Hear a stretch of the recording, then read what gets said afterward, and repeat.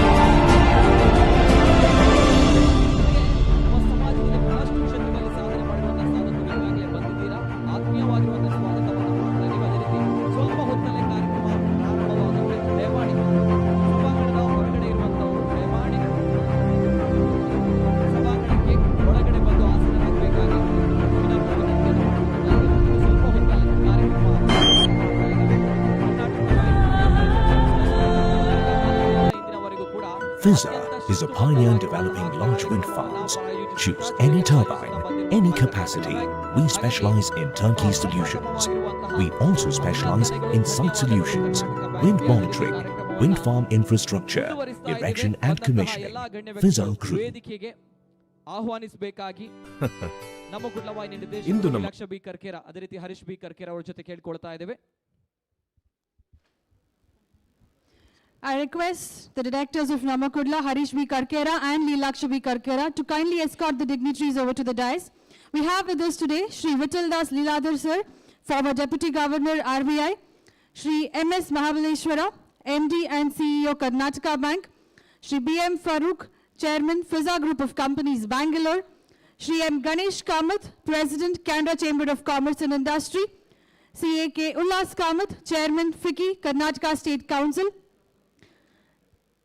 Dr. Chandrakant Bhatt, Investment Consultant, Dubai. We request the dignitaries to kindly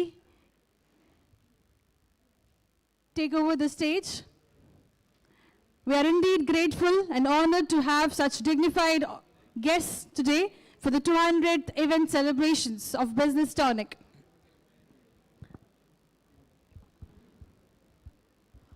ಅತ್ಯಂತ ಹೆಮ್ಮೆಯಿಂದ, ಜೊತೆಗೆ ಸಂತೋಷದಿಂದ, ಅತ್ಯಂತ ಆತ್ಮಾಭಿಮಾನ, ಗೌರವದಿಂದ 200ನೇ episode Karnataka bank presents business tonic ಕಾರ್ಯಕ್ರಮವನ್ನು ನಾವು ಇವತ್ತು ಆಯೋಜನೆ ಮಾಡ್ತಾ ಇದ್ದೇವೆ. ಇವೆಲ್ಲದರ ಜೊತೆಗೆ ಈಗಾಗಲೇ ಗಣ್ಯ ವ್ಯಕ್ತಿಗಳು ವೇದಿಕೆಯಲ್ಲಿದ್ದಾರೆ. Shri Vithaldas Leeladhar, former deputy governor RBI, ಜೊತೆಗೆ Shri MS Mahabaleshwara sir, MG and CEO Karnataka bank. ಅದೇ ರೀತಿ ಚೀಫ್ ಗೆಸ್ಟ್ಗಳಾಗಿ doctor Venkataramanakaraju, chairman new Mangalore airport authority Mangalore, ಜೊತೆಗೆ Shri BM Farooq, chairman Fizza group of companies Bangalore. Yes, thank you once again. Moving ahead, We say prayer is the means of communicating to the Almighty and seeking His blessings for the success and the grace of the Almighty. I request Sri Muralidhar Shanaiji to lead us into prayer through his melodious voice.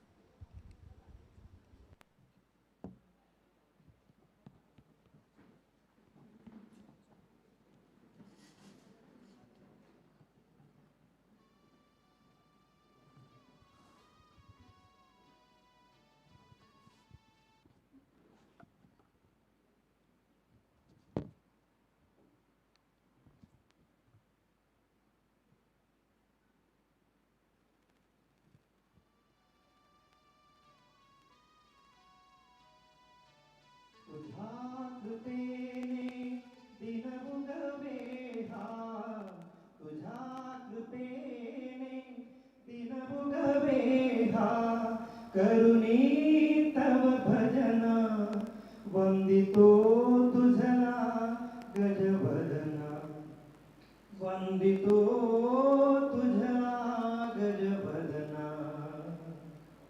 सिंदूर वदना तुझला नमितो दर्शन दे मजला सुख करता तू दुख हरुनिया तारी प्रभो सकला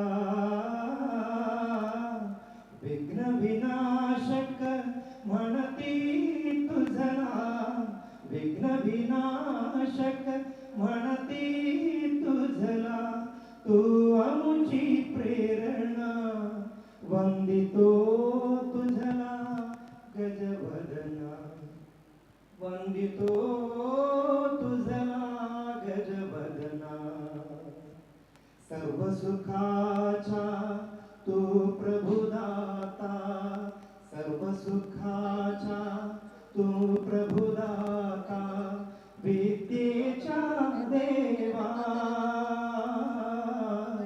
जनजीवनिया तूच शुभ करा शुभ दिन फुलवावा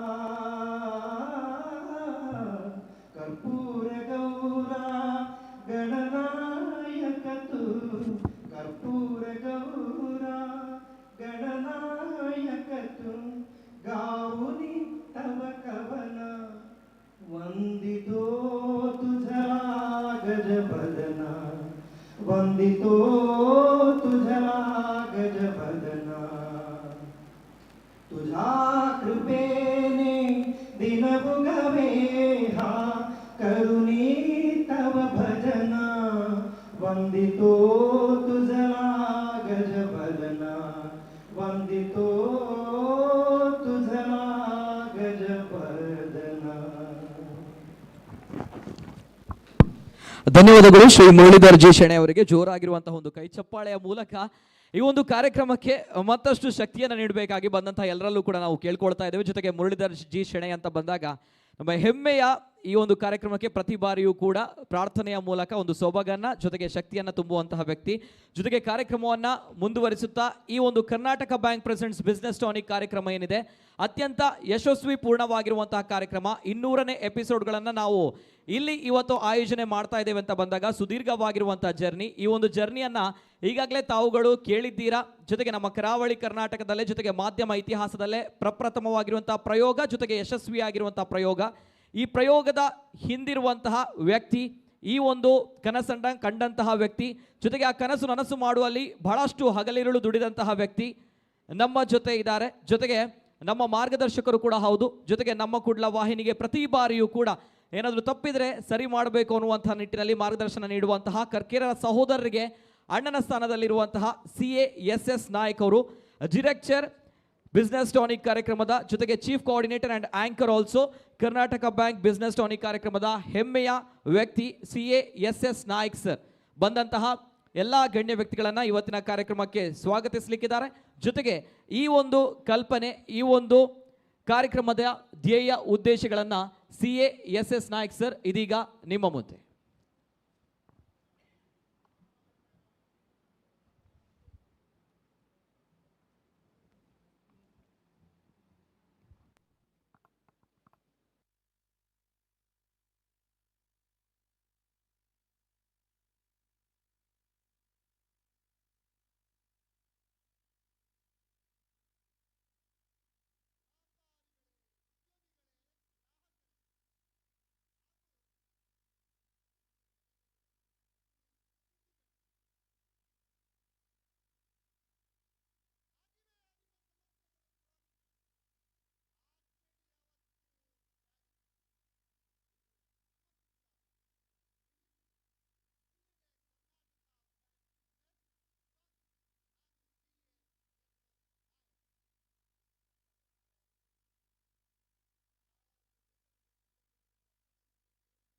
ಪರಿಸ್ಥಿತಿ ಈಗ.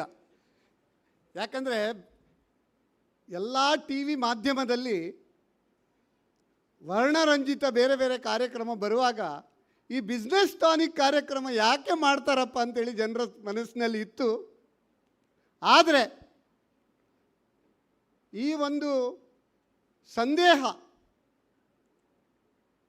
ನಾವು ಪ್ರಥಮವಾಗಿ ಬ್ಯಾಟಿಂಗ್ ಮಾಡುವಾಗ ಹಗುರ ಬ್ಯಾಟಿಂಗ್ ಮಾಡುವಾಗ ಇವನು ಔಟ್ ಆಗ್ತಾನೆ, ಇಲ್ಲೂ ಔಟ್ ಆಗ್ತಾನೆ, ಬಹುಶಃ ಔಟ್ ಆಗ್ತಾನೆ ಅಂತ ಔಟೇ ಆಗಲಿಲ್ಲ.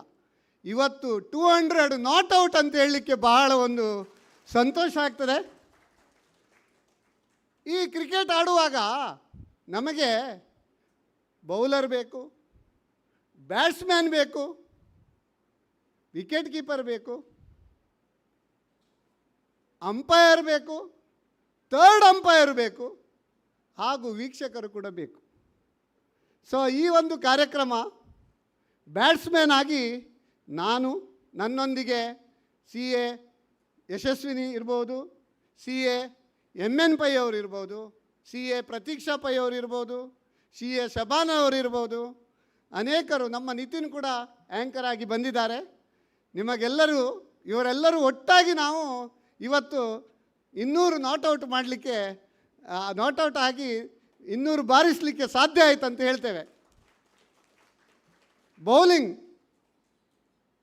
ಗೂಗ್ಲಿ ಬೌಲರ್ ಇದ್ದಾರೆ ನಮ್ಮಲ್ಲಿ, ರಾಮರಾಯರು. ಇವತ್ತವರು ಸ್ವಲ್ಪ ಆರೋಗ್ಯದಿಂದಾಗಿ ಬರಲಿಲ್ಲ. ಅವರು ಯಾವಾಗಲೂ ಗೂಗ್ಲಿಯೇ ಹಾಕೋದು ನಮಗೆ.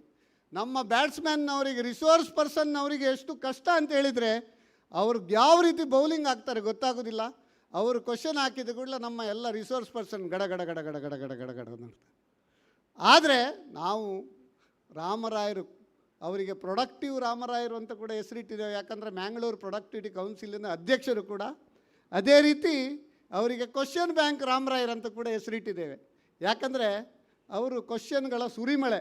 ಯಾವುದೇ ಒಂದು ಎಪಿಸೋಡ್ ಇದ್ದರೆ ನಮಗಿಂತ ಜಾಸ್ತಿ ಈ ಒಂದು ಪ್ರಶ್ನೆ ಪತ್ರಿಕೆ ತಯಾರಿಯಲ್ಲಿ ಅಧ್ಯಾಪಕರು ಯಾವ ರೀತಿ ಸ್ಟಡಿ ಮಾಡಿ ಕರೆಕ್ಟ್ ಕ್ವಶನ್ ಪೇಪರ್ ಫ್ರೇಮ್ ಮಾಡ್ತಾರೆ ನೋಡಿ, ಆ ರೀತಿ ಒಂದು ಕ್ವಶನ್ ಪೇಪರ್ ಫ್ರೇಮ್ ಮಾಡಿದ್ದಿದ್ರೆ ಅದು ನಮ್ಮ ರಾಮರಾಯರು, ಮ್ಯಾಂಗ್ಳೂರು ಪ್ರೊಡಕ್ಟಿವಿಟಿ ಕೌನ್ಸಿಲಿನ ಅಧ್ಯಕ್ಷರು, ಹಾಗೂ ನಮ್ಮ ಹೆಮ್ಮೆಯ ಕರ್ನಾಟಕ ಬ್ಯಾಂಕಿನ ಅವರು ಸೀನಿಯರ್ ಮ್ಯಾನೇಜರ್ ನಿವೃತ್ತರು. ನಿಮ್ಮ ಒಂದು ಸ್ಟಾಫ್ ಟ್ರೈನಿಂಗ್ ಕಾಲೇಜಲ್ಲಿ ಕೂಡ ಅವರು ಅಧ್ಯಾಪಕರಾಗಿ ಸೇವೆ ಸಲ್ಲಿಸಿದವರು. ಅವರನ್ನು ಕೂಡ ನಾವು ಹೇಳ್ತೇವೆ. ಅವರು ಬೌಲರ್, ಬ್ಯಾಟ್ಸ್ಮ್ಯಾನ್ ಆಯಿತು, ಬೌಲರ್ ಆಯಿತು, ಮತ್ತು ಅಂಪೈರ್ಸ್ನವರು ಅಂತ ಹೇಳಿದರೆ ವೀಕ್ಷಕರೇ ಅಂಪೈರ್ ಇಲ್ಲಿ. ಯಾಕಂದರೆ ಇಲ್ಲಿ ಬೇರೆ ಅಂಪೈರ್ ಇಲ್ಲ. ವೀಕ್ಷಕರು ಪ್ರತಿ ವಾರ ಹೆಚ್ಚು ಪ್ರಶ್ನೆ ಕೇಳ್ತಾರೆ, ಹೆಚ್ಚು ತಲ್ಲೀನರಾಗ್ತಾರೆ, ಹೆಚ್ಚು ಇನ್ವಾಲ್ವ್ಮೆಂಟ್ ಆಗ್ತಾರೆ. ಅಂದರೆ ಅವರು ವೀಕ್ಷಕರು ಅಂಪೈರ್. ಥರ್ಡ್ ಅಂಪೈರ್ ಕೂಡ ಇದ್ದಾರೆ. ಕೆಲವರು ವಿಶೇಷ ವೀಕ್ಷಕರು ಅಬ್ರಾಡಿಂದೆಲ್ಲ, ಅವರು ಕೂಡ ಅಲ್ಲಿಂದ ಪ್ರಶ್ನೆ ಕೇಳ್ತಾರೆ. ಅದೇ ರೀತಿ ನಾವು ಈ ಟಿ ವಿ ವಾಹಿನಿಯಲ್ಲಿ ನೋಡ್ತಾ ಇರುವ ಲಕ್ಷಾಂತರ ಜನ ವೀಕ್ಷಕರು ಕೂಡ. ಕ್ರಿಕೆಟ್ ಸಕ್ಸಸ್ ಆಗಬೇಕಾದ್ರೆ 2 ಸ್ಟೇಡಿಯಂನಲ್ಲಿ ಕೂಡ ಜನ ಇರಬೇಕು, ನೋಡುವವ್ರಿಗಿಂತ TRP ಕೂಡ ಇರಬೇಕು. ಆವಾಗ ಮಾತ್ರ ಆ ಮ್ಯಾಚ್ ಒಂದು ಸಕ್ಸಸ್ಫುಲ್ ಹೇಳ್ತೇವೆ. ಈ ಮ್ಯಾಚಿನ ವಿಷಯ ಯಾಕೆ ಬಂತಂದರೆ, ನಿನ್ನೆ ಇದು ನಮ್ಮದು ಇತ್ತೀಚೆಗೆ ವಿಶ್ವಕಪ್ 2020ಯಲ್ಲಿ ಸೋತರೂ ಕೂಡ ನಿನ್ನೆ ಶ್ರೀಲಂಕಾದ ಎದ್ದಿಗೆ ಗೆದ್ದು ನಾವು ಮೀಸೆಯನ್ನು ತಿರುಗಿಸಿ ಈಗ ಒಂದು ಹುರುಪಿನಲ್ಲಿದ್ದೇವಂತ ಹೇಳಲಿಕ್ಕೆ ಬಹಳ ಒಂದು ಹೆಮ್ಮೆ ಆಗ್ತದೆ. ಈ ಒಂದು ಕಾರ್ಯಕ್ರಮ ನಾನು ಹೇಳಿದಾಗೆ ಇದು ಎಲ್ಲರ ಒಂದು ಪರಿಶ್ರಮ, ಟೀಮ್ ವರ್ಕ್ ಅಂದರೆ ಏನು? Together every one achieves more, one person cannot achieve. ಇದಕ್ಕೆ ನಾವು ನಮಗೆ ಒಂದು ಸಹಕಾರ, ಸಹಾಯ ಹಾಗೂ ಪ್ರೋತ್ಸಾಹ ನಿರಂತರವಾಗಿ ನೀಡಿದವರು ನಮ್ಮ MS ಮಹಾಬಲೇಶ್ವರರು, ಕರ್ನಾಟಕ ಬ್ಯಾಂಕ್ ಇದರ MD ಹಾಗೂ CEO. ಅವರಿಗೆ ಈ ಸಂದರ್ಭದಲ್ಲಿ ನಾನು ಧನ್ಯವಾದಗಳನ್ನು ಹೇಳ್ತೇನೆ ಸರ್. ಇಂದಿನ ಈ ಕಾರ್ಯಕ್ರಮದ ಬಗ್ಗೆ ಯಾರನ್ನು ನಾವು ಲೈಟಿಂಗ್ ದ ಲ್ಯಾಂಪ್, ದೀಪ ಬೆಳಗಿಸಿ, ನಾಲೆಜ್ ಈಸ್ ಲೈಟ್, ಯಾವ ರೀತಿ ಜ್ಞಾನ ಪಸರಿಸುತ್ತದೆ, ಅದೇ ರೀತಿ ನಮ್ಮ ದೀಪ ಕೂಡ ಬೆಳಕನ್ನು ಪಸರಿಸ್ತಾರೆ. ಆ ಒಂದು ಜ್ಞಾನವನ್ನು ಪಸರಿಸಲಿಕ್ಕೆ, ದೀಪ ಬೆಳಗಿಸಲಿಕ್ಕೆ ನಮ್ಮೊಂದಿಗೆ ಇಂದು ಇದ್ದಾರೆ ನಮ್ಮ ರಿಸರ್ವ್ ಬ್ಯಾಂಕ್ ಆಫ್ ಇಂಡಿಯಾ, ನಮ್ಮ ದೇಶದ ಹೆಮ್ಮೆಯ bank, governing all the bankers, reserve bank of India, ಅದರ ಫಾರ್ಮರ್ ಡೆಪ್ಯೂಟಿ ಗವರ್ನರ್ ಶ್ರೀಯುತ ವಿಠಲ್ ದಾಸ್ ಲೀಲಾಧರ್. ಶ್ರೀಯುತ ವಿಠಲ್ ದಾಸ್ ಲೀಲಾಧರ್ ಇವರ ಬಗ್ಗೆ ಹೇಳಲಿಕ್ಕೆ ಹೋದರೆ, ಅವರ ಒಂದು ಬಯೋಡಾಟಾ ನೋಡಿದರೆ ಅದು ಯಾವುದು ಹೈಲೈಟ್, ಎಲ್ಲ ಹೈಲೈಟೇ, ಯಾವುದನ್ನು ಬಿಡುವಾಗಿಲ್ಲ. ಆದರೂ ಇಲ್ಲಿ ಫುಲ್ ಕವರ್ ಮಾಡಲಿಕ್ಕೆ ಆಗೋದಿಲ್ಲ, ಕ್ಷಮಿಸಬೇಕು ಸರ್. ಒಂದು ನಾನು ಸೆಂಟೆನ್ಸಲ್ಲಿ ಹೇಳ್ತೇನೆ, ಗಗನಂ ಗಗನಾಕಾರಂ ಸಾಗರ ಸಾಗರೋಪಮಃ ರಾವರಾವಣಯೋರ್ ಯುದ್ಧಂ ರಾಮ ರಾವಣಯೋರಿವ ವಿಠಲ್ ದಾಸ್ ಲೀಲಾಧರಸ್ಯ ವಿಠಲ್ ದಾಸ್ ಲೀಲಾಧರ ರೇವ ಸಮಂ ಅಂಥೇಳಿ ನಿಮಗೆ ಸರಿಸಾಟಿ ಇಲ್ಲಿ ಯಾರಿಲ್ಲ. So you are a tall leader in banking industry having 39 years of rich experience. I have seen you when you are in corporation bank.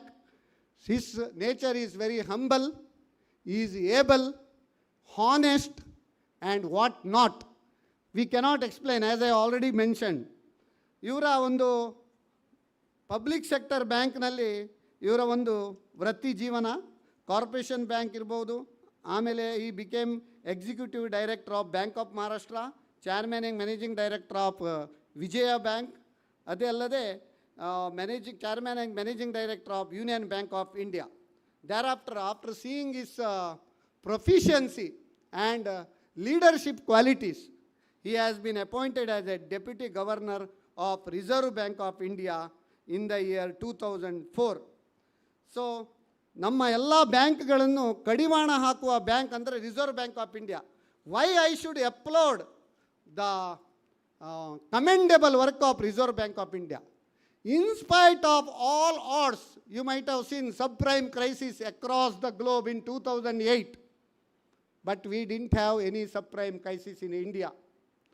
COVID situation, the worst scenario, still many countries they have not recovered, but we are proudly we can say that Reserve Bank of India, it is our regulator who has been friend, philosopher, guide, mentor and banker's banker. They have come to the rescue of our all the people, whether it may be people those who have borrowed home loan, whether they have borrowed personal loan, whether our MSME loans, all types of loans, deferment, OTR scheme also they have brought before that, then GECL schemes also have been brought. Even our government and Reserve Bank of India, they are going in the same direction. That's why today we have kept the topic India at 2030. In spite of all the nations feeling recession, negative GDP, we are proud to say that India is still progressing with this nearly 7% growth. So, Sir Viఠal Das Lilladhar, on behalf of all the viewers, I welcome to this program. I request Harish B. Karkera to just make the honors.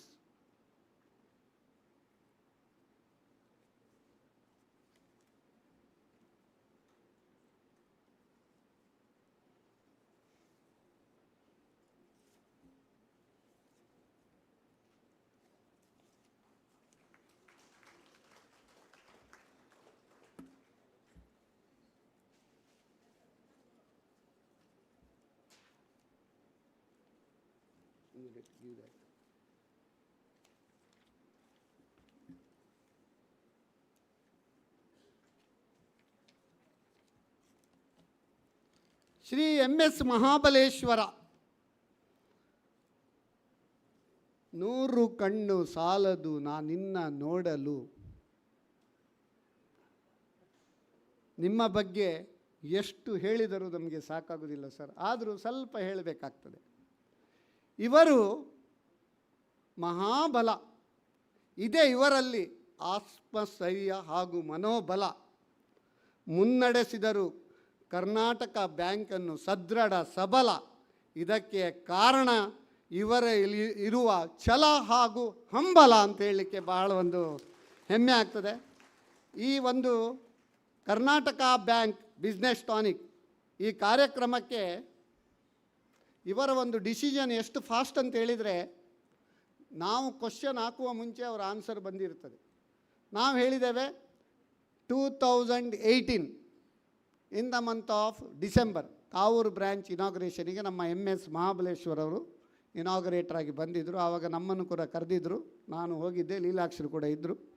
Inauguration ಆದ ಕೂಡಲೇ ನಾವು ಒಂದು ಹೇಳಿದರು, ನಾಯಕರೇ ಬನ್ನಿ tiffin ಮಾಡುವ ಅಂತ. Tiffin ಮಾಡುವಾಗ ನಾನು ಒಂದು ಪ್ರಸ್ತಾವ ಇದೆ, ಸರ್ ನನಗೆ ಮೊನ್ನೆ ಒಂದು ಕನಸು ಬಿದ್ದಿದೆ. ಏನು? ಒಂದು ಕಾರ್ಯಕ್ರಮ ಮಾಡುವಂತಿದ್ದೇವೆ ನಮ್ಮ ಕುಡ್ಲದಲ್ಲಿ. ಏನದು? ಬಿಸ್ನೆಸ್ ಟಾನಿಕ್ ಅಂತ. ಭಾಳ ಒಳ್ಳೆ ಮಾರ್ರೆ, ಬಿಸ್ನೆಸ್ ಟಾನಿಕ್. ಅದನ್ನು ಸ್ವಲ್ಪ ನಾವು ಹೆಸರು ಚೇಂಜ್ ಮಾಡುವ. ಏನು? ಕರ್ನಾಟಕ ಬ್ಯಾಂಕ್ ಬಿಸ್ನೆಸ್ ಟಾನಿಕ್ ಮಾಡುವಲ್ಲ ಅಂತೇಳಿ. ಅಂದರೆ ನಾವು ಎಷ್ಟು ಆಲೋಚನೆ ಮಾಡ್ತೇವೆ ಅದಕ್ಕಿಂತ one step is ahead. So that is the quality of a successful leader. He who does not know that he does not know, he is a fool, avoid him. He who knows that he does not know, he is a student, teach him. He who does not know that he knows, he is sleeping, awake him. He who knows and knows that he knows, he is a leader, follow him. So, sir, you have posted a record net profit in this centenary year of your bank. Already in mid 22-23, that is September 22, 411.47 of record profit, 228% jump in profit year on year ಅಂತ ಹೇಳಲಿಕ್ಕೆ ಹೆಮ್ಮೆ ಆಗ್ತದೆ. ನಾವು ಇಷ್ಟು ಹೊಗಳೋದು ಯಾಕಂದರೆ ನಾವು ಕೂಡ share holder. ಸ್ವಲ್ಪ ನಮಗೇನಾದರೂ 100ನೇ ವರ್ಷಕ್ಕೆ ಏನಾದರೂ ಒಂದು ಬೋನಸ್ಸು, ಬೈ 1 get 1 ಫ್ರೀ ಅಥವಾ ಬೈ 1 get 2 ಫ್ರೀ ಕೊಟ್ಟರೂ ಆಗ್ಬೋದು, ಅಥವಾ ಒಂದು ಸ್ಪೆಷಲ್ ಡಿವಿಡೆಂಟ್ ಕೂಡ ಕೊಟ್ಟರೂ ಆಗ್ಬೋದು. ಆದ್ದರಿಂದ ದಯವಿಟ್ಟು ಕನ್ಸಿಡರ್ ಮಾಡಿ. ಸೊ ಕರ್ನಾಟಕ ಬ್ಯಾಂಕ್ ಇದರ ಒಂದು ನಾನು ಈಗಾಗಲೇ ಹೇಳಿದ್ದೇನೆ, ಬಹಳ ಒಂದು ಉತ್ತಮ ರೀತಿಯಲ್ಲಿ ಇವರ ಮಾರ್ಗದರ್ಶನದಲ್ಲಿ ಮುನ್ನಡೆಯುತ್ತೆ ಅಂತ ಹೇಳಲಿಕ್ಕೆ ಬಹಳ ಒಂದು ಹೆಮ್ಮೆ ಆಗ್ತದೆ. ಕೇವಲ ಬ್ಯಾಂಕಿಂಗ್ ಮಾತ್ರ ಅಲ್ಲ, ಇವರು ಸಾಮಾಜಿಕ ಕಳಕಳಿಕೆಯನ್ನು ಹೊಂದಿದ್ದಾರೆ. CSRನಲ್ಲಿ ಅನೇಕ ಶಾಲಾ ಕಾಲೇಜುಗಳಿಗಿರ್ಬೋದು, ನಮ್ಮ ತುಳುನಾಡಿನ ಕರಾವಳಿಯ ಸಂಸ್ಕೃತಿಯನ್ನು ಬಿಂಬಿಸುವ ಯಾವುದೇ ಕಾರ್ಯಕ್ರಮ ಇರಲಿ, ಅದಕ್ಕೆ ಹೆಗಲಿಗೆ ಹೆಗಲು ಕೊಟ್ಟವರು, ಬೆನ್ನು ತಟ್ಟಿದವರು, ಕಂಬಳ ಇರಲಿ, ಯಕ್ಷಗಾನ ಇರಲಿ, ದೀಪೋತ್ಸವ ಇರಲಿ, ಧಾರ್ಮಿಕ ಕಾರ್ಯಕ್ರಮ ಇರಲಿ, ಸಾಮಾಜಿಕ ಕಾರ್ಯಕ್ರಮ ಇರಲಿ, ಯಾವುದೇ ಕಾರ್ಯಕ್ರಮ ಇರಲಿ, ಅಲ್ಲಿ ಕರ್ನಾಟಕ ಬ್ಯಾಂಕಿನ ಒಂದು ಛಾಪು ಇದೆ ಅಂತ ಹೇಳಲಿಕ್ಕೆ ಒಂದು ಬಹಳ ಹೆಮ್ಮೆ ಆಗ್ತದೆ. ರೈತರ ಕೃಷಿ ಕಾರ್ಡ್ನ ಒಂದು ಆವಿಷ್ಕಾರ ಮಾಡಿದವರಂದರೆ ನಮ್ಮ MS ಮಹಾಬಲೇಶ್ವರ್ ಅಂತ ಹೇಳಲಿಕ್ಕೆ ಬಹಳ ಒಂದು ಹೆಮ್ಮೆ ಆಗ್ತದೆ ಸರ್. ಈ ಸಂದರ್ಭದಲ್ಲಿ ನಿಮಗೆ ನಾವು ನಮ್ಮ ಸಮಸ್ತ ವೀಕ್ಷಕರ ಪರವಾಗಿ ಮಗದೊಮ್ಮೆ ನಮಸ್ಕಾರ. ನಿಮ್ಮನ್ನು ಒಂದು ಚುಟುಕಿನೊಂದಿಗೆ ನಾನು ಈಗ ಹೇಳಿದ್ದೇನೆ, ಹೇಳ್ತೇವೆ. 875 ಶಾಖೆಗಳ ಮಹಾಪೂರ, ಉತ್ಕೃಷ್ಟ ಡಿಜಿಟಲ್ ಬ್ಯಾಂಕಿನ ಹರಿಕಾರ, ಬ್ಯಾಂಕಿನ ಸಿಬ್ಬಂದಿಗಳ ನೇತಾರ, ಅನೇಕ ರೈತರ ಉದ್ಯಮಿಗಳ ಸ್ವಪ್ನವನ್ನು ಸಾಕಾರ, ಕರ್ನಾಟಕ ಬ್ಯಾಂಕಿನ ಗುರಿಕಾರ, ಕಠಿಣ ಪರಿಶ್ರಮದಿಂದ ಒಲಿದಿದೆ MD CEO ಪದವಿಯ ಪುರಸ್ಕಾರ, ಕೋಟಿ ಕೋಟಿ ಗ್ರಾಹಕರ ಮಮಕಾರ, ನಿಮಗಿದೋ ನನ್ನ ಪ್ರೀತಿಯ ನಮಸ್ಕಾರ ಎಂದು ನಾವೆಲ್ಲರೂ ಚಪ್ಪಾಳೆಯೊಂದಿಗೆ ಮಾಡುವ ಕರ್ನಾಟಕ ಬ್ಯಾಂಕ್ ಹಾಗೂ ಮಹಾಬಲೇಶ್ವರಿಗೆ ಜೇಂಕಾರ ಅಂತ ಹೇಳಲಿಕ್ಕೆ ಕರ್ನಾಟಕ ಬ್ಯಾಂಕಿ ನೋಡಿ ಜೇಂಕಾರ. ಈಗ ನಮ್ಮ BM ಫರೂಕ್ ಉಲ್ಲಾಸ್ ಕಾಮತ್ ನಮ್ಮ ಆನ್ ಬಿಹಾಫ್ ಆಫ್ ನಮ್ಮ Kudla Karnataka bank business tonic Shri MS Mahabaleshwara ಇವರಿಗೆ ಲೀಲಾಕ್ಷ ಬಿ ಕರ್ಕೇರ್ರವರು ಗೌರವಿಸಬೇಕಾಗಿ ಕೋರ್ತೇನೆ.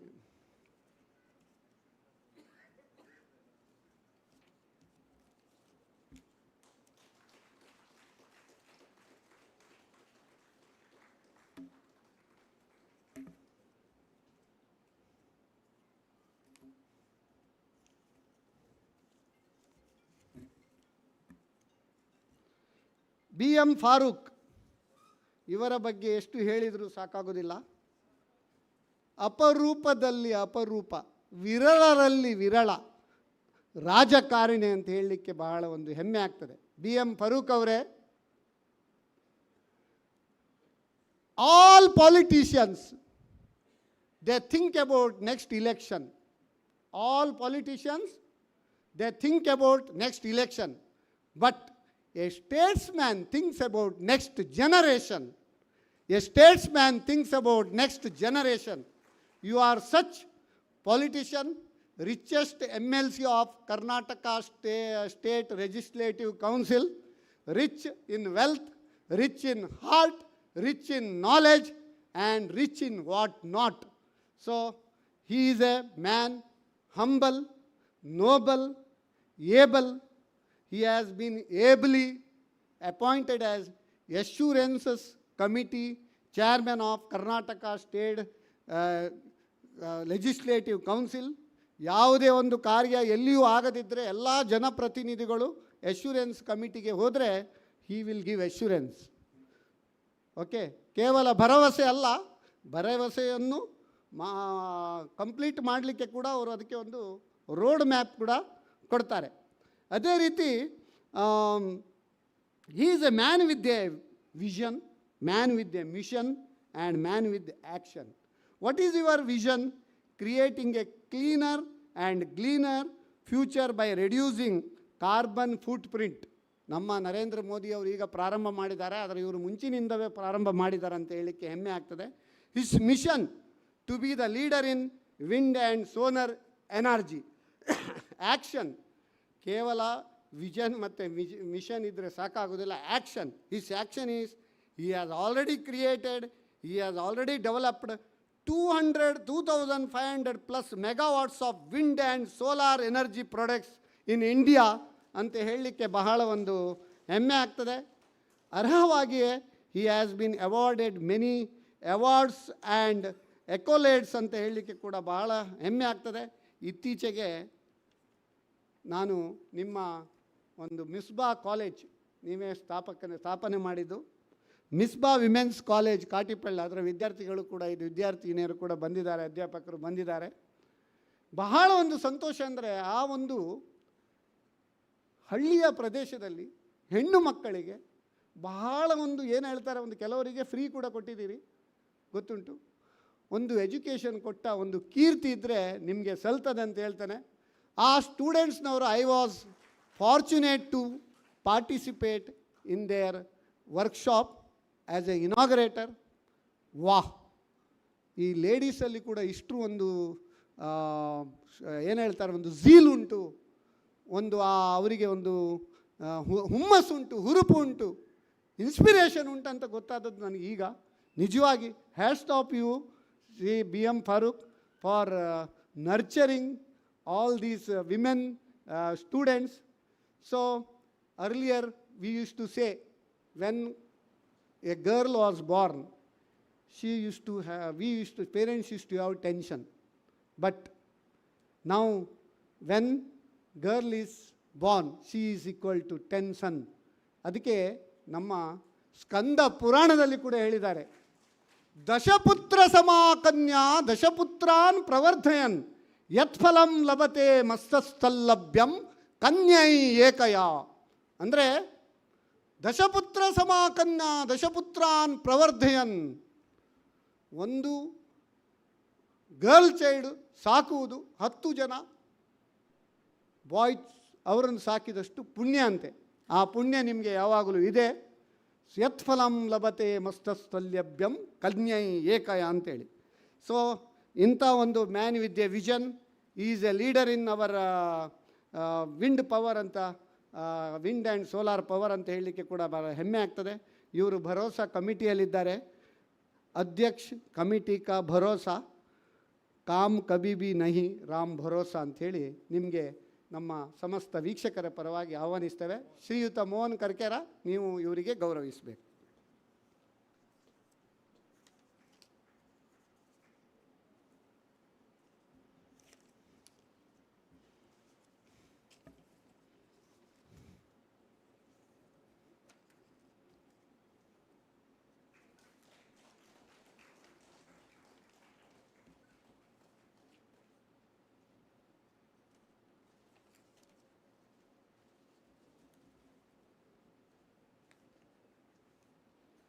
ಸದಾ ಉಲ್ಲಾಸದಿಂದಿರುವ ವ್ಯಕ್ತಿ, ಸದಾ ಉಲ್ಲಾಸವನ್ನು ಇತರರಿಗೆ ಹಂಚುವ ವ್ಯಕ್ತಿ, is A tall leader in our CA profession, tall industrialist and tall mentor and what not, is one and only CA Ullas Kamath.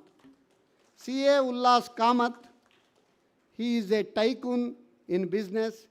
He is a leader for business community because he has transformed a proprietorship concern into multi-brand company, Jyoti Labs, and he has risen the level of joint managing director of Jyoti Labs Limited. Now he is also chairman of FICCI, Karnataka state council ಅಂತ ಹೇಳಲಿಕ್ಕೆ ಕೂಡ ಹೆಮ್ಮೆ ಆಗ್ತದೆ. ಉಲ್ಲಾಸ್ ಕಾಮತ್ರ ಬಗ್ಗೆ ನಮಗೆ ಎಷ್ಟು ಹೇಳಿದರೂ ಸಾಕಾಗೋದಿಲ್ಲ. ನಮ್ಮ 25ನೇ ಸಂಚಿಕೆಯಲ್ಲಿ ವಿಮನ್ ಎಂಪವರ್ಮೆಂಟ್ ಅದರ ಬಗ್ಗೆ ಮಾತಾಡಿದವರು ನಮ್ಮ ಉಲ್ಲಾಸ್ ಕಾಮತ್.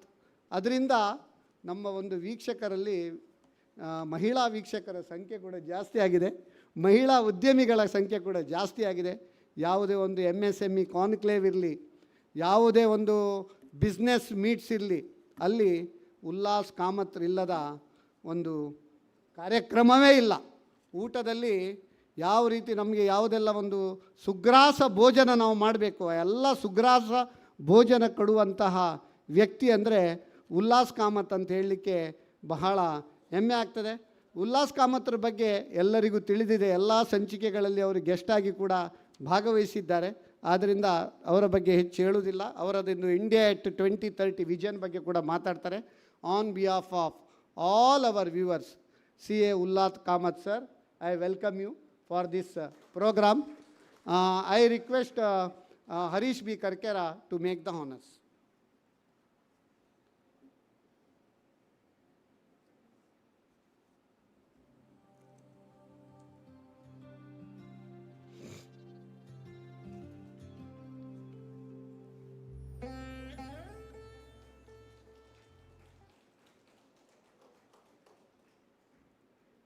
ಗಣೇಶ್ ಕಾಮತ್ ನಮ್ಮ ಕರಾವಳಿ ಕರ್ನಾಟಕದ ಹೆಮ್ಮೆಯ trade body Canara chamber of commerce and industry.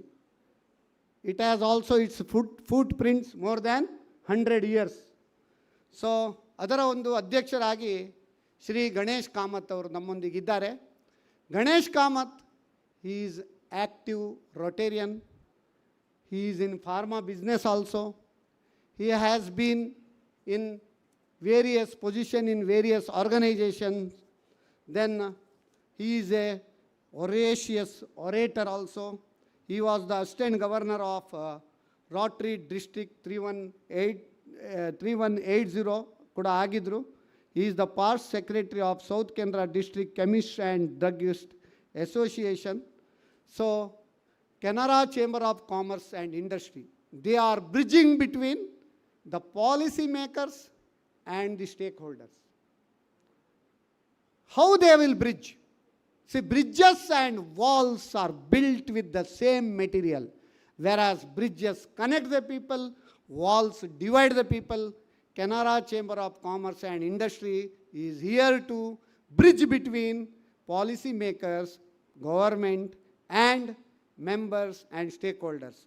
On behalf of Karnataka Bank Business Tonic, I request Leelaksha B. Karkera to make the honors to Shri Ganesh Kamath.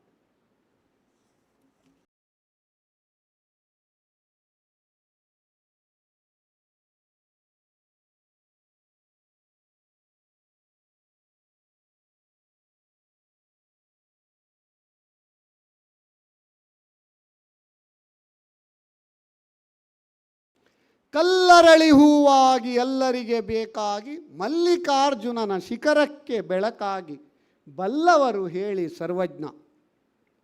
Thirthahalli ಎನ್ನುವ ಪುಟ್ಟ ಹಳ್ಳಿಯಿಂದ ದುಬಾಯಿವರೆಗೆ ಪ್ರಯಾಣ ಮಾಡಿ ನಮ್ಮ ಜಗತ್ತಿನಾದ್ಯಂತ 60 ದೇಶಗಳಿಗಿಂತಲೂ ಹೆಚ್ಚು ಇನ್ವೆಸ್ಟ್ಮೆಂಟ್ ಟಾನಿಕ್ ಕೊಡ್ತಾ ಇರುವ ಏಕೈಕ ವ್ಯಕ್ತಿ ಡಾಕ್ಟರ್ ಚಂದ್ರಕಾಂತ್ ಭಟ್ ಅಂತ ಹೇಳಲಿಕ್ಕೆ ಬಹಳ ಒಂದು ಹೆಮ್ಮೆ ಆಗ್ತದೆ. ಇವರು ನಮ್ಮ ಅನೇಕ ಸಂಚಿಕೆಗಳಲ್ಲಿ ಇವರು ಕೂಡ ರೆಕಾರ್ಡ್ ಉಂಟು. ಇನ್ವೆಸ್ಟ್ಮೆಂಟ್ ವಿಷಯದಲ್ಲಿರ್ಬೋದು, ಅಥವಾ ಜಾಗತಿಕ ಫೈನಾನ್ಷಿಯಲ್ ಮ್ಯಾಟ್ರಲ್ಲಿರ್ಬೋದು, ಅಥವಾ education funding for higher education ಇರ್ಬೋದು. ಇವರು NRIಗಳ ಕಣ್ಮಣಿ ಅಂತ ಹೇಳಲಿಕ್ಕೆ ಸಂತೋಷ ಆಗ್ತದೆ. NRIಗಳು role of NRIs in nation building ಅಂತ ಒಂದು ಕಾರ್ಯಕ್ರಮ ಮಾಡಬೇಕಂತಿದ್ದೇವೆ, ಅದಕ್ಕೆ ನಾನು ನಿಮಗೆ ಕರಿತೇನೆ. ಇವರು NRI ಮನಿ ಕ್ಲಿನಿಕ್ ಎನ್ನುವ ಒಂದು ಯೂಟ್ಯೂಬ್ ಮುಖಾಂತರ ಜಗತ್ತಿನಾದ್ಯಂತ ಫೇಮಸ್ ಆಗಿದ್ದಾರೆ. ಅವರು ಕೂಡ ನಮ್ಮ ಸಾಲಿನಲ್ಲೇ ಇದ್ದಾರೆ. 200ಕ್ಕಿಂತ ಹೆಚ್ಚು ವಿಡಿಯೋವನ್ನು ಬಿಡುಗಡೆ ಮಾಡಿ 1,50,000ಕ್ಕಿಂತ ಹೆಚ್ಚು ಸಬ್ಸ್ಕ್ರೈಬರ್ ಇದ್ದ ವಿಡಿಯೋ ಅದು ಯೂಟ್ಯೂಬ್ ಚಾನಲ್ ಅಂತ ಹೇಳಲಿಕ್ಕೆ ಬಹಳ ಒಂದು ಹೆಮ್ಮೆ ಆಗ್ತದೆ. ಇವರು ವೃತ್ತಿಯಲ್ಲಿ ವೆಟರ್ನರಿ ಡಾಕ್ಟರ್ ಆಗಿದ್ದರು, ಈಗ ಪ್ರವೃತ್ತಿಯಲ್ಲಿ ಬೇರೆ ಬೇರೆ ಹವ್ಯಾಸ ಇತ್ತು ಮುಂಚೆ. ಈಗ ವೃತ್ತಿಯಲ್ಲಿ ಫೈನಾನ್ಷಿಯಲ್ ಅಡ್ವೈಸರ್ ಆಗಿ ಜಗತ್ತಿನಾದ್ಯಂತ ಲಕ್ಷಾಂತರ ಜನರಿಗೆ ತಮ್ಮ ಒಂದು ಅಡ್ವೈಸನ್ನು ನೀಡ್ತಾ ಇದ್ದಾರೆ. ಅವರು ನಮ್ಮ Rotary club of Mangalore central ಅದರ ಪಾಸ್ಟ್ ಪ್ರೆಸಿಡೆಂಟ್ ಕೂಡ ಆಗಿದ್ರು ಅಂತ ಹೇಳಲಿಕ್ಕೆ ಬಹಳ ಒಂದು ಸಂತೋಷ ಆಗ್ತದೆ. ಚಂದ್ರಕಾಂತ್ ಭಟ್, ನಿಮ್ಮನ್ನು ನೋಡುವಾಗ ನಮಗೆ ಚಂದ್ರನ ನೆನಪಾಗ್ತದೆ. ಚಂದ್ರಸ್ಯ ಕಾಂತಿರಿವ ಯಸ್ಯ ಸಹ ಚಂದ್ರಕಾಂತಃ, ಚಂದ್ರನಂತೆ ಕಾಂತಿ ಉಳ್ಳವರು. ಮತ್ತು ಇವರು ಯಾವಾಗಲೂ ಕೂಲ್ ಹೇಳಲಿಕ್ಕೆ ಚಂದ್ರ. ಯಾಕೆ? ಚಂದನಂ ಶೀತಲಂ ಲೋಕೆ ಚಂದನಾದಪಿ ಚಂದ್ರಮ, ಚಂದ್ರ ಚಂದನಯೋರ್ ಮಧ್ಯೆ ಶೀತಲ ಸಾಧು ಸಂಗತಿ. ಅಂದರೆ ಎಷ್ಟು ಬಿಸಿಲಿನ ಬೇಗ ಇದ್ದರೂ ಸಾಯಂಕಾಲ ಆದಮೇಲೆ ಚಂದ್ರನ ಬೆಳದಿಂಗಳು ಬರುವಾಗ ತಂಪು ನೀಡ್ತಾರಂತೆ ಚಂದ್ರ, ಮುದವನ್ನು ನೀಡ್ತಾರೆ. ಚಂದನಂ ಶೀತಲಂ ಲೋಕೆ, ಚಂದ್ರನು ಅತ್ಯಂತ ತಂಪನ್ನು ನೀಡುವ ಶೀತಲದಾಯಕನು. ಚಂದನಾದಪಿ ಚಂದ್ರ, ಮತ್ತು ಇದು ಕೂಡ ಶ್ರೀಗಂಧ, ಅದು ಕೂಡ ಅತ್ಯಂತ ತಂಪು ನೀಡುವಂಥದ್ದು. ಆದರೆ ಚಂದನಯೋರ್ ಮಧ್ಯೆ, ಚಂದನ ಅಂದರೆ ಶ್ರೀಗಂಧ ಹಾಗೂ ಚಂದ್ರ, ಇವ್ರಿಗಿಂತ ಶೀತಲ ಸಾಧು ಸಂಗತಿ, ಸಜ್ಜನರ ಸಹವಾಸ ಇನ್ನೂ ಉತ್ತಮ ಅಂತೆ. ಅದಕ್ಕೆ ಹೇಳ್ತೇವೆ, ಸಜ್ಜನರ ಸಹವಾಸ ಹೆಜ್ಜೆಯನ್ನು ಸವಿದಂತೆ, ದುರ್ಜನರ ಸಹವಾಸ ಹೆಜ್ಜೆಯನ್ನು ಕಡಿದಂತೆ ಹೇಳ್ತೇವೆ ನಾವು. ಈಗ ಡಾಕ್ಟರ್ ಚಂದ್ರಕಾಂತ್ ಭಟ್, ನಿಮಗೆ ಇವರು ಕೂಡ ನಮ್ಮ 50ನೇ ಸಂಚಿಕೆಗೆ ದೂರದ ದುಬೈಲಿದ್ದರೂ ಕೂಡ to a friend's house the road is never long ಅನ್ನುವ ಪ್ರಿನ್ಸಿಪಲ್ನಲ್ಲಿ ನಮ್ಮ ಈ ಕಾರ್ಯಕ್ರಮಕ್ಕೋಸ್ಕರ ಅಷ್ಟು ದೂರದಿಂದ ಬಂದು ಎಥಿಕ್ಸ್ ಇನ್ ಬಿಸ್ನೆಸ್, ಎಷ್ಟು ಬಿಸ್ನೆಸ್ ಮಾಡಿದರೂ ಎಥಿಕ್ಸ್ ಇಲ್ಲದಿದ್ದರೆ ಪ್ರಯೋಜನ ಇಲ್ಲ ಅಂಥ ಒಂದು ಉತ್ತಮ ಒಂದು ಟಾಪಿಕನ್ನು ಪ್ರೆಸೆಂಟ್ ಮಾಡಿದ ಚಂದ್ರಕಾಂತ್ ಭಟ್, ನಿಮಗೆ ನಮ್ಮ ಭವ್ಯ ಸ್ವಾಗತ. ನಮ್ಮ ಹರೀಶ್ ಪಿ ಕರ್ಕೇರವರು ಚಂದ್ರಕಾಂತ್ ಭಟ್ ಅವರಿಗೆ ಗೌರವಿಸಬೇಕಾಗಿ ಕೇಳಿಕೊಳ್ತೇನೆ.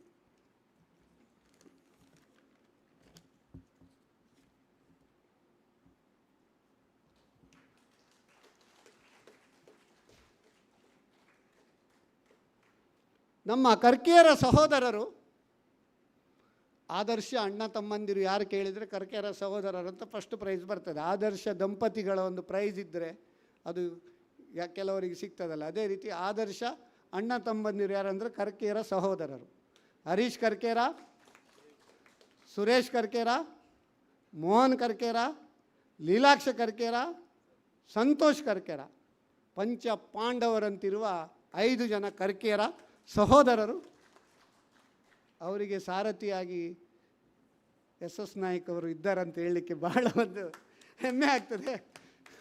ಯಾಕಂದರೆ ನಮ್ಮ ಕುಡ್ಲ ಪ್ರಾರಂಭದ ದಿನದಿಂದ ನಾನು ಅವರಿಗೆ ಆಡಿಟರ್ ಕೂಡ, ಯಾವುದೇ ಒಂದು ಅಡ್ವೈಸ್ ಇದ್ದರೆ ಕೂಡ ಬರ್ತಾರೆ.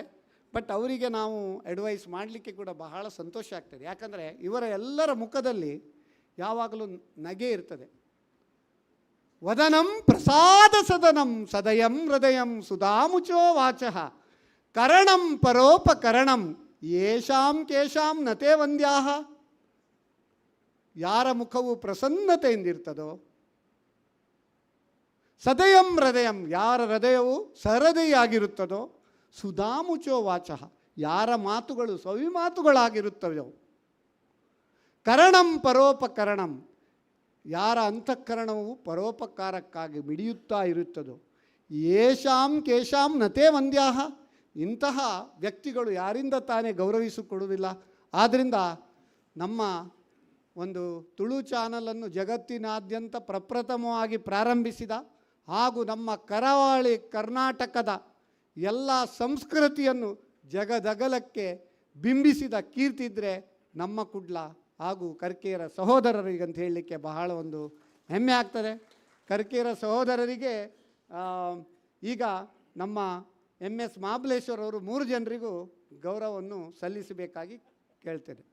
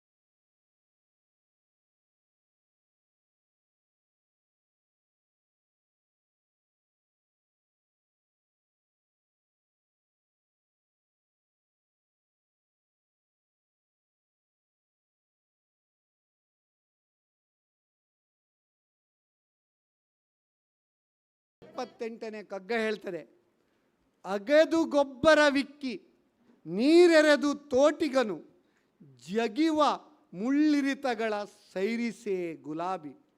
ನಗುವುದೊಂದರೆ ನಿಮಿಷ ನಗಲು ಬಾಳ್ ಮುಗಿಯುವುದು, ಮುಗುಳು ದುಡಿತಕ್ಕೆ ತಣಿಸು Mankutimma.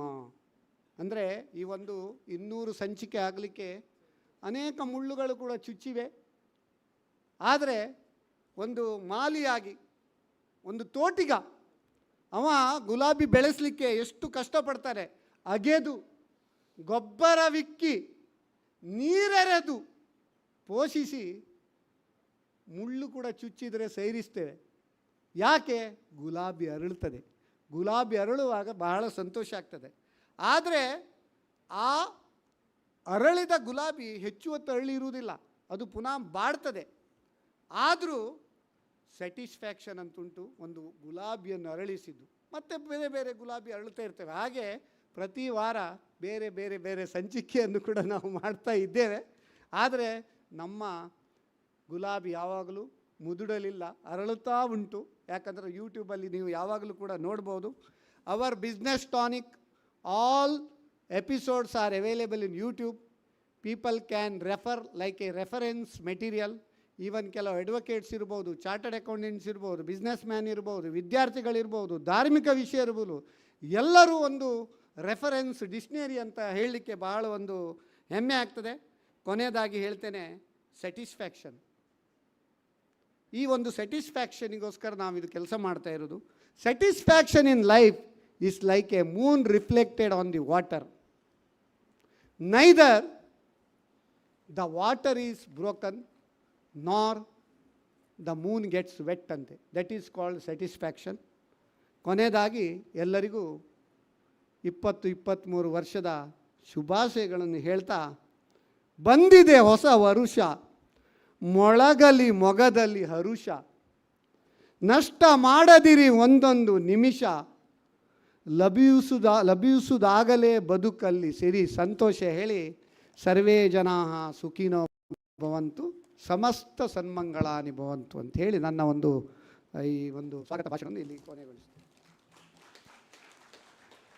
Thank you sir, thank you so much. CA Nayak ಅವರು. ನಾವೆಲ್ಲರೂ ಕೂಡ ಇಲ್ಲಿ ಇವತ್ತು ಸೇರಿದ್ದೇವೆ ಅಂತ ಬಂದಾಗ ಕರ್ನಾಟಕ ಬ್ಯಾಂಕ್ನ ಬಿಸ್ನೆಸ್ ಟಾನಿಕ್ ಈ ಕಾರ್ಯಕ್ರಮ 20 ಎಪಿಸೋಡ್ಗಳನ್ನು ಯಶಸ್ವಿಯಾಗಿ ಪೂರೈಸುತ್ತೆ ಅಂತ ಬಂದಾಗ ಅದರ ಹಿಂದಿರುವಂತಹ ಪ್ರಮುಖವಾಗಿರುವಂತಹ ರೂವಾರಿ CA ನಾಯಕ್ ಸರ್ ತಮ್ಮನ್ನ ಆತ್ಮೀಯವಾಗಿ ಸ್ವಾಗತ ಮಾಡಬೇಕಾಗಿ ನಮ್ಮ ಕುಡ್ಲ ವಾಹಿನಿ ನಿರ್ದೇಶಕರು ಲೀಲಾಕ್ಷ ಬಿ ಕರ್ಕೆರ ಜೊತೆಗೆ ಹರೀಶ್ ಬಿ ಕರ್ಕೆರ ಜೊತೆಗೆ ಮೋಹನ್ ಕರ್ಕೆರ ಅವ್ರ ಜೊತೆ ಕೇಳ್ಕೊಳ್ತಾ ಇದ್ದೇವೆ. ಜೊತೆಗೆ ಕರ್ನಾಟಕ ಬ್ಯಾಂಕ್ನ MD CEO ಮಹಾಬಲೇಶ್ವರ ಸರ್ ಆತ್ಮೀಯವಾಗಿರುವಂತಹ ಸ್ವಾಗತವನ್ನ CA ನಾಯಕ್ ಸರ್ಗೆ ಮಾಡಬೇಕಾಗಿ ಕೇಳ್ಕೊಳ್ತಾ ಇದ್ದೇವೆ. ಕರಾವಳಿ ಕರ್ನಾಟಕದ ಪ್ರಸಿದ್ಧ ಲೆಕ್ಕ ಪರಿಶೋಧಕರು, ಜೊತೆಗೆ KBL Nitte life time achievement award ಪಡೆದಂತಹ ವ್ಯಕ್ತಿ, ನಿಟ್ಟೆ KBL MSME ರತ್ನ ಅವಾರ್ಡ್ ಪಡೆದಂತಹ ವ್ಯಕ್ತಿ, ಸಮಾಜ ರತ್ನ ಅವಾರ್ಡ್ ಪಡೆದಿರುವಂತಹ ವ್ಯಕ್ತಿ, ಬಸವಶ್ರೀ ನ್ಯಾಷನಲ್ ಅವಾರ್ಡ್ ಪಡೆದಿರುವಂತಹ ನಮ್ಮ ಹೆಮ್ಮೆಯ CA ನಾಯಕ್ ಅವರು. ಈಗಾಗಲೇ ಹೇಳಿದಾಗೆ ನಮ್ಮ ಕುಡ್ಲ ವಾಹಿನಿಯ ಕರ್ಕೇರ ಸಹೋದರರಿಗೆ ಪ್ರತಿ ಬಾರಿಯೂ ಕೂಡ ಅಣ್ಣನ ಸ್ಥಾನದಲ್ಲಿ ಇದ್ದು ಮಾರ್ಗದರ್ಶನವನ್ನು ನೀಡ್ತಾ ಇರುವಂತಹ ವ್ಯಕ್ತಿ. ನಾವೆಲ್ಲರೂ ಕೂಡ ಇವತ್ತು ಸೇರಿದ್ದೇವೆ ಅಂತ ಬಂದಾಗ ಜೊತೆಗೆ ಈ ಒಂದು ಯಶಸ್ಸಿನ ಕಾರ್ಯಕ್ರಮದ ಹಿಂದಿರುವಂತಹ ಶಕ್ತಿ, ಇಷ್ಟು ಹೊತ್ತು ಅವರು ಮಾತನಾಡಿದಾಗ ಬಹಳಷ್ಟು ಜನರು ಅವರ ಹಾಸ್ಯ ಪ್ರಜ್ಞೆಯ ಬಗ್ಗೆ, ಅವರ ಸುಭಾಷಿತದ ಬಗ್ಗೆ, ಅವರ ಸ್ತೋತ್ರಗಳ ಬಗ್ಗೆ ಹೆಮ್ಮೆಯನ್ನು ಪಟ್ಟಿದ್ದೀರಾ. ಇಂತಹ ಒಂದು ಅದ್ಭುತವಾಗಿರುವಂತಹ ಸೆನ್ಸ್ ಆಫ್ ಹ್ಯೂಮರ್ ಇರುವಂತಹ CA ಚಾರ್ಟೆಡ್ ಅಕೌಂಟೆಂಟ್ ಇರುವಂಥದ್ದು ಬಹಳಷ್ಟು ಕಡಿಮೆ. ಅಂತಹ ಒಂದು ಅವರ ಜೀವನಕ್ಕೆ ಬದುಕಿಗೆ ಅರ್ಥವನ್ನ ಕೊಟ್ಟಂತಹ CA ನಾಯಕ್ ಅವರಿಗೆ ಜೋರಾಗಿರುವಂತಹ ಕೈ ಚಪ್ಪಾಳೆಯ ಮೂಲಕ ಸ್ವಾಗತವನ್ನ ಮಾಡಬೇಕಾಗಿ ಸರ್ವರಲ್ಲಿ ಕೇಳ್ಕೊಳ್ತಾ ಇದ್ದೇವೆ. ಧನ್ಯವಾದಗಳು. ಅದೇ ರೀತಿ ಕಾರ್ಯಕ್ರಮವನ್ನು ಮತ್ತೆ ಮುಂದುವರಿಸುತ್ತಾ ಎಸ್, ಈ ಬಿಸ್ನೆಸ್ ಟಾನಿಕ್ ಎನ್ನುವಂಥದ್ದು ಜ್ಞಾನದ ಸಂಕೇತ ಆಗಿರುವಂಥದ್ದು. ಎಷ್ಟೋ ಜನರಿಗೆ ಜ್ಞಾನವನ್ನು ಹಂಚಿದ್ದೇವೆ ನಾವು, ಎಷ್ಟೋ ಜನರಿಗೆ ನಾವು ಜ್ಞಾನವನ್ನು ಪಡ್ಕೊಂಡಿದ್ದೇವೆ. ಅಂಥ ಒಂದು ಬಿಸ್ನೆಸ್ ಟಾನಿಕ್ಗೆ ಈಗ ಒಂದು ಚಾಲನೆಯನ್ನು ನೀಡುವಂತಹ ಸಮಯ. ದೀಪ ಬೆಳಗಿಸುವ ಮೂಲಕ ನಮ್ಮ ವೇದಿಕೆಯಲ್ಲಿರುವಂತಹ ಗಣ್ಯರು ಶ್ರೀ ವಿಠಲ್ ದಾಸ್ ಲೀಲಾಧರ್ ಅವರು ದೀಪ ಪ್ರಜ್ವಲಿಸಿ ಈ ಕಾರ್ಯಕ್ರಮಕ್ಕೆ ಚಾಲನೆ ನೀಡಬೇಕಾಗಿ ಕೋರಿಕೊಳ್ತಾ ಇದ್ದೇನೆ. ಅದೇ ರೀತಿ we also recognise the presence of doctor Devadas Roy, the past district governor, Rotary District 3180. We request you to kindly go to the dais. We also request CA Sanket S. Naik, CA Pratiksha Pai, CA Sachin, CA MN Pai, CA Anil Varadwaj to kindly go to the dais to light the lamp, a symbol of knowledge, a symbol of the happiness that we have shared to all those 200 episodes of Business Tonic.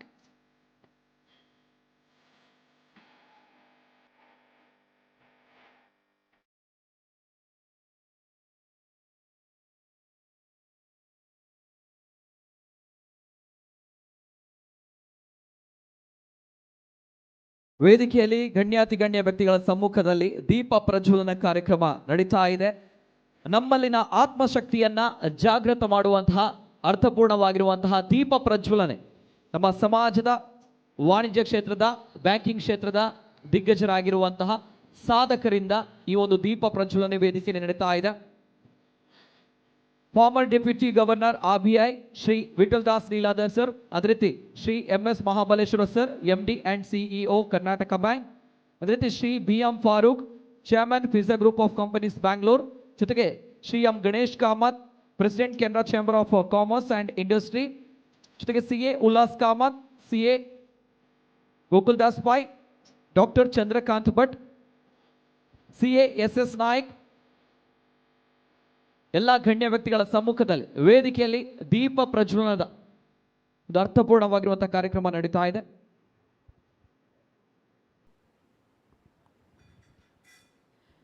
ಎಲ್ಲ ಗಣ್ಯ ವ್ಯಕ್ತಿಗಳಿಗೂ ಕೂಡ ಧನ್ಯವಾದಗಳು. ದೀಪ ಪ್ರಜ್ವಲನದ ಮೂಲಕ ನಮ್ಮ ಕುಡ್ಲ ವಾಹಿನಿಯ business tonic ಕಾರ್ಯಕ್ರಮ 25ನೇ ಸಂಚಿಕೆ, 50ನೇ ಸಂಚಿಕೆ, 75ನೇ ಸಂಚಿಕೆ, 100ರ ಸಂಭ್ರಮ, 150ನೇ ಸಂಭ್ರಮ ಆಯಿತು. ಇದೀಗ 200ನೇ ಸಂಭ್ರಮ ಅಂಡ್ 200ನೇ ಸಂಭ್ರಮ ನಾಟ್ ಔಟ್ ಅನ್ನುವಂತಹ ಸಂದೇಶವನ್ನು ಈಗಾಗಲೇ CA ನಾಯಕ್ ಅವರು ಕೊಟ್ಟಿದ್ದಾರೆ. ಜೊತೆಗೆ ಈ ಒಂದು ಬಿಸ್ನೆಸ್ ಟಾನಿಕ್ನ ಸುದೀರ್ಘವಾಗಿರುವಂತಹ ಜರ್ನಿ ಇದೇ ರೀತಿ ಮತ್ತಷ್ಟು ಮುಂದುವರಿಯಲಿ, ಮತ್ತಷ್ಟು ಯಶಸ್ಸಿನ ಹಾದಿಯಲ್ಲಿ ಬಿಸ್ನೆಸ್ ಟಾನಿಕ್ ಅನ್ನುವಂತಹ ಕಾರ್ಯಕ್ರಮ ಮಾಧ್ಯಮ ಇತಿಹಾಸದಲ್ಲೇ ಪ್ರಪ್ರಥಮವಾಗಿ ಪ್ರಾರಂಭವಾಗಿ ಹಲವಾರು ಸವಾಲುಗಳನ್ನು ಬೆನ್ನಟ್ಟಿ ನಿಂತು ಸಾಧಿಸಿದಂತಹ ಬಿಸ್ನೆಸ್ ಟಾನಿಕ್ನ ಇದು ಯಶೋಗಾಥೆ. ನಿಜವಾಗ್ಲೂ ಕೂಡ ಎಲ್ಲ ಗಣ್ಯ ವ್ಯಕ್ತಿಗಳಿಗೆ ಮತ್ತೊಮ್ಮೆ ಧನ್ಯವಾದಗಳು. ಈ ಕಾರ್ಯಕ್ರಮಕ್ಕೆ ಮತ್ತಷ್ಟು ಶಕ್ತಿಯನ್ನು ತುಂಬಿದಂತಹ ಎಲ್ಲ ಗಣ್ಯ ವ್ಯಕ್ತಿಗಳಿಗೆ thank you.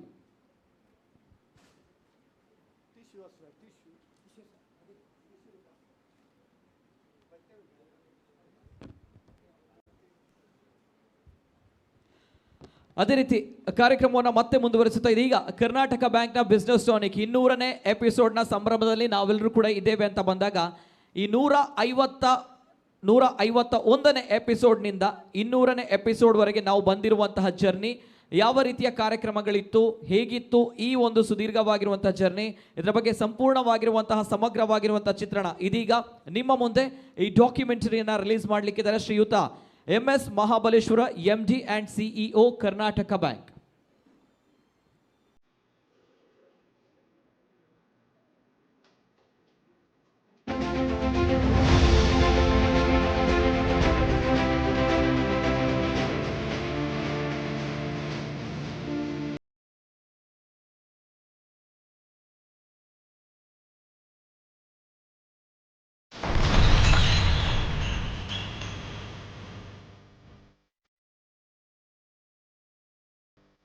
Karnataka bank business tonic. ವ್ಯಾಪಾರಿಗಳೇ, ಉದ್ಯಮಿಗಳೇ, ಗ್ರಾಹಕರೇ, ವಿದ್ಯಾರ್ಥಿಗಳೇ ಹಾಗೂ ಪೋಷಕರೇ, ಆಗಿವೆ ನಿಮ್ಮ ಸಮಸ್ಯೆಗಳು ಕ್ರಾನಿಕ್. ಆಗಬೇಡಿ ಯಾವತ್ತು ಪ್ಯಾನಿಕ್. ಇದು ನಮ್ಮ ಕುಡ್ಲ ಬಿಸ್ನೆಸ್ ಕ್ಲಿನಿಕ್. ಇಲ್ಲಿದೆ ಕರ್ನಾಟಕ ಬ್ಯಾಂಕ್ ಬಿಸ್ನೆಸ್ ಟಾನಿಕ್. ನಾನು CA SS ನಾಯಕ್. ನಾನು CA ಯಶಸ್ವಿನಿ K ಅಮನ್. ನಾನು CA MN bye.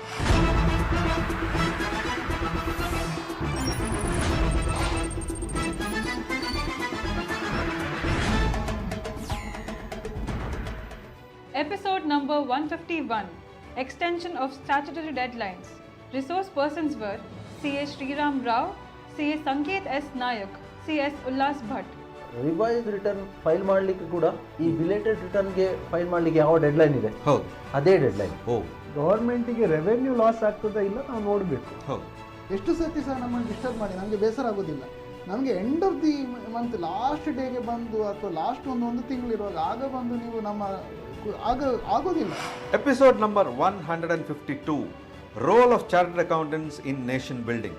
The resource persons where CA Pannaraj S, CA Shantaram Shetty and Shri Rajesh Rao M. MSP ಬಗ್ಗೆ ಒಂದು ಸರಿಯಾದ ನಿರ್ಧಾರ ತಗೊಂಡು ಅಗ್ರಿಕಲ್ಚರ್ ಇನ್ಕಮ್ ಕೂಡ ಸ್ಟೆಬಿಲೈಸ್ ಆದರೆ ಹಳ್ಳಿಗಳಿಂದ ಈ ಗುಳೆ ಹೋಗುವ ಕೆಲಸ ಕಡಿಮೆ ಆದರೆ ಎಂಪ್ಲಾಯ್ಮೆಂಟ್ ಜನರೇಷನ್ ಆಗ್ತದೆ. ಸೇಮ್ ಟೈಮು ನಮ್ಮ ಈ ಸ್ಮಾಲ್ MSMEಗಳು ತುಂಬ ಬೆನಿಫಿಟ್ ಆಗ್ತದೆ. ಅದರಲ್ಲಿ ಸಣ್ಣ ಸಣ್ಣ ವರ್ಕ್ಗಳು ತುಂಬ ಬರ್ತದೆ. Episode 153, Union Budget 2022. The resource persons were CA Ullas Kamath, CA DB Mehta, CA K Gururaj Acharya. And circulation of the trucks on the road will be far more. ಮೊದಲು ಬೆಂಗಳೂರಿಂದ ಡೆಲ್ಲಿಗೆ 21 ದಿನ ತಗೊಳ್ತಾ ಇತ್ತು. ಈಗ ಬೆಂಗಳೂರಿಂದ ಡೆಲ್ಲಿಗೆ 4 ದಿನ double drivers. That is the advantage. So ನಾಯಕರೇ, ನೀವು ಒಂದು ಒಳ್ಳೆ ಕೆಲಸ ಮಾಡ್ತಾ ಇದ್ದೀರಿ ಬಿಸ್ನೆಸ್ ಟಾನಿಕ್ ಎಪಿಸೋಡ್ನಲ್ಲಿ. ಒಂದು ಸಂಡೇನೇ ನಮಗೆ ತೆಗೆದಿಡ್ಲಿಕ್ಕೆ ಭಾರಿ ಕಷ್ಟ ಆಗ್ತದೆ. ಆ ಥರ ನೀವು ಪ್ರತಿ ಸಂಡೇ ನೀವು ಬಿಸ್ನೆಸ್ಗೋಸ್ಕರ ಡಿವೋಟ್ ಮಾಡ್ತಾ ಇದ್ದೀರಿ. Hats off you, great job. Episode 154, changes in direct taxes and indirect taxes in Union Budget 2022. The resource persons were CA Keshava N Ballakuraya, CA Sanket S Nayak and CA Daphne Stella D'Souza. So the regular taxpayers, this is a very beneficial provision, I can say, and it also aligns with my annual return due dates. Episode 155, Documentation in Business and Property Transactions. The resource persons were CA SS Nayak, Advocate Satish Kumar Bhatt. ಆಕಾಶ ನೋಡಲು ಆತುರವೇಕೆ? ಯಾವಾಗಲೂ ಗಡಿಬಿಡಿಯಲ್ಲಿ ಆತುರದಲ್ಲಿ ಚೀಪಲ್ಲಿ ಸಿಗ್ತಂತ ಗಡಿಬಿಡಿಯಲ್ಲಿ ಯಾವುದು ನೀವು jump ಮಾಡಬಾರ್ದು. ಯಾವುದೇ ವಸ್ತು ಚೀಪಲ್ಲಿ ಸಿಗ್ತಾರಾದ್ರೂ ನಿಮ್ಮ ಜಾಗ್ರತೆ ಇನ್ನೂ ಜಾಸ್ತಿ ಇರಬೇಕು. Episode number 156, Geopolitics and its impact on economy. Resource persons were CA Gokuldas Pai and CA DB Mehta. Even though India is not importing a lot of oil from India, it's just 1%. But overall, India imports 80%. But because of the geopolitical impact, Episode 157, Karnataka Budget 2022. The resource persons were Dr. G.V. Joshi, CA Sanket S. Nayak, and Shri Rajesh Rao M. ಈ MSME sector ಅಂತ ಹೇಳ್ತೇವಲ್ಲ, ಸಣ್ಣ ಮಧ್ಯಮ ಮತ್ತು ಕಿರು ಕೈಗಾರಿಕೆಗಳ sector, ಯಾವ ಕೈಗಾರಿಕೆಗಳಲ್ಲಿ ಉದ್ಯೋಗದ ಅವಕಾಶ ಜಾಸ್ತಿ ಇದೆ ಆ ಕೈಗಾರಿಕೆಗಳಿಗೆ ಪ್ರಾಶಸ್ತ್ಯ ಕೊಡುವಂತ ಕರೆಕ್ಟ್. ಭಾರತ ಇನ್ನು ಗ್ಲೋಬಲ್ ಸೆಮಿಕಂಡಕ್ಟರ್ ಕಂಟ್ರಿ ಆಗುತ್ತೆ, ನಂಬರ್ 1 ಇನ್ ದ ವರ್ಲ್ಡ್ ಆಗ್ತದೆ. ಇವತ್ತಿನ ಸಿಚುವೇಶನ್ ಅಲ್ಲಿ ಕೂಡ ಅವರು ಯಾವುದು ತೆರಿಗೆಯನ್ನು ಜಾಸ್ತಿ ಮಾಡದೆ ತೆರಿಗೆಯನ್ನು ಕಮ್ಮಿ ಮಾಡಿದ್ದಾರೆ. Episode number 158, General Insurance. The resource persons were Sri H. Prabhakara Shetty, CA Avanish Bhatt, and Miss Trupti N.T. Motor policy ಯಾಕೆ ಮಾಡಿದ್ರೆ ಪೊಲೀಸ್ ಪತ್ವೆ ರೈಕ್ ಮನ್ಪುನ ಹಾಗೆ ಅಂತ ಹೇಳಿ ಮಾಡ್ತಾರೆ. ಸೊ ಅದರಲ್ಲಿ ಎಂತ ಕವರ್ ಆಗ್ತದೆ ಅದರ ನಾಲೆಜ್ ಇರ್ಬೇಕು. ಯಾಕಂದ್ರೆ ಗಾಡಿ ತಗೊಂಡು ಹೋಗಿ ಥರ್ಡ್ ಪಾರ್ಟಿ ಏನಾದ್ರು ಇಂಜುರಿ ಆದ್ರೆ ಅಥವಾ ಅವರ ಪ್ರಾಪರ್ಟಿ ಡ್ಯಾಮೇಜ್ ಆದ್ರೆ it is very high risk actually. Claim settlement ಅಲ್ಲಿ ಸಹ ಡಿಪೆಂಡ್ಸ್, ಟರ್ಮ್ಸ್ ಎಲ್ಲ ಸರಿ ಇದ್ರೆ ಪ್ರೈವೇಟ್ನವರು ಕೊಡಬೇಕು, ಪಬ್ಲಿಕ್ನವರು ಕೊಡಬೇಕು. Episode 159, Changing Investment Strategy for Changing Times. The resource persons were Dr. Chandrakant Bhatt and Shri Venkatesh Rao. ನೀವು ಹೌಸಿಂಗ್ ಲೋನ್ ತಗೊಂಡು ಮನೆ ಕಟ್ಟಿದ್ರೆ 15-20 ವರ್ಷದಲ್ಲಿ ನೀವು ಮನೆಗೆ ಹಾಕಿರೋ ದುಡ್ಡು ನಿಮಗೆ ಕಂಪ್ಲೀಟ್ಲಿ ಫ್ರೀಯಾಗಿ ವರ್ಕೌಟ್ ಆಗ್ತದೆ. SIP is one of the popular product in mutual fund. ಒಂದು ಬೇಸಿಕ್ ಥಿಂಗ್ಸ್ ಅಂತ ಹೇಳ್ಬೋದು. Episode 160, Financial Inclusion. Sri Gokuldas Pai and Sri Gopala Krishna Samaga. ಬಹಳ ಮುಖ್ಯವಾದದ್ದು ಅಂತ ಹೇಳಿದ್ರೆ 2008ನೇ ಇಸ್ವಿಯಲ್ಲಿ ಆಧಾರ್ ಸ್ಟಾರ್ಟ್ ಮಾಡುವಂಥ ಒಂದು ಪ್ರೋಗ್ರಾಮ್. ಜನಧನ ಯೋಜನೆ ಅನ್ನುವಂಥದ್ದು ಬಹಳ ಒಂದು ಕ್ರಾಂತಿಕಾರಿ ಮತ್ತು ನಮ್ಮ ಆರ್ಥಿಕ ಅಭಿವೃದ್ಧಿಯಲ್ಲಿ ಒಂದು ಒಳ್ಳೆಯ ಪಾತ್ರವನ್ನು ಅದು ವಹಿಸಿದೆ ಅಂತ ಹೇಳಲಿಕ್ಕೆ ಇದು ಬಹಳ ಖುಷಿ. Aadhaar is the basic for all the financial inclusions in future. ಎಲ್ಲದಕ್ಕೂ ಆಧಾರ ನಮ್ಮ ಆಧಾರ. Episode 161, Farmer Producer Organization as Growth Engines for Indian Agriculture. The resource persons were Dr. Ashok S. Alur and Dr. A.P. Achar. ಈ ರೈತೋತ್ಪನ್ನ ಸಂಸ್ಥೆಗಳ ಪ್ರತಿಯೊಂದು ಒಂದು soil testing ಅಂತ ಮಾಡಬೇಕು. ಅವರು ಅಲ್ಲಿ ಆ ಸುತ್ತಮುತ್ತಲಿನ ಎಲ್ಲ ರೈತರಿಗೂ ಸಾಯಿಲ್ ಟೆಸ್ಟ್ ಮಾಡಿಕೊಂಡು ಟೆಕ್ನಿಕಲ್ ಅಡ್ವೈಸ್. ಪ್ರತಿಯೊಂದು ರೈತ ಉತ್ಪಾದಕ ಸಂಸ್ಥೆಗೆ 60 ಲಕ್ಷ ರೂಪಾಯಿಗಳವರೆಗೆ ಅವರಿಗೆ ಬೇಕಾಗಿರತಕ್ಕಂತಹ ಗೋದಾಮುಗಳನ್ನು ನಿರ್ಮಿಸಲಿಕ್ಕೆ ಸಹಾಯವನ್ನು ಕೊಡ್ತಾರೆ. Episode 162, Renewable Energy for Sustainable Growth. The guests were Sri D. Sharat Rao, Sri M. Balakrishna Tupili. If I say all the India's emissions, if I take it as a pie, Yes. okay, like a round circle, okay, in that the biggest contributor is electricity. To reduce the carbon footprint in the nature or whatever the sources which we call it as to risk mitigation point of view. Yes. Episode 163, UPI, a game changer. The resource persons were Dr. Anant Prabhu Ji and Mr. Vinay Kulkarni. ಏನು ಆ್ಯಪ್ಸ್ಗಳಿವೆ ಅದನ್ನು Official play store ಅಥವಾ app ಸ್ಟೋರಿಗೆ ಮಾತ್ರ download ಮಾಡಬೇಕು. ಒಂದೇ ಆ್ಯಪ್ನಲ್ಲಿ ಯಾವುದೇ bank account link ಮಾಡ್ಬೋದು. ಮುಂಚೆನೇ ಹೇಳಿದೆ, ಮುಂಚೆ ಏನಿತ್ತಂದರೆ ನಂದು ಕರ್ನಾಟಕ ಬ್ಯಾಂಕಲ್ಲಿ ಇದ್ದು ಬೇರೆ ಬ್ಯಾಂಕಲ್ಲಿ ಇದೆ ಅಂತಂದರೆ ಅದನ್ನು ಟ್ರಾನ್ಸಾಕ್ಷನ್ ಮಾಡಲಿಕ್ಕೆ ಅದಕ್ಕೆ ಬೇರೆ ಆ್ಯಪ್ ಲಾಗಿನ್ ಆಗಬೇಕಿತ್ತು, ಇದ್ರದ್ದು ಬೇರೆ. ಸೊ ಗ್ರಾಹಕರಿಗೆ ಅದು ಸ್ವಲ್ಪ ಕಷ್ಟ ಆಗ್ತಿತ್ತು.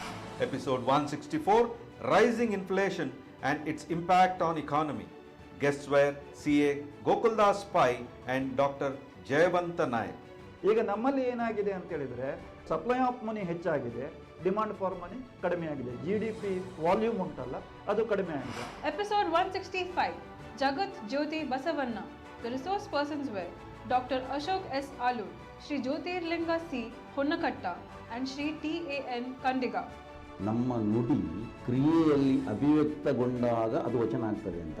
ನಾವು ಮಾಡಿದ ಮಾತು ನಡೆಯಲ್ಲಿ ಅಭಿವ್ಯಕ್ತಗೊಂಡಾಗ ಮಾತ್ರ ವಚನ ಆಗುವುದು. ಅದು ನೀಡಿದಿನೆನ್ನದಿರಾ ಜಂಗಮಕ್ಕೆ. Episode number 166, Dynamics of Investment in Mutual Fund. The resource persons were Dr. Chandrakant Bhatt and Mr. Vinod Tantri. ನೀವು ಬ್ಯಾಂಕಲ್ಲಿ 5% ಸಿಕ್ತು, 6% ಸಿಕ್ತು, ಇಲ್ಲಿ 12 ಸಿಗ್ತದೆ ಅಂತ ಹೇಳಿ ಮ್ಯೂಚುವಲ್ ಫಂಡಿಗೆ ಬರಬೇಡಿ. ಯಾಕಂದರೆ ಮ್ಯೂಚುವಲ್ ಫಂಡಲ್ಲಿ ಆಗ್ತಾ ಇರುವಂಥದ್ದು ಕ್ಯಾಪಿಟಲ್ ಅಪ್ರಿಸಿಯೇಷನ್. ಸೊ ನಿಮ್ಮ ಗೋಲ್ ಬೇಸ್ ಇನ್ವೆಸ್ಟ್ಮೆಂಟ್ ಏನಿದೆ ಅದು ಕಂಟಿನ್ಯೂ ಮಾಡ್ತಾ ಹೋಗಿ. So because this risk is exist with all ages. Episode 167, Healthy Fruits for Healthy Life. The resource persons were Dr. Gnaneshwar Nayak and Dr. Ashok Alur. ಯಾವುದೇ ಆಹಾರವಾಗಲಿ, ಹಣ್ಣಾಗಲಿ, ಫುಡ್ಡಾಗಲಿ, ಏನೇ ಆಗಲಿ ಮನುಷ್ಯನ ತಿಂದು ಜೀರ್ಣಿಸಿಕೊಳ್ಳೋದು important. Episode 168, Challenges for Younger Generations and Focus for Self-Management. The resource persons were Dr. Uday Kumar RY and Sri Sanandana Dasa. ಈಗ ಅವನು friend ಒಳ್ಳೆ ಮಾಡಿದ ಕೊಳ್ಳಿ ಇವನಿಗೂ ಆಗ್ತದೆ, ನಾನು ಯಾಕೆ ಒಳ್ಳೆ ಮಾಡ್ತಾ ಇಲ್ಲ ಅಂತ. ಮೆಂಟಲ್ ಡಿಸ್ಟ್ರಾಕ್ಷನ್ ಅಂತಂತಂದರೆ if is depressed or suppressed or if is stressed, so then also you will not be able to concentrate in the class. Episode 169, Do's and Don'ts During Volatility in Stock Market. The resource persons were CA D.B. Mehta and Mr. Vinod Tantri. Even stock market investing is like a business, and you need to give that a time to the market. If you are invested in very small caps, when volatility comes, the maximum damage happens to the small cap. Episode number 170, Women Empowerment and Opportunities for Entrepreneurship. Resource persons were CA Ullas Kamath and Dr. Prashant Bhatt. When it comes to entrepreneurs, as sir has rightly mentioned, the Mudra loans or MSME, these are the best things.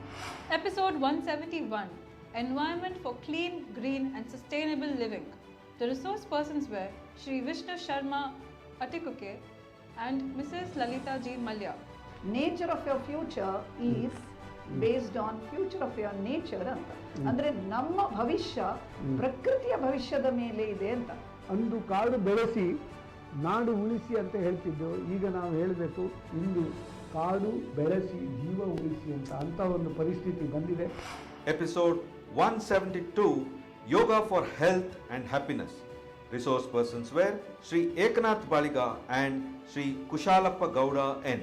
Corporate ಸೆಕ್ಟರ್ನವರಿಗೆ ಬೇಕಾದಂಥ ಬಹಳ ಪರಿಣಾಮಕಾರಿ ಪ್ರಾಣಾಯಾಮ ಅಂತ ಹೇಳಿದರೆ ಭ್ರಾಮರಿ ಪ್ರಾಣಾಯಾಮ. ಪ್ರತ್ಯಾಹಾರ ಅಂತ ಹೇಳಿದರೆ ಇಂದ್ರಿಯದ ಮೇಲೆ ಹತೋಟಿಯನ್ನು ಸಾಧಿಸೋದು. ಅದು ಅಭ್ಯಾಸ ಮಾಡ್ತಾ ಮಾಡ್ತಾ ನಮಗೆ ಗೊತ್ತಿಲ್ಲದ ಸಾಧನೆ ಆಗ್ತಾ ಹೋಗ್ತದೆ. Episode 173, Opportunities and Challenges for MSMEs. The resource persons were CA S.S. Nayak and Shri Hanumantappa N. Agriculture ಬಿಟ್ಟರೆ second largest employment generation sector ಅಂತ ಹೇಳಿದರೆ MSME ಸೆಕ್ಟರ್ ನಮ್ಮ ದೇಶದಲ್ಲಿ ಹೇಳಲಿಕ್ಕೆ ಹೆಮ್ಮೆ ಆಗ್ತದೆ. ಸಿಬಿಲ್ ಸ್ಕೋರ್ ಹೆಚ್ಚು ಕಡಿಮೆ ಆಗಿದ್ರೆ ಬ್ಯಾಂಕುಗಳು ಅದನ್ನು ಒಂದು ಓವರಾಲ್ ವ್ಯೂ ಅಲ್ಲಿ ನೋಡಿ ಯಾವ ಪೀರಿಯಡಲ್ಲಿ ಸಿಬಿಲ್ ಸ್ಕೋರ್ ಡೌನ್ ಆಗಿದೆ ಅಂತಂದೇಳಿ ಸ್ಟಡಿ ಮಾಡ್ತಾರೆ. ಕನ್ಕ್ಲೂಷನ್ ಆಗಿ ಹೇಳಬೇಕಂದ್ರೆ MSME definitely is going to contribute to the Indian economy. Episode 174, Importance of Branding for Business and FPO. The resource persons were Sri Canny Mendonza and Dr. Ashok S. Alur. 20 years, 50 years, 100 years down. Yes, you should have a vision.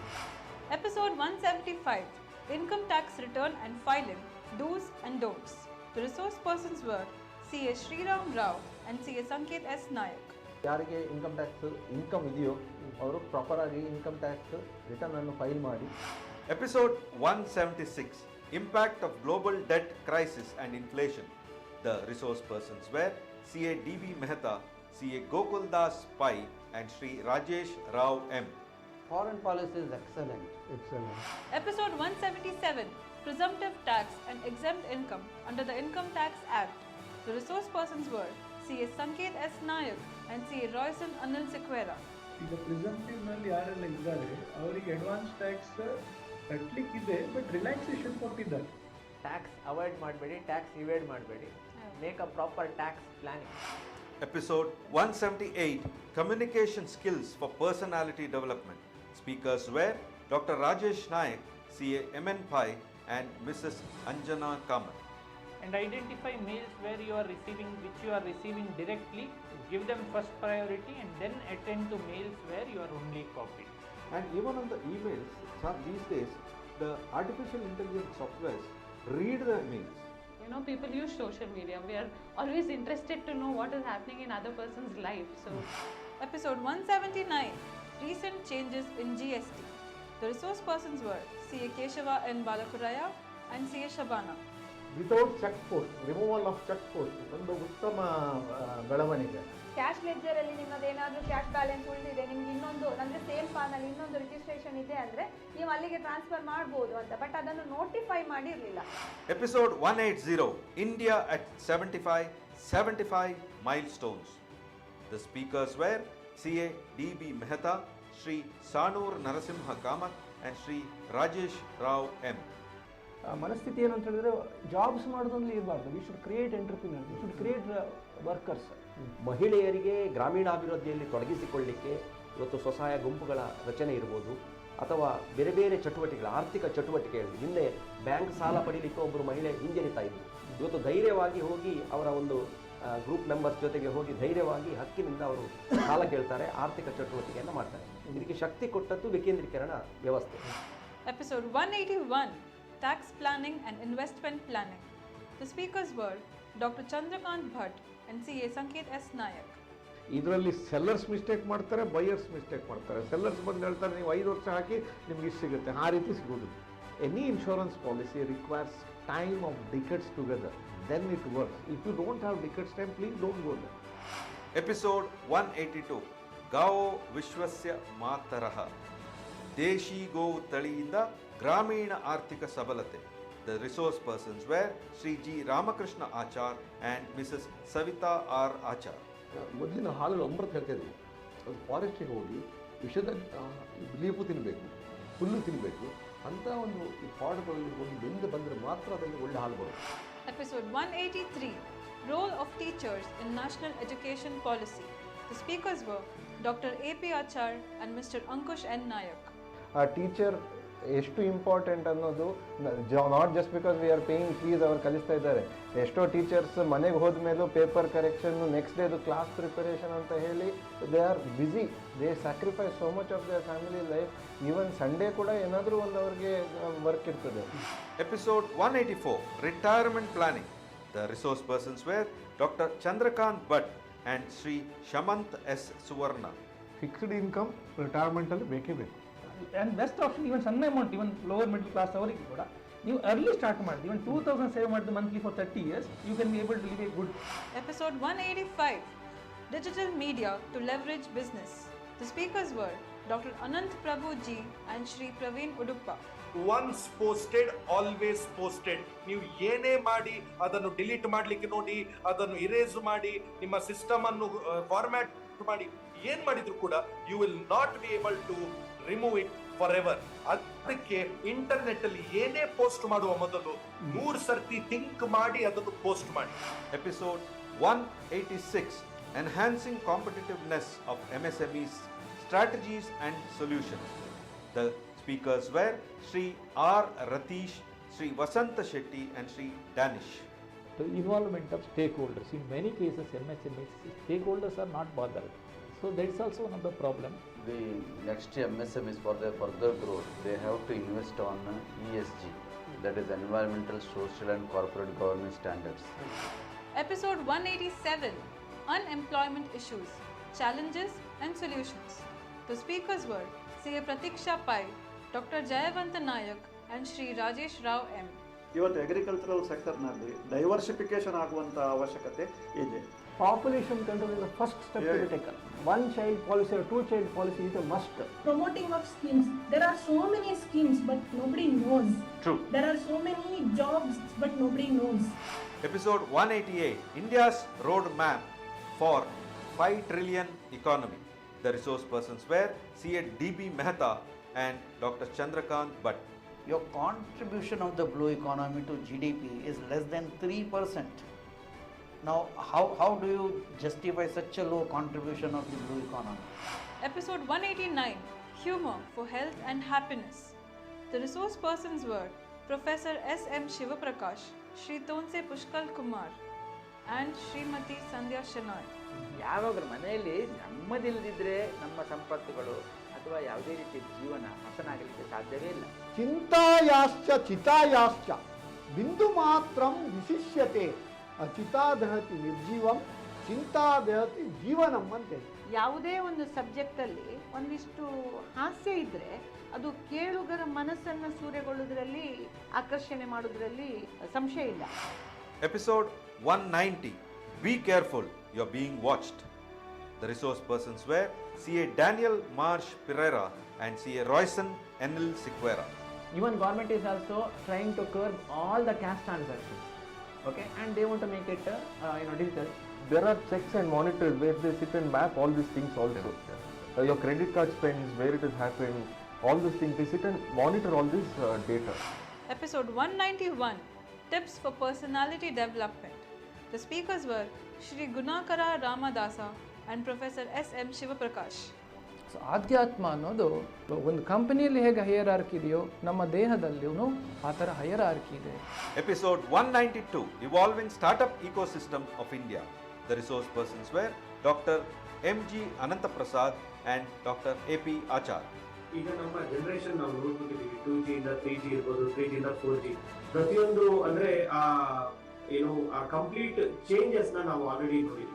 ಸಮಾನ ಮನಸ್ಕರು ಇನ್ನೊಂದು compliments ಇಲ್ಲ. ಒಬ್ಬ technology strong ಇರುತ್ತೆ, ಇನ್ನೊಂದು management skill ಇರ್ತದೆ, ಇನ್ನೊಂದು marketing link ಇರ್ತದೆ. ಎಲ್ಲ ಸ್ಕಿಲ್ಗಳು ಒಟ್ಟಾದಾಗ that become very good startup. Episode 193, Planning for Better Future of Children. The resource persons were Mrs. Lalita Malya and Shri Venkatesh Rao. ಯಾವ ಮಕ್ಕಳು ಈ ಸಾಲಿಡಿಫೈಡ್ ಮೈಂಡ್ಸೆಟ್ ಇರ್ತಾರೆ ನೋಡಿ, ಜೀವನದಲ್ಲಿ ಅವರು ಅದೇ ಗೋಲಿಗೆ ಬೇರೆ ಚೇಂಜ್ ಆಗೋದಿಲ್ಲ, ಅದು ಅಲ್ಲಿ ಮುಟ್ಟುವ ತನಕ ಅವರು ಎಕ್ಸಲೆಂಟ್ ಆಗಿ ವರ್ಕ್ ಮಾಡ್ತಾರೆ. ಇದು ಸ್ಟೂಡೆಂಟ್ಸಿಗೂ ಅಪ್ಲಿಕಬಲ್. ಅಲ್ಲಿ ಅವರ ಅವೇರ್ನೆಸ್ಸಿಂದ ಸ್ಟಾರ್ಟ್ ಮಾಡಿದರೆ ಅವರಿಗೆ ಎಂಡಲ್ಲಿ ಅವರಿಗೆ ಸಕ್ಸಸ್ ಎನ್ನುವಂಥದ್ದು ರೀಚ್ ಆಗಲಿಕ್ಕೆ ಸಾಧ್ಯ. Episode 194, Recent Changes in GST Notices and Litigation.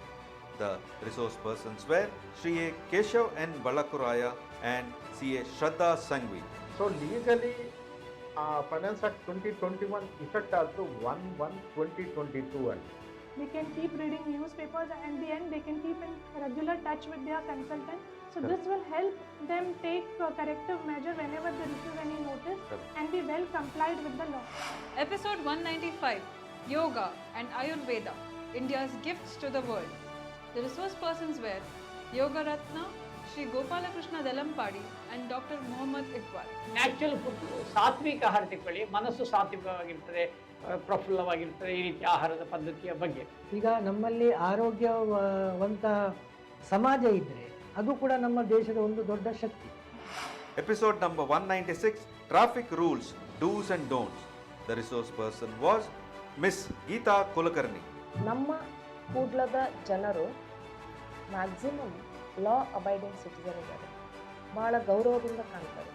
ಎಲ್ಲ ಸೇರಿ ನಾವು ಒಂದು ಟ್ರಾಫಿಕ್ ಆಕ್ಸಿಡೆಂಟನ್ನು ತಡೆ ಹಿಡಿದು ಒಂದು ಒಳ್ಳೆ ಸಮಾಜವನ್ನು ಸೃಷ್ಟಿ ಮಾಡೋಣ. ನಿಮ್ಮೆಲ್ಲ ಸಹಕಾರ ಅತಿ ಅಗತ್ಯ. ನಿಮ್ಗೆಲ್ಲರಿಗೂ ಒಳ್ಳೇದಾಗಲಿ ಅಂತ ನಾನು ಆಶಿಸ್ತೇನೆ. Episode 197, ದೈನಂದಿನ ಜೀವನದಲ್ಲಿ ಕಗ್ಗದ ಸಾರ. Resource persons were C.A. Anil Bharadwaj and Shri B. Suresh Rao Athuru.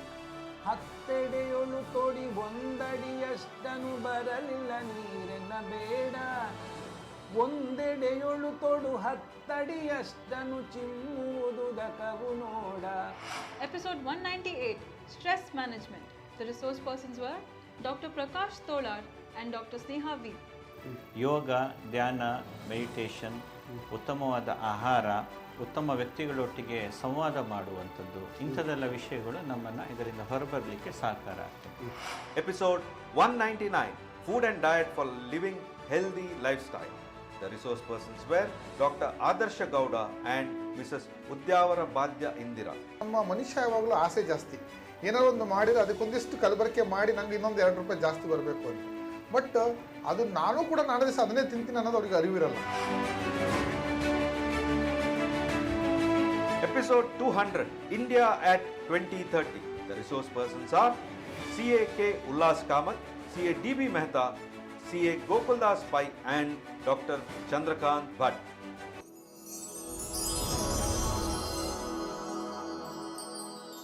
Yes, let's have a round of applause to this journey of 150 to 200 episodes. It said, work hard in silence and the success will make the noise. Today, I believe we have been a witness to this noise of success that has been a part of through Karnataka Bank, CASS Naik and the entire team of Namakudla who's worked behind the success of this show. So once again, a round of applause to the entire 200 episodes of knowledge and all the resource persons who've contributed to the success journey of this show. Thank you once again. Moving ahead, we have the honor and the pleasure to have with us today the former Deputy Governor of RBI, Shri Vitaldas Liladhar ji with us. He's a seasoned banker with an experience of over 39 years in various institutions and has held senior board-level positions in various banking institutions and various corporations. I request you, sir, to take over and address our elite audience today on the various banking situations in the country. Over to you, sir.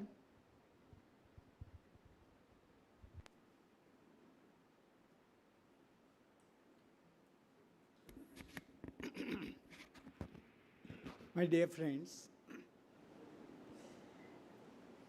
at the outset,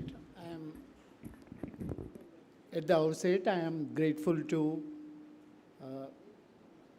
CASS Naik, the chairman of Karnataka Bank, and the TV channel Nammakudla.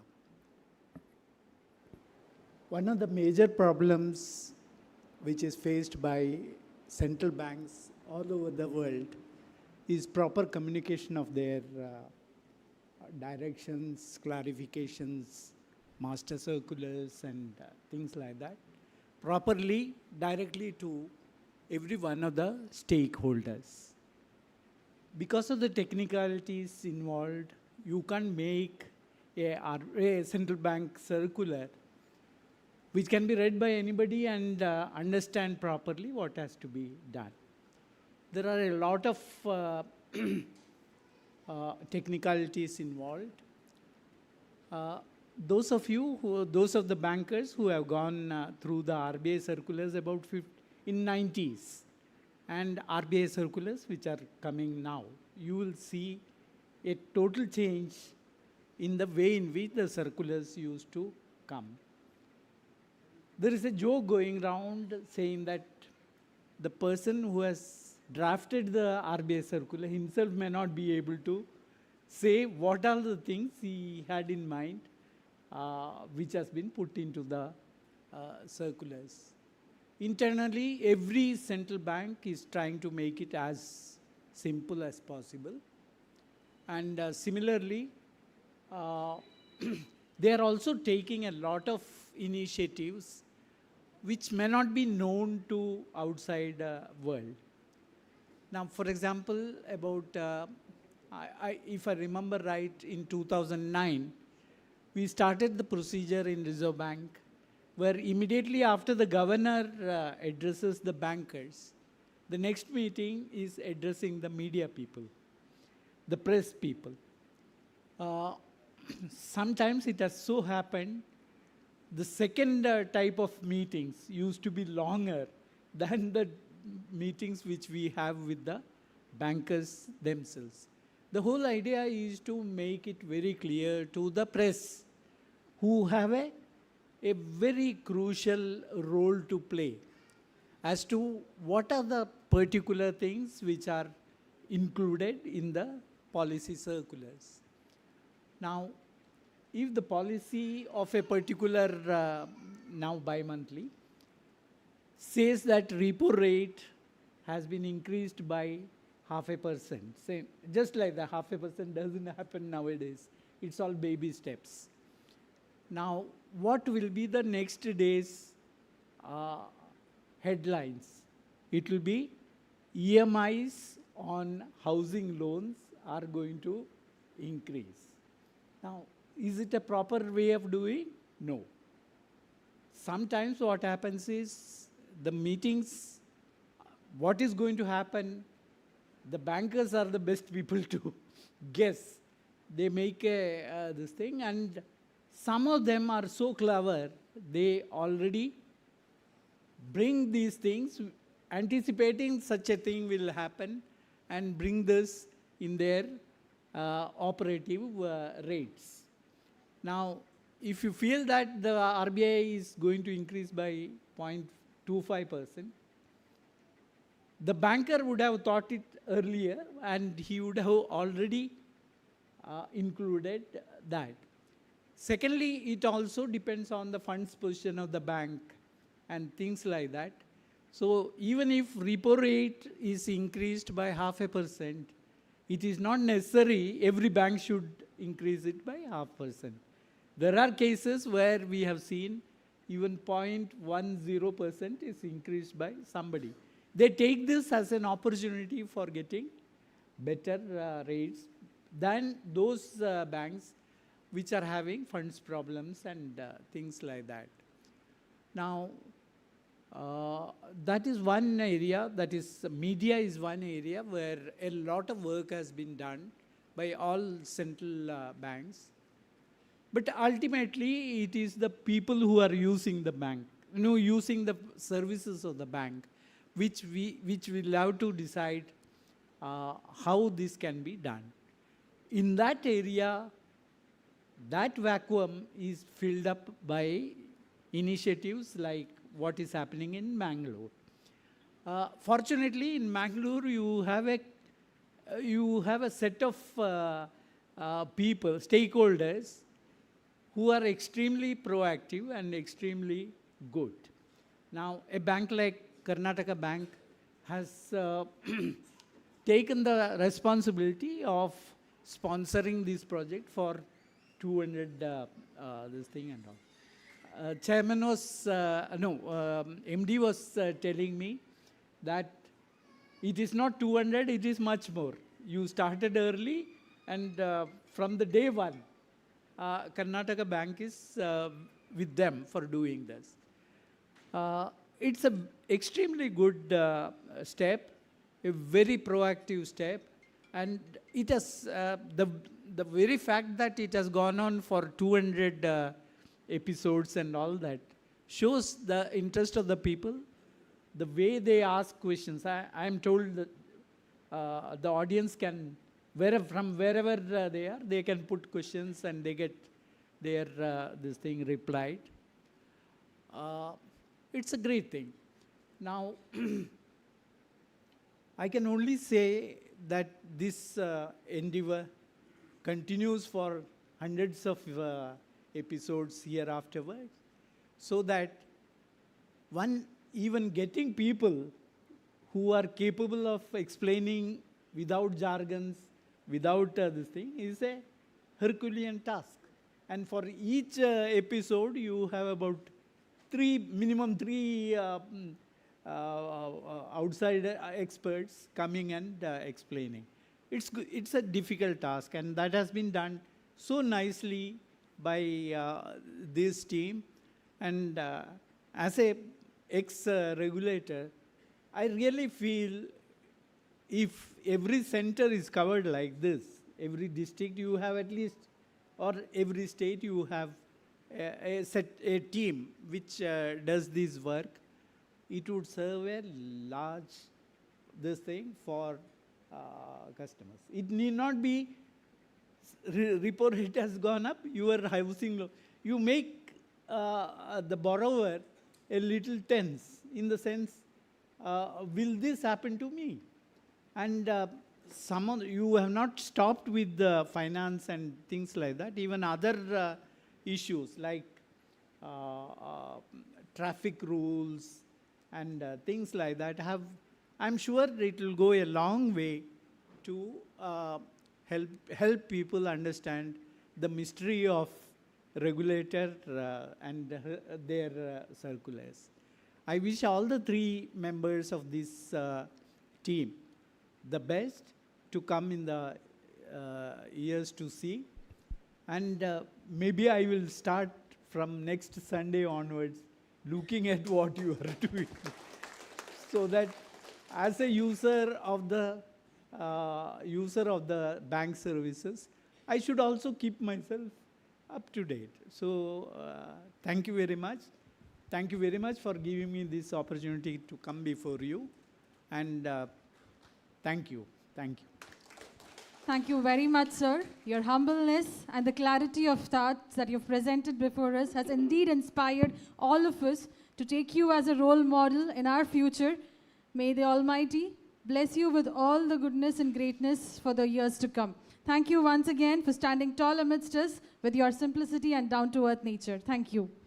Thank you Vittal Das Leeladhar sir. ಅದೇ ರೀತಿ ನಮ್ಮ ಕುಡ್ಲ ವಾಹಿನಿ ಬೆಳೀತಾ ಇದೆ. 1999ರಲ್ಲಿ ಪ್ರಾರಂಭವಾಗಿರುವಂತಹ channel ಪ್ರಪ್ರಥಮವಾಗಿ ತುಳು ವಾರ್ತಾ ವಾಹಿನಿಯಾಗಿ, ತದನಂತರ 24 ಗಂಟೆಗಳ ನಿರಂತರ ಸುದ್ದಿ ವಾಹಿನಿಯಾಗಿ ಕಾರ್ಯನಿರ್ವಹಿಸ್ತಾ ಇರುವಂತಹ ನಮ್ಮ ಕುಡ್ಲ ವಾಹಿನಿ ವೀಕ್ಷಕರ ಒಂದು ಪ್ರೋತ್ಸಾಹದಿಂದ ಬೆಳೀತಾ ಇದೆ. ಹಾಗಾಗಿ ಸಮಾಜ ಕಟ್ಟುವಂತಹ ಧನಾತ್ಮಕವಾಗಿರುವಂತಹ ಚಿಂತನೆಯ ಕಾರ್ಯಕ್ರಮಗಳನ್ನು ನಾವು ಅಳವಡಿಸಿಕೊಳ್ತಾ ಇದ್ದೇವೆ. ಹಾಗಾಗಿ ಅದಕ್ಕೆ ಕಾರಣ ಎಂಬಂತೆ ಸಾಕ್ಷಿ ಎಂಬಂತೆ ಕರ್ನಾಟಕ ಬ್ಯಾಂಕ್ನ ಬಿಸ್ನೆಸ್ ಟಾನಿಕ್ ಕಾರ್ಯಕ್ರಮ, ಅದೇ ರೀತಿ ಮತ್ತೊಂದು ಹೊಸ ಕನಸಿನ ಜೊತೆ ನಾವು ನಿಮ್ಮ ಮುಂದೆ ಬಂದಿದ್ದೇವೆ.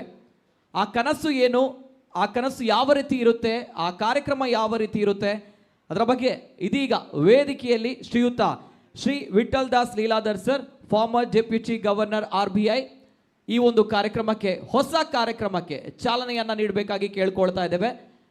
ನಮ್ಮ ಕುಡ್ಲ ರಿಯಲ್ ಹೀರೋಸ್ ಅನ್ನುವಂತಹ ಕಾರ್ಯಕ್ರಮ ನಮ್ಮ ಸಮಾಜದ ಸಾಧಕರ ಕತೆ ಹೇಳ್ತೇವೆ. ಸಾಧಕರ ಕತೆ ನಮ್ಮ ನಿಮ್ಮ ಮುಂದಿರುವ ಸಮಾಜದ ಸಾಧಕರ ಕತೆ.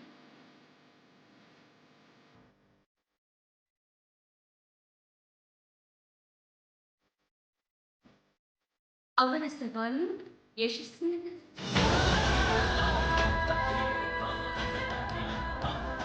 ಶೀಘ್ರದಲ್ಲಿ ನಮ್ಮ ಕೂಡ ರಿಯಲ್ ಹೀರೋಸ್.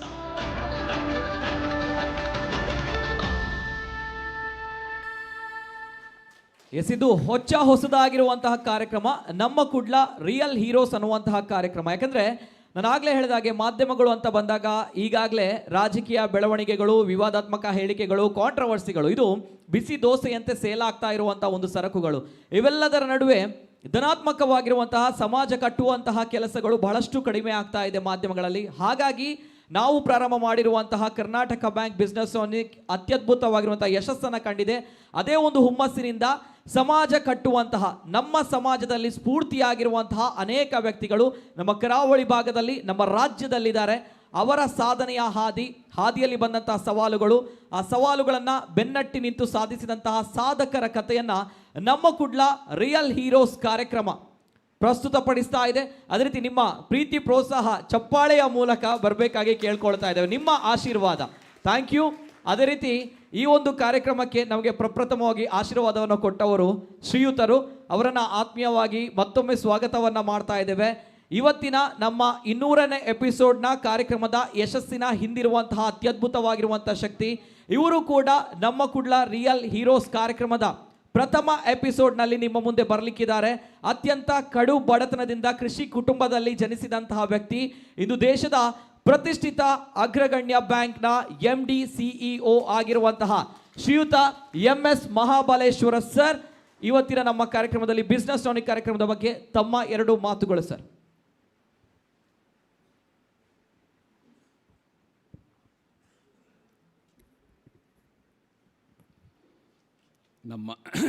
ನಮ್ಮ ಕರಾವಳಿ ಕರ್ನಾಟಕದ ಅತ್ಯಂತ ಜನಪ್ರಿಯ ಹಾಗೂ ವಿಶ್ವಾಸಾರ್ಹ ಮಾಧ್ಯಮ ಎಂದು ಗುರುತಿಸಿಕೊಂಡಿರುವ ನಮ್ಮ ಕುಡ್ಲ ವಾಹಿನಿ, ಇದರ ಅತ್ಯಂತ ಜನಪ್ರಿಯ ಹಾಗೂ ಜನೋಪಯೋಗಿ ಕಾರ್ಯಕ್ರಮಗಳಲ್ಲಿ ಮುಂಚೂಣಿಯಲ್ಲಿರ್ತಕ್ಕಂತಹ ಕರ್ನಾಟಕ ಬ್ಯಾಂಕ್ ಬಿಸ್ನೆಸ್ ಟಾನಿಕ್ ಇದರ 200ನೇ ಸಂಚಿಕೆಯ ಈ ಒಂದು ಶುಭ ಸಮಾರಂಭದಲ್ಲಿ ವೇದಿಕೆಯ ಮೇಲೆ ನಮ್ಮೊಟ್ಟು ಇದ್ದು ಈಗಾಗಲೇ ಈ ಕಾರ್ಯಕ್ರಮವನ್ನು ಉದ್ಘಾಟಿಸಿ ನಮ್ಮನ್ನು ಉದ್ದೇಶಿಸಿ ಮಾತನಾಡಿದಂತಹ ಹಿರಿಯ ಬ್ಯಾಂಕರ್, ಹಿರಿಯ ರೆಗ್ಯುಲೇಟರ್ ಹಾಗೂ ನಮ್ಮ ಈ ಮಂಗಳೂರಿನ ನೆಲದವರೇ ಆದಂತಹ ಶ್ರೀಯುತ ಲೀಲಾಧರ್ ಅವರು, ಇಡೀ ಬ್ಯಾಂಕಿಂಗ್ ಕಮ್ಯುನಿಟಿಯಲ್ಲಿ ಅತ್ಯಂತ ಶ್ರೇಷ್ಠ ವ್ಯಕ್ತಿ ಎಂದು ಗುರುತಿಸಿಕೊಂಡಂತಹ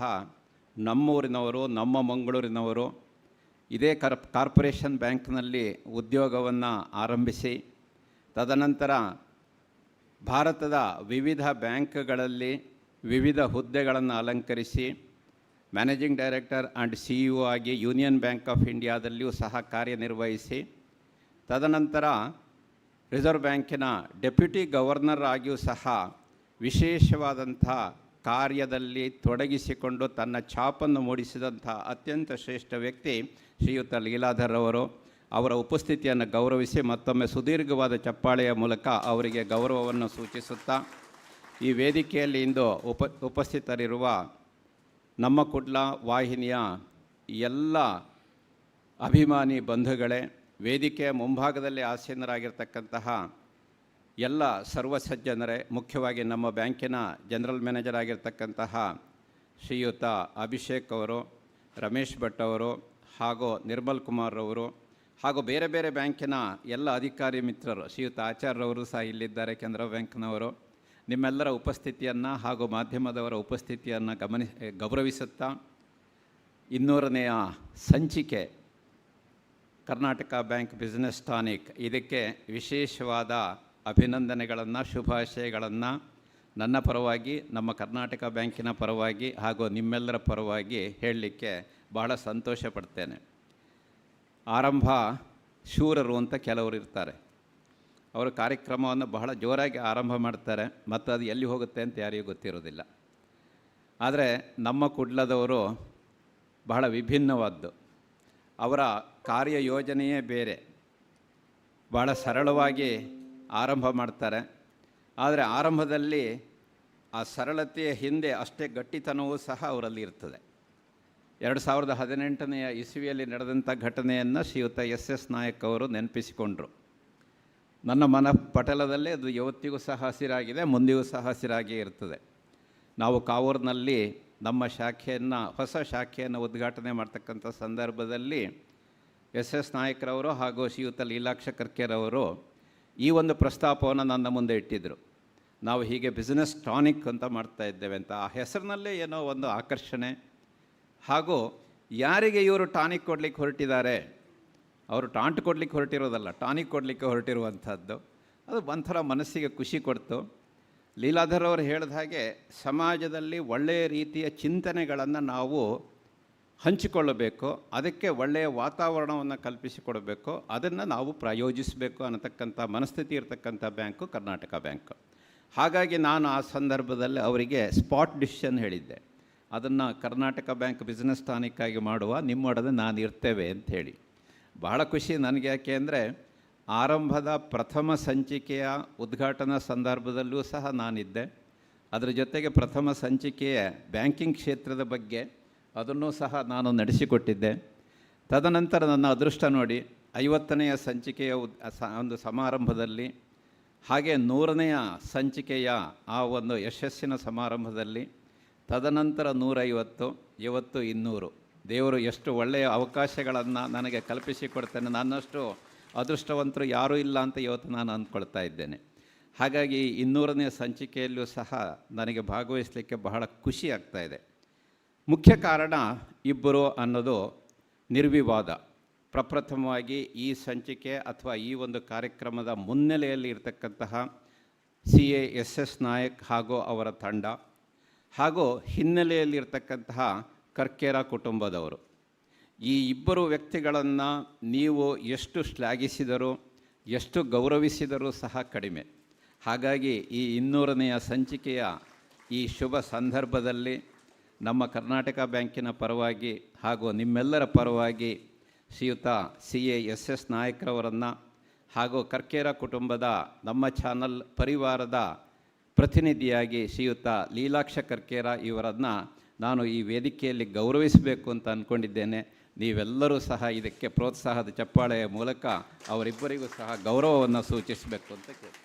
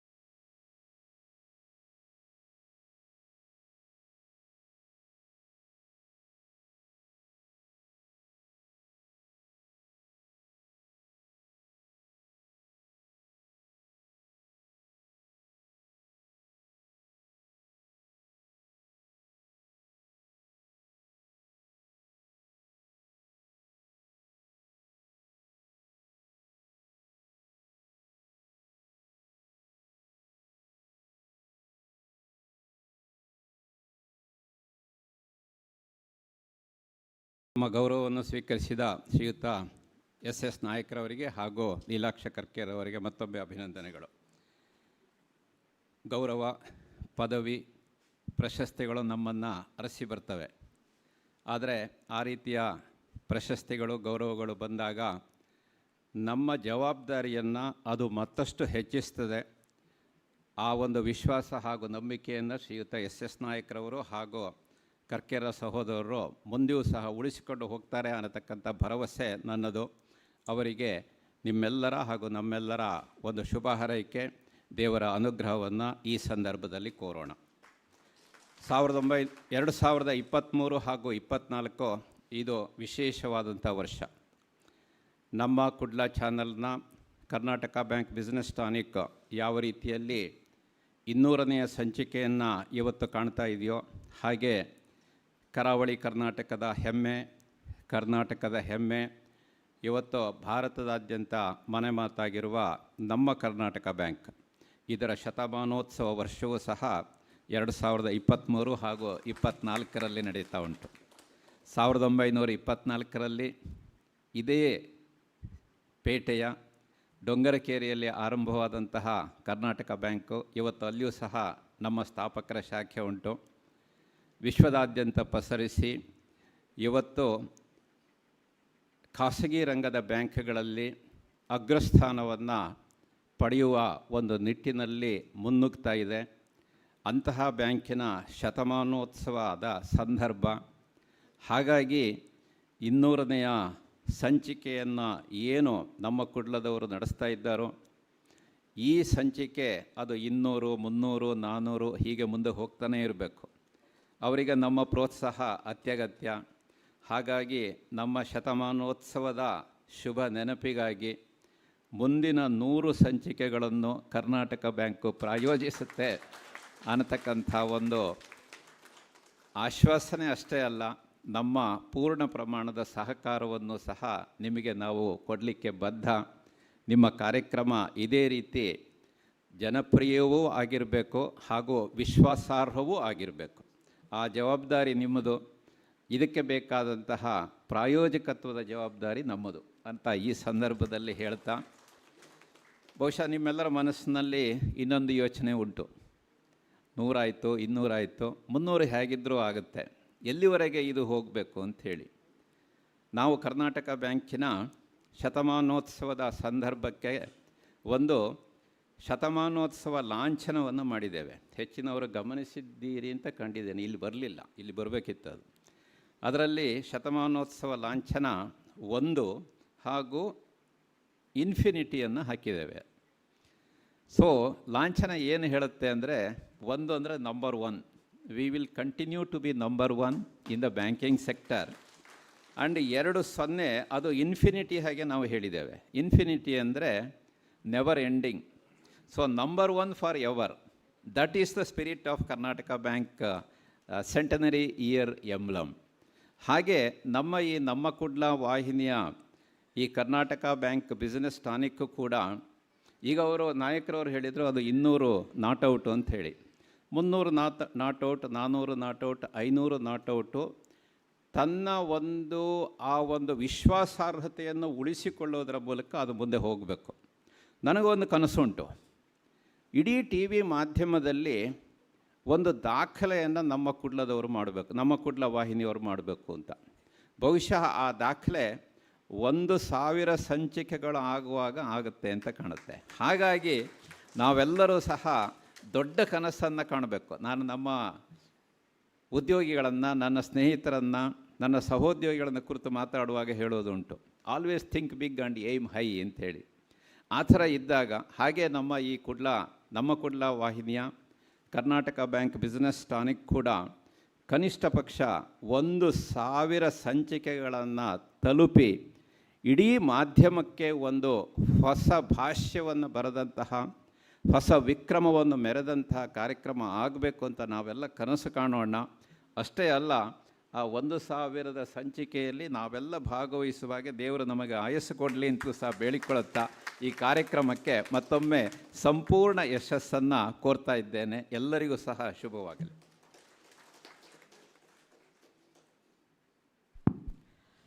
ಧನ್ಯವಾದಗಳು ಸರ್.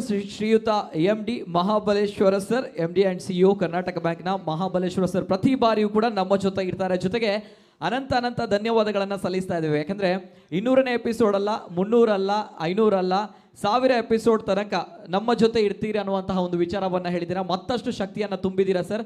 ಜೊತೆಗೆ ಕರ್ನಾಟಕ ಬ್ಯಾಂಕ್ ನಮ್ಮ ಹೆಮ್ಮೆಯ ಬ್ಯಾಂಕ್. ಯಾಕಂತ ಬಂದಾಗ ಹೊಸ ವರ್ಷದಲ್ಲಿ ಅಂದರೆ 2023 ಈ ಹೊಸ ವರ್ಷದಲ್ಲಿ ಶತಮಾನೋತ್ಸವ ಈ ಬ್ಯಾಂಕ್ ಆಚರಿಸ್ತಾ ಇದೆ, ಸಂಭ್ರಮದಿಂದ ಇದೆ ಅಂತ ಬಂದಾಗ ಬಹಳಷ್ಟು ವಿಶೇಷತೆಗಳಿವೆ ಈ ಬ್ಯಾಂಕ್ನ ಬಗ್ಗೆ. ಯಾಕಂತ ಬಂದಾಗ ಈಗಾಗಲೇ ನಾವು ಕಿಸಾನ್ ಕ್ರೆಡಿಟ್ ಕಾರ್ಡನ್ನು ನೋಡಿದ್ದೇವೆ, ನಮ್ಮ ಗೌರ್ಮೆಂಟ್ ಪರಿಚಯ ಮಾಡಿದೆ. ಆದರೆ ಈ ಹಿಂದೆಯೇ ದೇಶದಲ್ಲಿ ಪ್ರಪ್ರಥಮ ಬಾರಿಗೆ ಕಿಸಾನ್ ಕ್ರೆಡಿಟ್ ಕಾರ್ಡ್ ಅನ್ನುವಂಥ ಈ ಯೋಜನೆ ಏನಿದೆ ಇದನ್ನು ಜಾರಿಗೆ ತರಬೇಕು ಅನ್ನುವಂಥ ಕನಸನ್ನು ಪಟ್ಟವರು ಕರ್ನಾಟಕ ಬ್ಯಾಂಕ್. ಜೊತೆಗೆ ಕರ್ನಾಟಕ ಬ್ಯಾಂಕ್ನ ಇದೀಗ ವ್ಯವಹಾರ 1,40,40,000 ಕೋಟಿ ರೂಪಾಯಿ ಮೈಲಿಗಲ್ಲನ್ನು ದಾಟಿದೆ. 1 ಕೋಟಿ ಮೀರಿದಂತಹ ಗ್ರಾಹಕರ ಸಂಖ್ಯೆ ಇದೀಗ ಕರ್ನಾಟಕ ಬ್ಯಾಂಕ್ನಲ್ಲಿರುವಂಥದ್ದು. ಜೊತೆಗೆ ಕರ್ನಾಟಕ ಬ್ಯಾಂಕ್ ಜನಮಾನಸದ ಬ್ಯಾಂಕ್ ಆಗಿ ಈಗ ಯಾಕೆ ಖಾಸಗಿ ರಂಗದಲ್ಲಿ ಪ್ರಪ್ರಥಮ ಸ್ಥಾನದಲ್ಲಿ ಇದೆ ಅಂತ ಬಂದಾಗ ಇದು ಕರ್ನಾಟಕ ಬ್ಯಾಂಕ್ನ MD ಮಹಾಬಲೇಶ್ವರ ಸರ್ ಇವರ ಪರಿವರ್ತನೆಯ ಹರಿಕಾರ ಅನ್ನುವಂತಹ ಒಂದು ವಿಚಾರದಲ್ಲಿ. ಯಾಕಂದರೆ ಬಹಳಷ್ಟು ಬದಲಾವಣೆಗಳನ್ನು ತಂದಿದ್ದಾರೆ. ಹಾಗಾಗಿ ಕರ್ನಾಟಕ ಬ್ಯಾಂಕ್ ಮತ್ತಷ್ಟು ಕೆಲಸಗಳನ್ನು ಮಾಡ್ತಾ ಇದೆ. ಜೋರಾಗಿರುವಂತಹ ಕೈಚಾಪ್ಪಾಳೆ ಈ ಒಂದು ಸಮಾಜ ಕಟ್ಟುವಂತಹ ವ್ಯಕ್ತಿಯ ಪರಿಕಲ್ಪನೆಗಳಿಗೆ ಪ್ರತಿ ಬಾರಿಯೂ ಕೂಡ ಒಳ್ಳೆಯ ಆಲೋಚನೆಗಳು ಜೊತೆಗೆ ಒಳ್ಳೆಯ ಚಿಂತನೆಗಳು ಪ್ರತಿ ಬಾರಿಯೂ ಕೂಡ ಅಳವಡಿಸಿಕೊಳ್ಬೇಕು. Thank you so much sir. Once again MD CEO Karnataka bank Mahabaleshwara sir. Yes, as we move ahead, when we celebrate the bicentennial episode of Business Tonic, we like to recognize and appreciate many such forums, many such medias which are intended to share knowledge and the growth of the knowledge through various topics, be it finance, taxation or general awareness. So one such media, one such channel that we have today is the Fintelligent Investor. We have CA Pratiksha Pai and CA Sanket S. Naik, the co-founders of the Fintelligent Investor, a YouTube channel which has put over 100 videos on various finance topics and various taxation topics and general awareness. I request CA Pratiksha Pai to kindly give an insight on what this Fintelligent Investor is all about.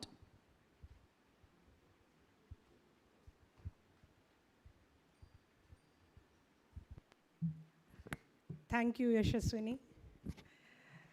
The Fintelligent Investor is a medium through which Sanket and I deliver basic tips in relation to finance, share market, banking and taxes. Every initiative should have a brain and a tongue. Sanket is the brain, I'm the tongue. He is the technical, I'm the technological part of it. He gives the content, I give it the creativity. This initiative, which began as let us see what we can do, is slowly converting to let us show what we can do. This is the first ever ebook of the Fintelligent Investor series. And it is said that every journey of 1,000 miles begins with the first single step. This is our first step, and we are so grateful and so humble that at our first step, we have such great stalwarts to hold our hand, to support us and to guide us. And we will definitely go on not only 1,000 steps, but 1,000,000 and billion more steps. Our content is available in video format and written article format. And today we are going to launch in infographic format. And very soon we are also going to launch in audio format. We are available on YouTube, Instagram and Twitter. And very soon we will also be available on totally 10 media platforms. That is Facebook, Reddit, LinkedIn, Quora, Pinterest, Telegram and blog post. Our thanks to CA SS Naik sir for firstly being an in-house role model, mentor and advisor, and also to give us an opportunity to launch our ebook at this prestigious event today. I'll sign off with my signature line.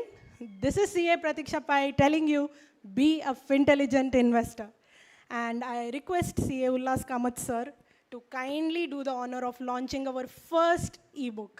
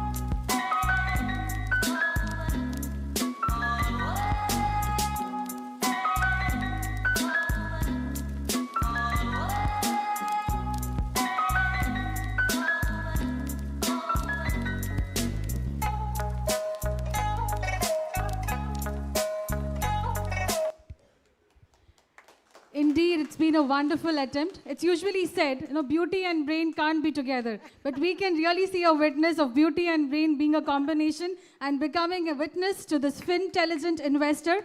And this A Minute to Fin IT is a wonderful initiative. Thank you, CA Sanket S. Nayak and CA Pratiksha Pai ma'am.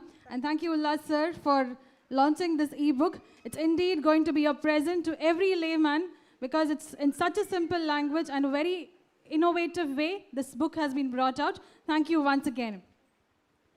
Moving ahead, today we have an eminent business personality, Shri B.M. Farooq ji, who has over 3 decades of rich experience in the field of business, and also a person who's conceptualized the renewable energy and made a lot of projects all over India and made it a reality to how renewable energy can be used across the country. We request you, sir, to kindly address the gathering and give us your insight about India ahead.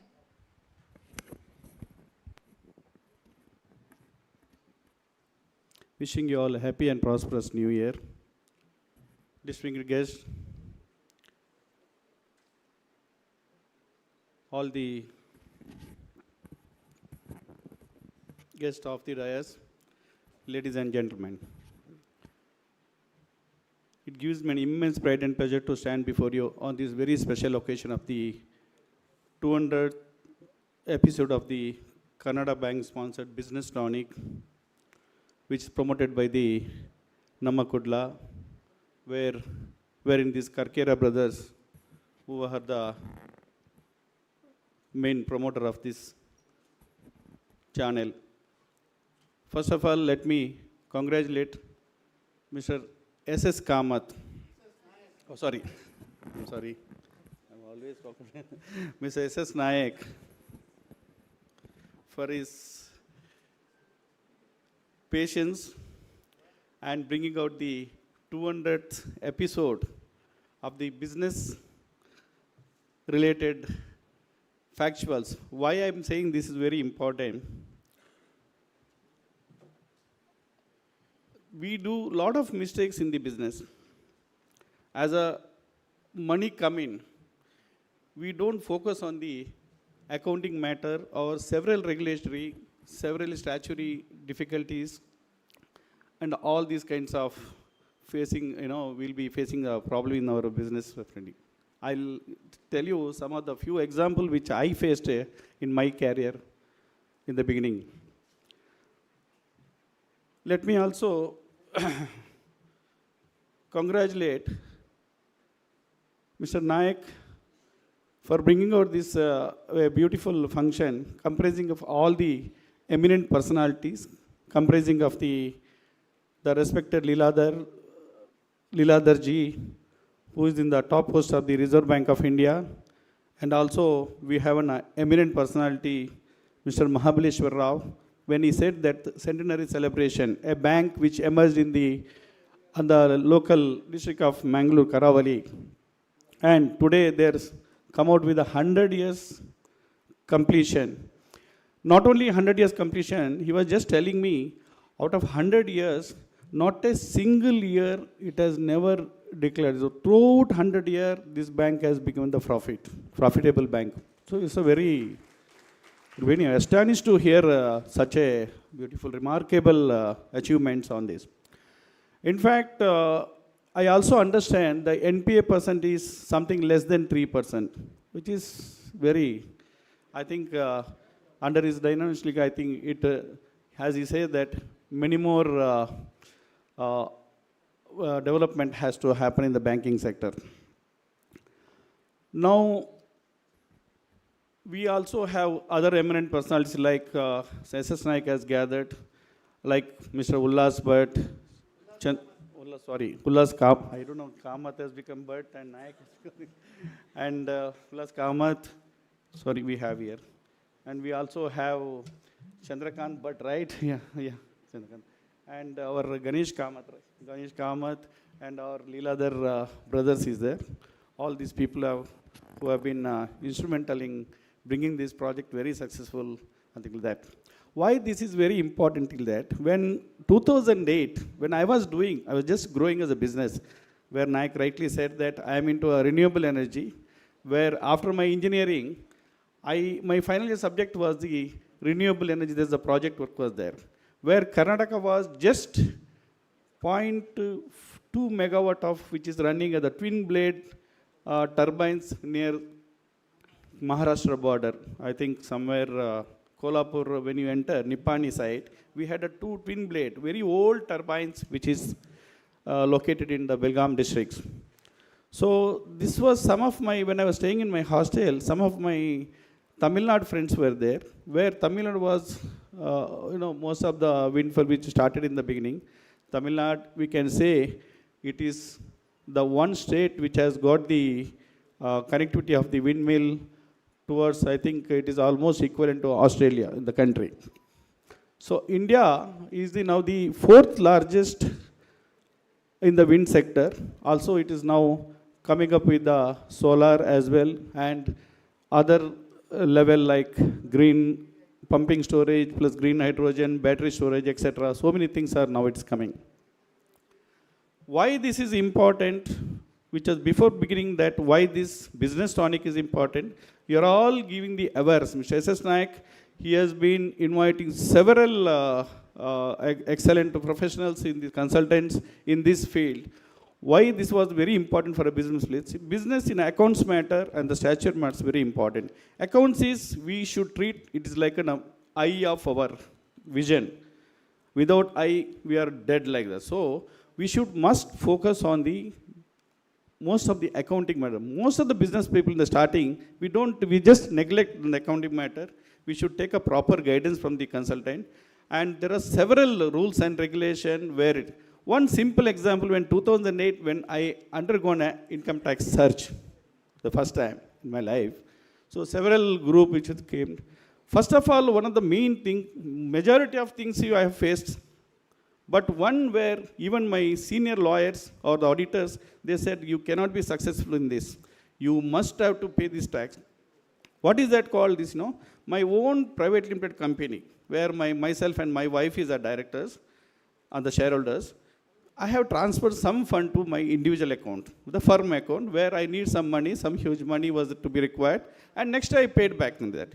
So that has attracted a deemed dividend of under section 220, which never know. Just for transferring one day, we have to pay the almost, that time I think 30% was the tax, plus the penalty, plus the interest, it becomes a huge crores in crores. And today also, what the lawyer says or the auditor says, you cannot come across. So these are some of the hidden which we won't be knowing. Several in the when you export or import, whether duty drawbacks or when the EPCG license which was there, several statutory matters. These kind of the small and medium business people will be getting much of the knowledge and it will be helpful for the business. So I appreciate Mr. S.S. Naik bringing out this very good concept for the sector of the people to come. Also, I think Namakudla has done a very remarkable achievement bringing this awareness, being a local channel. And I think Mr. Karkera was telling, is more than 50,000 viewers are there, and many of them who has been following through the online, etc. This is one of the important factors for it. Of course, Kannada Bank is bent upon supporting them. They are not allowing other bank to step into this, and we should appreciate Mahabaleshwar Rao in this regard as well. And coming back to Naik told me, S.S. Naik told me that you must also say something about the renewable energy, because many people doesn't know about the green hydrogen or the pumping storage or the hybrid projects and all that. Now I'm coming back, see, the whole nation is in a distress now. I mean, whole universe I'm talking. We must save our planet. What is the way out that by every country, maybe now in the past 2012, that the Paris Accord was there, where they promoted the Kyoto Protocol, where must and should every polluting industry, nation must and should produce so much green emission to curtail the environmental issues. So what has happened is now that the climate change has become a bigger havoc in the universe. So globally, what we are to do, you have to bring down the temperature. Once the sea level is rising, Mount Alps is melting, many of the, we have an extreme climate where we have too many cyclonic effect, too many, so extreme winter, extreme heat, extreme rainy season. So the total climate is being collapsed. For this, we are the response. Now the present generation should focus on the bringing down the temperature. So the total global by 2050, you must bring down the temperature of 1 to 1.5%. That is only possible by the way of the non-conventional method. So that is why every global now the country, first US was not part, China was not part, now they all gang together. And some say that we are a poor country, we can't afford. Some say that the rich country is there. There are a lot of green bonds have been created. Lot of financials, green energy funding has been started. You can see that just 2 days back, Indian government has announced the green hydrogen policy as well. So several renewable energy policy also being adopted. So all these are coming just to bring down our temperature. India by 2030 must have almost 5 lakh gigawatt. 1 gigawatt is 1000 megawatt. So we have a lot of natural resources. We have a renewable energy. Wind alone, we have more than 40,000 megawatt in India. And similarly, in Karnataka alone, we have more than 10,000 megawatts. So that is why how government is a various method to promote this. And many of the, you should have a sustainable future. We should save our planet. You should keep planting. And because of the future generation, the temperature is going to be very difficult to, cope up in the future. That's how we need to come up with the very innovative ideas. Even our Mahabeshwar was telling, if anything on the renewable project, we can fund it. So these kind of the, promotion, awareness should be required today. Why I'm telling that? Now, the new technology which has come, when India was started with the wind. Now, when I started the project, the wind turbine was a 200 kilowatts machine, where the 25-meter hubite and the 25-meter rotor dia. Now, the technology of India alone is having a 3.6 megawatt, where 156-meter hubite and 150-meter rotor dia, the machines have come now. So that means one turbine will generate almost around 1.3 lakh unit, 1 crore 30 lakhs unit it will generate per year. So to support this, government has got many images. Now, the first time when our respected Abdul Kalam ji, who was the President of India, the first electricity policy, then it was announced after the independence, where you can wheel the power from Kashmir to Kanyakumari. There is a first new electricity act also been changed. Then after that, several discoms and other things, they started coming out this. Now, coming back to this, what is this hybrid? Hybrid is nothing but a mixture of solar and wind. You have to have a 25% of solar and 70% wind, or 70% of solar and 25%. That's called the hybrid. Now, next is that you need to have a pump storage. Pump storage is also one of the best concept. The daytime you have a sunny for the solar can generate. Nighttime the wind will be there. So, but we need a continuous power for the commercials or the IT sector or anything. For that, we need to have a storage. So storage is now the pump storage which has come. Either there are two-way storage we can do the electricity. One thing through the battery. The next one is through the, what is that called? The pump storage. Pump storage is the 1 TMC of water, you take solar and wind, you store it almost for, we can oscillate and keep it for 7 hours. So this is where we can supply the continuous. Next comes the green hydrogen, where Mangalore is very potential. Green hydrogen is nothing but you draw the water from the sea and you divide the water, H2O, you divide into hydrogen and oxygen. So oxygen, of course, is a little long process to store it, but hydrogen is coming in a big way. I think the South Canara must look into that. I think more than crores of investment will, thousands of crores of investment come. We have very bad, environment here. As a assurance committee chairman, Mike Naik said, it's not that, I have assuring. The person, the legislator or the minister, government who has been assured in the floor of the house by any questions asked by the ruling party member or the opposition member, if he say that, yes, I will get it done, or I will look into that, means it become an assurance. That assurance should be implemented within 2 months. Maybe it's various reasons, because financial or legal, and it cannot be, taken up. That's why this committee is being created. This committee is comprising of all the political party legislators, wherein we have whatever the pending issues have been called out. And the first step as Assurance Committee Chairman, on some of the subject which I raised on the MRPL and neighboring issues were created on the health hazard and issues, pollution issues. So we came here and we was shocked to see that Mangalore, these MRPLs, they spent crores of crores for the investment date. The employment is just a 500. And in that 500 members, there is local employment is not there. So, and we have seen the primary health center when the DHO came in with a report, said that enormous various of carcinogenic products have been emissioned. Lot of cancerous patients have been increased. Colon cancer, skin cancers, breast cancer, so many types of cancers have been increased, for which the committee has recommended, asked third party to evaluate for the NEERI by spending more than 3.5 crore rupees by the BASF and ISPR and MRPL.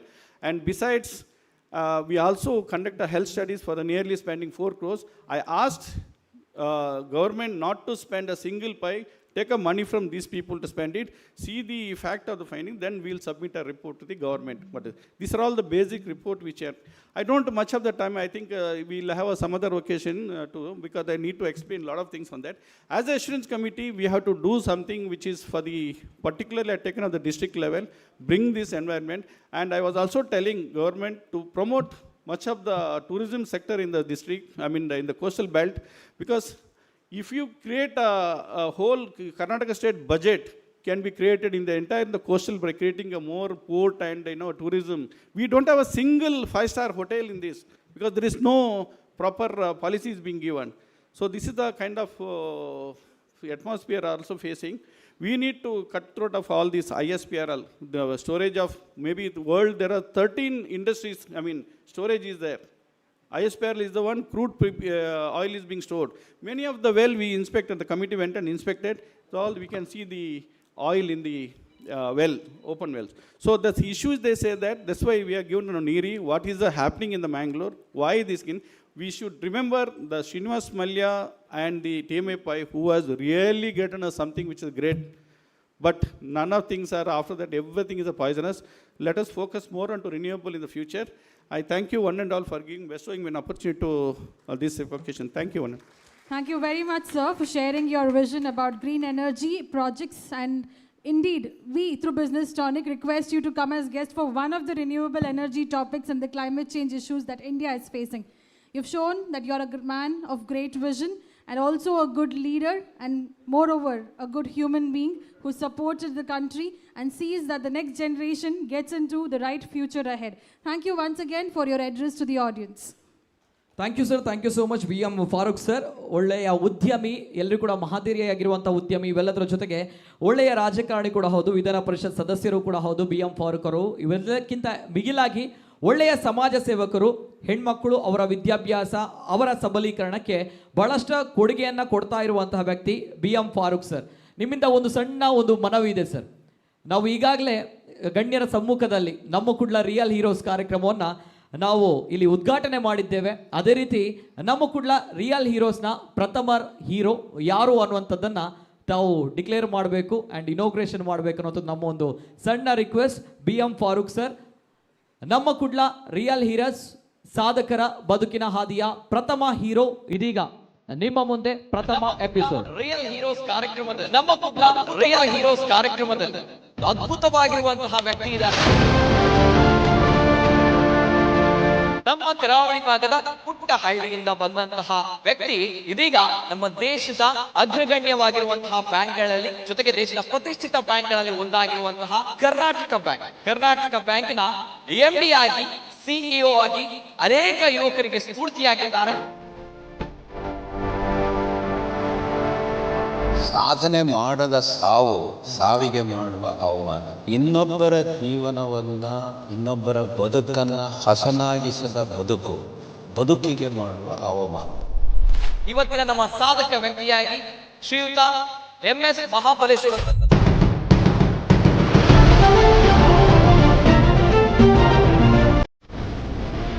ಬಹಳ ಮುಖ್ಯ ಅಂದ್ರೆ ನಾನು ಓದಿದ್ದು ಕನ್ನಡ ಮಾಧ್ಯಮದಲ್ಲಿ, ಅದರಲ್ಲೂ ಸಹ ಸರ್ಕಾರಿ ಶಾಲೆಯಲ್ಲಿ. ಆಫಿಷಿಯಲ್ AG ಮಾಡಿದ್ರಿ. ಹೌದು. ತದನಂತರ ಹೇಗೆ ಈ ಫೀಲ್ಡ್ಗೆ ಬಂದ್ರಿ? ರೋಚಕ ಕಥೆ ಅಂತಲೇ ಹೇಳಿ. ಅವಾಗ ಈ 1,40,000 ಕೋಟಿ ರೂಪಾಯಿ ಅವತ್ತು 1 ರೂಪಾಯಿ ಕೂಡ ಕಿಸೆಯಲ್ಲಿರಲಿಲ್ಲ. 24ನೇ ಇಸವಿಯಿಂದ ಇವತ್ತಿನವರೆಗೆ ಯಾವುದೇ ವರ್ಷದಲ್ಲಿಯೂ ಸಹ ನಷ್ಟವನ್ನು ಅನುಭವಿಸದೆ ಲಾಭದಲ್ಲೇ ನಡೆದಂತಹ ಬ್ಯಾಂಕು ಕರ್ನಾಟಕ ಮಹಾಬಲೇಶ್ವರ ಸೋತಿದ್ದೀರಾ? ಸೋತಿದ್ದು ಅಷ್ಟೇ ಅಲ್ಲ, ನಾನು ಎಡವಿಗೂ ಸಹ ಬಿದ್ದಿದ್ದೇನೆ. ಎದ್ದು ನಡ್ಕೊಂಡು ಹೋಗಿದ್ದಲ್ಲ, ಓಡ್ಕೊಂಡು ಹೋಗಿದ್ದೆ. ಪುಸ್ತಕದಲ್ಲಿಯೂ ಸಹ ಏನಿದೆ ಅದನ್ನು ಓದಬೇಕು. ಆದರೆ ಜೀವನದ ಹಲವಾರು ಒಂದು ವಿಷಯಗಳನ್ನು ಅನುಭವಿಸಬೇಕು. Dream big is natural, but to work hard to realise that dream, that is ಮೆಹನತ್ ಕರ್ನಾ ಹೈ. ಅನ್ಕೊಂಡಿದ್ರೆ ಸರ್ ನಾನು ಈ ಟಾಪ್ ಮೋಸ್ಟ್ ಪೊಸಿಷನ್ ಅಲ್ಲಿ ನಾನು ಇರ್ತೀನಿ ಅನ್ನುವಂಥದ್ದು? ನಾನು ರಿಟೈರ್ ಆಗುವಾಗ ಅಟ್ಲೀಸ್ಟ್ ಬ್ಯಾಂಕಿನ ಜನರಲ್ ಮ್ಯಾನೇಜರ್ ಆ ಕ್ಯಾಟಗರಿ ವರೆಗಾದ್ರೂ ಒಂದು ಹೋಗಬೇಕು. ಈ ಬ್ಯಾಂಕಿಂಗ್ ಸೆಕ್ಟರ್ ನಲ್ಲಿ ಇಲ್ಲದೆ ಇರ್ತಾ ಇದ್ರೆ, MD CEO ಆಗದೆ ಇರ್ತಾ ಇದ್ರೆ ಎಲ್ಲಿ ಇರ್ತಾ ಇದೆ? Doctor Mahabaleshwar sir. ತುಂಬ ಕಷ್ಟಗಳು, ಏಳು ಬೀಳುಗಳು, ಸಾಧನೆ ಮಾಡಲಿಕ್ಕೆ ಅವಕಾಶಗಳು ಎಲ್ಲವೂ ಸಾಧಲು. ಇದು ಒಂದು ರೀತಿಯಲ್ಲಿ ಸೋಷಿಯೋ ಇಕನಾಮಿಕ್ ಮೂವ್ಮೆಂಟ್. ಸೊ ಆರಂಭ ಉಂಟು, ಅಂತ್ಯ ಇಲ್ಲ.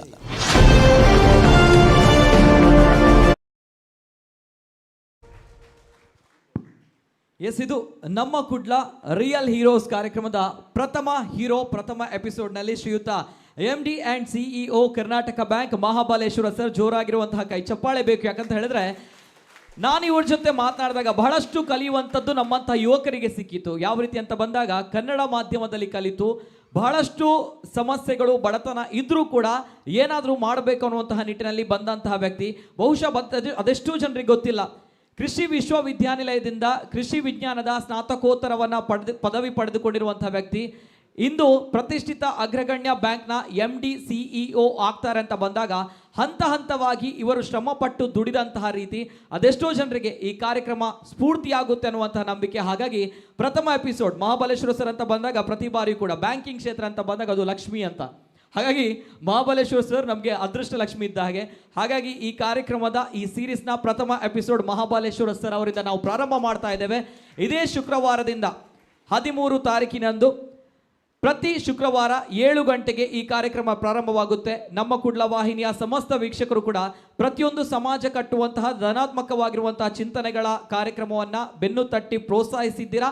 ಅದೇ ರೀತಿ ಈ ಕಾರ್ಯಕ್ರಮವನ್ನು ಪ್ರೋತ್ಸಾಹಿಸ್ತೀರಿ, ಜೊತೆಗೆ ಯಶಸ್ಸಿನ ದಾರಿಯಲ್ಲಿ ನಡೆಸ್ತೀರಿ ಅನ್ನುವಂತಹ ನಂಬಿಕೆಯ ಜೊತೆಗೆ ಒನ್ಸ್ ಅಗೇನ್ ಧನ್ಯವಾದಗಳು. BM ಫಾರೂಕ್ ಸರ್ ಈ ಕಾರ್ಯಕ್ರಮವನ್ನು ಉದ್ಘಾಟನೆ ಮಾಡಿದ್ದಕ್ಕೆ. ನಮ್ಮ ಕುಡ್ಲ ರಿಯಲ್ ಹೀರೋಸ್, ಸಾಧಕರ ಬದುಕಿನ ಯಶೋಗಾಥೆ ಇನ್ನು ಮುಂದೆ ನಮ್ಮ ಕುಡ್ಲ ವಾಹಿನಿಯಲ್ಲಿ.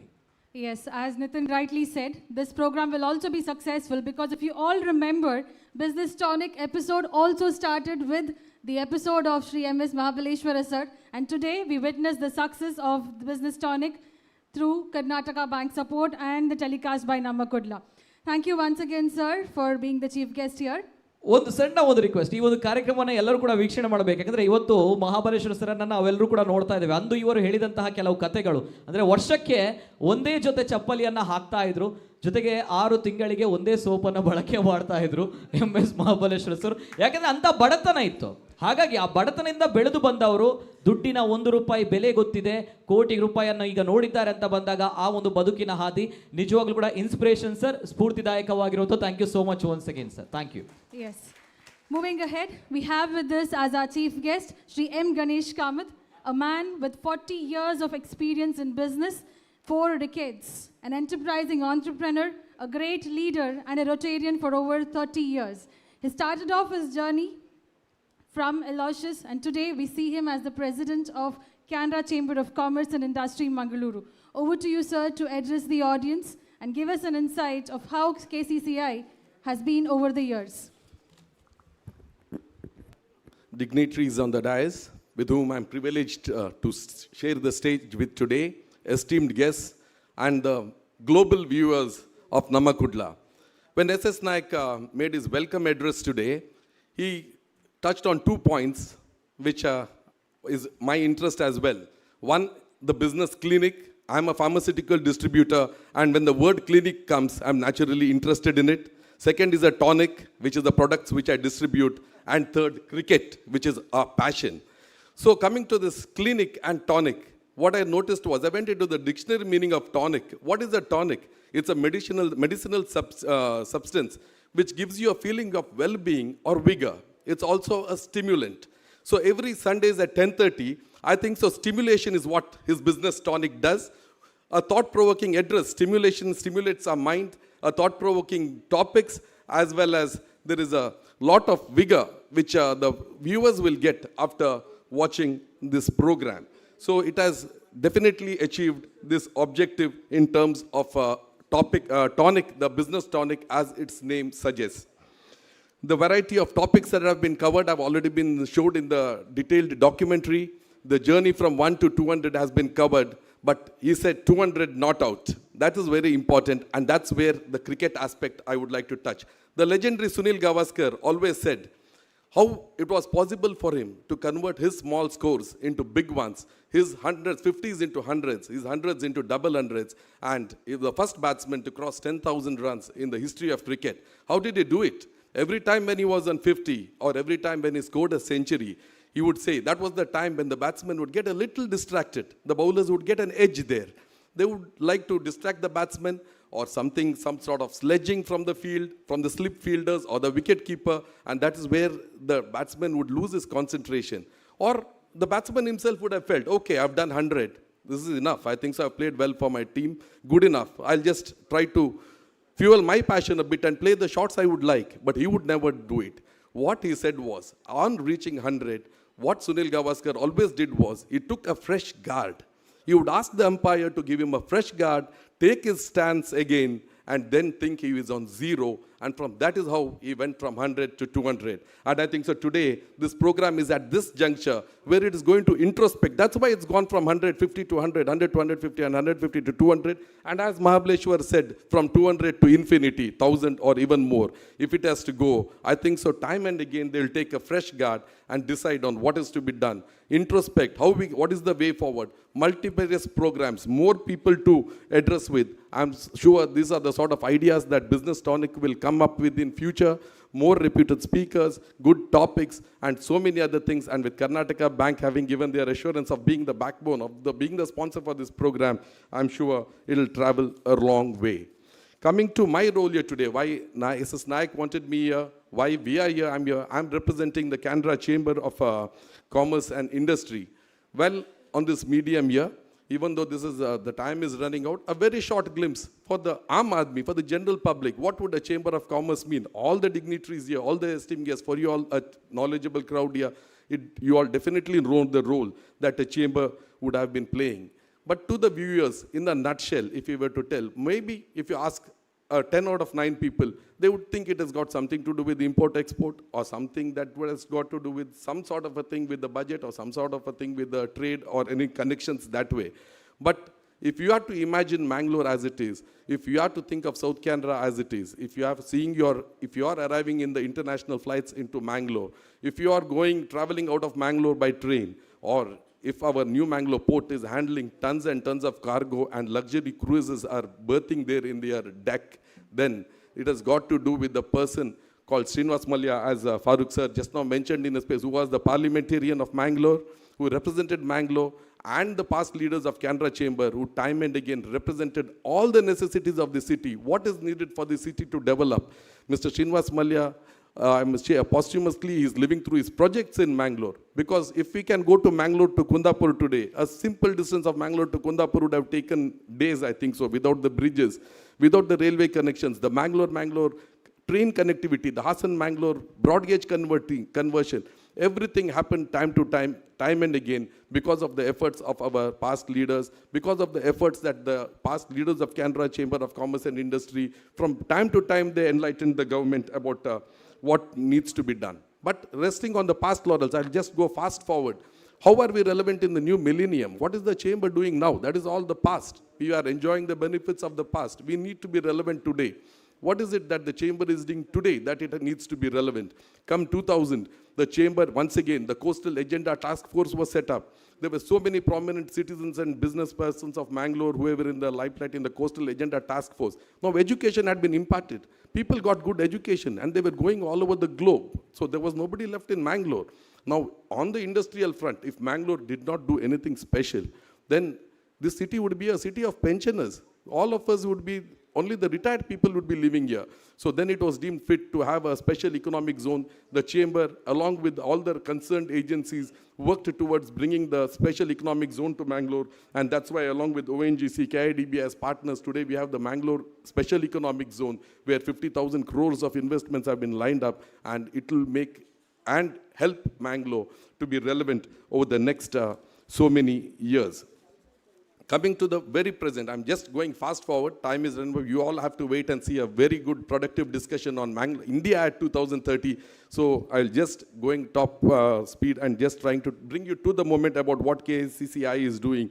Today, we have got the CEOL. Infotech is the hub today. We need to have a lot of encouragement for the people who are coming into Infotech, and we are seeing only Bangalore. Now the big five, when you think of Infotech, you think of Infosys, you think of Wipro, you think of something else, which is all centered around the cities. The clusters are in the cities, and today the government wants to decluster Bangalore. It can't anymore. It can't take the load of such a thing. And the Beyond Bangalore Techno Vaganza, which was held in Mangalore recently, it holds a lot of promise for Mangalore. The number of IT industries, Mangalore is going to be a IT hub. So many of the people there said it's going to be the Silicon Beach. You have the Silicon Valley. The aim is to make Mangalore a Silicon Beach of India. And I'm sure in the near future, just like all of the past ventures have been a success, Mangalore will be the IT hub.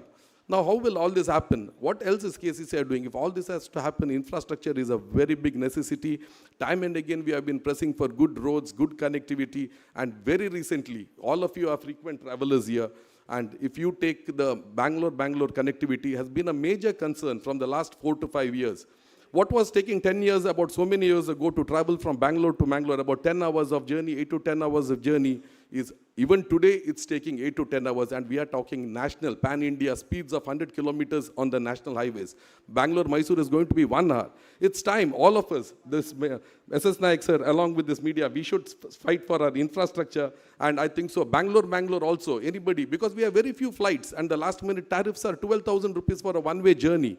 So it may not be economical for anybody to book a last minute ticket and travel out of Mangalore to Mangalore and Bombay. Only a few airlines are operating. We have Indigo and just in Air India also, 1 or 2 airlines operating. We need more airlines to come here. The road connectivity has to improve. Bangalore has to be 4-5 lane, and this was one area where, along with our elected representatives and every forum KCCI has been pressing, and I'm happy to tell, just 10 days back, we have our Honorable MP of Mangalore, Mr. Nalin Kumar, has received a letter from the Transport Minister. The 4-laning of Bangalore highway will be taken up. The DPR for the tunnel, which we have been pressing for very much, the tunnel project between Mangalore and Bangalore, the DPR is in its final stage, and by April it is expected that the DPR will be finalized, as well as the immediate repairs of that structure is going to be done soon.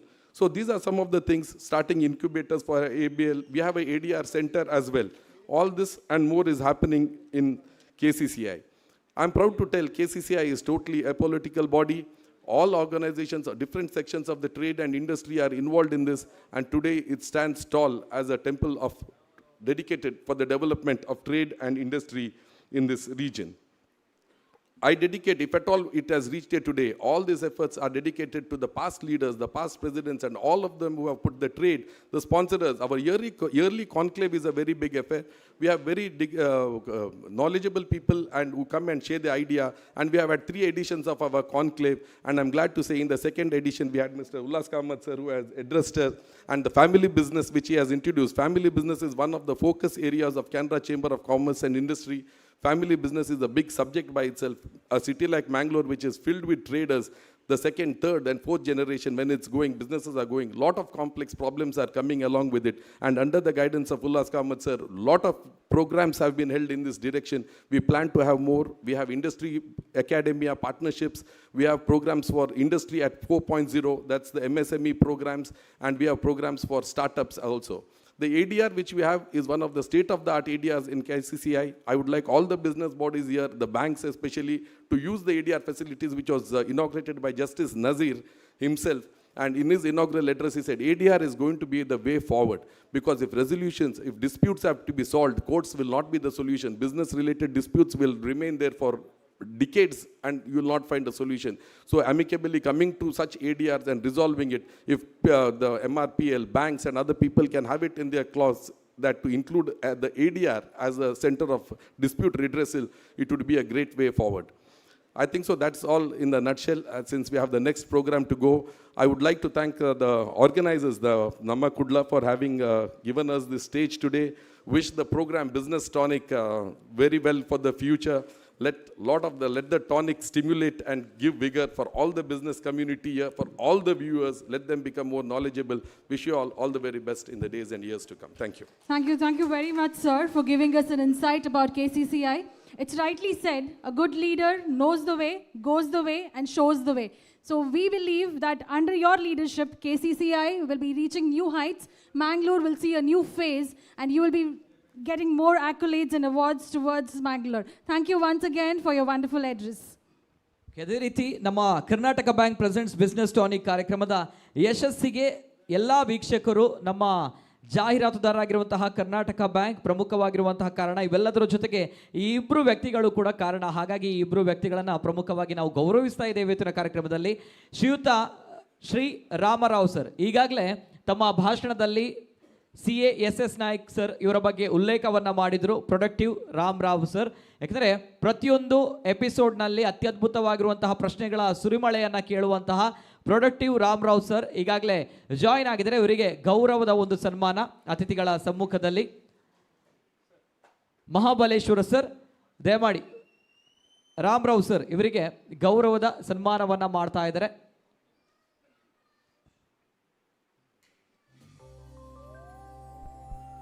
He's a person who's been asking a lot of questions in every episode of Business Tonic.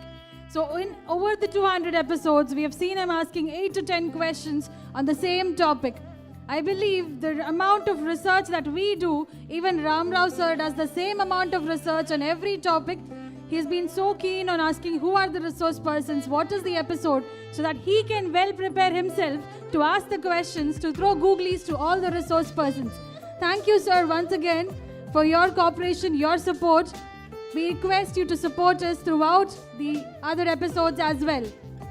Thank you sir, thank you Ramarao sir. ಅದೇ ರೀತಿ ಒಂದು ವಿಚಾರ ಈ ಸಂದರ್ಭ ಹೇಳಬೇಕು. ನಿನ್ನೆ SS Naik sir ಇವರ ಬಗ್ಗೆ ಹೇಳ್ತಾ ಇದ್ರು. ಅಂದರೆ ಇವರ 2 ವೀಲರಲ್ಲಿ ಗಾಡಿಯಲ್ಲಿ ಈ ಒಂದು ಕಾರ್ಯಕ್ರಮದ ಇನ್ವಿಟೇಷನ್ಗಳನ್ನು ಪ್ರತಿಯೊಬ್ಬರಲ್ಲಿಗೂ ಹೋಗಿ ಹತ್ರ ಹೋಗಿ ಇವರು ಅವರಿಗೆ ಕೊಟ್ಟು ಬರ್ತಾ ಇದ್ರು. ಅಂತಹ ಒಂದು ಪ್ರಾಮಾಣಿಕವಾಗಿರುವಂಥ ಸೇವೆ ಸಲ್ಲಿಸ್ತಾ ಇದ್ದಾರೆ ಈ ಒಂದು ಕಾರ್ಯಕ್ರಮಕ್ಕೆ. ಧನ್ಯವಾದಗಳು ಸರ್ ರಾಮರಾವ್ ಸರ್. ಅದೇ ರೀತಿ ಮತ್ತೊಬ್ಬ ವ್ಯಕ್ತಿ, ಇವರ ಒಂದು ಸುಶ್ರಾವ್ಯವಾಗಿರುವಂತಹ ಹಾಡಿನ ಮೂಲಕ ಪ್ರತಿ ಬಾರಿಯೂ ಕೂಡ ನಮ್ಮ ಕಾರ್ಯಕ್ರಮಕ್ಕೆ ಶಕ್ತಿ ತುಂಬಿರುವಂತಹ ವ್ಯಕ್ತಿ ಶ್ರೀಯುತ ಮುರಳೀಧರ್ ಶೆಣೈ ಅವರು. ಸರ್ ದಯಮಾಡಿ ವೇದಿಕೆಗೆ ಬರಬೇಕು. ಮುರಳೀಧರ್ ಶೆಣೈ ಅವರಿಗೆ ಜೋರಾಗಿರುವಂತಹ ಕೈ ಚಪ್ಪಾಳೆ. ಇವರ ಒಂದು ಪ್ರಾರ್ಥನೆಯ ಮೂಲಕ ಕರ್ನಾಟಕ ಬ್ಯಾಂಕ್ ಬಿಸ್ನೆಸ್ ಟಾನಿಕ್ 25ನೇ ಕಾರ್ಯಕ್ರಮ, 50ನೇ ಕಾರ್ಯಕ್ರಮ, 100ನೇ ಸಂಚಿಕೆ, 150ನೇ ಸಂಚಿಕೆ, ಇದೀಗ 200ನೇ ಸಂಚಿಕೆ, ಇನ್ನು ಮುಂದಕ್ಕೆ 300, ಇನ್ನು 500 ಸಂಚಿಕೆಗಳು ಏನಿದೆ ಎಲ್ಲ ಸಂಚಿಕೆಗಳಿಗೂ ಕೂಡ ಮುರಳೀಧರ್ ಶೆಣೈ ಅವರ ಹಾಡು, ಅವರ ಸುಶ್ರಾವ್ಯವಾಗಿರುವಂತಹ ಹಾಡು ಜೊತೆಗೆ ಅವರ ಭಕ್ತಿ ಪೂರ್ವಕವಾಗಿರುವಂತಹ ಹಾಡಿನ ಮೂಲಕ ನಮಗೆ ಶಕ್ತಿಯನ್ನು ತುಂಬುತ್ತಾ ಇರುವಂತಹ ವ್ಯಕ್ತಿ ಮುರಳೀಧರ್ ಶೆಣೈ ಅವರು. ಗೌರವದ ಸನ್ಮಾನ. Thank you sir, thank you so much. ಅದೇ ರೀತಿ Suresh Shenoy sir, the man no need introduction ಬಹುಶಃ, ಯಾಕಂದರೆ ನಮ್ಮ ಕುಡ್ಲ ವಾಹಿನಿಗೆ ಪ್ರತಿ ಬಾರಿಯೂ ಕೂಡ ಕಾರ್ಯಕ್ರಮಗಳು ಅಂತ ಬಂದಾಗ ನಮ್ಮ ಜೊತೆ ಬೆನ್ನೆಲುಬಾಗಿ ನಿಂತಿರುವಂತಹ ವ್ಯಕ್ತಿ ಮುರಳೀಧರ ಶೆಣೈ ಅವರು ಅವರಿದ್ದಾರೆ. ಅದೇ ರೀತಿ ಸುರೇಶ್ ಶೆಣೈ ಅವರು, ಸುರೇಶ್ ಶೆಣೈ ಅವರಿಗೆ ಗೌರವದ ಸನ್ಮಾನ.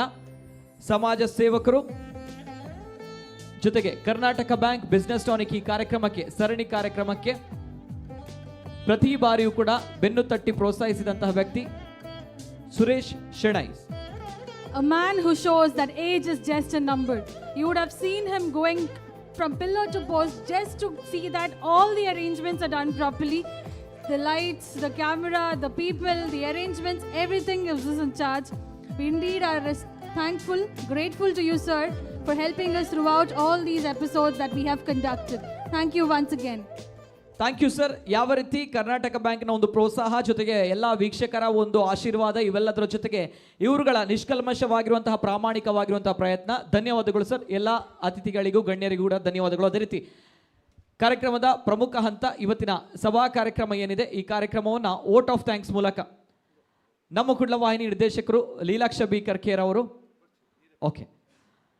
ಬಂದಂತಹ ಎಲ್ಲ ಗಣ್ಯ ವ್ಯಕ್ತಿಗಳಿಗೆ ನೆನಪಿನ ಸ್ಮರಣಿಕೆಯನ್ನು ನೀಡ್ತಾ ಇದ್ದಾರೆ ನಮ್ಮ ಕುಡ್ಲ ವಾಹಿನಿಯ ನಿರ್ದೇಶಕರು ಲೀಲಾಕ್ಷ ಬಿ ಕರ್ಕೇರ್ ಅವರು. ಮೊದಲನೇದಾಗಿ ಈ ಒಂದು ಕಾರ್ಯಕ್ರಮಕ್ಕೆ ಶಕ್ತಿಯನ್ನು ತುಂಬಿರುವಂತಹ ವ್ಯಕ್ತಿ ಕೂಡ ಹೌದು. ಅದೇ ರೀತಿ ಶ್ರೀಯುತ ಶ್ರೀ ವಿಠಲ್ ದಾಸ್ ಲೀಲಾಧರ್ ಅವರು, ಫಾರ್ಮರ್ ಡೆಪ್ಯೂಟಿ ಗವರ್ನರ್ RBI, ನಮ್ಮ ಕುಡ್ಲ ವಾಹಿನಿಯ ನಿರ್ದೇಶಕರು ಲೀಲಾಕ್ಷ ಬಿ ಕರ್ಕೇರ್ ಅವರು ಅಭಿನಂದನೆಯನ್ನು ಸಲ್ಲಿಸ್ತಾ ಇದ್ದಾರೆ.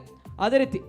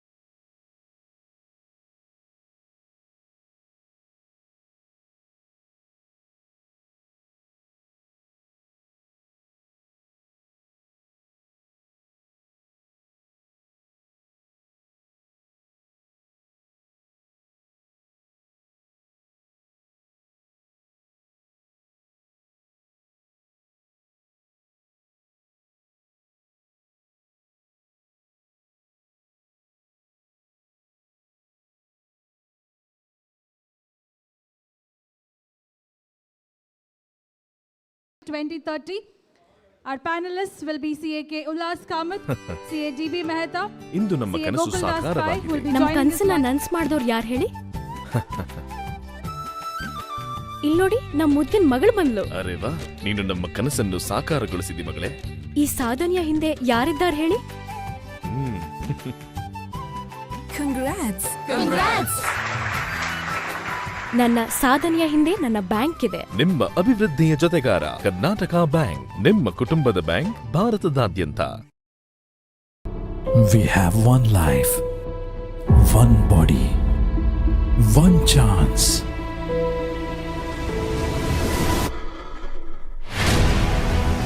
I push my body to its limits. I make choices with long-term benefits. I choose Godama A2 ghee for my daily nutritional needs.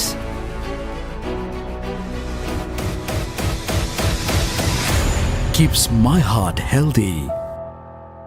I choose Godama A2 ghee.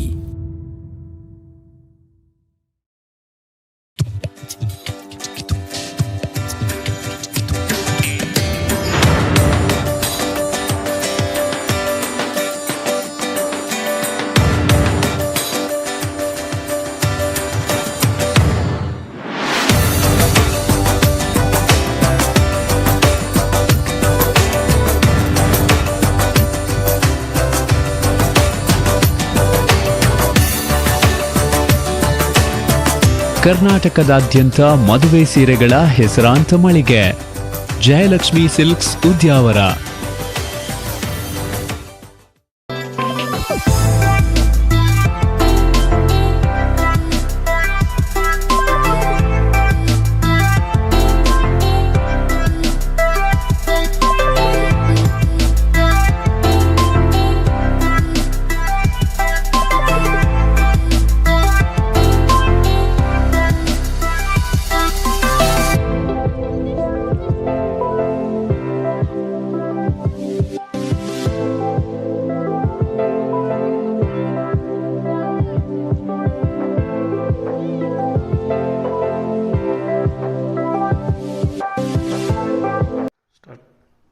Greetings. Vision India has a 20-year success history with the customer-centric approach. Me and my son, Ashwin, started Vision India to cater the best coating solution to commercial automobile sector. Ashwin is a go-getter and prepared effective logistic planning. Our approach was to limit customer material stocking by supplying customized coating kit based on their forecast. This saved customer a lot of time, space for stocking and reducing inventory at their site without a single day delay. We also provided skilled labor for coating to many big organizations like Volvo, Daimler, Scania and others. Customer delight has been our motto throughout the effective logistic and supply chain solution.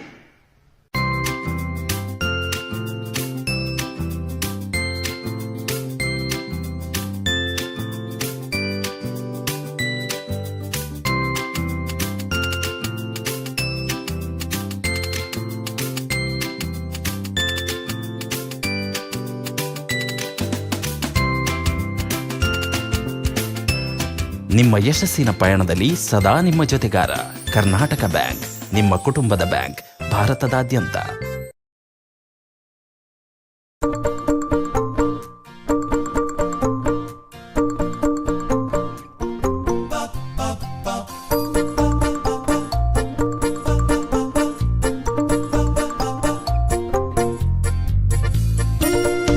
बच्चे जो देखते हैं वही सीखते हैं, तो क्यों ना कुछ अच्छा ही दिखाएं। स्वच्छता की ओर कदम बढ़ाएं, चलो भारत को स्वच्छ बनाएं। Congratulations रवि, मंडे से तुम दिल्ली ऑफिस का चार्ज लेना। See you on Tuesday. Devi, move my Friday meeting with Ganesh to Monday और मेरी मंडे वाली meeting with Sunita to Wednesday. Reschedule my Bangalore trip to Thursday और Tuesday के लिए फ्लाइट बुक कर देना। Sean on line 1. Hello Sean, what's the status on the deal? We've been speaking about this since Monday. I was supposed to get this yesterday. If I don't get a final word in by Friday, then the deal is off on Saturday. आज का India सिर्फ चलता नहीं, दौड़ता है non stop. और ऐसे non stop India के लिए कर्नाटका बैंक लाता है प्रोडक्ट्स एंड सर्विसेज जो इंडिया को रखे हमेशा on the go. Karnataka bank, non stop banking for a non stop India. ರೀ ಕೇಳಿಸ್ತಾ ಇದೆಯಾ? ಇವತ್ತು ನಮ್ಮ ಸಿನಿಮಾ ಟಿಕೆಟ್ ಬುಕ್ ಮಾಡ್ಬೇಕಿತ್ತಲ್ಲ. ಏನ್ ಪಾಪ ನೀವು ಹಾಡ್ ಕೇಳ್ತಾ ಕೇಳ್ತಾ ನನ್ ಟ್ಯೂಷನ್ ಫೀ ಕಟ್ಟೋದ್ ಮರ್ತೇ ಬಿಟ್ರಾ? ನಮ್ಮ ಯಾತ್ರೆಯ ಟಿಕೆಟ್ ಯಾವಾಗ ಬುಕ್ ಮಾಡ್ತೀಯ ಮಗನೇ? ಹಲವು ಬೇಡಿಕೆಗಳಿಗೆ ಇದೀಗ ಒಂದೇ ಪರಿಹಾರ.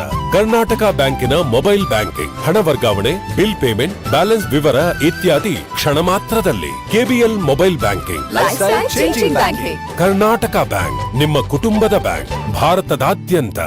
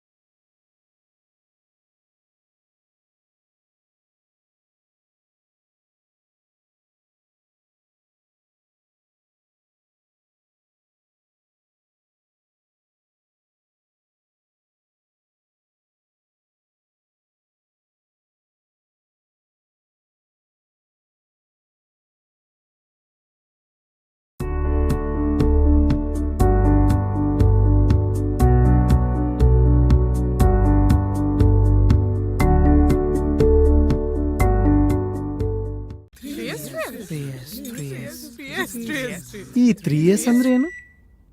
3S ಮ್ಯೂಚುವಲ್ ಫಂಡ್ ನ ಸೌಲಭ್ಯಗಳಾಗಿವೆ. ಕಂತುಗಳಲ್ಲಿ ಇನ್ವೆಸ್ಟ್ ಮಾಡಲು ಸಿಸ್ಟಮ್ಯಾಟಿಕ್ ಇನ್ವೆಸ್ಟ್ಮೆಂಟ್ ಪ್ಲಾನ್. ಹೆಚ್ಚು ಉತ್ತಮ ರಿಸ್ಕ್ ಮ್ಯಾನೇಜ್ಮೆಂಟ್ ಗಾಗಿ ಒಂದು ಫಂಡ್ ನಿಂದ ಇನ್ನೊಂದಕ್ಕೆ ಟ್ರಾನ್ಸ್ಫರ್ ಮಾಡಿ ಸಿಸ್ಟಮ್ಯಾಟಿಕ್ ಟ್ರಾನ್ಸ್ಫರ್ ಪ್ಲಾನ್ ನಿಂದ. ರಿಟೈರ್ಮೆಂಟ್ ನಂತರದ ಅವಶ್ಯಕತೆಗಾಗಿ ಸಿಸ್ಟಮ್ಯಾಟಿಕ್ ವಿಡ್ರಾವಲ್ ಪ್ಲಾನ್. ಯಾವುದೇ ಮ್ಯೂಚುವಲ್ ಫಂಡ್ ಸ್ಕೀಮ್ ಅನ್ನು ಮಾಡಿ ಸ್ಟ್ರಾಂಗ್ 3S ಸೌಲಭ್ಯಗಳೊಂದಿಗೆ. ಮ್ಯೂಚುವಲ್ ಫಂಡ್ ಹೂಡಿಕೆಗಳು ಮಾರುಕಟ್ಟೆಯ ಆಪತ್ತಿನ ಅಂಶಗಳಿಗೆ ಒಳಪಟ್ಟಿವೆ. ದಯವಿಟ್ಟು ಸ್ಕೀಮ್ ಸಂಬಂಧಿತ ಎಲ್ಲಾ ದಸ್ತಾವೇಜುಗಳನ್ನು ಗಮನವಿಟ್ಟು ಓದಿಕೊಳ್ಳಿ. मनोहर भाई का पेमेंट आने का है, दुकान में जाओ और चेक के बिना वापस मत आओ. ए, फटाफट जाओ जाओ. सर जी, बॉर्डर में हमारा ट्रक अटक गया है. ए सुरेंद्र, MS-2159 ब्रेक डाउन हुआ है, जाओ फटाफट फिक्स करो. अरे 5 जोड़ी बॉम्बे के लिए निकालो. सर जी, मुंबई से शर्मा साहब पेमेंट के बारे में. आज का इंडिया सिर्फ चलता नहीं, दौड़ता है नॉन स्टॉप. पेमेंट आप थोड़ा चेक कीजिए ना. और 1500 मेरे को चाहिए. ओके, ये लो, हो गया.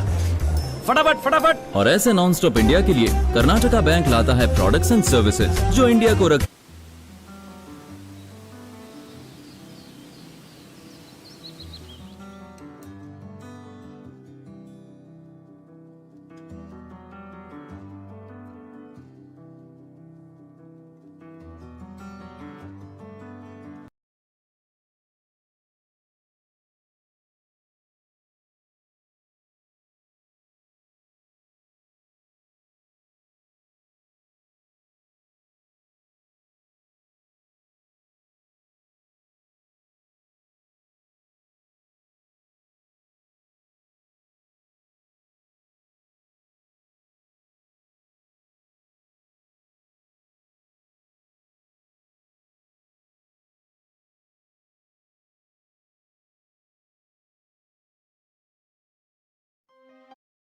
Technology. Fiza Group, turnkey wind farm developers. 2 decades of rich experience in development of large wind projects. You can choose any turbine, any make we build for you. For green investment, log on to www.fizagroup.com. ಈ 3S ಅಂದ್ರೆ ಏನು? 3S mutual fund ನ ಸೌಲಭ್ಯಗಳಾಗಿವೆ. ಕಂತುಗಳಲ್ಲಿ invest ಮಾಡಲು systematic investment plan. ಹೆಚ್ಚು ಉತ್ತಮ risk management ಗಾಗಿ ಒಂದು ಫಂಡ್ ನಿಂದ ಇನ್ನೊಂದಕ್ಕೆ ಟ್ರಾನ್ಸ್ಫರ್ ಮಾಡಿ ಸಿಸ್ಟಮ್ಯಾಟಿಕ್ ಟ್ರಾನ್ಸ್ಫರ್ ಪ್ಲಾನ್ ನಿಂದ. ರಿಟೈರ್ಮೆಂಟ್ ನಂತರದ ಅವಶ್ಯಕತೆಗಾಗಿ ಸಿಸ್ಟಮ್ಯಾಟಿಕ್ ವಿಡ್ರಾವಲ್ ಪ್ಲಾನ್. ಯಾವುದೇ ಮ್ಯೂಚುವಲ್ ಫಂಡ್ ಸ್ಕೀಮ್ ಅನ್ನು ಮಾಡಿ ಸ್ಟ್ರಾಂಗ್ 3S ಸೌಲಭ್ಯಗಳೊಂದಿಗೆ. ಮ್ಯೂಚುವಲ್ ಫಂಡ್ ಹೂಡಿಕೆಗಳು ಮಾರುಕಟ್ಟೆಯ ಆಪತ್ತಿನ ಅಂಶಗಳಿಗೆ ಒಳಪಟ್ಟಿವೆ. ದಯವಿಟ್ಟು ಸ್ಕೀಮ್ ಸಂಬಂಧಿತ ಎಲ್ಲಾ ದಸ್ತಾವೇಜುಗಳನ್ನು ಗಮನವಿಟ್ಟು ಓದಿಕೊಳ್ಳಿ.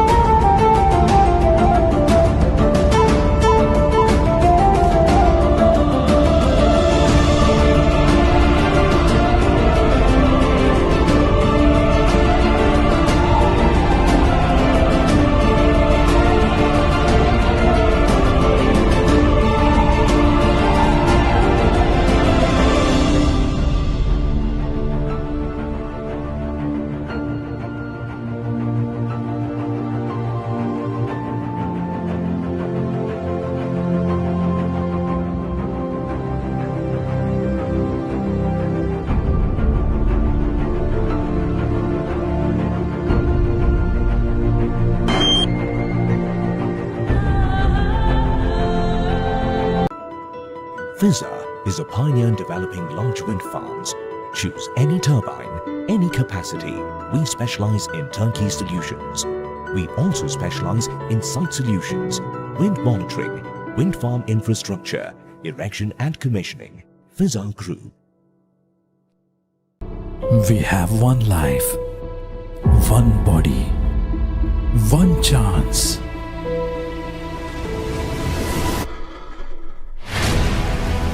I push my body to its limits. I make choices with long-term benefits. I choose Godama A2 Ghee for my daily nutritional needs.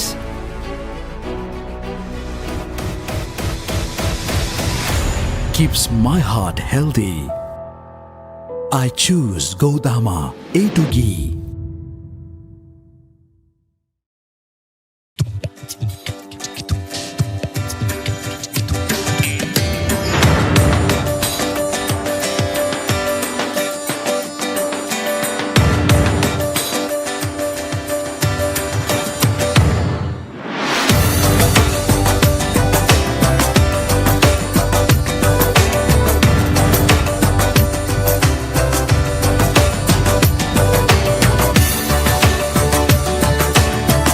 ಕರ್ನಾಟಕದಾದ್ಯಂತ ಮದುವೆ ಸೀರೆಗಳ ಹೆಸರಾಂತ ಮಳಿಗೆ Jayalakshmi silks Udyavara.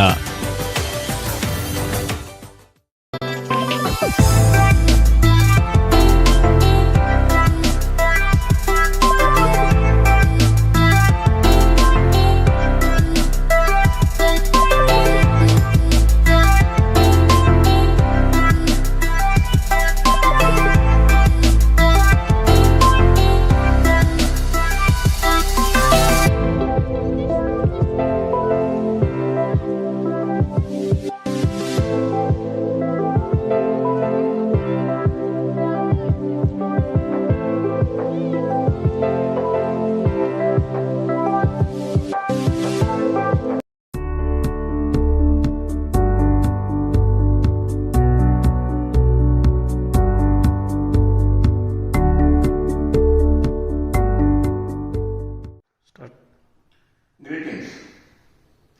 Vision India has a 20-year success history with the customer-centric approach. Me and my son, Ashwin, started Vision India to cater the best coating solution to commercial automobile sector. Ashwin is a go-getter and prepared effective logistic planning. ದೇಶಕ್ಕಾಗಿ ಏನಾದರೂ ಮಾಡ್ಬೇಕು ಕಣೋ. ಹೌದು ಕಣು. ಆರ್ಮಿಗೆ ಸೇರ್ಕೊಂಡ್ರೆಗೆ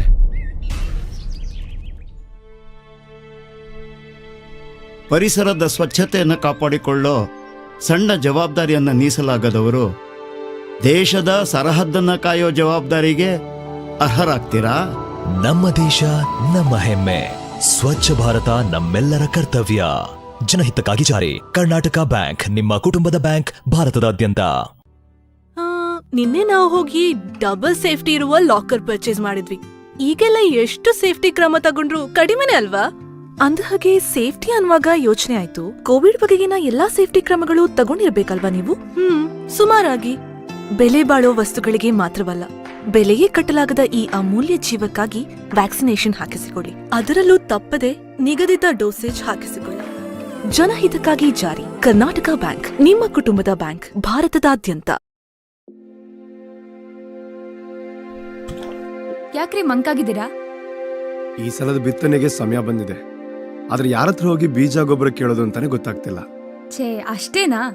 ಅದಕ್ಕೆಲ್ಲ tension ಮಾಡ್ಕೊಳ್ಳೋ ಅಗತ್ಯನೇ ಇಲ್ಲ. ಈ ಸಲ ನಮ್ಮ ಹತ್ರ ಇರೋ ಬಂಗಾರದಿಂದನೇ ಬೆಳೆ ಬೆಳಿಬಹುದು. ಏನ್ ಮಾತಾಡ್ತಾ ಇದೀಯಾ? ಬಂಗಾರದಿಂದ ಬೆಳೆ ಬೆಳೆಯಕ್ಕಾಗತ್ತಾ? ಹಾ ಹೌದು, ನಮ್ಮ ಹತ್ರ ಇರೋ ಬಂಗಾರನ ಕರ್ನಾಟಕ ಬ್ಯಾಂಕಲ್ಲಿ ತಗೊಂಡೋಗಿಟ್ರೆ ಅವರು ಕೃಷಿ ಸಾಲ ಕೊಡ್ತಾರೆ. ಅದರಿಂದ ಆಭರಣನೂ ಸುರಕ್ಷಿತವಾಗಿರುತ್ತೆ. ಹೌದಾ? ಹಾಗಾದ್ರೆ ನಡಿ, ಹಿಂದೆ ಕರ್ನಾಟಕ ಬ್ಯಾಂಕಿಗೆ ಹೋಗೋಣ. ಕರ್ನಾಟಕ ಬ್ಯಾಂಕ್, ನಿಮ್ಮ ಕುಟುಂಬದ ಬ್ಯಾಂಕ್, ಭಾರತದಾದ್ಯಂತ. Green technology. Fizza Group, turnkey wind farm developers. 2 decades of rich experience in development of large wind projects. You can choose any turbine, any make, we build for you. For green investment, log on to www.fizzagroup.com. ಈ 3S ಅಂದ್ರೆ ಏನು? 3S mutual fund ನ ಸೌಲಭ್ಯಗಳಾಗಿವೆ. ಕಂತುಗಳಲ್ಲಿ invest ಮಾಡಲು systematic investment plan. ಹೆಚ್ಚು ಉತ್ತಮ risk management ಗಾಗಿ ಒಂದು ಫಂಡ್ ನಿಂದ ಇನ್ನೊಂದಕ್ಕೆ ಟ್ರಾನ್ಸ್ಫರ್ ಮಾಡಿ ಸಿಸ್ಟಮ್ಯಾಟಿಕ್ ಟ್ರಾನ್ಸ್ಫರ್ ಪ್ಲಾನ್ ನಿಂದ. ರಿಟೈರ್ಮೆಂಟ್ ನಂತರದ ಅವಶ್ಯಕತೆಗಾಗಿ ಸಿಸ್ಟಮ್ಯಾಟಿಕ್ ವಿಡ್ರಾವಲ್ ಪ್ಲಾನ್. ಯಾವುದೇ ಮ್ಯೂಚುವಲ್ ಫಂಡ್ ಸ್ಕೀಮ್ ಅನ್ನು ಮಾಡಿ ಸ್ಟ್ರಾಂಗ್ 3S ಸೌಲಭ್ಯಗಳೊಂದಿಗೆ. ಮ್ಯೂಚುವಲ್ ಫಂಡ್ ಹೂಡಿಕೆಗಳು ಮಾರುಕಟ್ಟೆಯ ಆಪತ್ತಿನ ಅಂಶಗಳಿಗೆ ಒಳಪಟ್ಟಿವೆ. ದಯವಿಟ್ಟು ಸ್ಕೀಮ್ ಸಂಬಂಧಿತ ಎಲ್ಲಾ ದಸ್ತಾವೇಜುಗಳನ್ನು ಗಮನವಿಟ್ಟು ಓದಿಕೊಳ್ಳಿ.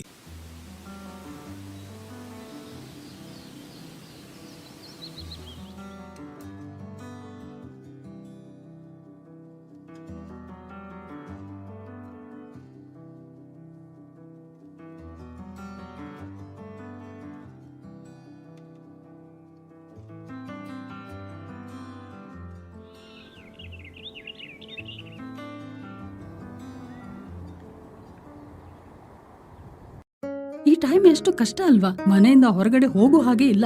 ಯಾವ ಕೆಲ್ಸದ ಬಗ್ಗೆ ಮಾತಾಡ್ತಿದ್ಯಮ್ಮ? ತಮ್ಮನ್ ಫೀಸ್ ಕಟ್ಟೋದು, ನನ್ನ ಫಾರ್ಮ್ 15H 15G ಫಿಲ್ ಮಾಡೋದು, ಇದೆಲ್ಲ ಮನೇಲಿ ಕೂತ್ ಹೇಗ್ ಮಾಡೋದು? ನಿನ್ನೆ ಪಕ್ಕದ ಅಂಗಡಿಯವರಿಗೆ ವೆಜಿಟೇಬಲ್ಸ್ ತರ್ಲಿಕ್ಕೆ ಹೇಳಿದ್ದೆ. ಈಗ ನೋಡಿದ್ರೆ ಅವ್ರಿಗೆ ಕೊಡ್ಲಿಕ್ಕೆ ಚಿಲ್ಲರೆ ಕಾಸು ಕೂಡ ಖಾಲಿ ಆಗಿದೆ. ಅಯ್ಯೋಮ್ಮ, ಅಷ್ಟೇನಾ ನಿನ್ ಕೆಲ್ಸ? ಈಗ ನೋಡು, ಈ KBL ಮೊಬೈಲ್ ಪ್ಲಸ್ ಆಪ್ ನಲ್ಲಿ ಎಲ್ಲಾ ಕೆಲ್ಸಗಳನ್ನ ಮನೆಯಿಂದಲೇ ಸುಲಭವಾಗಿ ಮಾಡ್ಬೋದು. ಕರ್ನಾಟಕ ಬ್ಯಾಂಕ್, ನಿಮ್ಮ ಕುಟುಂಬದ ಬ್ಯಾಂಕ್, ಭಾರತದಾದ್ಯಂತ.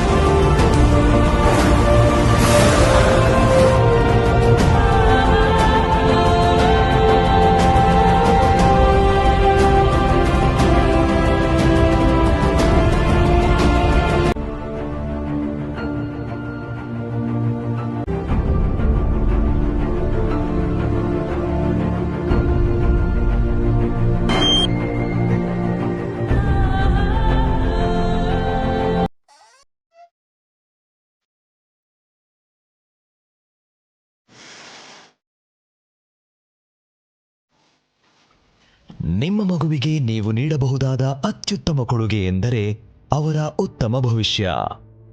ಅವರ ಭವಿಷ್ಯ ನಮ್ಮ ಪರಿಸರದಲ್ಲಿದೆ. ಇಂದು ನೀವು ನಿಮ್ಮ ಮಗುವಿಗೆ ಉಡುಗೊರೆಯಾಗಿ ಕೊಡುವ ಒಂದು ಗಿಡ ಪರಿಸರದ ಹಸಿರನ್ನು ಜೀವಂತವಾಗಿರಿಸುತ್ತದೆ. ಜನಹಿತಕ್ಕಾಗಿ ಜಾರಿ. ಕರ್ನಾಟಕ ಬ್ಯಾಂಕ್, ನಿಮ್ಮ ಕುಟುಂಬದ ಬ್ಯಾಂಕ್, ಭಾರತದಾದ್ಯಂತ.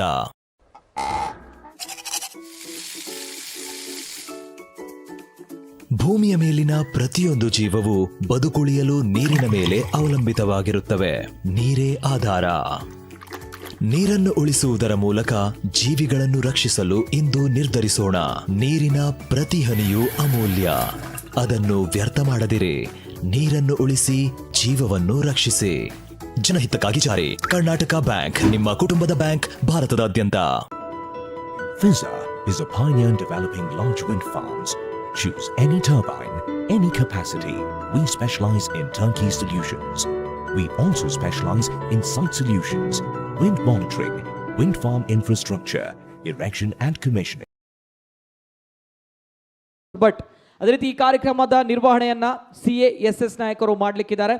ಈಗಾಗಲೇ ಟೀ ಬ್ರೇಕ್ನ ನಂತರ ದಯಮಾಡಿ ಎಲ್ಲರೂ ಕೂಡ ಸಭಾಂಗಣದ ಮುಂಭಾಗಕ್ಕೆ ಬರಬೇಕು. ಸಭಾಂಗಣದೊಳಗೆ ಬಂದು ಆಸೀನರಾಗಬೇಕಾಗಿ ಕೇಳ್ಕೊಳ್ತಾ ಇದ್ದೇವೆ.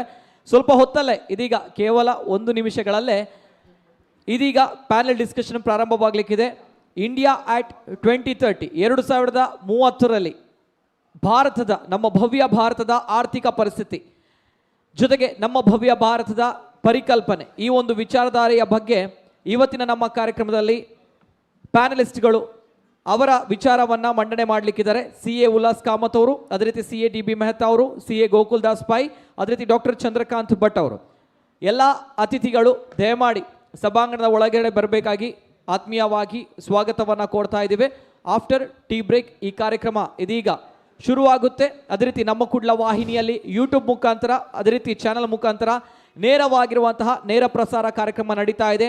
ಅಟ್ ಎ ಟೈಮ್ ಏಕಕಾಲದಲ್ಲಿ 35 ಲಕ್ಷ ಮನೆಗಳಿಗೆ ಈ ಒಂದು ಕಾರ್ಯಕ್ರಮ ನೇರ ಪ್ರಸಾರದ ಮೂಲಕ ಹೋಗ್ತಾ ಇದೆ. ಇವೆಲ್ಲದರ ಜೊತೆಗೆ ಫೇಸ್ಬುಕ್ಗಳಲ್ಲಿ, ಯೂಟ್ಯೂಬ್ಗಳಲ್ಲಿ, TV ಮಾಧ್ಯಮಗಳಲ್ಲಿ ಈ ಒಂದು ಕಾರ್ಯಕ್ರಮ ನಮ್ಮ ಕುಡ್ಲ ವಾಹಿನಿ ಮುಖಾಂತರ ನಿಮ್ಮ ಮನೆಗಳಲ್ಲಿ ನಮ್ಮ ಕುಡ್ಲ ವಾಹಿನಿಯ Karnataka bank presents business tonic 200ನೇ ಸಂಭ್ರಮ. ಮತ್ತೊಮ್ಮೆ ಎಲ್ಲ ಪ್ರಾಯೋಜಕರಿಗೆ ಕೂಡ ಧನ್ಯವಾದಗಳನ್ನು ಸಲ್ಲಿಸ್ತಾ ಇದ್ದೀವಿ. ಅದೇ ರೀತಿ ಈ ನಮ್ಮ ಕಾರ್ಯಕ್ರಮದ ಪ್ರಮುಖ ಪ್ರಾಯೋಜಕರು Karnataka bank, powered by new Mangalore port authority, Al Badriya wood industries, Fizza developers and infrastructure private limited, Godama SKF Elixir India private limited, Canara Robeco mutual fund. ಅದೇ ರೀತಿ ಇವತ್ತಿನ ನಮ್ಮ ಕಾರ್ಯಕ್ರಮಕ್ಕೆ ಗಿಫ್ಟ್ ಹ್ಯಾಂಪರ್ಗಳನ್ನು ಸ್ಪಾನ್ಸರ್ ಮಾಡಿರುವಂಥವರು Bhandari school book private limited, Bunder Mangalore, Jayalakshmi silks Udyavara. ತಮಗೂ ಕೂಡ ಧನ್ಯವಾದಗಳನ್ನು ಸಲ್ಲಿಸ್ತಾ ಇದ್ದೇವೆ. Yes, over to CA SS Naik, the moderator, to take up the session and give us an insight on India at 2030. Good afternoon. We have with us eminent panelists today, CA Gokul Das Pai, who is on Zoom from Washington DC, USA. CA Gokul Das Pai, you are welcome to our show, India at 2030. We have with us CA Ullas Kamath, Chairman, Karnataka State Council, FICCI. Sir, you are also welcome to this show. We have our eminent economic expert, CA DB Mehta. He is the Vice Chairman of Karnataka Credit, as well as he is CA, then he is IRS, then he has qualified law also. Sir, you are also welcome to this show as economic expert. We have already introduced Dr. Chandrakant Bhatt, investment consultant from Dubai. You are also welcome to the show. Before starting the event, this session, India at 2030. See, we have been listening $5 trillion economy by our Prime Minister, and almost all the forums we say $5 trillion economy, that is the immediate target of India. So before starting this, I would like to brief some statistics. Global wealth in US dollars, in 2000 it was 15 trillion, in 2020 it is $155 trillion. China, in 2000 it was only 5 trillion, but in 2020 it is 100 trillion. And global wealth it is 15 trillion in 2000, 2020 it was 155 trillion. China 5 trillion in 2000, now it is 100 trillion. USA it was 2009 million, now it is 10 trillion.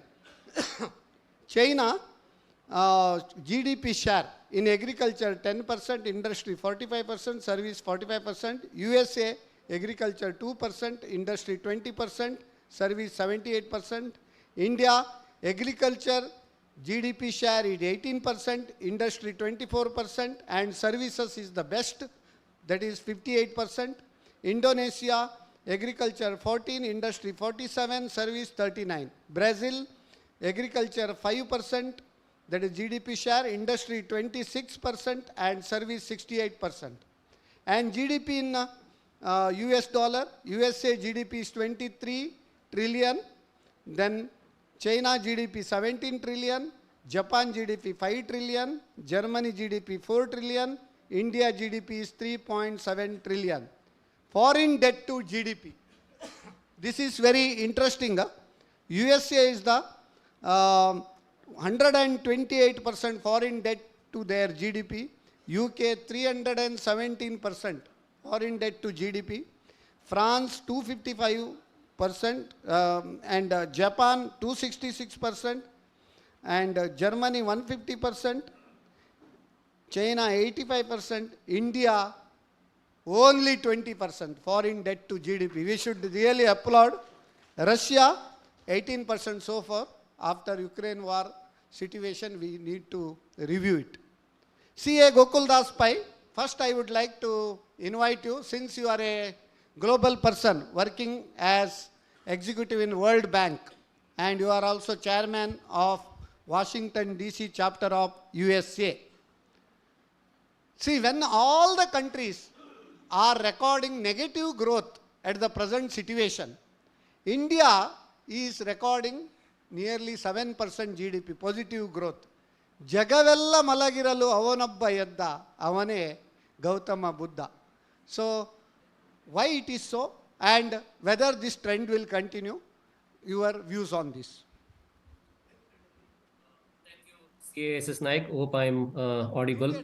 And first of all, congratulations to you and Namakudla channel for completing 200 episodes of Hello, business. Mr. Pai, Hello.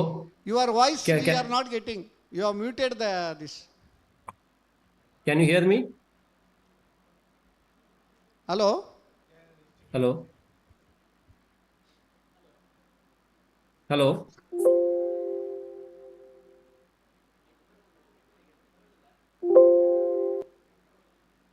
Hello?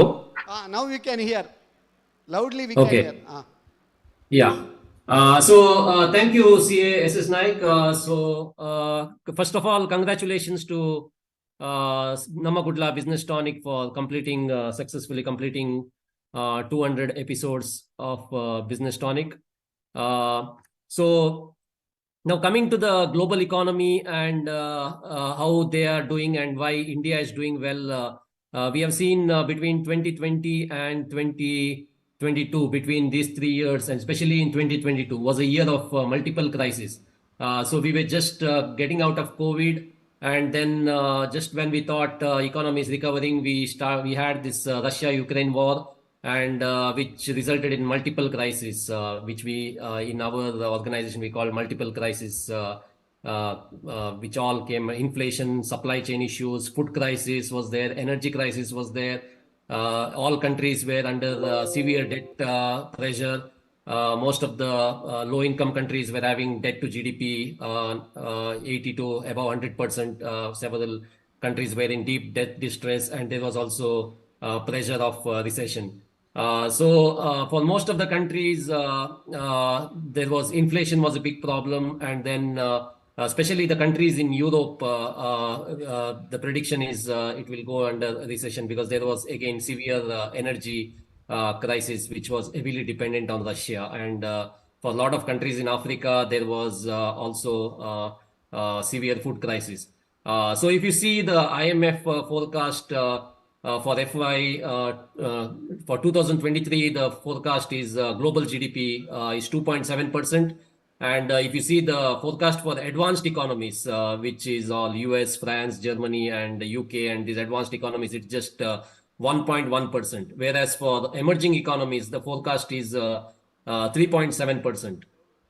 Of which emerging economies includes, if you know, you may know, India, China, South Africa, Brazil, and these countries. So overall average growth for these emerging economies is 3.7%. But the standout, as you said, is India, because the predictions for India for next year and the year after and for sustainable future is between 6.4, and then if you are more optimistic, it's 7%. Whereas for China is facing one of the slowest growth in the decades, because after the global financial crisis in 2008, China had one of the fastest growing economies in the world, which was consistently, it had a growth of 8 to 9%. But for the first time in the history, China is facing one of the slowest growth, and prediction for China is around 4.4% growth is predicted for China. So multiple factors, India, which is facing one of the, and there is a consensus among economists that India will have a very strong growth. Even though traditional India has grown like 7-8% to its potential, but considering the current crisis, the consensus is that India will grow at around 6.5% consistently in next couple of years, because India has a very strong domestic market. And if you see the current crisis in last 3 years, India has leveraged that crisis to its advantage. And that is what is making India to stand out when you compare to other countries which has faced a lot of issues, as I said, food crisis, energy crisis, but India used it to its advantage. For example, inflation was one of the problems, but India managed it very well through various means. One is getting cheaper oil from Russia, is to give one example. And also the food crisis, India became one of the suppliers. The Russia-Ukraine war proved to be advantageous because it promoted India's agriculture and rural economy as well. You began the show by saying about the external debt, which is currently at 600 billion for India. But again, India's economy has also been growing, and India's foreign exchange reserves are also good. So there is nothing at this moment, not much to panic about the external debt, because servicing capacity and the growth potential is also good for India. So not long back, $5 trillion economy was something which a lot of people looked with a bit of skeptical angle. But now 5 trillion looks quite realistic. Nobody is talking about 5 trillion now, because that is realistic. In next 2025, 26, we'll be at 5 trillion. But now we have started talking about $10 trillion economy. But that's quite ambitious target to say, because to reach 10 trillion by, I'm talking real GDP by 2030, to reach 10 trillion, India has to grow at 15%, which is quite unrealistic. But somewhere around 7.5 to 8 trillion is realistic by 2030. So thanks. Okay, thank you, Mr. Pai. I will come back to you soon. Before that, it is a good news that you told that advantage India, correct? Now, yeah. CA Ullas Kamath. For advantage India, lot of measures have been taken by the present government. It be in the form of ease of doing business and infrastructure investment, and lot of liberalization of statutes and laws and regulations for FDIs. Then lot of impetus given for MSMEs and startups. What is your opinion about Gati Shakti and how it will contribute to the $5 trillion economy target? Thank you. Thank you, Mrs. Naik sir. Today's India is different than what we have seen in the past. And the foundation in which we are working now and what we have seen in 80s, 90s, 2000s, is totally different. Very, very clear that by 2030, 2032, we should be at 10 trillion, and range is between 2030 to 2032. And the fact that place like Mangalore, we are discussing about trillion economy, itself is a big change. And in 70s, 80s, people didn't even know what the union budget is. Forget about the discussions about it. But today, there is a target, there is an ambitious target, there is an aspirational target, there is a doable target. There is some numbers to it. And we are talking at a global terms. We are not talking in Indian rupees. We are talking about trillion. And that means we are comparable. It's, if you take it as a price parity index, probably we are far better than that. But having said that, today, government is very clear. Brand India is the most important aspect going forward. We have 1.4 billion population. Probably by 2030-32, we might be the largest populous country also in the world. So the consumption is here, and the whole world is talking about India. And India has brought in lot of changes, some by talking about it, some without talking about it, the changes have happened. Indian businessmen are seen as a far better, superior citizens than it used to be in 16, 17s, 80s. That itself is a big change. The taxpayer has been respected much, much better than what it used to be in the past.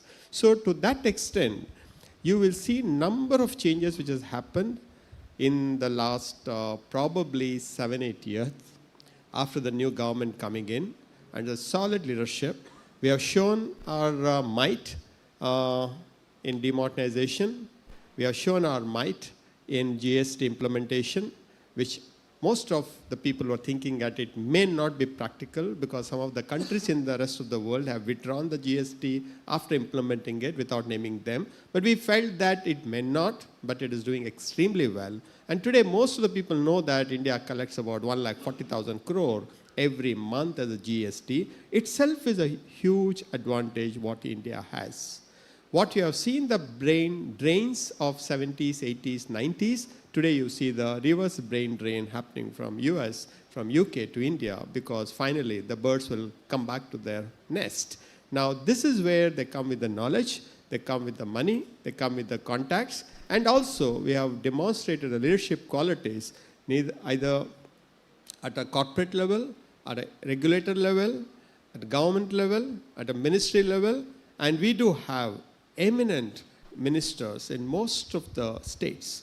Though the change what I'm talking about, advantage India, is ease of doing business is the best at this point in time when compared to the past. Red tapeism is going towards the red carpet for the most of the industrialists who want to invest in India. And India is ahead of thinking when compared to other countries. India is as good as what we were, but for the fact that the rest of the world is not doing great, generally we tend to get that advantage. US has its own problem. Europe has its own problem. Russia, Ukraine, we don't know when it lasts, how long it will last, and what is the impact of that. And China has its own internal problem, external problem. So sometimes somebody's loss is somebody's gain. Sometimes somebody's expenditure is somebody's income. And during COVID time, we ourselves as citizens felt that we are capable of manufacturing our own vaccine and giving vaccine to our own citizens, amounting to those days 200 crore. Added to that, we were able to supply vaccine to 60 odd countries free of cost. When we got independence, when turnover, our population was 35 crore, then we had food deficit. After 75 years, population is 135 crore and we are food surplus. And there are so many aspects country has proved that we are far, far better than any other developing country, even though we call ourselves an emerging country. While these are all the things which are upside of 2030, 2040, 2050, we have lots of internal problems to solve: education, health, nutrition, teaching, doctors, nurses, hundreds of things are there. I'm sure all of you are working towards that. Most of the governments are working on that. And you will see real Amrit Kal in the next 25 years for the reason that the population for the next 25 years will be younger population when compared to the rest of the world. Thank you. Thank you, sir. I will come back to you. Our CA, DB Mehta, is an economic expert. First of all, let's give him a big round of applause, because in our 200 episodes, maximum number of times he has appeared in our channel, 20 times. Hats off you to, sir. And that shows your wisdom. Shateshu jayate shuraha, sahasreshu cha panditaha, vakta dasasahasreshu, data bhavati vanava. So we will get very few people like DB Mehta and CA Ullas Kamath, wise people. Among wise men, you have been economic expert also. Now this, our 2030, our target is $10 trillion GDP. As already mentioned by our CA Gokul Das Pai. It is difficult because we need to go with the pace of 15% GDP rate. And in such case, due to the inflationary situation, even though our GDP rate is nearly 7%, inflation is also nearing 7%. The growth is now at the same pace. There will not be any growth if there is inflation and GDP. In such case, when we can achieve $5 trillion economy and when we can achieve $10 trillion economy with reference to GDP and inflation. See, let us understand what Before starting the answer, all audience, If you have any questions, you can pose your questions. Last 15 minutes we will keep for question and answer session. Any questions, relevant questions regarding this topic only, please you can ask. And after that, lunch time, after that we will be having resource persons honoring respective episodes, those who have appeared, we are going to moderate, and you can also ask questions to them also. Now, India at 2030, any questions are there, you can keep ready. At the end of our session, 15 minutes, you are free to ask. Sir, over to you. Let us understand, when we talk about GDP or the growth in GDP, what do we mean by that?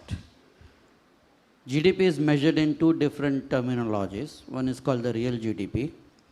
Real GDP is measured at a constant price, which in India is fixed at 2011 and 12. So if 2011 and 12, the base is 100, what are we today? And what we will be in the next year? In that fashion, the real GDP growth is calculated.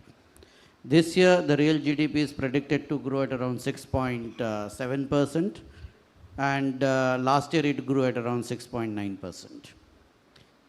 Whereas nominal GDP is at the current prices. Current prices means it includes inflation also. If you look at the nominal GDP, last year it was around 237 lakh crores in Indian currency. This year it is predicted to be 274 lakh crores, which shows a growth of close to 15.5%. Now, if your real GDP is growing at 6.7%, how is it that the nominal GDP is going to grow at 15.5%? The difference accounts for the inflationary pressure. The GDP, when we talk in $1 trillion, is measured at the nominal GDP vis-a-vis the exchange rate. The rupee, if it appreciates, we may have for that particular year a higher GDP in the forex in dollar terms. Rupee, if it depreciates against the dollar, we may have a lower GDP than expected in dollar terms. We all know in the last 1 year, rupee has depreciated by 12%, whereas the nominal GDP is at 15.5%. So in dollar terms, we may not grow more than 4% in the current year. So we have to recognize the elephant in the room, that's the exchange rate. It is very well said and appreciated that India has so many strengths at this point in time. We are in a very sweet spot. We are in a good vicious circle of a good economic cycle. All that is very fine when we talk about the plus sides. Let us look at what are the minuses at the moment. There are a few minuses which are worrying the economists in India and the government as well. The first one is current account deficit. The July to September quarter, current account deficit was 4.4% of our GDP, which is the highest ever. Even in this quarter, it is expected to be above 4%, and the last quarter of this financial year, it would be around 3.5%. Now, current account deficit of 3% for the year on an average is not going to help rupee to stabilize. It may be still weakening as we move forward, which will be putting pressure on the calculation of GDP in dollar terms. What is the second elephant in the room? The second elephant in the room is global recession. If you look at in the past, what is the connection between the growth in the developing, developed economy growth and India's growth? We measure it in a factor called beta. We have a beta of 2.8. If the foreign economy with the developed market grows at 2%, we will grow at around 5.6%. If they grow at 3%, we will grow at around close to 7.5% real GDP. For 2023, the developed economies is predicted to grow at only 1.1%. Would we be in a position to break out of this beta of 2.8 and achieve maybe 6% or 7% growth, when the developed economy is slated to grow at only 1.1%. We have a few silver lining in this area, and that's the very, very positive steps taken by the Government of India. In which way we can break this nexus is A, Prime Minister Gati Shakti scheme, B, production linked incentive scheme PLI, C, a huge boost on infra investment, 4, positive reforms in different segments. Still it's slow, but it's at a much faster pace than we have seen in the past. D, slowdown of China is a positive for India. And if you look at all these factors, possibly we may not go down below 5% in 2023. So this will be the first time after a long period we will be breaking this beta of 2.8, and this is thanks to the very positive steps taken by the Government of India. Now coming to the prediction of 5 trillion and 10 trillion, I have already mentioned A, rupee will be under pressure. B, GDP growth will be under pressure because of the slowdown in the global growth. C, current account deficit will create further pressure on rupee and the Indian economy. D, we are at a very high fiscal deficit. If you combine the union and the state's deficit, this year is predicted to be close to 10%, which is a very, very high fiscal deficit. And when you are talking about this kind of high fiscal deficit, to keep inflation under control, to keep your rupee under check from depreciating, to get more than 6% GDP will be a Herculean task and a very stiff challenge. My prediction is 5 trillion in the year 2028, 10 trillion in the year 2033, not before that. Thank you. You are a little bit disappointed us. We were going in a very faster pace. You have made us to little bit take a pause. Okay. So now we have to take a pause. Before taking pause, our Dr. Chandrakant Bhatt. So you are practicing in Dubai as an investment consultant, correct? What are the transformational shifts which are driving India towards glory in 2030? Definitely we will have glory in 2030, but whether it is 10 trillion glory or lesser than that, that we have to see. But what are the transformational shifts which are driving India? For a change, most of the time I and Mr. Mehta sit on the same side. For a change today, we'll change the sides. Okay? See, if I am a batsman, he is a bowler, and he is a bowler, and I am going to be a batsman. He said rupee is going to be... That means both are all-rounders. Right.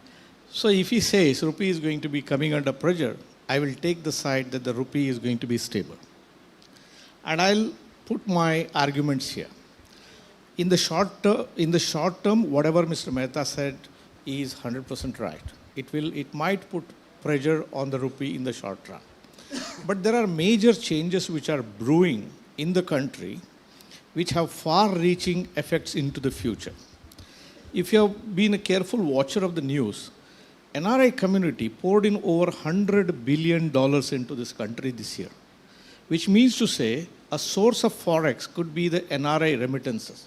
Why NRIs will remit here? Maybe an FCNR rate is higher. Maybe the banks are allowed to fix a particular rate. Banking safety is there here. Yeah, banking. So these things have been taken into account. They poured about $100 billion. Why our forex reserves always come under the pressure? It's because of 2 or 3 primary reasons. One, we are a country which used to import defense equipment. So this is a huge forex outgo. Now you see what is happening in Make in India and the defense reliance, and it is being manufactured in the country. It is not something which will happen in 3 months, 6 months, or 1 year or 2 years. It's a work in progress, but nevertheless, this will bring down our pressure on the forex. You manufacture inside, this will bring down your reliance from outside the world. Technology you can develop inside. And it has a positive spin to it. instead of being an importer, when you start manufacturing it yourself, you will be able to export it outside. That means what is a forex negative will turn to be a forex positive also. Likewise, you will be able to dictate your soft power or hard power in the world economy or in the geopolitics as well. Today, the West countries will arm twist you because they know that you have a defense requirement and their industry is going to supply to you. They can arm twist you, and they have a vested interest to keep the subcontinent under boiling, just to make sure that the military industrial complex has some business to come from that. So that could change. That could be one game changer. It's a good work in progress. Second is the de-dollarization of the trade. Now the world is depending on dollars to carry out the international trade, the forex. And now the world has seen during this crisis now how risky it is to depend on the dollars. Now we saw between Russia and Ukraine, the Americans, they blocked $550 billion by taking out Russia from the SWIFT system. I don't get into the topic of whether it is right, wrong, nothing. But the question is that is there in my mind. I park my money with somebody else and I am at his mercy to take back this particular money. So the world has found a risk in that if we depend on the US SWIFT system and we park all our money in one single country, then I am at risk. So an alternative mechanism has to be done. Now, Reserve Bank of India should be applauded for thinking out of the box, thinking proactively, taking meaningful steps. They started Vostro Nostro account, which is nothing but my account and your account in two different countries, Russia and several countries they are doing it. So you don't need dollars. So you can transact in a rupee and the currency of the other country. Now, this is gaining so much provenance. Right now, more than 35 countries are interested in this. India has a swap arrangement with Japan. Russian trade is almost, I think, started already. UAE, KSA, which account for a big chunk of the trade, international trade, they have agreed or almost on the verge of agreeing to transact in Indian rupee for their trade. That means you don't need dollars. If you don't need dollars, then the pressure on the rupee will come down. So this is another big thing. And the third thing is, why we are dependent on dollars. That is for our import needs. What do we import? We import defense, which I answered. The other import is the crude. Crude is the Achilles tendon of India. We are depending on outside for the crude requirement. Now you see the beauty here now. Two things are simultaneously happening. One, India is trying to develop a rupee trade with Russia and the Middle East or the West Asian countries where you can transact using the rupee. So you get your energy using the rupee, and Russia is prepared to give you oil against the rupee. So that is coming down. And parallelly, now we have heard the industrialist who spoke in the morning about how renewable energy is being pushed here. Solar energy, wind energy, pushed towards the green hydrogen. That means our dependence on crude at percentage time would drop, but quantitatively it could be still more. It's a growing economy. So these are the major changes which are driving, and I personally stick my neck out and say, probably the days of rupee depreciation, what used to be seen in the last 75 years are behind us. Does it mean to say that the rupee will stick around here as it is? No, it's an ocean. It moves up, it comes down, but it is not going to be a massive devaluation. And the rupee devaluation, apart from being the current account thing which is driving it, is a function of differential of inflation between one country and the other country in the long run. Look at where is the inflation in US today, where is the inflation in India. If you want to know more difference, you just check the FCNR FD rates today versus the Indian rupee rates. The bankers here should be knowing this is the first time in the history the FCNR rates and the Indian rupee rates are almost neighbor. If I'm an NRI, I may not have much to choose between an FCNR and an Indian rupee rate. So these are all the things which are telling in the road ahead, which could be 1, 2, 3 years, no one has to fear that the rupee could be depreciating, and I will even not rule out the fact that rupee might appreciate. That's a possible thing, and only one of us will be proved true, and we remain friends, Mr. Mehta. Now, friendship is there, but for the time being, it differs to some extent. I think you want to add 2 points. Now, I will add a couple of data here. My prediction is in 28, 5 trillion, which is in 23, we are looking at 3.4 trillion. So we'll be adding 50% in US calculation, in US dollars calculation, in a period of 5 years. For the next 5 years, my calculation is from 28 to 33, doubling from 5 to 10 trillion. This slowdown, what I am looking at in the dollar terms, is for the first 5 years, which will be primarily A, pressure on the rupee, B, high fiscal deficit, C, high CAT. Now, if you look at the dollar index and look at the global currency vis-a-vis Indian rupee, a year back, dollar index was around 103 and rupee was around 75, 76. The dollar index peaked at 115 when rupee touched around 83.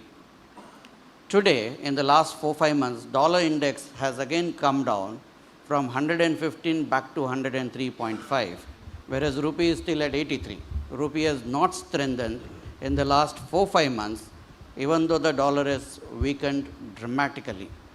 Vis-a-vis dollar, all other currencies which had weakened, like you look at yen or you look at GBP or any other currency, they are all strengthened by 15% thereabout in the last 4-5 months. So whatever weakness came in those currencies has gone away, but rupee has still remained weak. So we will grow in Indian currency, our GDP will grow in Indian currency, but due to the pressure on our exchange rate, the growth in dollar terms will be still muted. That is what the way I am looking at with the figures I have given. Thank you. CA Gokul Das Pai, you are with us? Yes. Now India versus China, because you are in the World Bank. As per the World Bank source only, shortly we are going to cross China, not in GDP, but in population. So we tell that demographic dividend we are getting. Whether it is advantageous India or not. And how China could develop so much when compared to India. China has developed in times. Can you just brief about it? Yeah.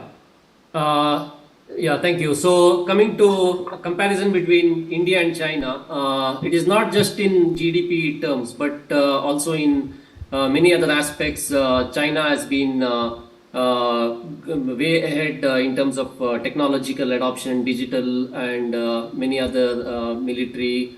And also we talked about the brain drain initially.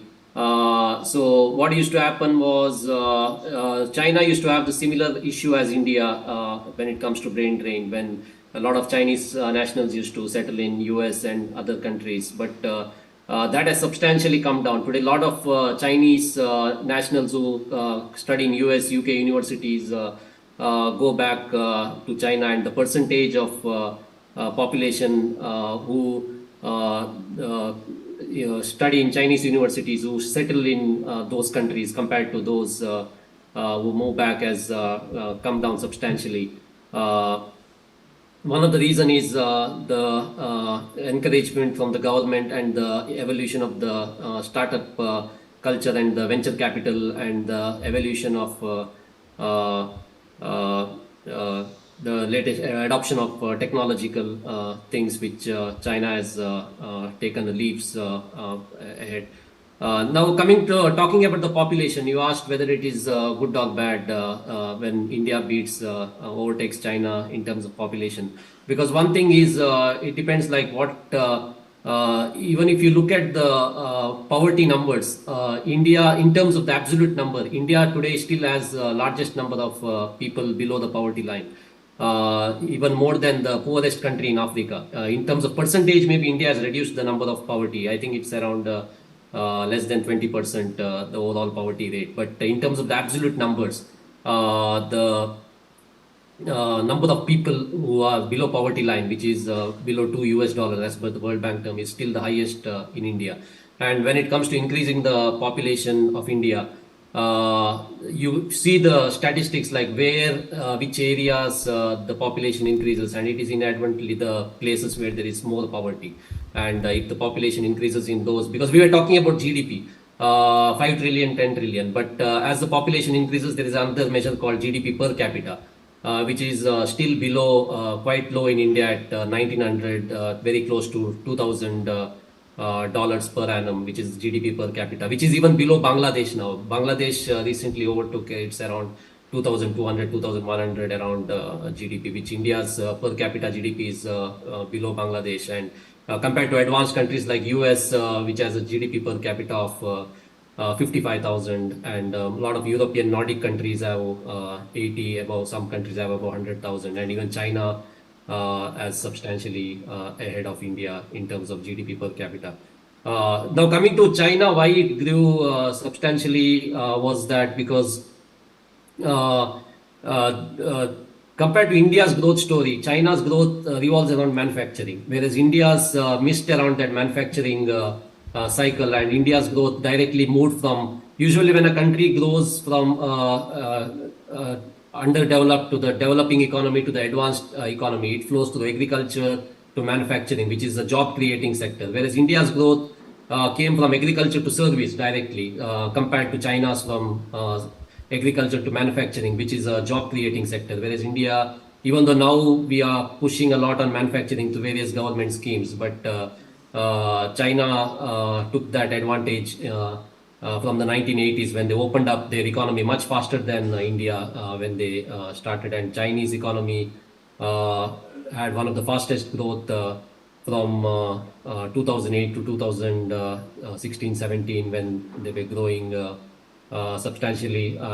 So one thing is China started much earlier ahead of India, at least 12 to 15 years ahead of India when they started their reforms, whereas India started their major reforms only in, if you read through the Indian economic history, India had a very closed economy till 1980s, and it's only in 1984 when Rajiv Gandhi became the prime minister when India slowly started opening up the economy. But then again, but in 1991, it slowly started making some major reforms, and then from 2000, there were several other reforms which privatization and opening up the economy. So there has been a lot of timing mismatch, and the sectors which we prioritized, and missing on the manufacturing growth. So those are some of the factors which, but taking advantage now, if you see a lot of countries like US are trying to diversify their manufacturing away from China and trying to look for other countries, and this is where India is one of the countries, and you see a lot of investments happening in India. Thank you. CA Ullas Kamath, you are the startup committee chairman of FICCI in All India, correct? Now, Co-chair. Huh? Co-chair. Co-chair. Co-chair, okay, whatever it may be, mentor, co-chair, guide, philosopher, friend, whatever. Now, India is the third largest startup ecosystem in the world, but there is a lot of gap between second and third prize, correct? When first and third, there is still much gap, because there are less players. We are still in third largest ecosystem in the world, and Bangalore, it is the largest ecosystem in India. Startup India, through Startup India initiative, government has taken up a lot of seed funding support, mentoring support, and recently we have seen in Koramangala, Bangalore, State Bank of India has opened one branch for startups only. Then up to 10 crores, in case of CGT MSc up to 2 crores, but in case of startups up to 10 crores funding is there. How these startups can contribute for this 5 trillion or by 2030 $10 trillion economy? Can you just brief? Startup will be definitely one of the game changers to achieve 5 trillion or 10 trillion or to become the third largest economy by 2032 or 33. And the levers are very simple. We need to reduce our dependence on oil imports.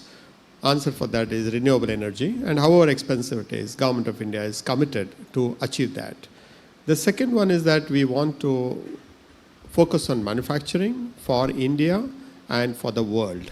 And that's where we want to move our manufacturing a little bit towards the global perspective. And that's where PLI has come into the picture.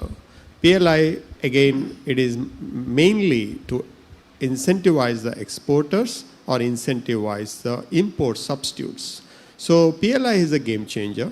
And in between, while China took absolute advantage of manufacturing, and India took on services, thanks to Nanmurthy, Premji, and TCS, people who spent a lot of energy and time in creating a knowledge industry for our youngsters who are coming out from the engineering colleges. And today, that is something other countries cannot replicate because it is built over a period of decades, 2, 3, 4 decades.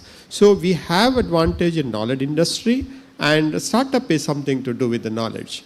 And startups in disruptive place makes a lot of difference. It is not that all the startups will do well, probably 4%, maybe 5%, not beyond that.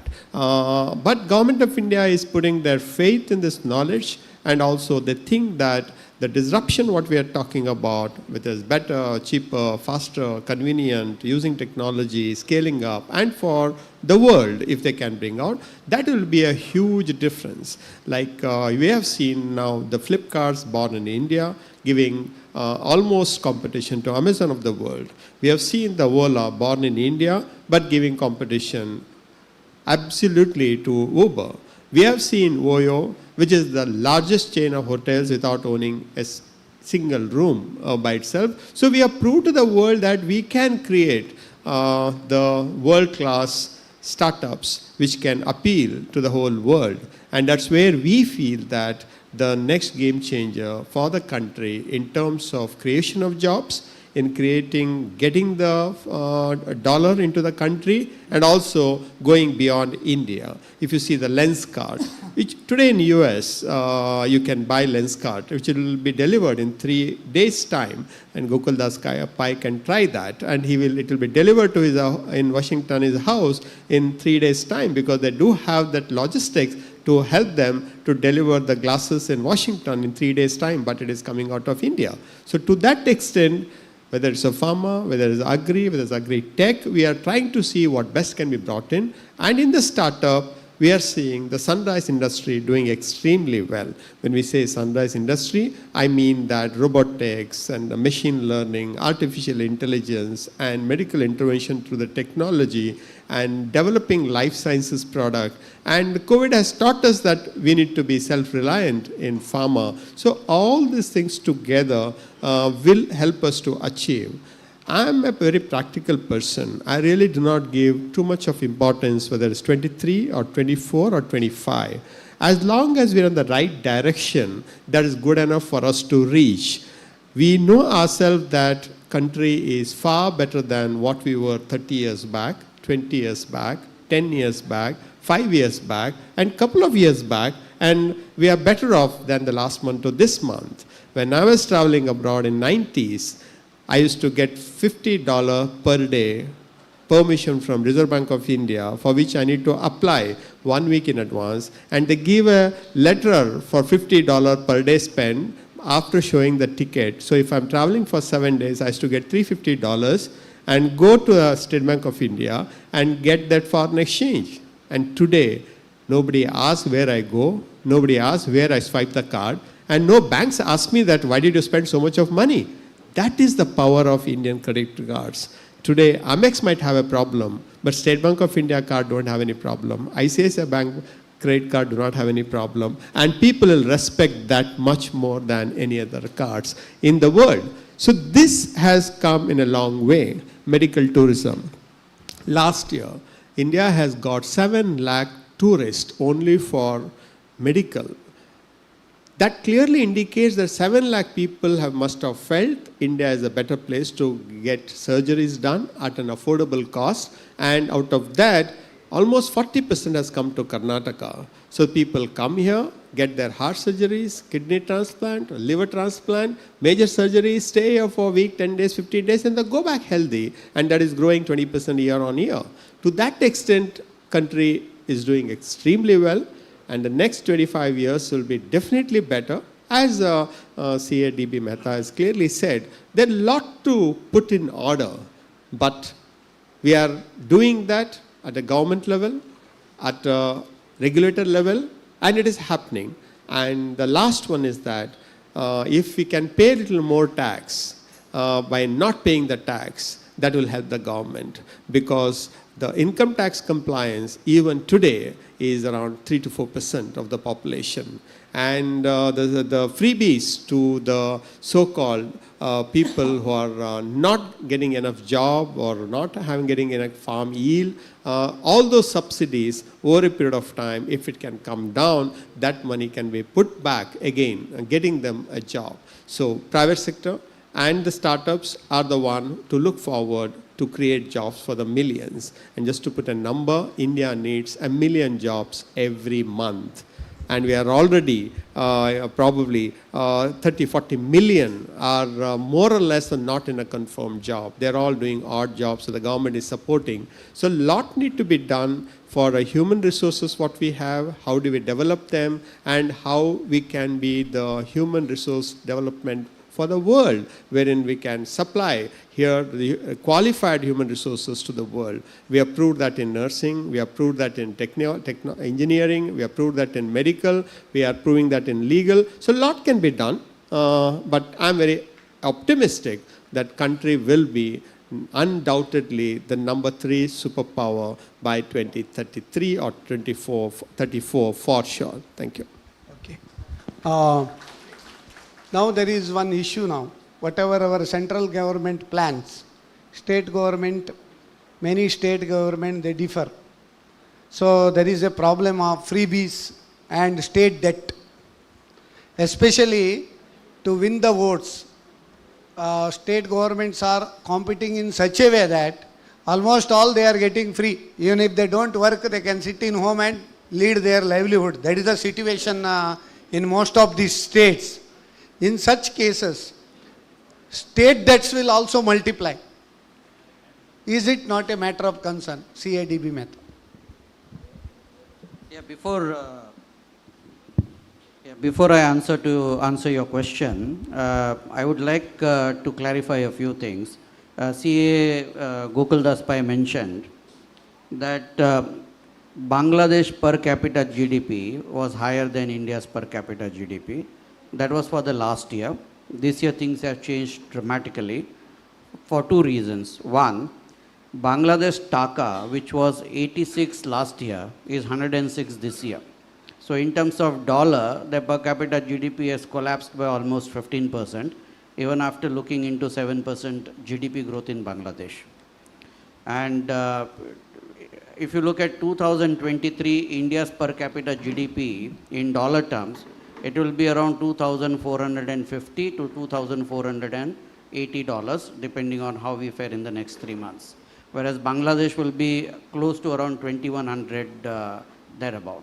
So we have taken a big leap far ahead of Bangladesh GDP. There was also a confusion which CSS Naik raised. What is the real income for an individual and what is the nominal GDP for a nation? Now, if someone is earning 10,000 last year and his earning is 10,500 this year, his earnings have gone up by 5%. But the cost of the material, if the inflation is 6%, then the cost of the goods and services which he was consuming at 10,000 rupees will become 10,600 rupees. So his real income has actually fallen by 1%. In case his income increases by 5% and inflation increases by 6%. Whereas when you calculate nominal GDP, the inflation does not nullify the real growth. The definition of nominal GDP is real growth plus inflation and not minus inflation. I'll give you an example. If you're selling one item at 100 rupees last year This year you are selling two items at 110 rupees. What will be your turnover this year? 220 rupees compared to 100. So your real growth has, your nominal growth has gone up by 120% and not by 100%. So nominal GDP, inflation will always get added to the real GDP. So that confusion many have, and that should be sorted out. Now the question of state freebies. The central government had passed an act called FRBM, Fiscal Responsibility and Balance and Budget Management. States have given this particular FRBM, they have simply thrown that to the winds.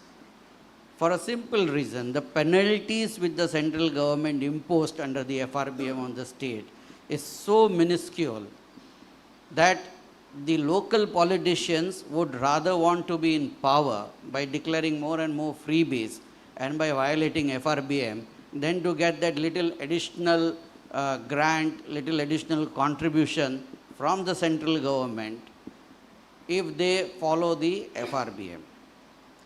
And that is a very, very negative trend which we have seen of late, followed by different state governments and political parties. So freebies definitely is a challenge when our total fiscal deficit in the current year with the union and the states put together would be crossing 10%. Last year also it was higher than 10%. This year also it will be even higher than the previous year when you combine the two factors. So it's not a positive thing. There has to be more steps taken by the central government in the FRBM to discourage states from declaring more and more freebies. And if we have to become a 5 trillion and a 10 trillion within the given time frame, the freebie culture will delay it. Why do you think it has caught the attention of the Prime Minister and the Union government to such an extent that Prime Minister keeps on referring to this freebies by a word used, revadi? I think it's a Gujarati word, revadi, for a freebie, and he keeps mentioning that, because this will derail our GDP even in Indian currency term as well as in US dollars. And in the global arena, if you want to have a say, whether it's your foreign policy, whether it's your trade policy, if you are not number 4, if you are not number 3, you have that much less bargaining strength in the global arena. So freebies, definitely it has to be restrained. Okay. Dr. Bhatt, now everybody's interest is in interest. Depositor wants more interest, and those who want to borrow money, they want at less interest. So how this interest rate will pan out in future, in 2025 or by 2030? Can you just throw light on this? Honestly speaking, the correct answer is I do not know. But we can make wild guesses, we can get the judgment right, and we can learn from history, we can learn from the data which is panning out and the trends which are happening. If India remains under a very high interest rate regime, the growth cannot sustain itself. So for the growth to sustain itself, the interest rates have to come down. And we have seen, at least people of my age group, there are so many of you who are seated here, we have seen in the Indian banking, the bank FD rates were at the rate of about 14%. And I still remember during my schooling days, Canara Bank used to advertise as double your money every 5 years. It is too attractive if somebody says that today. But from 1984 to 1995 or so, we were at that time. And I myself was a businessman in Mangalore. I still remember drawing at the rate of 22% from the bank. It just gives me shivers at the moment. I just can't even imagine that. But from 95 onwards, we started moving towards a lower interest regime, and it brought down the interest almost up to 5.5% or so in the year 2007 or 2008 period of time. Then the new interest rate cycle started, which pushed up the interest rates to 9.5%, approximately 9.5%. And the downward cycle started somewhere in 2014 or 15, and it brought down the interest rate all the way down to 4.5%.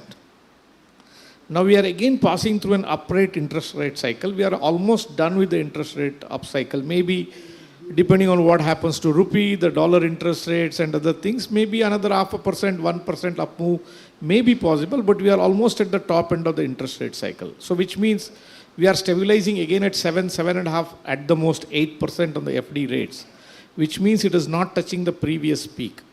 So from here onwards, a downward cycle will start. My guess, my prediction, market will not listen to me, nobody listens to me, but this is, don't take it too seriously, take it with a pinch of salt. Within next 5 to 7 years, India will see an interest rate of 3 to 4%. The FD rates I am talking about and commensurate lending rates. This is, 2 to 3% higher. And you see when the borrowing interest rates comes down, that works as a boost to the economy. The interest rate coming down, is it a good news or is it a bad news, depends on who you are.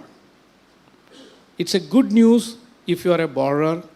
It's a bad news if you are a saver. It's a bad news if you are a retiree. Can you do something about it? The answer is yes, you can do something about it. But probably that's another day. Okay.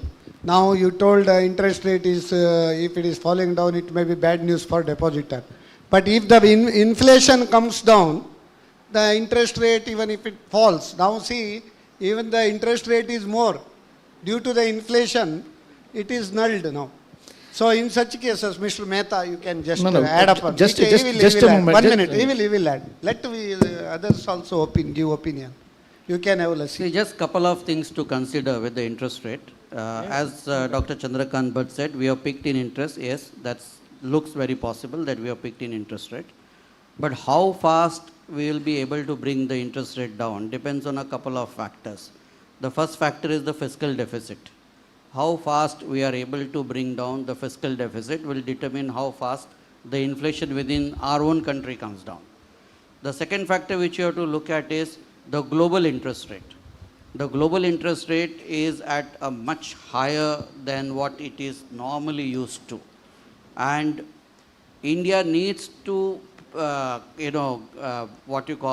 see that the rupee does not depreciate too fast. For that we need forex.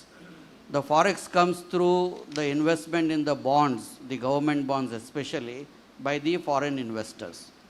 Now, if in the US itself, if they are getting 4.5% in the US treasury bonds, why would they want to invest in India in the bond at 5 or 6%, giving forex risk of around 3 to 4% annualized?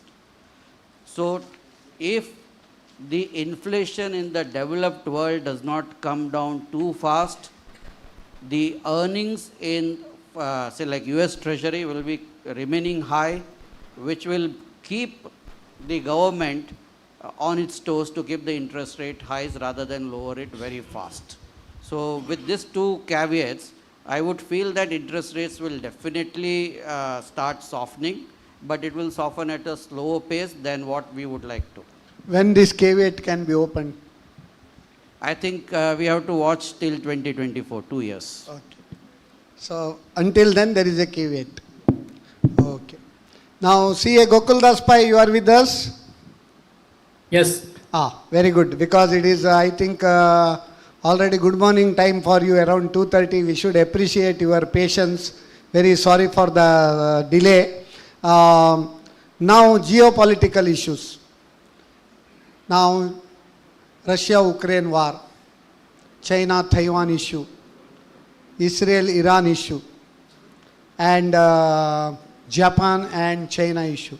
Can you just throw light due to that, how it will affect other economies as well as Indian economies in nutshell? Yeah, thank you. Yeah, so coming to these crises, each one has its own impact on India.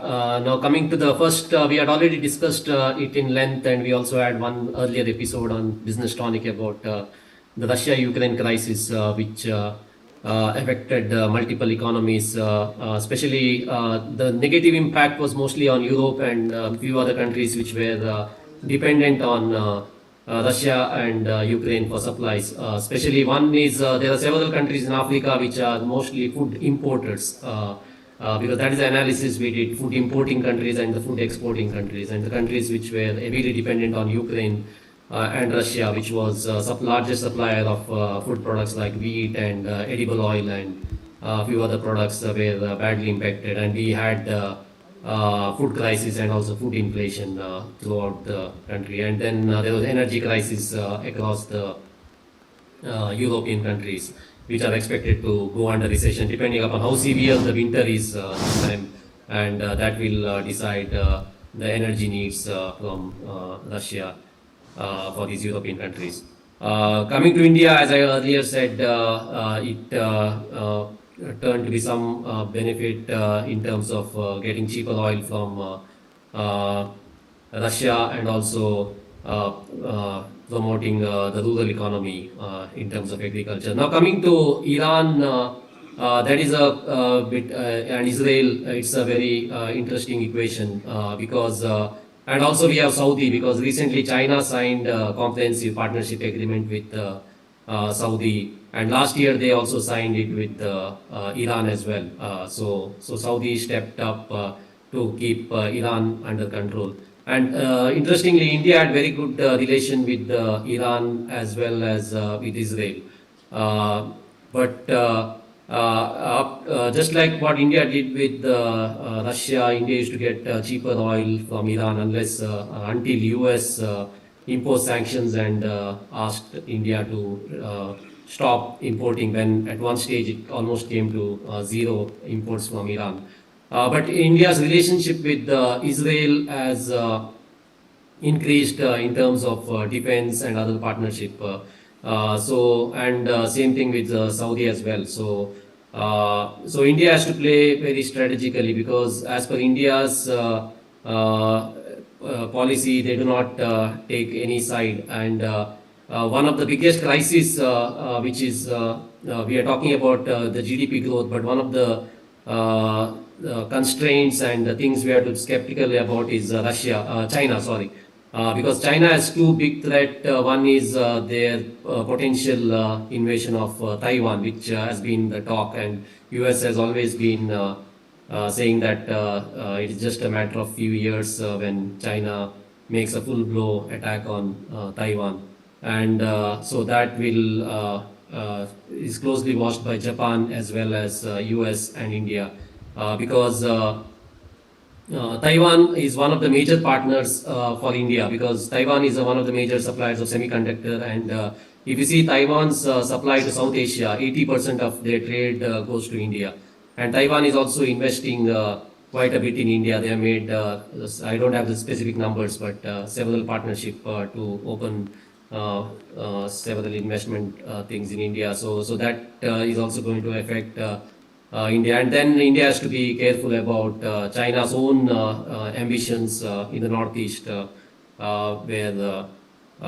which could blow up because we know the cost of war from this Russia-Ukraine. So any full-fledged or even the minor escalations in these East Asian countries will be closely watched. So yeah, thank you. Over to CA Ullas Kamath now. Small drops of water make a mighty ocean. Together can make mighty ocean. MSMEs, they contribute globally nearly 90% to the GDP, whereas in India only 30% of the GDP it is contributed by MSMEs. How it can be strengthened, MSMEs can be strengthened, and how their contribution to GDP of country can be increased, so that at a faster pace we can reach this target of 5 trillion and $10 trillion economy. Can you just throw light on it? MSMEs are the backbone of any economy, even in India. Almost upward of 50% GDP comes from MSME industries in the country, and about 80% of the jobs are created by them. And during COVID time, they did manage to pay their employees, and some of them, despite closing the factories, they did pay to the employees. It comes with a good heart.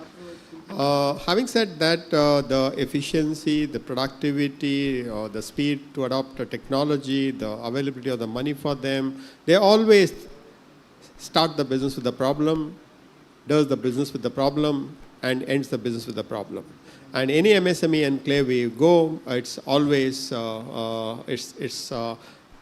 not so good their conditions are. And borrowing the money and borrow short term to long term, and there is no adequate capital brought in. So generally the MSMEs are hit by two things. One, their capital, bringing the capital into the business has come down drastically. They have already borrowed enough, they cannot borrow more, they are not able to adapt to the new technology. They are not able to get into the disruption mode of business. They do not want to disrupt their existing business. Family is growing, next generation is coming in, requirement of money is high. And at the same time, the big players are consolidating, and big players are one who have the scale, and they'll be able to manage your business in more meaningful way. So you will see lots of small and medium enterprises are selling out themselves either as a business or as a real estate, and new emerging MSMEs can do wonders to the country. What I mean to say that today's startup is tomorrow's MSME. They will be coming into MSME at some point in time, and the new age business has to happen through MSMEs, which will happen, and existing MSMEs have to reorganize their capital. They need to be getting the capital access as quickly as possible, and they need to have marketing assistance, they need to have the global reach, they need to have the scale, they need to have the unit economics in place, they need efficiency, they need productivity, and they need to have a trained labor. And again, that's a big skill gap what we have in the country. Olden days we used to have ITIs. Now most of the states are not able to support them. So there are lots to answer, but having worked with MSME and having seen how MSME can be grown, I am very optimistic that the generation next in the MSME will adapt to the new challenges and face the challenges, and they will be funded adequately so that they can bring the difference to the economy very positively. There are many more questions to be covered. Now, because of paucity of time, we will directly go to Q&A session. If any audience, if any questions are there, please ask.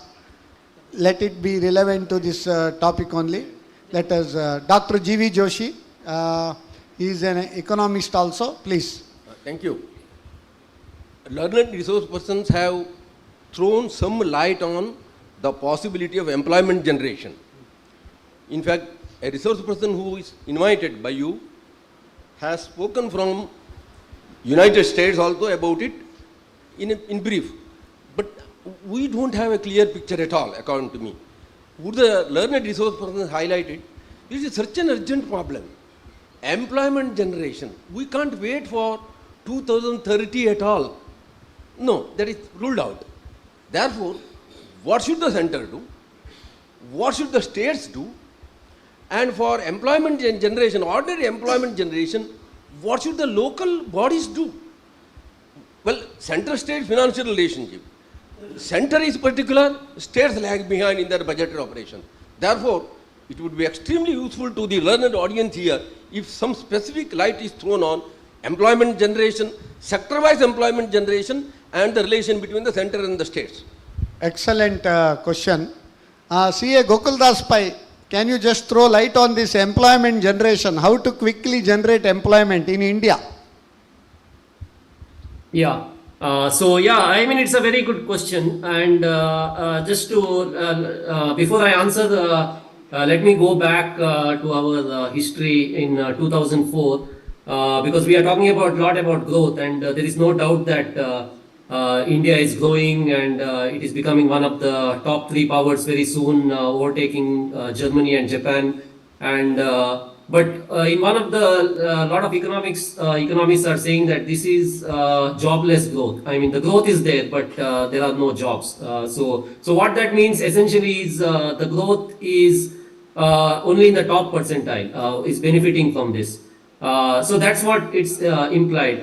So just to give an example, what happened in 2004, we had 3 political leaders. who did very good for their respective. One was Chandrababu Naidu, who was the Chief Minister of Andhra Pradesh. Was S.M. Krishna, who was the Chief Minister of Karnataka. And then the third was our Vajpayee, who was the Prime Minister of India. All three did an excellent job and were expected to win the election because Andhra Pradesh was growing phenomenally under Naidu. Karnataka became like Singapore under S.M. Krishna and Vajpayee. We were saying India shining, but all three lost the elections. Why? Because probably the common consensus was that the growth experience did not, everybody did not experience the fruits of that growth. So I think that is a lesson we have to learn from our history, where when our GDP grows and that should benefit all the segment of the population. And one of the target is that majority of the Indian population should come to the middle class. And that can happen only by generating employment. So now how do you create employment at a wider scale? Because it should not be like small jobs where you just keep adding and then should not be like a gig economy where we have people doing odd jobs and then count it, but really stable employment. So as I said earlier, I gave an example of Bangladesh, Vietnam, and those countries where garment industry is one thing which has they have really invested and promoted huge factories. And so today you see Bangladesh, it has, even though one more statistics is some of these countries like Bangladesh and their tax to GDP ratio is only 10%, 9%, but their economy has grown substantially in last few years. That was because, again, the kind of jobs generated to a wider population, which only manufacturing sector can provide. So that is something India should look at, promoting industries and manufacturing, and then non-agricultural jobs in the rural areas, and try to upskill the population and try to get investment, and then these factories will generate a lot of jobs, and then startups is one thing, but I think unless you have these job generating industries, it will not, the benefit of growth will not flow to other segments. But I will leave it to other panelists who will have better views on how we can operationalize job generation in India. Thank you. CADB Mehta, how to quickly generate jobs? Can you quickly brief? I'll give you 2-3 parameters here. Subsidy of freebies is inversely related to employment generation, point 1. So the more we do subsidy, the more we give freebies, employment will not be generated. The second direct correlation is education and skilling are directly related to employment generation. This government has done a lot of good work in skilling. Education still is going very slow, it's work in progress. The third aspect of employment generation is, if you have public capital which is generated, it does not generate, it does not have that high velocity of employment generation. The private capital, when it gets generated, the velocity is very high. The multiplier effect of private capital generation is almost twice than that of the government investment, and therefore the employment generation is also much faster. You must have noticed in the last few years, it is the public investment which is driving our GDP. You know, you look at PM Gati Shakti scheme, or you look at, you know, investments in infrastructure, or whatever you call it. It is more driven by the public sector rather than the private capital generation. Looks like the next decade, there will be a lot of private generation of capital, a lot of private investments in various commercial activities, industrial activities, which will bring more positive employment. The negative side of the next couple of years will be tech slowdown. So the very skilled tech workers who are employed in all these IT industries will see some kind of slowdown. We must be already hearing a lot of layoffs from the tech companies. 10,000, 20,000 people are laid off in each of these companies. That's a big worry for the next 2-3 years. As the global recession grips the developed economy, would we have slowdown in the tech employment? That's a worry.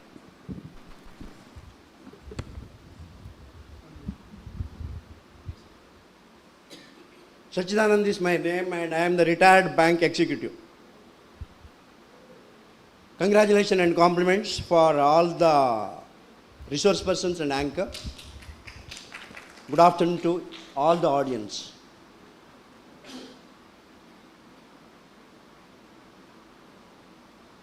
ಎಷ್ಟೇ ಒಂದು ನುರಿತ ಆರ್ಥಿಕ ತಜ್ಞರಾದರೂ ಕೂಡ ಅಥವಾ ಪ್ರಖ್ಯಾತ ಆರ್ಥಿಕ ತಜ್ಞರಿಗೂ ಕೂಡ ಆರ್ಥಿಕತೆಗೆ ಭವಿಷ್ಯ ಬಗ್ಗೆ ಹೇಳಲಿಕ್ಕೆ ಆಗುವುದಿಲ್ಲ. ಇದು ನಿತ್ಯ ಸತ್ಯ. I am not speaking negatively or controversially, but at the same time ಕೇವಲ ಸಚ್ಚಿದಾನಂದ ಮಾತ್ರ ಆನ್ಸರ್ ಕೊಡ್ಬೋದಲ್ವಾ? No thing is that okay, the given circumstances as it is, the dollar rate at the rate of 12% increase, and the current account deficit is there, fiscal deficit is there, inflation is there, and already my friend has told that unemployment. Under this situation, it has been predicted that GDP has been increased. When the GDP has been increased, the employment generation would have been increased, and the number and the percentage of employment should have been increased. For the last 16 months, the employment has been gone down. It may be a question to either maybe a Kamath, Mehta or Pai. And ಈ ಜಾಗತಿಕ ಆರ್ಥಿಕತೆಯ ಕರಿನೆರಳು ಉಂಟಲ್ಲ, ಅದು ನಮ್ಮ ರಫ್ತಿನ ಮೇಲೆ ತುಂಬ ಬಿದ್ದಿದೆ. ಅದನ್ನು ಓವರ್ಕಮ್ ಆಗಬೇಕಾದ್ರೆ, ಈ ಸಂದಿಗ್ಧ ಪರಿಸ್ಥಿತಿಯಿಂದ ನಾವು ಹೊರಗೆ ಬರಬೇಕಾದ್ರೆ, what best efforts and the strategies we can take, that is the most important thing. What was the ಇಕನಾಮಿ in 2019, 20, 21, 22 and the next year V cannot predict. Let all the people question be brief. Then only we can answer. I want it to be very concise. ಇನ್ನು ಒಂದು ಮಿನಿಟ್ಗಿಂತ ಒಂದು second ಕೂಡ ಹೆಚ್ಚಿಗೆ ಮಾತಾಡೋದಿಲ್ಲ, ಒಂದು ನಿಮಿಷಕ್ಕಿಂತ ಒಂದು second ಕೂಡ ಹೆಚ್ಚಿಗೆ ಮಾತಾಡೋದಿಲ್ಲ. As far as MSME is concerned, almost, I want it to be brief, they are in the verge of coming out from their most difficult times. And what best, the most pathetic thing is that, ಈಗ ಜಾಗತಿಕವಾಗಿ ಆರ್ಥಿಕ ಹಿಂಜರಿತದ ಎಲ್ಲ ದೇಶಗಳು ಕಾಡ್ತಾ ಇರುವಾಗ, ಈ ನಮ್ಮ ದೇಶ ಈ ಸಂದಿಗ್ಧ ಪರಿಸ್ಥಿತಿಯಿಂದ ಹೇಗೆ ಬರ್ಬೋದು ಅನ್ನೋಂಥದ್ದು ಹೇಳ್ತಾ ಇದ್ದೇನೆ. Sorry, I have many more questions to speak, but I wanted to stop it here. During lunch time. Thank you very much. No, yes, after that I may get sleep. Okay. Now our CA Ullas Kamath. In spite of Jagatika, he tells that all in your question itself answer is there. ಜಾಗತಿಕ ಕರಿನೆರಳು ಇಂಡಿಯಾದಲ್ಲಿ ಸಂದಿಗ್ಧ ಪರಿಸ್ಥಿತಿಯಲ್ಲಿ ತಂದೊಡ್ಡಿಲ್ಲ. ಯಾಕಂದರೆ ಜಾಗತಿಕ ಎಲ್ಲ GDP negative ಇರುವಾಗ India is posing the positive GDP. Inflation across the globe is alarming, but inflation in India is under control. In such situation, but still there is a matter of concern is there because of geopolitical issues, oil issues, various other issues. I think various measures have been taken, and how those measures will give results. Can you just talk? Let me be very clear that there will be enough pain will be there in the next 3 to 8 years, maybe 10 years, before we see the gain in the employment. We can avoid that question, but avoiding will not be able to solve that question. Our graduates are not employable. That's all. You go to any college today and ask them what is GDP, they will not be able to answer. You ask them how to calculate the GDP, they will not be able to answer. They ask them what is the HRA, they will not be able to know what is the HRA is also. But they are all qualified. Today, education has become an industry, unfortunately, and they are growing. Education is not to impart the knowledge. Education has become a P&L and balance sheet. And that is the sad part. The new education policy which is coming in, try to fix as much as possible, but it is we who should decide, should I put 8 lakhs rupees behind an MBA or should I start a small industry at 8 lakhs rupees? And the people are foolish enough to put 8 lakhs rupees on an MBA course and stand in the queue for joblessness rather than putting that 8 lakhs rupees in a job market. Second, skill do not have any value in the technology market. Today, decisions are taken by the machine, not by the people. Because machine do not ask for coffee, tea, overtime, and the leave and the CTC, nothing. It's one-time investment. We are growing, everybody are growing. Why employment is not growing is Sachinanda's question. Is that to grow, you don't need people. You need the process, you need the machinery. Today you buy your own ticket to travel and take your own boarding pass to get into your flight. 4 jobs are lost because of that. There is no travel agent. There is no person who takes the boarding pass for you. You only go and sit, and tomorrow they'll ask you to carry your own food also if it is required. To that extent, technology has taken over most of the jobs. If you see some of the automobile industry, they have 4 jobs, 5 jobs in the floor, which used to be 400, 500 per floor. Today they have 4 or 5 because everything is mechanized. Coming to the clear path that we need to see how do we grow manufacturing to create more jobs. For that, you need to be competitive globally, not at a national level. For that, we are doing a lot from the Government of India, state government, chambers, commerce, everyone. The second one, explore the unexplored. That is the tourism in India. Tourism creates lots of jobs, and machine cannot do tourism. Machine cannot do tourism. But for that, we need the infrastructure. Today, when you go to Dharmasthala, you stand in queue for 3 hours. You go to Subramanya, you stand in queue for 3 hours. You go to Udupi, you stand in the queue for 3 hours. Now people will lose patience. Tirupati, next days. day you get. 3 next days. day you get. I'm saying that means to say that there is a demand, there are people, and if they come for one temple darshan, they will be spending thousands of rupees in the transport and the hotel and the guide and the car and lot of things. So we need to see the one is the tourism. The second is undoubtedly agriculture.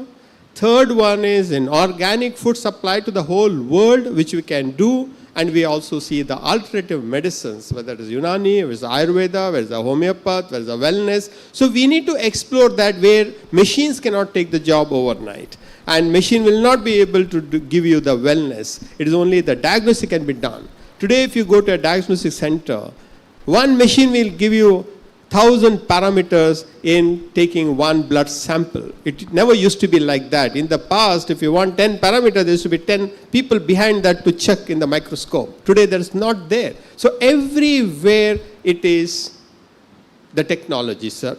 And unfortunately, the technology is developed by human beings only. So the human beings, they will sell a machine. This will replace 100 jobs. This replace 1,000 jobs. The return on investment on this is 3.5 years. The IRR for this investment is 4.5 years. So they'll make the companies to buy into the machine so that the job losses. Finally, government cannot create any more jobs, and government should not create any more jobs.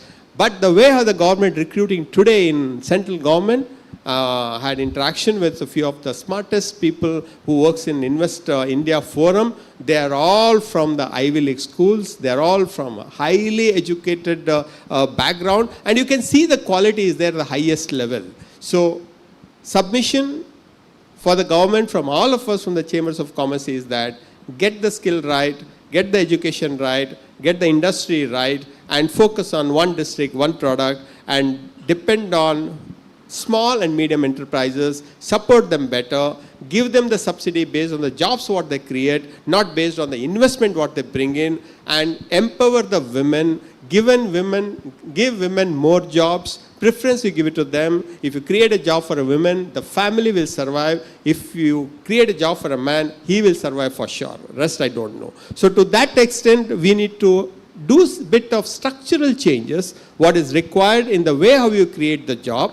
And the people who are going to Middle East in the past, they are coming back with the money. It's of no use here, but they come back with the money. And I've seen so many people are driving their own cars as a taxi who have come from Middle East because there's no job there. There's no more job in Singapore and Malaysia, wherein the East Coast people used to go there. So it is not only we are not going out, we are also having more of people coming back, and all they want is just a job. And that is difficult to create. So to that extent, a lot to be done, but we are doing it, sir, from the government, state, center, and all the chambers. We are doing our best to create the job. But when you really interview a candidate coming out of this college, we will see that what is that he can do in his life. Because they just want increment, increment, increment, and nothing else. What do? They want us to train them and also give them the increment also. That humility is not there in the job seekers. There's a demand that I paid you the fees and get me the job. This is what they ask the college. They will not say that you are not giving me the knowledge. They said you sold that campus recruitment is 98%. So where is the campus recruitment? And that's what they demand. And today's students are more demanding than what we were in our days, sir. Okay. Excellent rendition by our CA Ullas Kamath. See, our banking ecosystem, MSME ecosystem, it is best in the globe. We can make use of all these ecosystem and create more and more jobs for themselves and for others also. Hello. Hello. This I am Damodar Padvidri. My question is to Ullas Kamath. This is with regard to Sunrise Industries, what he has mentioned few minutes back. Apart from medical tourism and whatever jobs he was mentioning, I want a brief idea on jobs in unorganized sectors. Not jobs, but as entrepreneurial ideas. I request him to provide some ideas briefly for this audience, because we have come here only for hearing more ideas, not economic statistics. We are not interested in statistics. What actually we require, what will benefit our homes, that we require. The cottage industries will come back. The small self-employment groups will come back. Support will be there from the government. And you can think of going back to organic in a major way. It is the attraction of the whole world. And there is also a concept called farm to the fork, the tracking of the food from the farm to the fork. All these things, new age things, based on the nature, based on which helps the climate change. And if you are going back to your farm, there is somebody to buy that, and the technology will help you there. For example, there is a statistics that if the food wastage which is happening in this world can be fed to the 1/3 of the hungry in the world, so that has to be bridged. And today's NGOs, today's social enterprises have got a good amount of respect than it was in the past. I'm talking about the social enterprises. The retired people, there many are sitting here, they can bring in a lot of synergy between the small enterprises, bring them in one platform, and we say that, okay, these 10 households or these 10 self-employed group are stitching or weaving, say, Udupi saris. I don't think still it is there. By my grandmother's time, the Udupi silk saree used to be one of the most sought after, whereas the Kanchivaram has got its brand, but Udupi, we don't know where it exists. But if we can bring back that Udupi's silk sarees but we will get in Jayalakshmi Udupi, all the so sarees. if you are able to get back, then lot can be done. Lot can be done. And again, the food and the food supplements. So the jobs can be created through the self-help group with or without subsidy by the state or the central government, but with the funding of the banks, you can always reorganize and go for where others have not gone. And I would definitely recommend you to get into a dairy farming. I'm recommending you to go for the milk and milk derivatives, and I recommend you to go for old age homes. Today people have the money, but they don't have the place to send their parents. So they need to have a better place, and India is aging faster after 2050. So you need to be extremely fast in having adequate, high quality old age homes. We don't have child care centers here. And in the past, we used to depend on our parents as a child care, but that's not available any longer. So you need to be very careful in having a world-class child care center where you can create the job. And for that, again, you need to have that ecosystem to support with. And alternative medicines is, again, wellness is once again. And the biggest game changer, again, here could be yoga. because yoga has proved beyond doubts anywhere in the world that India is the mother of yoga in all respect. That's where you don't need any technology. Learn for 2-3 years, get some mastery on that, and teach everyone your health, their health, everybody's health will be better. And that can be a good industry, which is already in Mysore as the capital of yoga. And estimated 5 lakh people come every year and get trained in Mysore and they go. So that is the way we need to bring out our own ethnic advantage, what we have. Probably we should work on that. Mr. Rajesh Rao.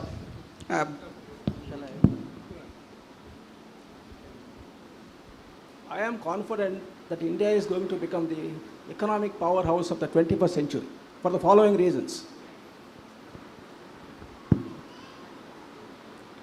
We can also become, our Indian rupee can also become the 5th prime currency, global prime currency also by 2030 for the following reasons again. One is de-dollarization, the FTA with 35 countries, and rupee becoming the international currency, and the rupee trade being conducted in major economies, and exports are being done, PLI is there, Atmanirbhar is there, all positive signs are there for India to become a powerhouse plus a global currency, Indian rupee. Along with that, the e-rupee that has been introduced. Do you agree with me?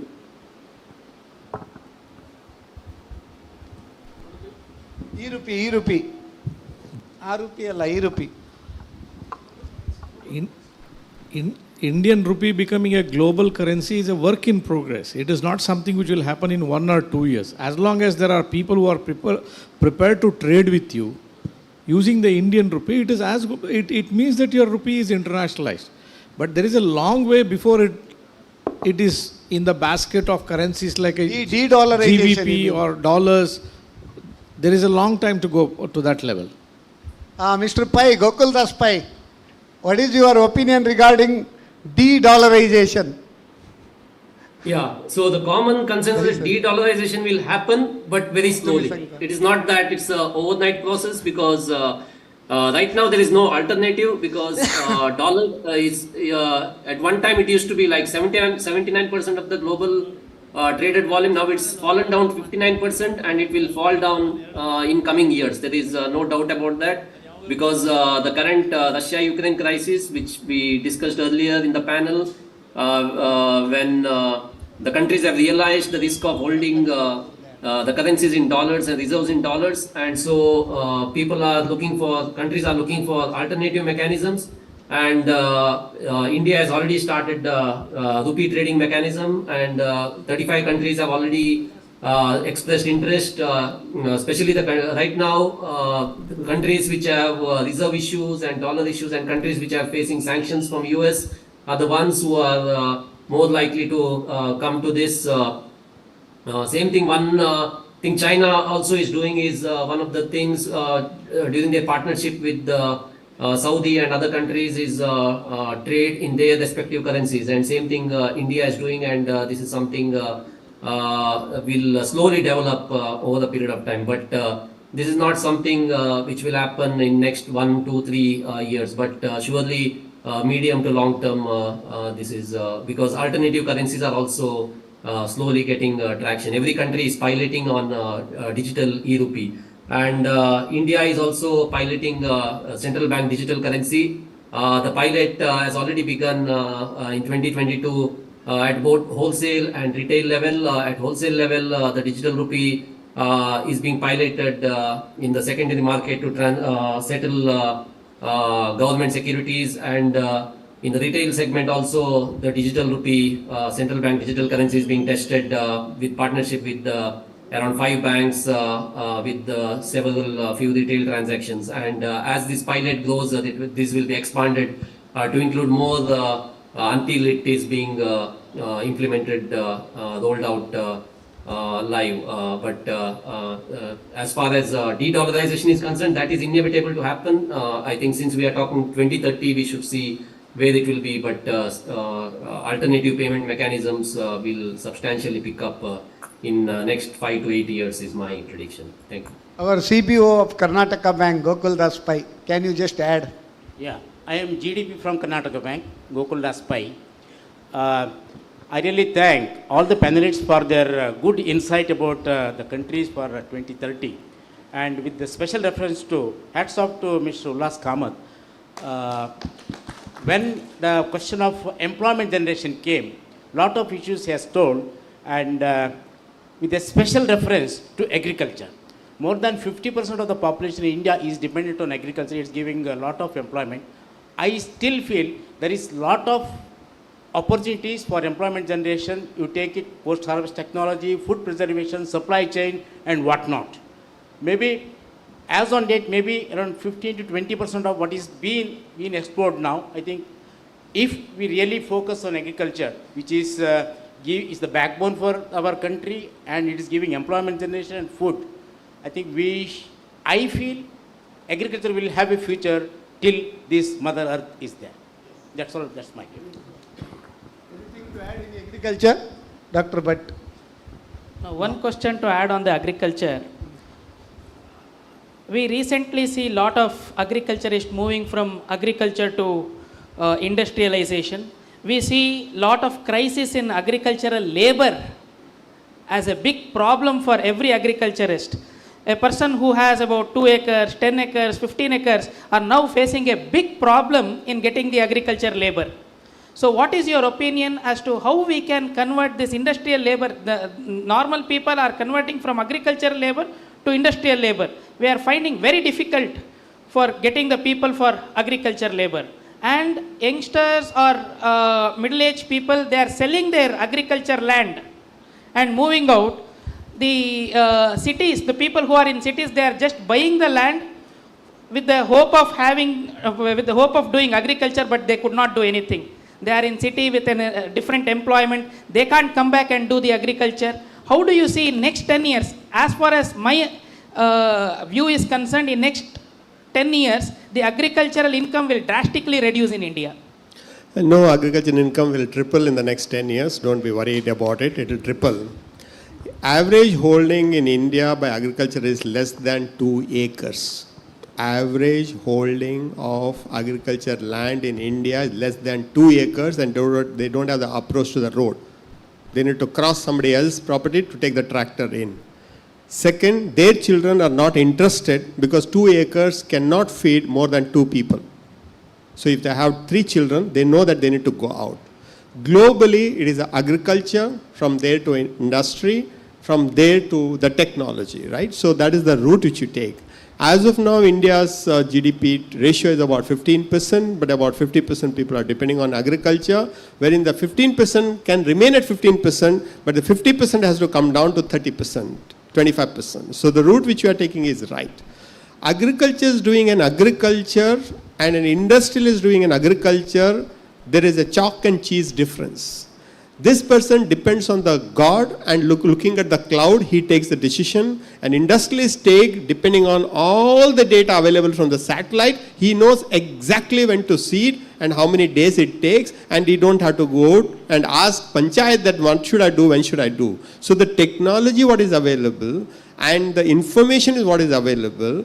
The big players will come in agriculture. When they buy out all these 2 acres together, 1,000 people, they make 2,000 acres, and they get the scale, they get the quality, and they will be able to rotate the money faster, and the market is there. Today, the agriculture produce wastage is 40%. And tomato in Bangalore, good days it's 2 rupees a kilo, bad day it is 200 rupees a kilo. Why? Farmer cannot manage this? No. Only a businessman can manage this by putting this when it's 2 rupees, put in a cold storage, sell it when it is 50 rupees, you make tons of money. This will happen. So the governments are working very clearly. Now about 35 kilometers per day roads have been built, world-class roads have been built today. That you are seeing now. Now every 100 kilometers you have warehousing facility on public-private partnership happening between the central government, state government, and a private employer, private entrepreneur. The rule there is use and pay, not pay and use. That is, you have the agricultural produce, keep it for 1 week, pay for 1 week, only to the space what you do, and the buyer will buy from there. And this every 100 kilometers, if you have the cold storage, you have the logistics park, you have the truck transiting facility, you have the e-charging facility. That becomes a good neighborhood for many people to create jobs there every 100 kilometers. So from there, like, can you tell me how many number of kilometers of roads are there in Bangalore, in Karnataka? It is 91,000 kilometers of road is there in Karnataka. But how many gundis that public TV they have counted? Sir, we all lived. We give more complaints, and if we decide in our own 13th cross or your own 12th cross, our kids can fill up that gundi. No, we make more gundis playing cricket there. And if somebody is making the gundi, you should be able to catch him and give the police station because the public property. No, we only complain. Let us be nationalist first. Let us have the respect for the road for which we have paid the taxes. And nothing will happen without your knowledge. If somebody is cutting the road, is in front of your house, ask him the permission. If not, call the police. No. We'll also do that some other time. No. So to that extent, we should stop complaining to the public, complain to the government, and do your job. In India, we are different. When you go outside India, we are different. So we need to be behaving the same way how we behave elsewhere in the country, right? Elsewhere when you go to the world. Here we litter, there we don't litter. So to that extent, coming here, agriculture produce, give us the quality, you have a global market for that. And today's agriculture institutes, what we have in India, are the finest in the world. Recognize them.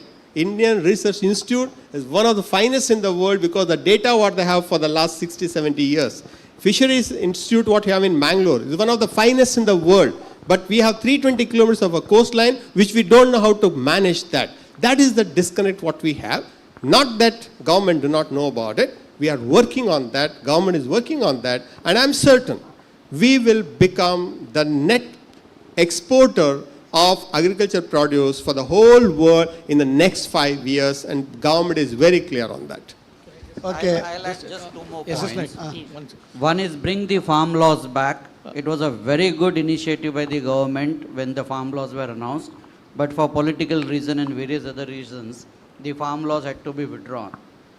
The only way to reform is by bringing... Punjab has already done by one by half. Now they can introduce farm law. So that's one point. The second point to bring in agriculture reforms is to cut off all these subsidies. You know how much money we are spending in farm subsidies? Just the fertilizer subsidy this year will be more than 1 lakh crores. The farmer's subsidy, which the government gives some 6,000 rupees, 72,000 crores. You know, if you add all the subsidies, we are spending more than 5 lakh crores on subsidies. Why should someone work then? You want workers? Don't give them freebies. Don't give them free lunch. They'll come and work. You give them a free lunch, they will not work. As simple as that. Mr. Mehta, I'll just add 2 points here from my experience. I'm a veterinary doctor by profession who started in this line and who has seen what exactly has happened in this industry. Ex Nandini. Yes. I worked with Amul, the Nandini version here. I started here in 86. Dakshina Kannada district, before I say, I'll say corporatization of agriculture or semi-corporatization, or you say contract farming is inevitable if it has to come up. And it will come up. And there is success stories here. When I came here in 1986, the Department of Animal Husbandry has written off this district, stating that this is unfit for milk production. It has written it off. You know how much it was procuring? 10,000 liters of milk per day in the entire undivided Udupi and Dakshina Kannada put together. Then I was here, I had full conviction on that. We started the artificial insemination program and I left the DK Milk Union in the year 92. And when the Mangalore Milk Union was procuring 10,000 liters, before I came here, I was working in Bangalore Kolar Milk Union, and collectively Kolar plus Bangalore was procuring 1 lakh litre per day. The cooperative movement today has made Dakshina Kannada produce 4 lakh litres per day. Kolar and Bangalore Milk Unions are separated and each is procuring 15 lakh litres per day. So this is what the change will happen. This is in dairy sector. What happened in the poultry sector? It was so much of a loss-making industry, then the corporatization came in, the aggregator models came in. The company will give the seed material, the chicks, the feed, and it will give the know-how. The farmer is required only to provide the shelter and the procurement. Look at where we have reached. Today we are number one in the world in milk production. Number one. Look, the chicken prices haven't greatly increased compared to inflation pricing in the last 30 years. But how much our income has gone up and how much money it has moved to the villages. We had made a calculation. If a milk society procures just 100 liters per day in a village, its turnover was somewhere close to coming to 1 crore of rupees. So it's like a mini corporate. So the agriculture has a great future, and I was listening to one of the videos by Nitin Gadkari where he says a farmer will be replaced as a food producer to an energy producer with ethanol and so many changes that they are working on. It is our MD MS Mahabaleshwar, he has already told. Only one sector which has got culture, that is agriculture. Okay. Now, Ram Rao, Question Bank Ram Rao, or our Mangalore Productivity Council President. Last question from your side. Okay. So, thank you, sir. At the outset, I thank Sri S.S. Naik for praising me in the morning. Due to my health condition, I could not attend at 9:15 a.m. itself. Our business tonic has improved your health. Thank you, sir. Thank you, sir. Business tonic is in my blood because I am ex-Karnataka Bank staff. Now, my questions are, petrol and diesel and cooking gas prices is increasing. Russia-Ukraine war is still continuing. Economic condition in Pakistan, Afghanistan, Ceylon is going worse from bad. Pakistan, Ceylon and Nepal coming closer to China. So at any time India, Pakistan, India-China war may take place. And inside India, floods condition, climatic condition playing havoc. Terrorist activities are in the increase. Corona may come at any time. Number of income tax, GST and other tax offenders are on the increase. Increase of population, corruption is on the increase. NPA in banks, frauds in banks are causing problems. Lot of internal problems like road accidents, strike by agriculturists, employees of various banks and companies. Anyhow, I am very optimistic. I am not an expert. As a common man, I am asking these questions. It is said that world suffers not because of violence of bad people, but because of silence of good people. Sirs, what is your suggestions to ourselves and to what is the role of institutions like Chamber of Commerce and other institutions can do? Thank you very much, sir. Okay. Ram ರಾಯ್ರೆ, ಇದರಲ್ಲಿ ಹೆಚ್ಚಿನದು cover ಮಾಡಿದ್ದೇವೆ. Petroleum price already we are buying from Russia at cheaper rates, and petroleum prices are coming down. EV push has been, we are making more and more investment for EV push. Definitely that will get moderated. Geopolitical already spoken by our CA Gokuldas Pai. Climate change and other things has been spoken by our BM Farooq. Now Corona is shortly coming, our Ram Rao told. When it will be coming, Chandrakant Bhatt? Corona. Ram ರಾಯ್ರೆ, ನೀವು ಇದು booster dose ತಗೊಂಡಿದ್ದೀರಾ booster dose? Corona ಬರೋದಿಲ್ಲ, ಬಂದರೆ ಜ್ವರ ಮಾತ್ರ ಬರೋದು, ಏನು ಹೆದರಬೇಡಿ, ಏನಾಗೋದಿಲ್ಲ, ಏನು ಟೆನ್ಷನ್ ತಗೊಳ್ಬೇಡಿ. ಈಗ ನೀವು ಡೈಲಿ ನೀವು ಪತ್ರಿಕೆಯಲ್ಲಿ ನೋಡ್ತೀರಿ 000 ಉಂಟು Dakshina Kannada Udupi. Okay, no problem. GST and income tax, our sum up will be done by Mehta regarding taxation. Corruption, as long as people are ready to give money, people are there to take money. So give stopping money to people by any bureaucrats, automatically corruption will stop. Then NPA, government has taken lot of steps. Reserve Bank of India has also taken lot of steps. Now IBC code has been there. Now securitization is there. Then quality of giving loans also, there is a check and balance. Now Chanda Kochar also, she was behind the bar, you have seen. Now such things cannot repeat now. Now MPS have been already recovered, or it has been written off. Now NPA percentage is coming down. You can, Ram Raire, you are a shareholder of Karnataka Bank. There will be good news for you this year. In spite of these all odds, 411 crores profit has been done by Karnataka Bank. If it is NPA increase, how Karnataka Bank can do in half yearly 411 crore profit? So nothing to worry about it. Sorry? 525 crores. Okay, after tax I think I told. Okay. Now, now let us brief sum up today with the one by one guests. Gokul Das Pai, please sum up. Mr. Pai? Gokul Das Pai? He has already logged out. Okay. Our Mehta regarding the tax, GST and income tax. And sum up. The good news about the taxation is the percentage of tax collected to GDP has improved over the last 3-4 years, and it's come to 12% possibly this year, which is the highest ever percentage of tax to GDP, despite reduction in corporate taxes, despite reduction in GST taxes vis-a-vis the earlier system of multiple taxes. Despite all that, the GDP, the tax to GDP ratio has improved. That's one very, very good news for our country. And to sum up, as to 5 trillion and 10 trillion, we are on the right path. We have multiple challenges. Government is working very hard to overcome these challenges. It's not that the government is not seized of these difficulties and challenges ahead of us. Maybe the first couple of years, like 2023 and 2024, will be a bit of a trouble. Post that, things will even out. As I said earlier, 5 trillion by 28, 10 trillion by 33. Thank you. CA Ullas Kamath. Be optimistic, everything will be fine, and please have breakfast and lunch on time. Rest of things will fall in place automatically.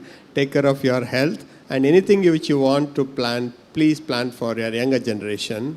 Most of you are already in the sunset clause, so you don't have to worry. You need to only about your health, and you need to take care of your health and go for a walk every day, 45 minutes in the morning, 45 minutes in the evening, and keep talking about the GDP. It does not affect you positively also, negatively also.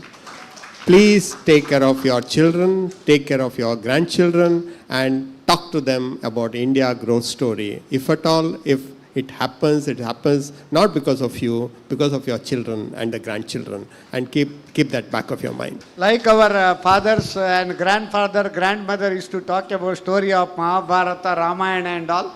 Let us talk about India's 2030 story to our children and grandchildren. Chandrakant Bhatt, last sum up. I'm an eternal optimist. I look forward to a day where Business Tonic discusses the Indian economy not in $1 trillion, but in trillion rupees. Let's replace dollar with the rupee. And it will happen during our lifetime. I'm absolutely hopeful about it. And let's commit ourselves for the next generation. Let's not pollute the environment. Let us leave it in a much cleaner way than we received from our parents. Let's take a pledge for that. Okay. So my sum up, India's definitely growth story we have to believe. We have to dream big. Then we should keep the goal. When goal is fixed, we should plan for that. One plan is there, we should be in action. Definitely there will be result. If the result is good, if you have already achieved the goal, revise the goal. If you have not achieved, then try to work again and again until you reach the goal. With this panel discussion, I think we are going to close now. And now it is time to honor our guests. Thank you once again to the entire team of the panelists. It was really a detailed session. We spoke about a lot of things as employment, freebies, and untapped opportunities in India, especially how to create employment. So now I request Sri Lilaksha Karkera sir to felicitate and thank CADB Mehta, our panelists for today, for being the resource person and giving us a lot of insight.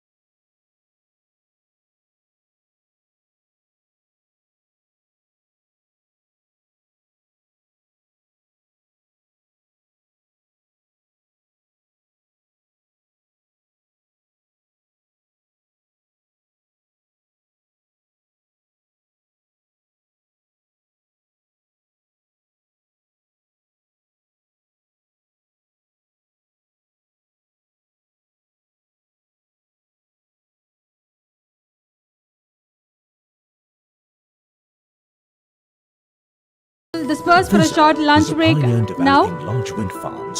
Choose any turbine, any capacity. We specialize in turnkey solutions. We also specialize in site solutions, wind monitoring, wind farm infrastructure, erection and commissioning. Fizza Group. We have one life, one body, one chance.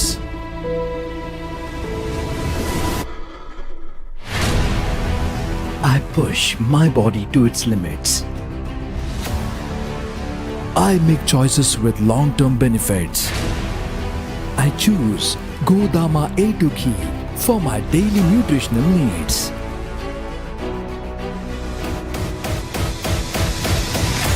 Keeps my heart healthy. I choose Godama A2 ghee.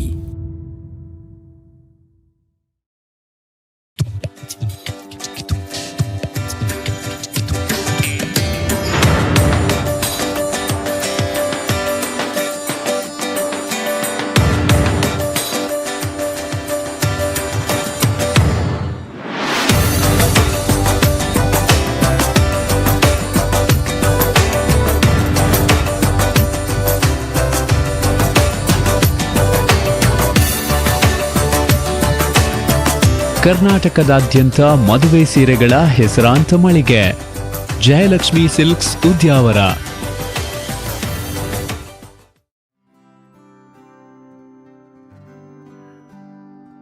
ರೀ, ಏನ್ ಯೋಚನೆ ಮಾಡ್ತಿದ್ದೀರಾ?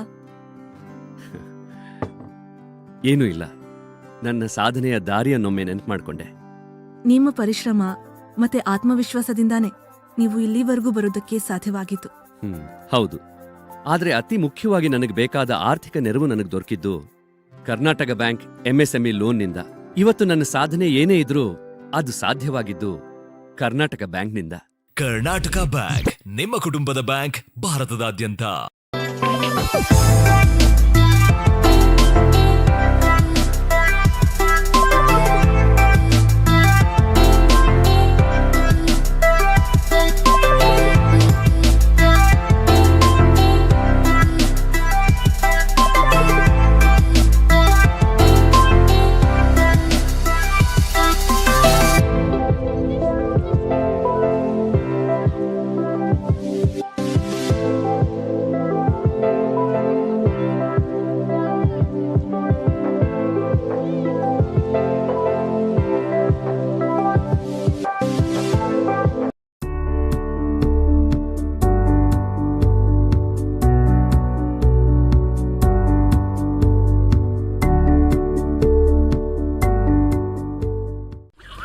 ನೋಡಿ ಸಾವುಕಾರ್ರೆ, ಶಂಕರಣ್ಣ ಈ ಬಾರಿ ನಿಮ್ಮ ಹತ್ರ ಸಾಲ ತೆಗೆದುಕೊಳ್ಳದೆ ಎಲ್ಲ ಕೆಲಸ ಮಾಡ್ತಿದ್ದಾನೆ. ಹೌದಲ್ವಾ? ನಡಿ ವಿಚಾರಿಸೋಣ. ಶಂಕರಣ್ಣ, ಓ ನಮಸ್ಕಾರ. ಏನು ನಮ್ ದನಿಗಳ ಹತ್ರ ಬರ್ದಿದ್ರು ಹೊಲದ ಕೆಲಸ ಎಲ್ಲ ಬಾರಿ ಜೋರಾಗಿ ನಡೀತಿದೆ. ಇದೆಲ್ಲ ಸಾಧ್ಯ ಆಗಿದ್ದು ನನ್ನ ರೈತ ಮಿತ್ರ KBL ಕಿಸಾನ್ ಕಾರ್ಡಿಂದ. ಕಾರ್ಡು ಒಂದೇ, ಆದ್ರೆ ಸೌಲಭ್ಯಗಳು ಹಲವಾರು. ಕರ್ನಾಟಕ ಬ್ಯಾಂಕ್ ನಮ್ಮೊಂದಿಗಿರುವಾಗ ಇನ್ನು ನಮ್ಮಂತ ರೈತರು ಚಿಂತಿಸುವ ಅಗತ್ಯ ಇಲ್ಲ. ಕರ್ನಾಟಕ ಬ್ಯಾಂಕ್, ನಿಮ್ಮ ಕುಟುಂಬದ ಬ್ಯಾಂಕ್, ಭಾರತದಾದ್ಯಂತ. Greetings. Vision India has a 20-year success history with the customer-centric approach. Me and my son, Ashwin, started Vision India to cater the best coating solution to commercial automobile sector. Ashwin is a go-getter and prepare effective logistic planning.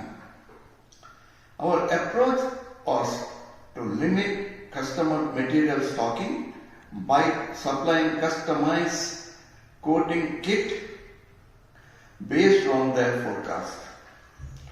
This saved customer a lot of time, space for stocking and reducing inventory at their site without a single day delay. We also provided skilled labor for coating to many big organizations like Volvo, Daimler, Scania and others. Customer delight has been our motto throughout the effective logistic and supply chain solution. ದೇಶಕ್ಕಾಗಿ ಏನಾದರೂ ಮಾಡ್ಬೇಕು ಕಣೋ. ಹೌದು ಕಣೋ. ಆರ್ಮಿಗೆ ಸೇರ್ಕೊಂಡ್ರೆಗೆ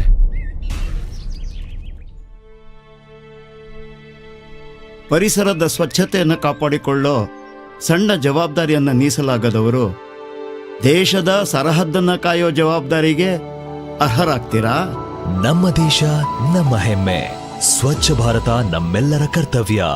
ಜನಹಿತಕ್ಕಾಗಿ ಜಾರಿ. Karnataka bank, ನಿಮ್ಮ ಕುಟುಂಬದ ಬ್ಯಾಂಕ್, ಭಾರತದಾದ್ಯಂತ. ನಿನ್ನೆ ನಾವು ಹೋಗಿ ಡಬಲ್ ಸೇಫ್ಟಿ ಇರುವ ಲಾಕರ್ ಪರ್ಚೇಸ್ ಮಾಡಿದ್ವಿ. ಈಗೆಲ್ಲ ಎಷ್ಟು ಸೇಫ್ಟಿ ಕ್ರಮ ತಗೊಂಡ್ರು ಕಡಿಮೆನೆ ಅಲ್ವಾ?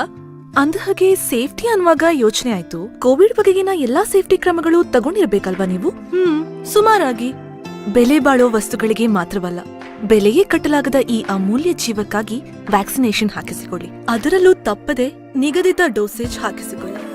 ಜನಹಿತಕ್ಕಾಗಿ ಜಾರಿ. ಕರ್ನಾಟಕ ಬ್ಯಾಂಕ್, ನಿಮ್ಮ ಕುಟುಂಬದ ಬ್ಯಾಂಕ್, ಭಾರತದಾದ್ಯಂತ.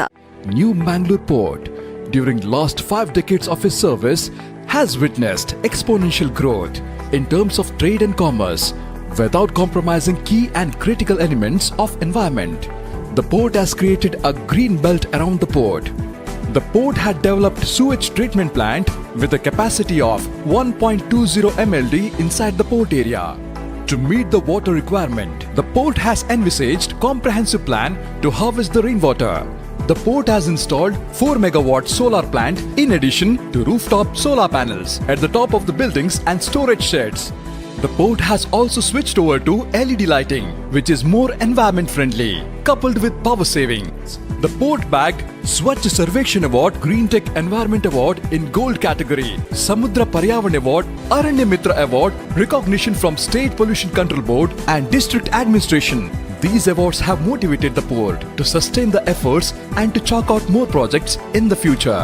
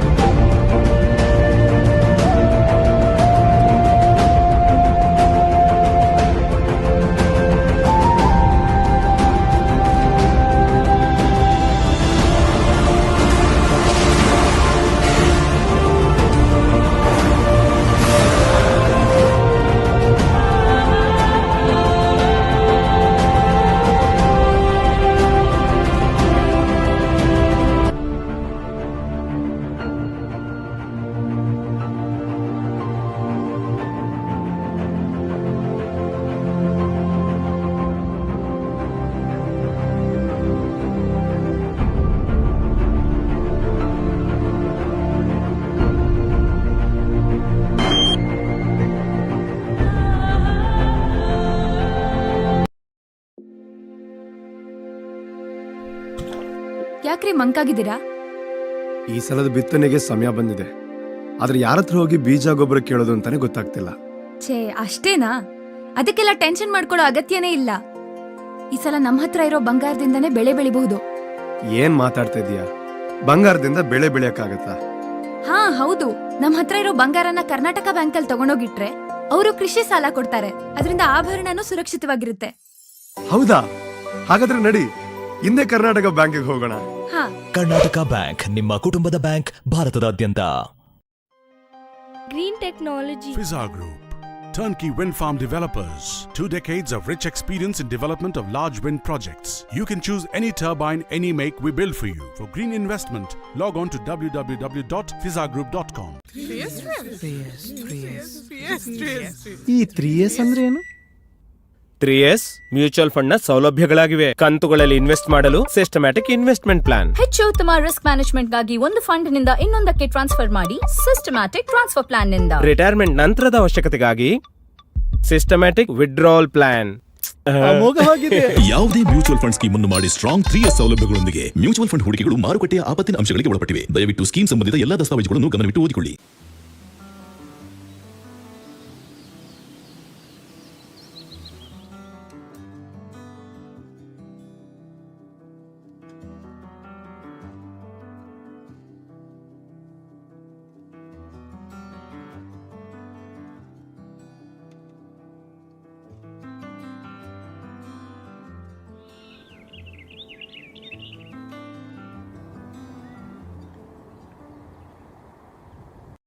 ಈ ಟೈಮ್ ಎಷ್ಟು ಕಷ್ಟ ಅಲ್ವಾ? ಮನೆಯಿಂದ ಹೊರಗಡೆ ಹೋಗೋ ಹಾಗೆ ಇಲ್ಲ. ಯಾವ ಕೆಲ್ಸದ ಬಗ್ಗೆ ಮಾತಾಡ್ತಿದ್ಯಮ್ಮ? ತಮ್ಮನ್ ಫೀಸ್ ಕಟ್ಟೋದು, ನನ್ನ ಫಾರ್ಮ್ 15H 15G ಫಿಲ್ ಮಾಡೋದು, ಇದೆಲ್ಲ ಮನೇಲಿ ಕೂತ್ ಹೇಗ್ ಮಾಡೋದು? ನಿನ್ನೆ ಪಕ್ಕದ ಅಂಗಡಿಯವರಿಗೆ ವೆಜಿಟೇಬಲ್ಸ್ ತರ್ಲಿಕ್ಕೆ ಹೇಳಿದ್ದೆ. ಈಗ ನೋಡಿದ್ರೆ ಅವ್ರಿಗೆ ಕೊಡ್ಲಿಕ್ಕೆ ಚಿಲ್ಲರೆ ಕಾಸು ಕೂಡ ಖಾಲಿ ಆಗಿದೆ. ಅಯ್ಯೋಮ್ಮ, ಅಷ್ಟೇನಾ ನಿನ್ ಕೆಲ್ಸ? ಈಗ ನೋಡು, ಈ KBL ಮೊಬೈಲ್ ಪ್ಲಸ್ ಆಪ್ ನಲ್ಲಿ ಎಲ್ಲಾ ಕೆಲ್ಸಗಳನ್ನ ಮನೆಯಿಂದಲೇ ಸುಲಭವಾಗಿ ಮಾಡ್ಬೋದು. ಕರ್ನಾಟಕ ಬ್ಯಾಂಕ್, ನಿಮ್ಮ ಕುಟುಂಬದ ಬ್ಯಾಂಕ್, ಭಾರತದಾದ್ಯಂತ.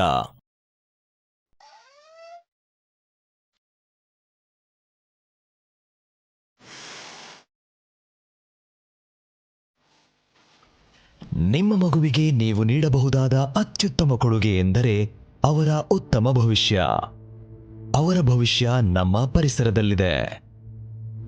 ಇಂದು ನೀವು ನಿಮ್ಮ ಮಗುವಿಗೆ ಉಡುಗೊರೆಯಾಗಿ ಕೊಡುವ ಒಂದು ಗಿಡ ಪರಿಸರದ ಹಸಿರನ್ನು ಜೀವಂತವಾಗಿರಿಸುತ್ತದೆ. ಜನಹಿತಕ್ಕಾಗಿ ಜಾರಿ. ಕರ್ನಾಟಕ ಬ್ಯಾಂಕ್, ನಿಮ್ಮ ಕುಟುಂಬದ ಬ್ಯಾಂಕ್, ಭಾರತದಾದ್ಯಂತ.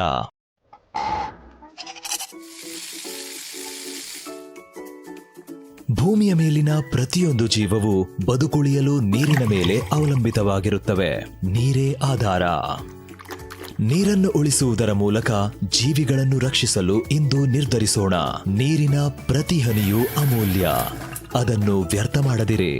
ನೀರನ್ನು ಉಳಿಸಿ, ಜೀವವನ್ನು ರಕ್ಷಿಸಿ. ಜನಹಿತಕ್ಕಾಗಿ ಜಾರಿ. ಕರ್ನಾಟಕ ಬ್ಯಾಂಕ್, ನಿಮ್ಮ ಕುಟುಂಬದ ಬ್ಯಾಂಕ್, ಭಾರತದಾದ್ಯಂತ. Fizza is a pioneer in developing large wind farms. Choose any turbine, any capacity. We specialize in turnkey solutions. We also specialize in site solutions, wind monitoring, wind farm infrastructure, erection and commissioning. Fizza Group. We have one life, one body, one chance.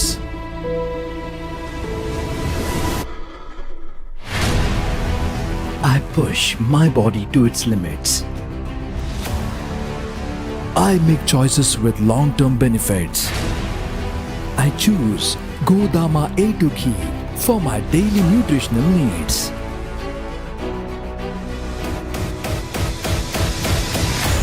Keeps my heart healthy. I choose Godama A2 ghee.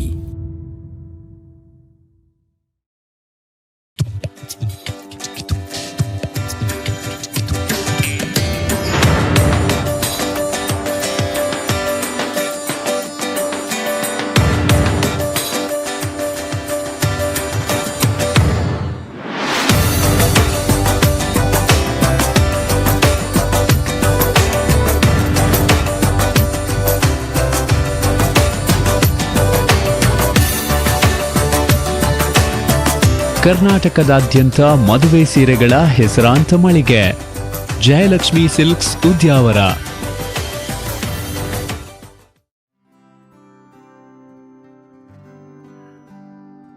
ರೀ, ಏನ್ ಯೋಚನೆ ಮಾಡ್ತಿದ್ದೀರಾ? ಏನೂ ಇಲ್ಲ. ನನ್ನ ಸಾಧನೆಯ ದಾರಿಯನ್ನೊಮ್ಮೆ ನೆನಪು ಮಾಡ್ಕೊಂಡೆ. ನಿಮ್ಮ ಪರಿಶ್ರಮ ಮತ್ತೆ ಆತ್ಮವಿಶ್ವಾಸದಿಂದಾನೇ ನೀವು ಇಲ್ಲಿವರೆಗೂ ಬರೋದಕ್ಕೆ ಸಾಧ್ಯವಾಗಿತ್ತು. ಹೌದು. ಆದ್ರೆ ಅತಿ ಮುಖ್ಯವಾಗಿ ನನಗೆ ಬೇಕಾದ ಆರ್ಥಿಕ ನೆರವು ನನಗೆ ದೊರಕಿದ್ದು ಕರ್ನಾಟಕ ಬ್ಯಾಂಕ್ MSME ಲೋನ್ನಿಂದ. ಇವತ್ತು ನನ್ನ ಸಾಧನೆ ಏನೇ ಇದ್ರೂ ಅದು ಸಾಧ್ಯವಾಗಿದ್ದು ಕರ್ನಾಟಕ ಬ್ಯಾಂಕ್ನಿಂದ. ಕರ್ನಾಟಕ ಬ್ಯಾಂಕ್, ನಿಮ್ಮ ಕುಟುಂಬದ ಬ್ಯಾಂಕ್, ಭಾರತದಾದ್ಯಂತ.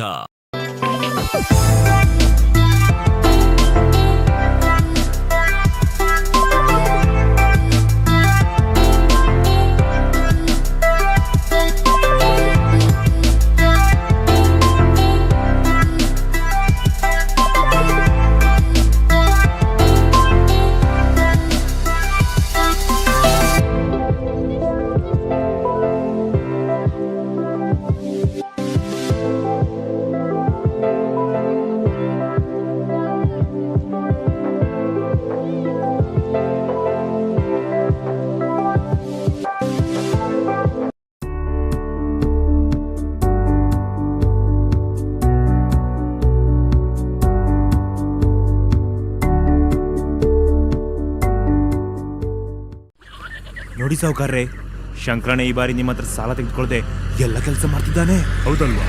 ನಡಿ ವಿಚಾರಿಸೋಣ. ಶಂಕರಣ್ಣ, ಓ ನಮಸ್ಕಾರ. ಏನು ನಮ್ ದನಿಗಳ ಹತ್ರ ಬರ್ದಿದ್ರು ಹೊಲದ ಕೆಲಸ ಎಲ್ಲ ಬಾರಿ ಜೋರಾಗಿ ನಡೀತಿದೆ. ಇದೆಲ್ಲ ಸಾಧ್ಯ ಆಗಿದ್ದು ನನ್ನ ರೈತ ಮಿತ್ರ KBL ಕಿಸಾನ್ ಕಾರ್ಡಿಂದ. ಕಾರ್ಡು ಒಂದೇ, ಆದ್ರೆ ಸೌಲಭ್ಯಗಳು ಹಲವಾರು. ಕರ್ನಾಟಕ ಬ್ಯಾಂಕ್ ನಮ್ಮೊಂದಿಗಿರುವಾಗ ಇನ್ನು ನಮ್ಮಂತ ರೈತರು ಚಿಂತಿಸುವ ಅಗತ್ಯ ಇಲ್ಲ. ಕರ್ನಾಟಕ ಬ್ಯಾಂಕ್, ನಿಮ್ಮ ಕುಟುಂಬದ ಬ್ಯಾಂಕ್, ಭಾರತದಾದ್ಯಂತ. Greetings. Vision India has a 20-year success history with the customer-centric approach. Me and my son, Ashwin, started Vision India to cater the best quoting solution to commercial automobile sector. Ashwin is a go-getter and prepared effective logistic planning. Our approach was to limit customer material stocking by supplying customized quoting kit based on their forecast. This saved customer a lot of time, space for stocking and reducing inventory at their site without a single day delay. We also provided skilled labor for quoting to many big organizations like Volvo, Daimler, Scania and others. Customer delight has been our motto throughout the effective logistic and supply chain solution. ದೇಶಕ್ಕಾಗಿ ಏನಾದರೂ ಮಾಡ್ಬೇಕು ಕಣೋ. ಹೌದು ಕಣು. ಆರ್ಮಿಗೆ ಸೇರ್ಕೊಂಡ್ರೆಗೆ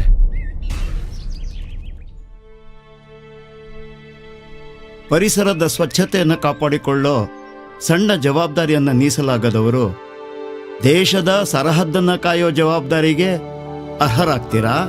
ನಮ್ಮ ದೇಶ, ನಮ್ಮ ಹೆಮ್ಮೆ. ಸ್ವಚ್ಛ ಭಾರತ ನಮ್ಮೆಲ್ಲರ ಕರ್ತವ್ಯ. ಜನಹಿತಕ್ಕಾಗಿ ಜಾರಿ. ಕರ್ನಾಟಕ ಬ್ಯಾಂಕ್, ನಿಮ್ಮ ಕುಟುಂಬದ ಬ್ಯಾಂಕ್, ಭಾರತದಾದ್ಯಂತ. ನಿನ್ನೆ ನಾವು ಹೋಗಿ ಡಬಲ್ ಸೇಫ್ಟಿ ಇರುವ ಲಾಕರ್ ಪರ್ಚೇಸ್ ಮಾಡಿದ್ವಿ. ಈಗೆಲ್ಲ ಎಷ್ಟು ಸೇಫ್ಟಿ ಕ್ರಮ ತಗೊಂಡ್ರು ಕಡಿಮೆನೆ ಅಲ್ವಾ? ಅಂದಹಾಗೆ ಸೇಫ್ಟಿ ಅನ್ನುವಾಗ ಯೋಚನೆ ಆಯ್ತು, ಕೋವಿಡ್ ಬಗೆಗಿನ ಎಲ್ಲಾ ಸೇಫ್ಟಿ ಕ್ರಮಗಳು ತಗೊಂಡಿರ್ಬೇಕಲ್ವಾ ನೀವು? ಸುಮಾರಾಗಿ. ಬೆಲೆ ಬಾಳೋ ವಸ್ತುಗಳಿಗೆ ಮಾತ್ರವಲ್ಲ, ಬೆಲೆಗೆ ಕಟ್ಟಲಾಗದ ಈ ಅಮೂಲ್ಯ ಜೀವಕ್ಕಾಗಿ ವ್ಯಾಕ್ಸಿನೇಷನ್ ಹಾಕಿಸಿಕೊಳ್ಳಿ. ಅದರಲ್ಲೂ ತಪ್ಪದೆ ನಿಗದಿತ ಡೋಸೇಜ್ ಹಾಕಿಸಿಕೊಳ್ಳಿ. ಜನಹಿತಕ್ಕಾಗಿ ಜಾರಿ. ಕರ್ನಾಟಕ ಬ್ಯಾಂಕ್, ನಿಮ್ಮ ಕುಟುಂಬದ ಬ್ಯಾಂಕ್, ಭಾರತದಾದ್ಯಂತ. New Mangalore Port, during last 5 decades of its service, has witnessed exponential growth in terms of trade and commerce without compromising key and critical elements of environment. The port has created a green belt around the port. The port had developed sewage treatment plant with a capacity of 1.20 MLD inside the port area. To meet the water requirement, the port has envisaged comprehensive plan to harvest the rainwater. The port has installed 4 megawatt solar plant in addition to rooftop solar panels at the top of the buildings and storage sheds. The port has also switched over to LED lighting, which is more environment friendly, coupled with power savings. The port bagged Swachh Sarvekshan Award, Green Tech Environment Award in Gold category, Samudra Paryavan Award, Aranya Mitra Award, recognition from State Pollution Control Board and District Administration. These awards have motivated the port to sustain the efforts and to chalk out more projects in the future.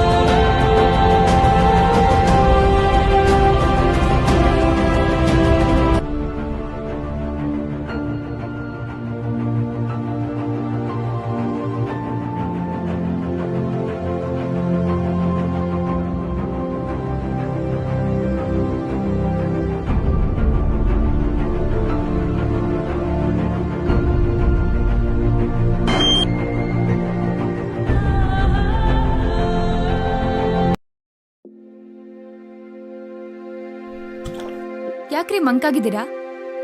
ಈ ಸಲದ ಬಿತ್ತನೆಗೆ ಸಮಯ ಬಂದಿದೆ, ಆದ್ರೆ ಯಾರ ಹತ್ರ ಹೋಗಿ ಬೀಜ ಗೊಬ್ಬರ ಕೇಳೋದು ಅಂತಾನೆ ಗೊತ್ತಾಗ್ತಿಲ್ಲ. ಛೇ, ಅಷ್ಟೇನಾ? ಅದಕ್ಕೆಲ್ಲ ಟೆನ್ಷನ್ ಮಾಡ್ಕೊಳ್ಳೋ ಅಗತ್ಯನೇ ಇಲ್ಲ. ಈ ಸಲ ನಮ್ಮ ಹತ್ರ ಇರೋ ಬಂಗಾರದಿಂದನೇ ಬೆಳೆ ಬೆಳಿಬಹುದು. ಏನ್ ಮಾತಾಡ್ತಾ ಇದೀಯಾ? ಬಂಗಾರದಿಂದ ಬೆಳೆ ಬೆಳೆಯಕ್ಕಾಗತ್ತಾ? ಹಾ ಹೌದು, ನಮ್ಮ ಹತ್ರ ಇರೋ ಬಂಗಾರನ ಕರ್ನಾಟಕ ಬ್ಯಾಂಕಲ್ಲಿ ತಗೊಂಡೋಗಿಟ್ರೆ ಅವರು ಕೃಷಿ ಸಾಲ ಕೊಡ್ತಾರೆ. ಅದರಿಂದ ಆಭರಣನೂ ಸುರಕ್ಷಿತವಾಗಿರುತ್ತೆ. ಹೌದಾ? ಹಾಗಾದ್ರೆ ನಡಿ, ಹಿಂದೆ ಕರ್ನಾಟಕ ಬ್ಯಾಂಕಿಗೆ ಹೋಗೋಣ. ಕರ್ನಾಟಕ ಬ್ಯಾಂಕ್ ನಿಮ್ಮ ಕುಟುಂಬದ ಬ್ಯಾಂಕ್, ಭಾರತದಾದ್ಯಂತ. Green technology. Fizza Group, turnkey wind farm developers. 2 decades of rich experience in development of large wind projects. You can choose any turbine, any make, we build for you. For green investment, log on to www.fizzagroup.com. ಈ 3S ಅಂದ್ರೆ ಏನು? 3S mutual fund ನ ಸೌಲಭ್ಯಗಳಾಗಿವೆ. ಕಂತುಗಳಲ್ಲಿ invest ಮಾಡಲು systematic investment plan. ಹೆಚ್ಚು ಉತ್ತಮ risk management ಗಾಗಿ ಒಂದು ಫಂಡ್ ನಿಂದ ಇನ್ನೊಂದಕ್ಕೆ ಟ್ರಾನ್ಸ್ಫರ್ ಮಾಡಿ ಸಿಸ್ಟಮ್ಯಾಟಿಕ್ ಟ್ರಾನ್ಸ್ಫರ್ ಪ್ಲಾನ್ ನಿಂದ. ರಿಟೈರ್ಮೆಂಟ್ ನಂತರದ ಅವಶ್ಯಕತೆಗಾಗಿ ಸಿಸ್ಟಮ್ಯಾಟಿಕ್ ವಿಡ್ರಾವಲ್ ಪ್ಲಾನ್. ಯಾವುದೇ ಮ್ಯೂಚುವಲ್ ಫಂಡ್ ಸ್ಕೀಮ್ ಅನ್ನು ಮಾಡಿ ಸ್ಟ್ರಾಂಗ್ 3S ಸೌಲಭ್ಯಗಳೊಂದಿಗೆ ಮ್ಯೂಚುವಲ್ ಫಂಡ್ ಹೂಡಿಕೆಗಳು ಮಾರುಕಟ್ಟೆಯ ಆಪತ್ತಿನ ಅಂಶಗಳಿಗೆ ಒಳಪಟ್ಟಿವೆ. ದಯವಿಟ್ಟು ಸ್ಕೀಮ್ ಸಂಬಂಧಿತ ಎಲ್ಲಾ ದಸ್ತಾವೇಜುಗಳನ್ನು ಗಮನವಿಟ್ಟು ಓದಿಕೊಳ್ಳಿ.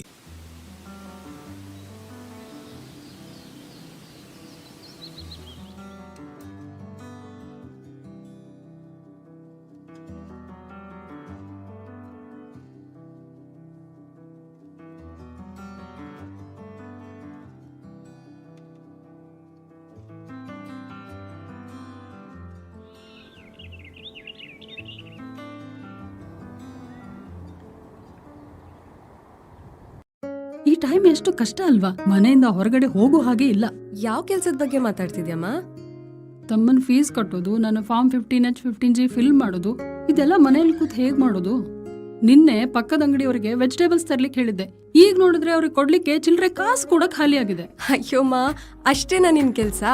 ಈಗ ನೋಡು, ಈ KBL ಮೊಬೈಲ್ ಪ್ಲಸ್ ಆಪ್ ನಲ್ಲಿ ಎಲ್ಲಾ ಕೆಲ್ಸಗಳನ್ನ ಮನೆಯಿಂದಲೇ ಸುಲಭವಾಗಿ ಮಾಡ್ಬೋದು. ಕರ್ನಾಟಕ ಬ್ಯಾಂಕ್ ನಿಮ್ಮ ಕುಟುಂಬದ ಬ್ಯಾಂಕ್, ಭಾರತದಾದ್ಯಂತ.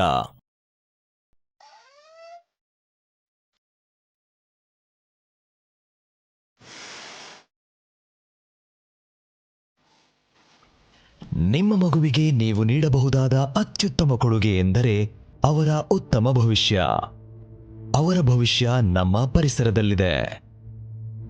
ಇಂದು ನೀವು ನಿಮ್ಮ ಮಗುವಿಗೆ ಉಡುಗೊರೆಯಾಗಿ ಕೊಡುವ ಒಂದು ಗಿಡ ಪರಿಸರದ ಹಸಿರನ್ನು ಜೀವಂತವಾಗಿರಿಸುತ್ತದೆ. ಜನಹಿತಕ್ಕಾಗಿ ಜಾರಿ. ಕರ್ನಾಟಕ ಬ್ಯಾಂಕ್ ನಿಮ್ಮ ಕುಟುಂಬದ ಬ್ಯಾಂಕ್, ಭಾರತದಾದ್ಯಂತ.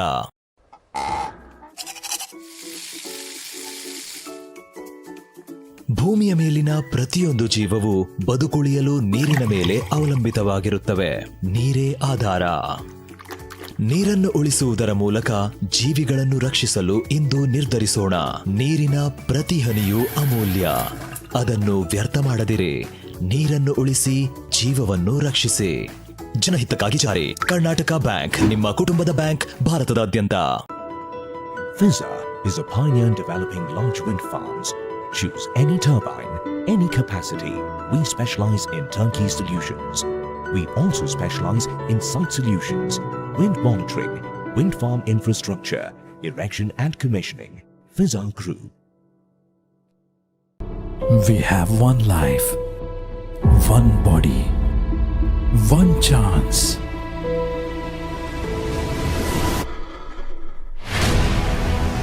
I push my body to its limits. I make choices with long-term benefits. I choose Godama A2 Ghee for my daily nutritional needs.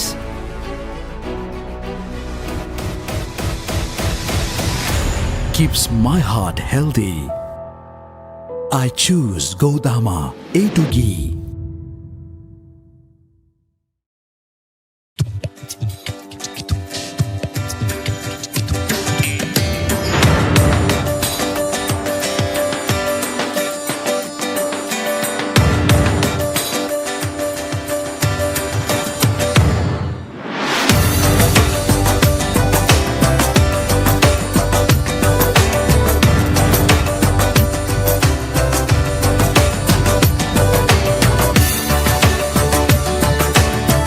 ಕರ್ನಾಟಕದಾದ್ಯಂತ ಮದುವೆ ಸೀರೆಗಳ ಹೆಸರಾಂತ ಮಳಿಗೆ ಜಯಲಕ್ಷ್ಮಿ ಸಿಲ್ಕ್ಸ್ ಉದ್ಯಾವರ.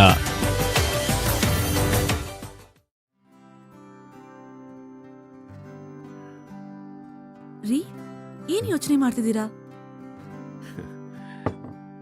ಏನೂ ಇಲ್ಲ, ನನ್ನ ಸಾಧನೆಯ ದಾರಿಯನ್ನೊಮ್ಮೆ ನೆನಪು ಮಾಡ್ಕೊಂಡೆ. ನಿಮ್ಮ ಪರಿಶ್ರಮ ಮತ್ತೆ ಆತ್ಮವಿಶ್ವಾಸದಿಂದಾನೇ ನೀವು ಇಲ್ಲಿವರೆಗೂ ಬರೋದಕ್ಕೆ ಸಾಧ್ಯವಾಗಿತ್ತು. ಹೌದು, ಆದ್ರೆ ಅತಿ ಮುಖ್ಯವಾಗಿ ನನಗೆ ಬೇಕಾದ ಆರ್ಥಿಕ ನೆರವು ನನಗೆ ದೊರಕಿದ್ದು ಕರ್ನಾಟಕ ಬ್ಯಾಂಕ್ MSME ಲೋನ್ನಿಂದ. ಇವತ್ತು ನನ್ನ ಸಾಧನೆ ಏನೇ ಇದ್ರೂ ಅದು ಸಾಧ್ಯವಾಗಿದ್ದು ಕರ್ನಾಟಕ ಬ್ಯಾಂಕ್ನಿಂದ. ಕರ್ನಾಟಕ ಬ್ಯಾಂಕ್, ನಿಮ್ಮ ಕುಟುಂಬದ ಬ್ಯಾಂಕ್, ಭಾರತದಾದ್ಯಂತ.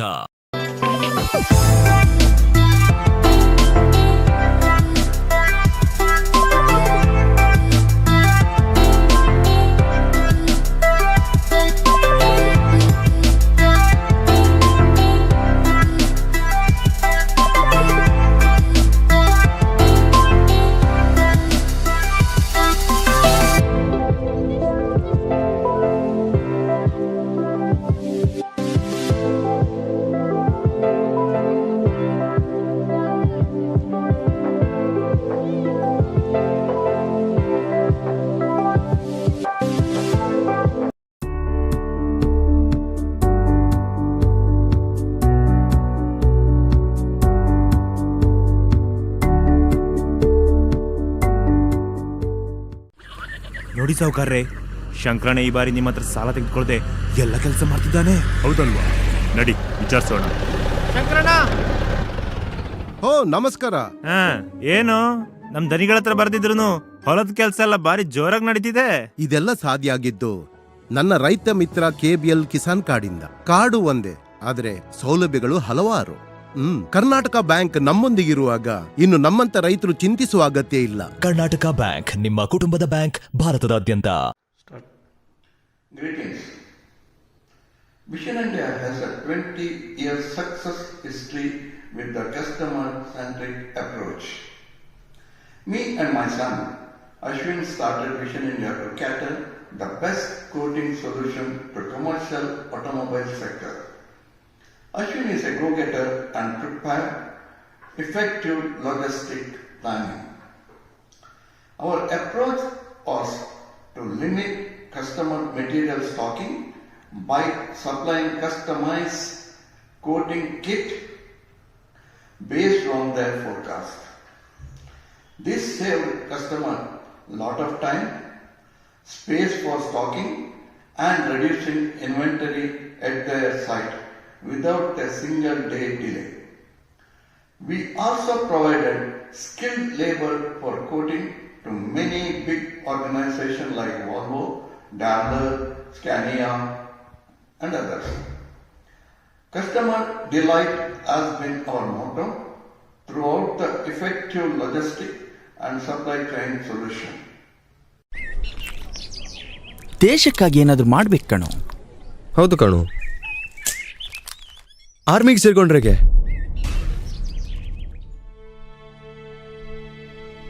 ಪರಿಸರದ ಸ್ವಚ್ಛತೆಯನ್ನು ಕಾಪಾಡಿಕೊಳ್ಳೋ ಸಣ್ಣ ಜವಾಬ್ದಾರಿಯನ್ನು ನೀಸಲಾಗದವರು ದೇಶದ ಸರಹದ್ದನ್ನು ಕಾಯೋ ಜವಾಬ್ದಾರಿಗೆ ಅರ್ಹರಾಗ್ತೀರಾ? ನಮ್ಮ ದೇಶ, ನಮ್ಮ ಹೆಮ್ಮೆ. ಸ್ವಚ್ಛ ಭಾರತ ನಮ್ಮೆಲ್ಲರ ಕರ್ತವ್ಯ. ಜನಹಿತಕ್ಕಾಗಿ ಜಾರಿ. ಕರ್ನಾಟಕ ಬ್ಯಾಂಕ್, ನಿಮ್ಮ ಕುಟುಂಬದ ಬ್ಯಾಂಕ್, ಭಾರತದಾದ್ಯಂತ. ನಿನ್ನೆ ನಾವು ಹೋಗಿ ಡಬಲ್ ಸೇಫ್ಟಿ ಇರುವ ಲಾಕರ್ ಪರ್ಚೇಸ್ ಮಾಡಿದ್ವಿ. ಈಗೆಲ್ಲ ಎಷ್ಟು ಸೇಫ್ಟಿ ಕ್ರಮ ತಗೊಂಡ್ರು ಕಡಿಮೆನೆ ಅಲ್ವಾ? ಅಂದಹಾಗೆ ಸೇಫ್ಟಿ ಅನ್ನುವಾಗ ಯೋಚನೆ ಆಯ್ತು, ಕೋವಿಡ್ ಬಗೆಗಿನ ಎಲ್ಲಾ ಸೇಫ್ಟಿ ಕ್ರಮಗಳು ತಗೊಂಡಿರ್ಬೇಕಲ್ವಾ ನೀವು? ಸುಮಾರಾಗಿ. ಬೆಲೆ ಬಾಳೋ ವಸ್ತುಗಳಿಗೆ ಮಾತ್ರವಲ್ಲ, ಬೆಲೆಗೆ ಕಟ್ಟಲಾಗದ ಈ ಅಮೂಲ್ಯ ಜೀವಕ್ಕಾಗಿ ವ್ಯಾಕ್ಸಿನೇಷನ್ ಹಾಕಿಸಿಕೊಳ್ಳಿ. ಅದರಲ್ಲೂ ತಪ್ಪದೆ ನಿಗದಿತ ಡೋಸೇಜ್ ಹಾಕಿಸಿಕೊಳ್ಳಿ. ಜನಹಿತಕ್ಕಾಗಿ ಜಾರಿ. ಕರ್ನಾಟಕ ಬ್ಯಾಂಕ್, ನಿಮ್ಮ ಕುಟುಂಬದ ಬ್ಯಾಂಕ್, ಭಾರತದಾದ್ಯಂತ. New Mangalore Port, during last 5 decades of its service, has witnessed exponential growth in terms of trade and commerce without compromising key and critical elements of environment. The port has created a green belt around the port. The port had developed sewage treatment plant with a capacity of 1.20 MLD inside the port area. To meet the water requirement, the port has envisaged comprehensive plan to harvest the rainwater. The port has installed 4 megawatt solar plant in addition to rooftop solar panels at the top of the buildings and storage sheds. The port has also switched over to LED lighting, which is more environment friendly, coupled with power savings. The Port Bag Swachh Sarvekshan Award Green Tech Environment Award in Gold category, Samudra Paryavan Award, Aranya Mitra Award, recognition from State Pollution Control Board and District Administration. These awards have motivated the port to sustain the efforts and to chalk out more projects in the future.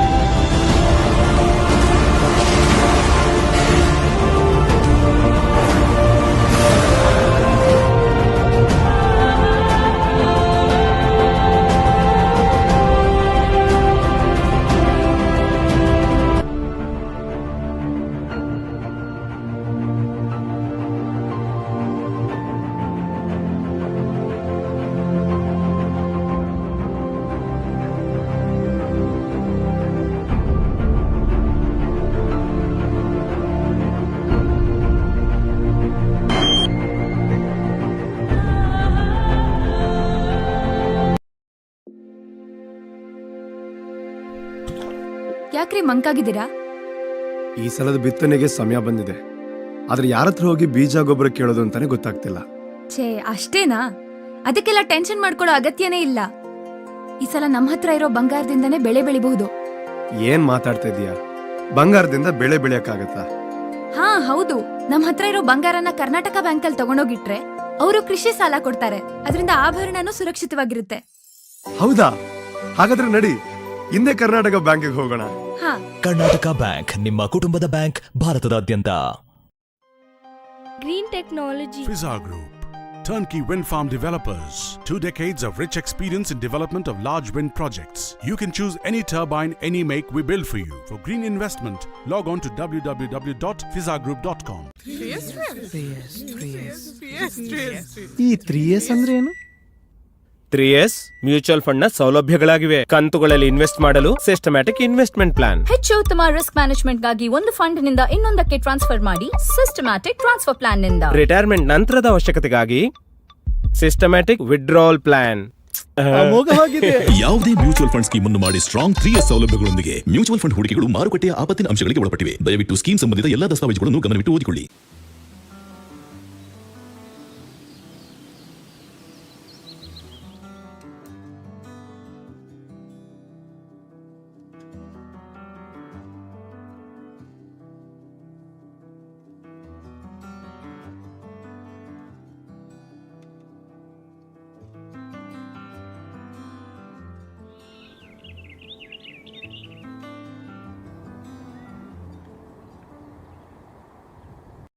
ಈ time ಎಷ್ಟು ಕಷ್ಟ ಅಲ್ವಾ? ಮನೆಯಿಂದ ಹೊರಗಡೆ ಹೋಗೋ ಹಾಗೆ ಇಲ್ಲ. ಯಾವ ಕೆಲ್ಸದ ಬಗ್ಗೆ ಮಾತಾಡ್ತಿದ್ಯಮ್ಮ? ತಮ್ಮನ್ ಫೀಸ್ ಕಟ್ಟೋದು, ನನ್ನ ಫಾರ್ಮ್ 15H 15G ಫಿಲ್ ಮಾಡೋದು, ಇದೆಲ್ಲ ಮನೇಲಿ ಕೂತ್ ಹೇಗ್ ಮಾಡೋದು? ನಿನ್ನೆ ಪಕ್ಕದ ಅಂಗಡಿಯವರಿಗೆ ವೆಜಿಟೇಬಲ್ಸ್ ತರ್ಲಿಕ್ಕೆ ಹೇಳಿದ್ದೆ. ಈಗ ನೋಡಿದ್ರೆ ಅವ್ರಿಗೆ ಕೊಡ್ಲಿಕ್ಕೆ ಚಿಲ್ಲರೆ ಕಾಸು ಕೂಡ ಖಾಲಿ ಆಗಿದೆ. ಅಯ್ಯೋಮ್ಮ, ಅಷ್ಟೇನಾ ನಿನ್ ಕೆಲ್ಸ? ಈಗ ನೋಡು, ಈ KBL ಮೊಬೈಲ್ ಪ್ಲಸ್ ಆಪ್ ನಲ್ಲಿ ಎಲ್ಲಾ ಕೆಲ್ಸಗಳನ್ನ ಮನೆಯಿಂದಲೇ ಸುಲಭವಾಗಿ ಮಾಡ್ಬೋದು. ಕರ್ನಾಟಕ ಬ್ಯಾಂಕ್, ನಿಮ್ಮ ಕುಟುಂಬದ ಬ್ಯಾಂಕ್, ಭಾರತದಾದ್ಯಂತ.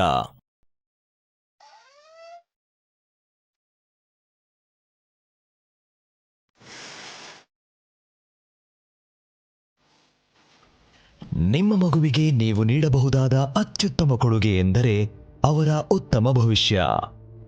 ಅವರ ಭವಿಷ್ಯ ನಮ್ಮ ಪರಿಸರದಲ್ಲಿದೆ.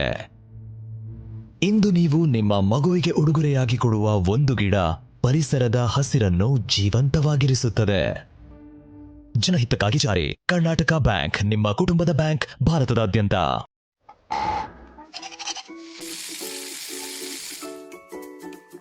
ಭೂಮಿಯ ಮೇಲಿನ ಪ್ರತಿಯೊಂದು ಜೀವವು ಬದುಕುಳಿಯಲು ನೀರಿನ ಮೇಲೆ ಅವಲಂಬಿತವಾಗಿರುತ್ತವೆ. ನೀರೇ ಆಧಾರ. ನೀರನ್ನು ಉಳಿಸುವುದರ ಮೂಲಕ ಜೀವಿಗಳನ್ನು ರಕ್ಷಿಸಲು ಇಂದು ನಿರ್ಧರಿಸೋಣ. ನೀರಿನ ಪ್ರತಿ ಹನಿಯೂ ಅಮೂಲ್ಯ. ಅದನ್ನು ವ್ಯರ್ಥ ಮಾಡದಿರಿ. ನೀರನ್ನು ಉಳಿಸಿ, ಜೀವವನ್ನು ರಕ್ಷಿಸಿ. ಜನಹಿತಕ್ಕಾಗಿ ಜಾರಿ. ಕರ್ನಾಟಕ ಬ್ಯಾಂಕ್, ನಿಮ್ಮ ಕುಟುಂಬದ ಬ್ಯಾಂಕ್, ಭಾರತದಾದ್ಯಂತ. Fizza is a pioneer in developing large wind farms. Choose any turbine, any capacity. We specialize in turnkey solutions. We also specialize in site solutions, wind monitoring, wind farm infrastructure, erection and commissioning. Fizza Group. We have one life, one body, one chance.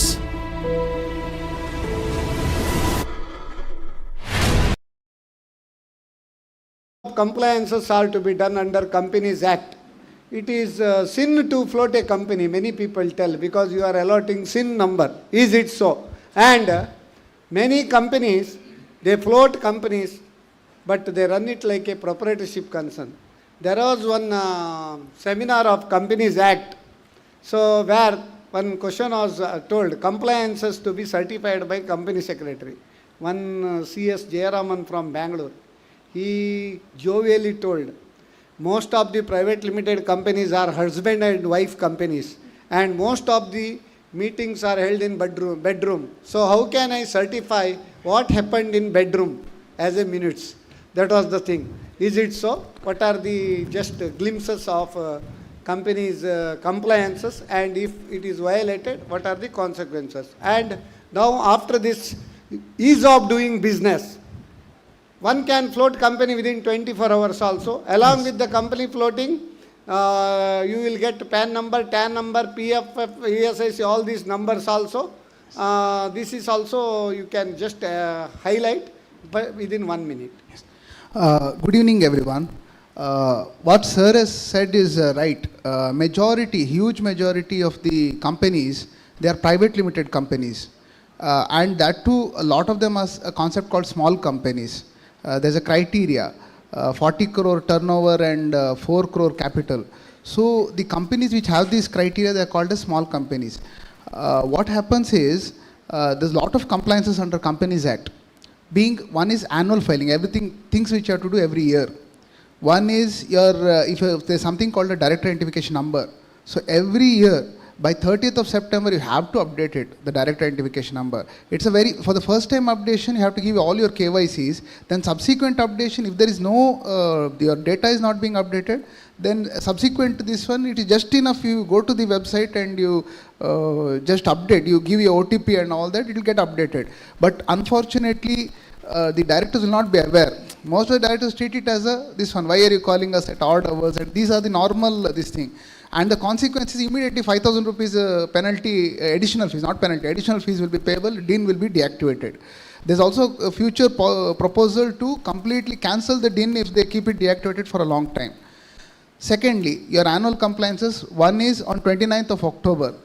If your AGM, within 29 days after the AGM date, you have to file your balance sheet, audited balance sheet and the set for all the companies. It's applicable for all the companies. There's a form called AOC4.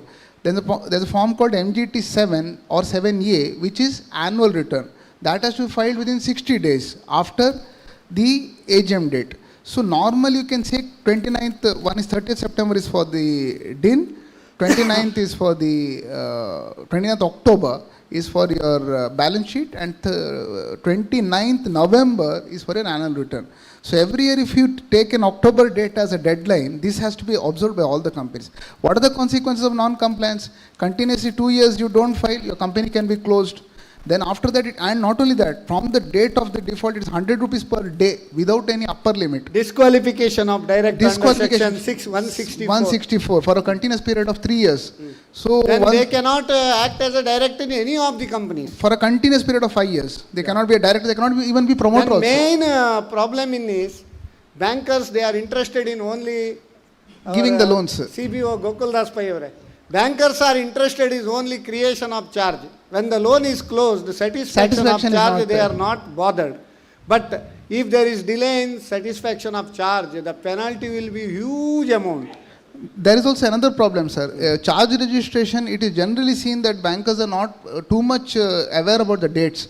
Within 30 days, you'll be having additional fees if you don't file beyond within 29 days. After 120 days, you cannot file the charge itself.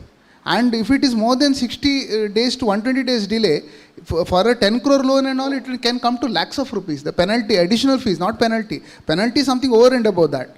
So, a company has to be very much aware of these compliances. If it is not observed, then it is a continuous case. They will be losing more money than they are gaining, and there is no concept of mens rea.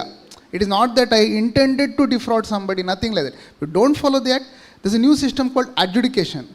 And now there is a version 3. So what is happening is automatically everything will get tracked in the system.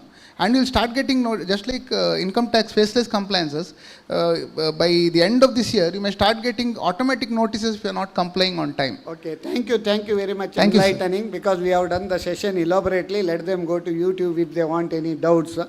Now, role of chartered accountants in nation building. Okay, we have here CA Avanish Bhatt and CA Sanket Nayak. Two chartered accountants are here. Avanish Bhatt, can you... Avanish Bhatt. CA Avanish Bhatt and Ullas Bhatt, you are not aware about each other. Now you get to know. Okay. Now CA Avanish Bhatt, what is the role of chartered accountant in nation building? See, chartered accountants have a very important role in nation building. Why? Because CAs, every this country's development is mentioned in terms of tax collection. This month, this much tax collection is there. And CAs play a very main role in getting maximum tax collection. It doesn't mean that they make their clients to pay maximum tax. They have to make their clients to pay proper tax. What is they are supposed to pay, that needs to be paid. So CAs have to play a very good role in in convincing clients to pay as per the provisions of the income tax, proper tax or GST Act, whatever act, proper tax needs to be paid. So that leads to maximum tax collection, and that leads to development in the country. So that is one main role. The CA Avanish, but after qualifying as a chartered accountant, he was in a Gulf country, in working in corporate for the last 15 years. 13 years. Sorry? 13 years. 13 years. Thereafter he has come and now he is an advisor to Tarjani Insurance Broking Private Limited and CA consulting for insurance company. Really we are proud of you. Thank you. Now our Rajesh Rao. From CA, if you hear what is CA, they will always praise themselves. What is your opinion about role of chartered accountant in nation building? You are in that episode? I'm not there. Your name is included here. Okay, no problem. Okay, no problem. Because my best friend is a leading chartered accountant of the Mangalore and district also. I can have shared, learned many things from him. Okay, now coming to chartered accountants. Money is required by every citizen of this nation. Every person who is born on this earth, money is required. How to play with the money?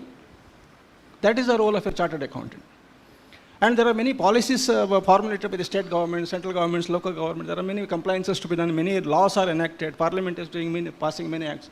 All these laws and compliances and the management of the money in the entire economy, that is the role of a chartered accountant.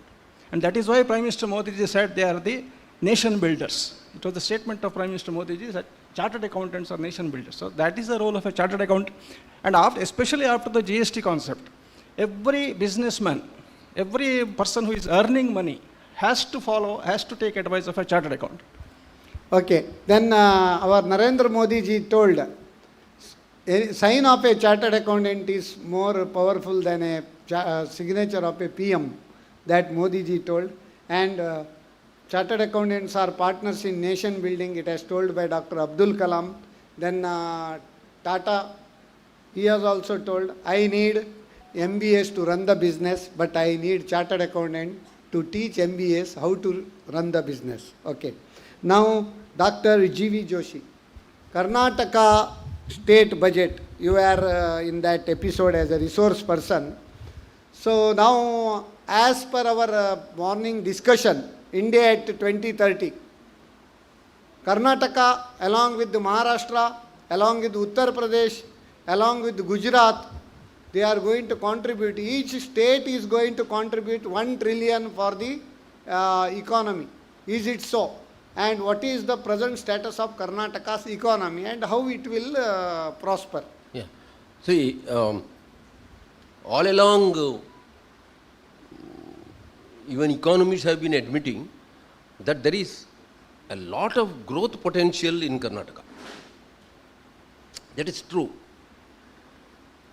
In spite of policy failures and mistakes, the growth potential in Karnataka is very much evident, because it may be IT sector, it may be biotechnology, it may be... And Karnataka is considered as the number 1 startup ecosystem in India. Ecosystem and all that, yeah.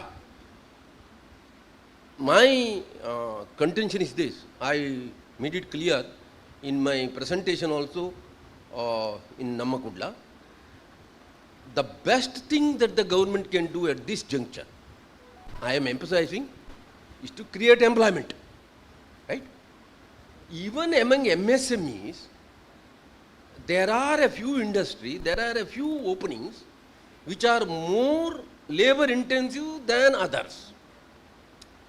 So on a priority basis, Government of Karnataka should also encourage those of the MSMEs which have greater employment potential. Well, I am aware of the fact that the unemployment problem in Karnataka is not that severe. I agree. But it doesn't mean that the problem is not there. Anyway, it is there. Therefore, MSMEs being encouraged, I am linking this question to the discussion which was there in the earlier session, and that discussion was very, very enlightening. So I am linking the two sessions in my own way. So I emphasized in my presentation, and that was highlighted, I thank you very much, that was highlighted here. Even in MSMEs, there should be a choice on those of the small scale industries which are more employment intensive than others.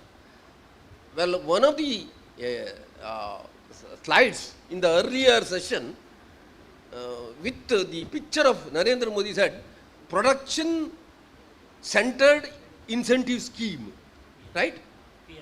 Yeah, I should say for the time being, at least considering the situation in the entire country, production and employment sensitive incentive scheme should be there. Production and employment linked incentive schemes should be there. Karnataka should not lag behind. Let us discuss more about this after state budget also. Now, anyway, thank you very much. Now, Rajesh Rao, what is your opinion regarding Karnataka state? Because you are also in that panel. Here, whenever our central government people, ministers, Modi ji come, double engine sarkar. Whether double engine has helped to go fast or double engine has stalled the growth. What is the now situation? If I give a political touch to this question, out of 5 crore voters of Karnataka, 2.5 crore people are directly benefited by the schemes of central and state government. So that is an indication that the double engine sarkar has worked. That's one thing. Second thing, Karnataka is stated to be, it has declared, our Chief Minister also declared, by 2030, it will contribute $1 trillion to the Indian economy. Now it is 21 lakh crores. Our state GDP is 21 lakh crores. So in the next 10 years, it will be around 80 lakh crores, around 1 trillion. So this is going to the future, and Silicon Beach, it is referred in the discussion. Then innovative hubs will be opened in Karnataka. The Coastal Development Council is working. So in all it, coastal tourism is given push. And every one district, for example, I can quote Uttar Pradesh, one district, one product. So that can be formulated, copied in Karnataka also. So there are so many things. Karnataka is moving on the right direction, we can say, in all, except agriculture. In agriculture, after next 5 years, every state and the nation has to focus on agriculture. Otherwise, India cannot become a 10 trillion economy by 2030. Okay. Venkatesh Rao, when people make money, they should invest money. Correct? When people make money, they should invest money. How to invest money wisely? Because you are in the session, investment strategy during changing times. Now time is changing now. Rate of interest is going up. Better to keep in bank deposits or mutual funds, and what is the mix of those? Can you just brief in 1 minute?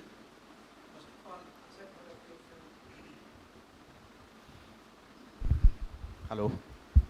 First of all, asset allocation will help one person to investor. Second thing is inflation beaten return. So inflation, as we witnessed in the morning, 7% is the inflation. If one is getting 6% rate of return, so he is not getting anything into his pocket. Inflation beaten return means something, it should be more than inflation. So at least 3 to 4%. That means 10% plus if one is getting is the right percentage of return to his pocket. So that means around 3 to 4% only to net return he is getting. So in this area, which are the particular areas are there? Real estate, mutual fund and stock market. These are the 3 areas one can get this kind of return. But real estate is of course is having a huge money is required, and equity market it's a lot of knowledge, and he has to go through research he has to do, and he has to break his head. Whereas in mutual fund manager is there, analyst will be there, and advisor is there. And one can get around 10% plus return will be he can get. So that is my first quote. Regarding the... But in your mutual fund, all the advertisements and in brochure, mutual funds are subject to market risk, read the carefully, your offer document, they say. For short term, volatility is there. There is no guarantee, even negative also returns also you will get in but for a long term return will be there. Short term, that volatility will be there, so the risk will be also there. So goal based investment will be always helpful, whatever the goal like children education or retirement or whatever the corpus accumulation, it will be helpful. So goal based investment is the main choice, and asset allocation is the better to start second. Savings from the childhood, correct, no? Childhood, at least he has to invest for a period of 7 to 8 years plus. This is the minimum time duration I can say. Okay, we have also covered many episodes on investment, including small saving schemes and Sukanya Samriddhi, PPF, NPS, many host of events we have hosted. All are requested to go through in YouTube also. Now, Shri H. Prabhakar Shetty, you have rich experience in the insurance industry, over 35 years working in public sector. Now you have been the director or managing director of your Tarjani Insurance Broking Private Limited. So what is your advice for business people regarding general insurance? Just brief. See, in insurance, there are 4 types of insurance. One life insurance, one general insurance, and agriculture insurance and credit insurance. So the general insurance covers all assets risk, covers that life insurance covers all life risk, and credit insurance covers all business credits, and agriculture is separate vertical agriculture insurance covering. So business people see when they are taking the funds from banks, so same type they have to cover the risk of that asset also. ಇದಕ್ಕೆ ಅವರು insurance ಇದಕ್ಕೆ ಹೋಗಬೇಕಾಗತ್ತೆ, general ಇನ್ಶೂರೆನ್ಸಲ್ಲಿ fire insurance, natural calamities coverage, so ಅದೆಲ್ಲ ಬೇರೆ ಬೇರೆ. But your advice is that you should insure properly. If you under insurance claim also you will get proportionately. Yes. And if you don't insure, then it is very havoc. So insurance for Gadi is general insurance. Insurance for body is health insurance. Then insurance for the life is life insurance. Insurance for body and insurance for Gadi, that you will get during your lifetime. Insurance for life insurance somebody else will get. Okay. So with this brief, thank you very much for being with us and educating our people in your episode. Now Dr. A.P. Achar is not there. Okay. Now, um, okay. Financial inclusion. Our CBO of Karnataka Bank. It was very nice event. We have extended for 10-15 minutes also your session that day. That's why today also we extended for a while. So this financial inclusion, how far India is successful in financial inclusion and how it contributed to the growth of our economy. Yeah, just to give the perspective, the population of India at the time of independence was 30 crores and now it is 131 crores. So really we can say 100 crores population in 75 years, we can say net per year 1 crore 40 lakh population added. This financial inclusion is nothing but bringing all the persons, all the people in India, population in India to the formal finance. With this bringing all the people under financial inclusion, the bank nationalization started in the year 1969. That is the first motto. And the best example for this is that today's Jan Dhan account. In the last 8 years, 48 crores new accounts have been added and the balance in these accounts is 1,89,000 crores. It's massive amount of nearly 2 lakh crores and it amounts to around average 4,000 rupees balance in the account. You can understand a poor person who is not having access to the bank is maintaining 4,000 rupees balance today. And this 4,000, if you go by... And what are the benefits they will get in SB account overdraft facility up to? All those things. They will get the digital banking, they will get the debit cards. No, those are all no. No, I'm telling. Paisa. See, paisa also will they get. See, all the DBT gets transferred to these accounts. Correct. Whatever may be the government. For SB example, overdraft also they will SB get. overdraft facility is also available. And finally, the formalization of the finance and empowering the people. So this is the main motto. I think India is great and we are successful to the great extent. Karnataka Bank has also done a lot of Jan Dhan accounts. Definitely. Really, being a private sector bank, we should have applaud done. your efforts for doing that. So we can say more than 4% of our accounts are Jan Dhan accounts. Excellent initiative. Now, Mr. Vilay Kulakarni, UPI a game changer. How UPI has changed the India's, what you can say that from cash mode transactions to formalized mode of transaction? Yeah.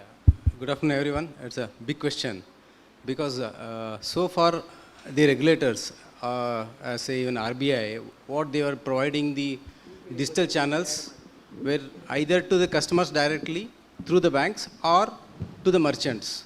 This UPI was the first platform, I guess, where the ecosystem was created. In the sense, all the customers and the merchant, so that is the reason we call that P2P, person to person and person to merchant, so P to M category. So all ecosystem, and the beauty of this is they gave the free hand to the PSPs. In the sense, earlier only the financial institutions were involved, banks, RTGS system, RBI. So these were only evolved only for giving the services. But in this sector, in this platform, they created the PSP where the other entrants like Google Pay, Paytm, they came into the picture and they created their own apps using UI UX and based on the AI and ML, so that the ease of customer and the ease of handling the transactions through this UPI platform, that was the biggest change in the ecosystem. That made a difference in the entire UPI transactions. As Karnataka Bank is a leader in digitization, this also supported customers to definitely, go for... you are very right, sir. So because Karnataka Bank is one among the top runners in digitalization. So always we are well ahead in the technology and giving best service to the customers. This was one of the platforms where most of the people started through this UPI transactions, ease of transaction anytime, and the best part in this is no need to disclose your account number, bank, IFSC code.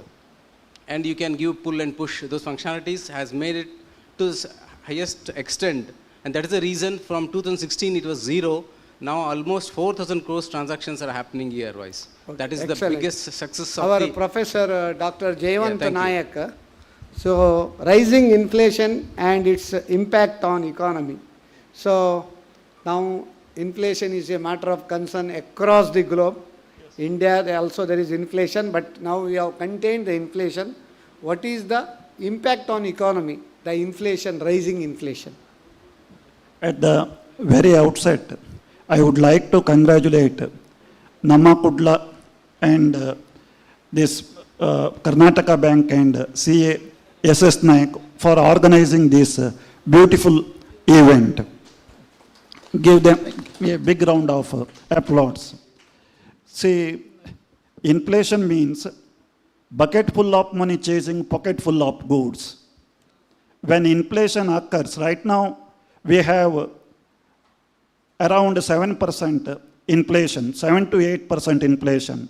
There are different types of inflation: creeping inflation, walking inflation, running inflation, and galloping inflation. Right now we have almost walking inflation. So if it is not checked, then cost of living increases, that poor people, middle class people, upper middle class people, they suffer a lot. How to check this inflation? Inflation is nothing but sustained and persistent rise in price level. Price level continuously increases. Right now, every day you can see rise in price level. Okay. Now, last this 165th episode, Shri T.A.N. Khandige, ಜಗಜ್ಯೋತಿ ಬಸವಣ್ಣ ಅವರ ಬಗ್ಗೆ ಒಂದು ಬಸವ ಜಯಂತಿ ಪ್ರಯುಕ್ತ ನಾವು ಕಾರ್ಯಕ್ರಮ ಮಾಡಿದೆವು. ಆವಾಗ ನಿಮ್ಮ ಒಂದು ಆ ಝಳಕ್ ನಮಗೆ ಗೊತ್ತಾಯಿತು. ಬಸವಣ್ಣನ ಬಗ್ಗೆ ನಿಮ್ಮ ಒಂದು ನೀವು ಕರ್ನಾಟಕ ಪುಸ್ತಕ ಪ್ರಾಧಿಕಾರ ಅದರ ಕೂಡ ಸದಸ್ಯರಾಗಿದ್ದೀರಿ. ಆಳ್ವಾಸ್ ಕಾಲೇಜಲ್ಲಿ ಕೂಡ ಪ್ರೊಫೆಸರ್ ಆಗಿ ಸೇವೆ ಸಲ್ಲಿಸ್ತಾ ಇದ್ದೀರಿ. ಜಗಜ್ಯೋತಿ ಬಸವಣ್ಣನ ಒಂದು 2 ವಚನವನ್ನು ಹೇಳಿದರೆ ಭಾರಿ ಉತ್ತಮ ಇತ್ತು. ಬಿಸ್ನೆಸ್ ಮ್ಯಾನಿಗೆ ಯೂಸ್ ಆಗುವಂಥದ್ದು ಕೂಡ ವಚನ ಹೇಳ್ಬೋದು, ಅಥವಾ ನಾನು ಹೇಳ್ತೇನೆ. ಇಲ್ಲಿಯವರೆಗೆ ಎಲ್ಲರೂ ಹಣದ ಬಗ್ಗೆ, ಹಣದ ವ್ಯವಹಾರ, ಅದನ್ನು ಉಪಯೋಗಿಸುವುದರ ಬಗ್ಗೆಯೇ ಮಾತಾಡಿದರು. ವಚನ ಸಾಹಿತ್ಯ ಮನದ ಬಗ್ಗೆ ಮಾತಾಡ್ತದೆ, ಅದು ಹಣದ ಬಗ್ಗೆ ಅಲ್ಲ. ಹಣವನ್ನು ಕಂಟ್ರೋಲ್ ಮಾಡೋದು ಹೇಗೆ ಅಂತ ನಾವು ಚರ್ಚಿಸಿದ್ದೇವೆ ಇಲ್ಲಿ, ಆದರೆ ಮನಸ್ಸನ್ನು ಕಂಟ್ರೋಲ್ ಮಾಡೋದು ಹೇಗೆ ಅಂತೇಳಿ ವಚನ ಸಾಹಿತ್ಯ ಬಸವಣ್ಣನವರು ಚರ್ಚಿಸಿದ್ದಾರೆ. ನಮಗೆಲ್ಲ ಗೊತ್ತಿರುವ ಹಾಗೆ ಕಳಬೇಡ ಕೊಳಬೇಡ ಹುಸಿಯ ನುಡಿಯಲು ಬೇಡ, ತನ್ನ ಬಣ್ಣಿಸಬೇಡ ಎದಿರು ಹಳಿಯಲು ಬೇಡ, ಇದುವೇ ಅಂತರಂಗ ಶುದ್ಧಿ, ಇದೇ ಬಹಿರಂಗ ಶುದ್ಧಿ, ಇದೇ ನಮ್ಮ ಕೂಡಲ ಸಂಗನ ಒಳಿಸುವ ಪರಿ ಅಂತ ಬಸವಣ್ಣನವರು. ಕಳಬೇಡ ಕೊಲಬೇಡ, ಹೌದು, ಇದು ನಮ್ಮ ಬಿಸ್ನೆಸ್ ಮ್ಯಾನ್ ಅವರಿಗೆ 100% ಹೌದೌದು. ಕಳ್ಳತನ ಮಾಡಬಾರ್ದು ಅಂದ್ರೆ ಟ್ಯಾಕ್ಸ್ ಅನ್ನು ಕಳಬೇಡ, ಹೌದೌದು. ಕೊಲಬೇಡ, ಎದುರು ನಾಡನ್ನು ಕಾಂಪಿಟೇಟರ್ನನ್ನು ಕೊಂದು ಬಿಸ್ನೆಸ್ ಮಾಡಬೇಡ, ಹುಸಿಯ ನುಡಿಯೋಡು ಬೇಡ, ಸುಳ್ಳು ಹೇಳಿ ಸೇಲ್ಸ್ ಟಾಕ್ ಮಾಡಬೇಡ. ಕೆಲವರು ಫೈನಾನ್ಸ್ ಕಂಪ್ನಿಯವರು ಬಡ್ಡಿ ಫ್ಲ್ಯಾಟ್ ಬಡ್ಡಿ ಹೇಳಿ ನಮ್ಮದು ಬಡ್ಡಿ ಭಾರಿ ಕಮ್ಮಿ ಅಂತೇಳಿ, ಬ್ಯಾಂಕಿಂತ ಕಮ್ಮಿ ಅಂತೇಳಿ ಅಡ್ವರ್ಟೈಸ್ ಕೂಡ ಮಾಡ್ತಾರೆ. ಅನ್ಯರಿಗೆ ಅಸಹ್ಯ ಪಡಬೇಡ, ಬೇರೆಯವ್ರ ಬಗ್ಗೆ ತಾತ್ಸಾರವಾಗಿ ನಿಂದಿಸೋದು, ನಮ್ಮ ಪ್ರಾಡಕ್ಟ್ ಮಾತ್ರ ಒಳ್ಳೆಯದು, ಅವ್ರದ್ದು ಏನೂ ಪ್ರಯೋಜನ ಇಲ್ಲ, ಅದು ಬ್ಯಾಂಕ್ ಲಾಟ್ಪುಟ್ ಅಥವಾ ಅದು ಇನ್ಸ್ಟಿಟ್ಯೂಷನ್ ಲಾಟ್ಪುಟ್. ಅನ್ಯರಿಗೆ ಅಸಹ್ಯ ಪಡಬೇಡ, ಮುನಿಯಬೇಡ, ಕಸ್ಟಮರ್ ಬೈದರೆ ಸಿಟ್ಟು ಮಾಡ್ಕೊಳ್ಬೇಡಿ. ಗೋಕುಲ್ದಾಸ್ ಪೈ ಅವರೇ, ನಿಮ್ಮದು ಸ್ಯಾಂಕ್ಷನ್ ಡಿಲೇ ಆಯ್ತಂತ ಕೆಲವರು ಬೈತಾರೆ, ಅಥವಾ ಏನಾದರೂ ರೀಸನಲ್ಲಿ ಏನಾದರೂ ಬೈತಾರೆ, ಅದು ನಾವು ಆದಷ್ಟು ಅಳವಡಿಸಿಕೊಂಡು ಕರೆಕ್ಟ್ ಮಾಡಿ. ಮುನಿಯಬೇಡ, ಅನ್ಯರಿಗೆ ಅಸಹ್ಯ ಪಡಬೇಡ, ಮುನಿಯಬೇಡ, ತನ್ನ ಬಣ್ಣಿಸಬೇಡ. ನಮ್ಮದು ಎಷ್ಟುಂಟು ಅಷ್ಟನ್ನೇ ನಾವು ಪ್ರೊಜೆಕ್ಟ್ ಮಾಡಬೇಕು, ಅದಕ್ಕಿಂತ ಜಾಸ್ತಿ ನಾವು ಪ್ರೊಜೆಕ್ಟ್ ಮಾಡಬಾರ್ದು. ಇದರ ಅಳಿಯನು ಬೇಡ, ಬೇರೆಯವನನ್ನು ಎದುರಿಂದ ನಾವು ಇದು ಮಾಡಬಾರ್ದು, ನಿಂದೆ ಮಾಡಬಾರ್ದು. ಕ್ರಿಟಿಸಿಸಮ್ ಅಂದರೆ constructive criticism should be done, destructive criticism ಇರಬಾರ್ದು. ಅನ್ಯರಿಗೆ ಅಸಹ್ಯ ಬೇಡ, ಮುನಿಯಬೇಡ, ತನ್ನ ಬಣ್ಣಿಸಬೇಡ, ಇದುರು ಅಳಿಯಲು ಬೇಡ, ಇದೇ ಅಂತರಂಗ ಶುದ್ಧಿ, ಇದೇ ಬಹಿರಂಗ ಶುದ್ಧಿ, ಇದೇ ಕೂಡಲ ಸಂಗಮ ನಲಿಯುವ ಪರಿ ಅಂತೇಳಿ. ಇನ್ನೊಂದು ವಚನ ಹೇಳಿ.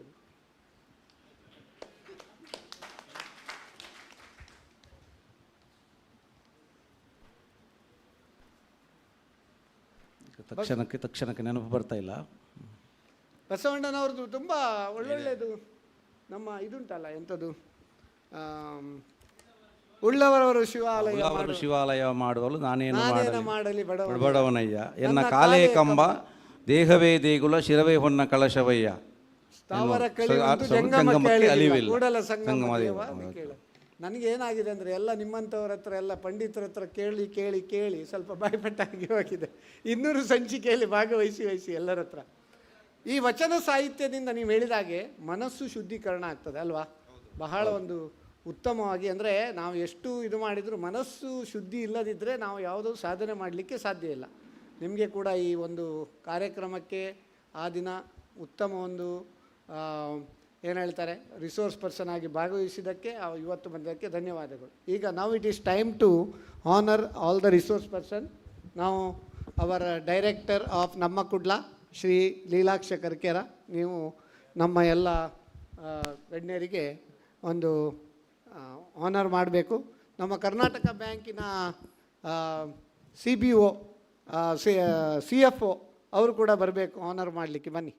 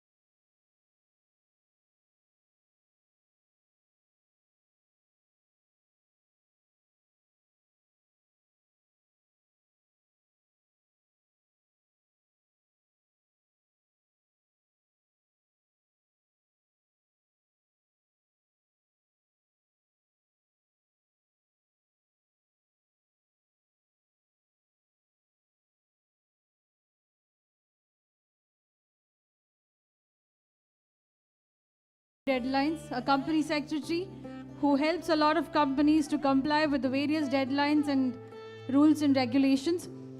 CA Sanket S. Nayak, who was a resource person for extension of statutory deadlines as well as changes in direct and indirect taxes in the Union Budget 2022. We are indeed grateful to the resource persons for sharing their experiences, their inspirations and motivation. Shri T.A.N. Kandage, for sharing the motivations and inspirations that Basavanna's vachanas carry and we have to incorporate in our daily life. Dr. G.V. Joshi, for giving us an insight about Karnataka budget. Of course, we'll be having another budget in the near days to come. We hope to see you as our resource person in that event also. Shri Gokul Das Pai, CBO Karnataka Bank. Thank you, sir, for giving us various thoughts and inputs on financial inclusion.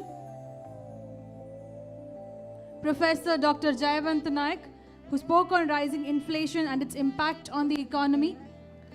Indeed, we have to beat the inflation, and of course, we believe that India will be reaching and beating inflation by the 2030s. Mr. Vinay Kulkarni, who gave us insights on UPI, a game changer. So technology is something which is going to take over a lot of issues and impacts. It is going to be a solution for all the problems. Shri Venkatesh Rao, for changing investment strategy for changing times.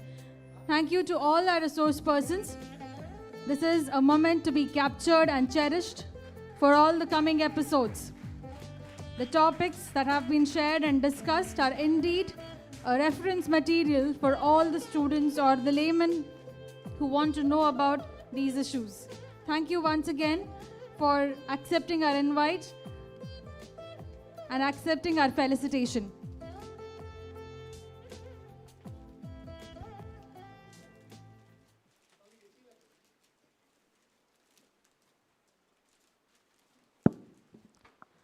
ಧನ್ಯವಾದಗಳು ಎಲ್ಲ ಅತಿಥಿಗಳಿಗೆ. ಅದೇ ರೀತಿ ಇನ್ನು ಮುಂದಕ್ಕೆ 166ನೇ ಎಪಿಸೋಡ್ನಿಂದ ಇನ್ನು ಮುಂದಕ್ಕೆ ಬಂದಿರುವಂತಹ ಗಣ್ಯ ವ್ಯಕ್ತಿಗಳು ವೇದಿಕೆಗೆ ಬರಬೇಕಾಗಿ ಕೇಳ್ಕೊಳ್ತಾ ಇದ್ದೇವೆ. Dynamics of investment in mutual funds, doctor Chandrakant Bhat, mister Vinod Tantri. Healthy fruits for healthy life, doctor Dnyaneshwar Nayak, doctor Ashok Aluru. Challenges for younger generation and focus for self management, doctor Uday Kumar RY, Shri Sanatana ದಾಸ.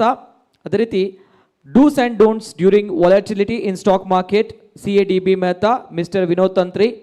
Women Empowerment and Opportunities for Entrepreneurship, CA Ullas Kamath, Dr. Prashant Bhatt. Environment for Clean, Green and Sustainable Living, Shri Vishnu Sharma, Artikukke, Lalita G. Malya. Yoga for Health and Happiness, Shri Eknath Baliga, Shri Kushalappa Gaudayan. Opportunities and Challenges for MSMEs, CASS Naik, Shri Hanumantappayan. Importance of Branding for Business and FPOs, Shri Kani Mendonsa, Dr. Ashok K. Saluru. Income Tax Return and Filing, Do's and Don'ts, CA Sriram Rao, CA Sanket Yes Naik. Impact of Global Debt Crisis and Inflation, CA DB Mehta, CA Gokul Das Pai, Shri Rajesh Ravyam. Presumptive Tax and Exempt Income under the Income Tax Act, CA Sanket Yes Naik, CA Royson Anil Sikwera. Communication skill for Personality Development, Dr. Rajesh Naik, CA MN Pai. Ms. Anjana Kamath. Recent changes in GST, CA Keshavyan Balakuraya, CA Shabana. India at 75 milestones, CA DB Mehta, Shri Sanuru Narasimha Kamath, Shri Rajesh Ravyam. Other traffic rules, do's and don'ts, Miss Geeta Kulakarni. Madam Dayamadi, Vedikige Barbekagi Kelkolta Ideve. Other tax planning and investment planning, Dr. Chandrakant Bhatt, CA Sanket Yes Naik, CA Royson Anil Sikwera. Gavo Vishwasya Matarha, Deshi Govutalinda Gramina Artika Sabalate, Shri G. Ramakrishna Achar, Savita R. Achar. Role of Teachers in National Educational Policy, Dr. A.P. Achar, Mr. Ankushya Naik. Retirement Planning, Dr. Chandrakant Bhatt, Shri Shamantya Suvarna. Enhancing Competitiveness of MSMEs, Strategies and Solutions, Shri R. Ratish, Shri Vasant Shetty, Shri Danish. Unemployment Issues, Challenges and Solutions, CA Pratiksha Pai, Dr. Jayavant Naik, Shri Rajesh Ravyam. India's Roadmaps, 5 Trillion Economy, CA DB Mehta, Dr. Chandrakant Bhatt.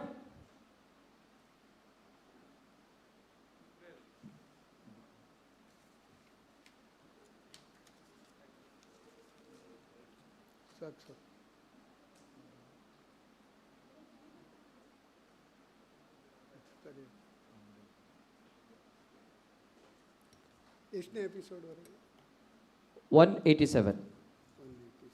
You can see.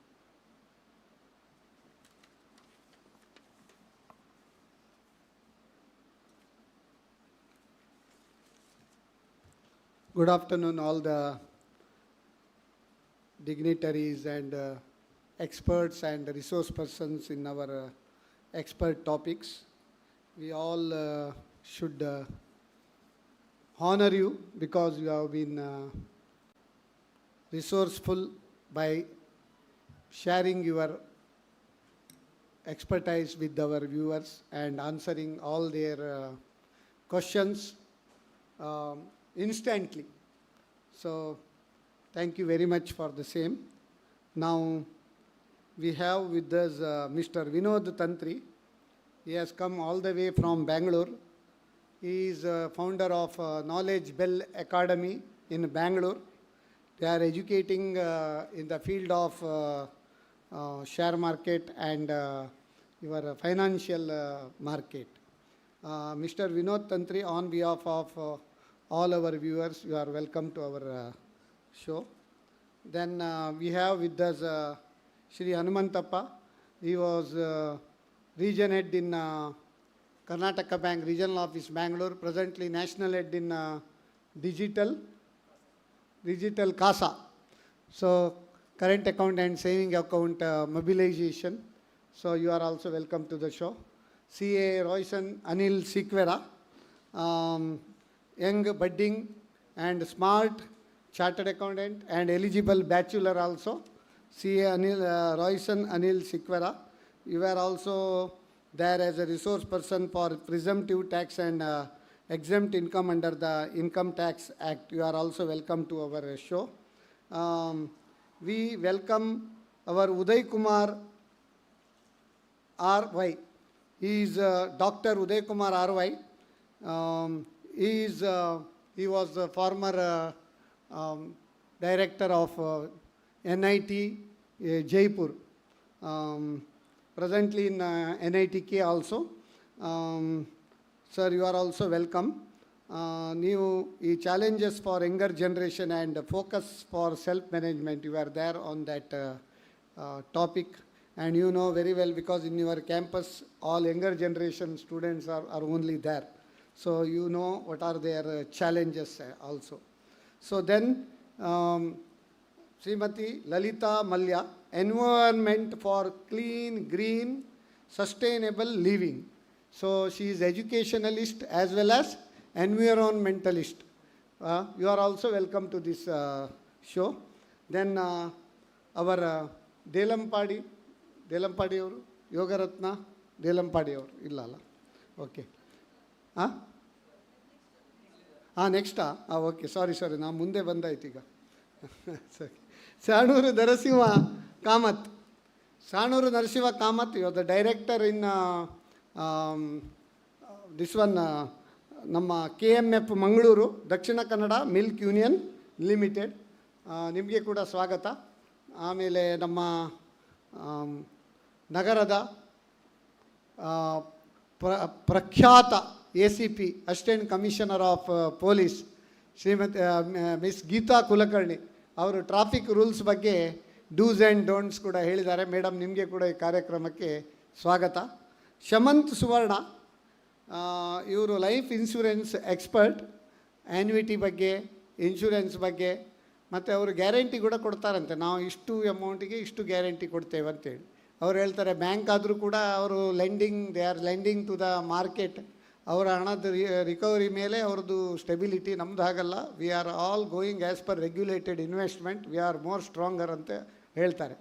ಅದೇ ರೀತಿ ನಮ್ಮ Vasantha Shetty is a banking expert. ನಮ್ಮ ಅನೇಕ banking ಇದರಲ್ಲಿ ಅವರು ಬಂದಿದ್ದಾರೆ. Enhancing competitiveness of MSME strategies and solutions, ಅದರ ಬಗ್ಗೆ MSME ಬಗ್ಗೆ ಕೂಡ ಅವರು ಬಹಳ ಒಂದು ಕಳಕಳಿ ಹೊಂದಿದ್ದಾರೆ. ಅದೇ ರೀತಿ ಶ್ರೀ ಡ್ಯಾನಿಶ್, ಇವರು ಕೂಡ presently is the youngest region head ಅಂತ ಹೇಳ್ಬೋದು of Karnataka bank Mangalore region. ಅವರು ಕೂಡ MSME's ಸ್ಟ್ರಾಟಜೀಸ್ ಆ್ಯಂಡ್ ಸೊಲ್ಯೂಷನ್ ಈ ಒಂದು ರಿಸೋರ್ಸ್ ಪರ್ಸನ್ ಆಗಿ ಭಾಗವಹಿಸಿದ್ದಾರೆ.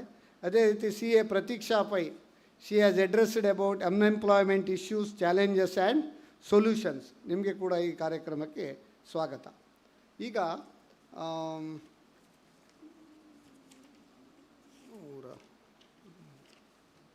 ವಿನೋದ್ ತಂತ್ರಿ ಅವರೇ, dynamics of investment in mutual fund, ಆ topic you have come.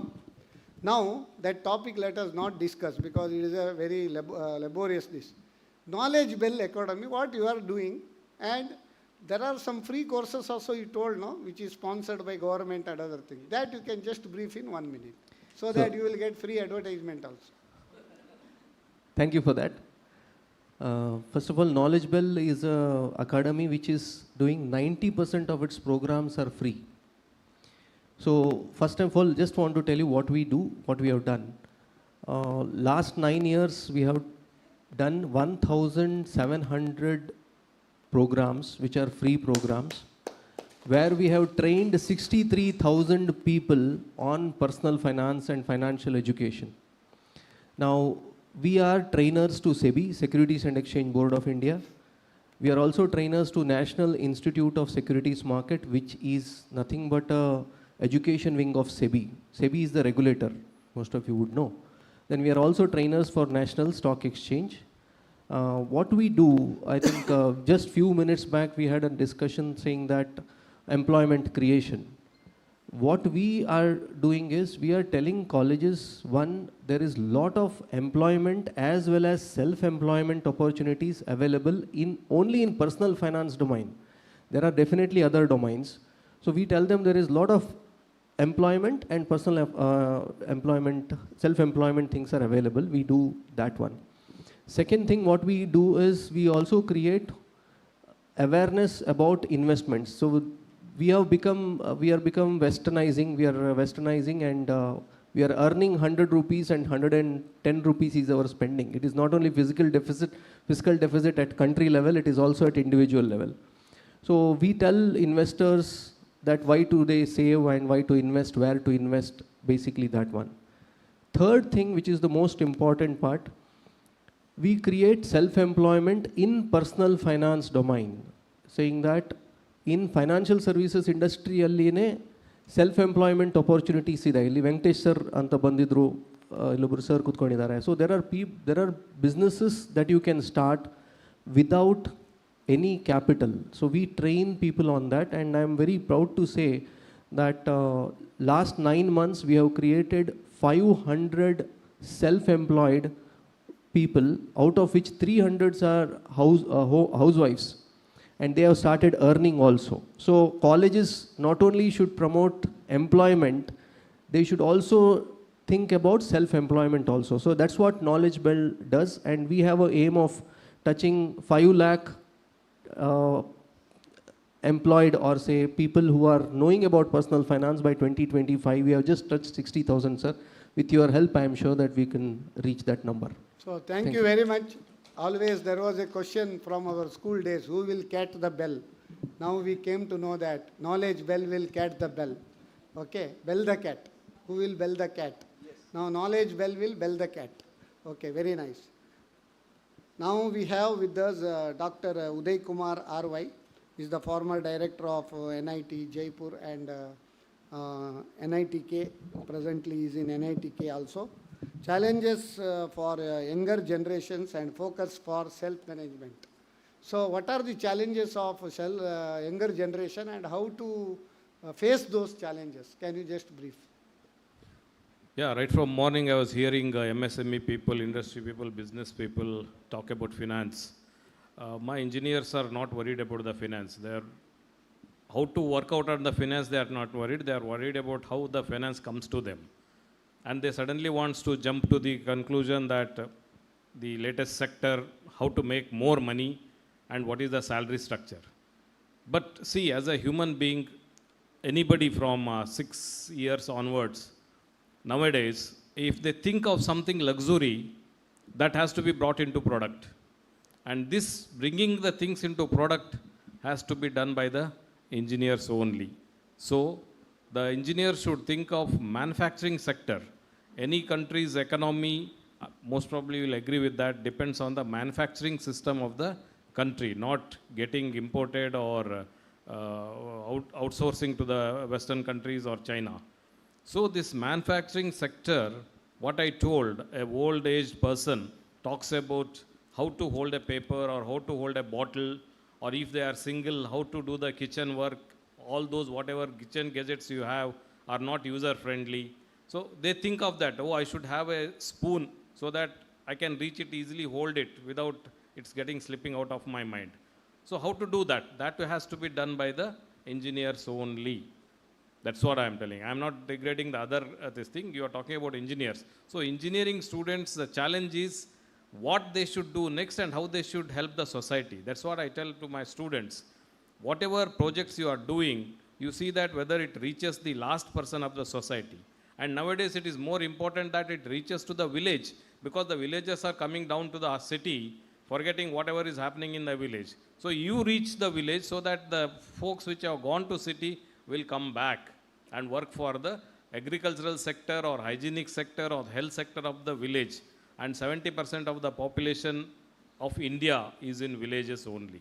So the engineers, present engineers should think of that. That's what they are doing. Okay, as soon as they finish the final year, they go for again IT job. I am not blaming the IT job because it's so attractive. But after 2 years, they get bored of that. They keep on changing the job. Then they want to go for higher studies. Then they are confused.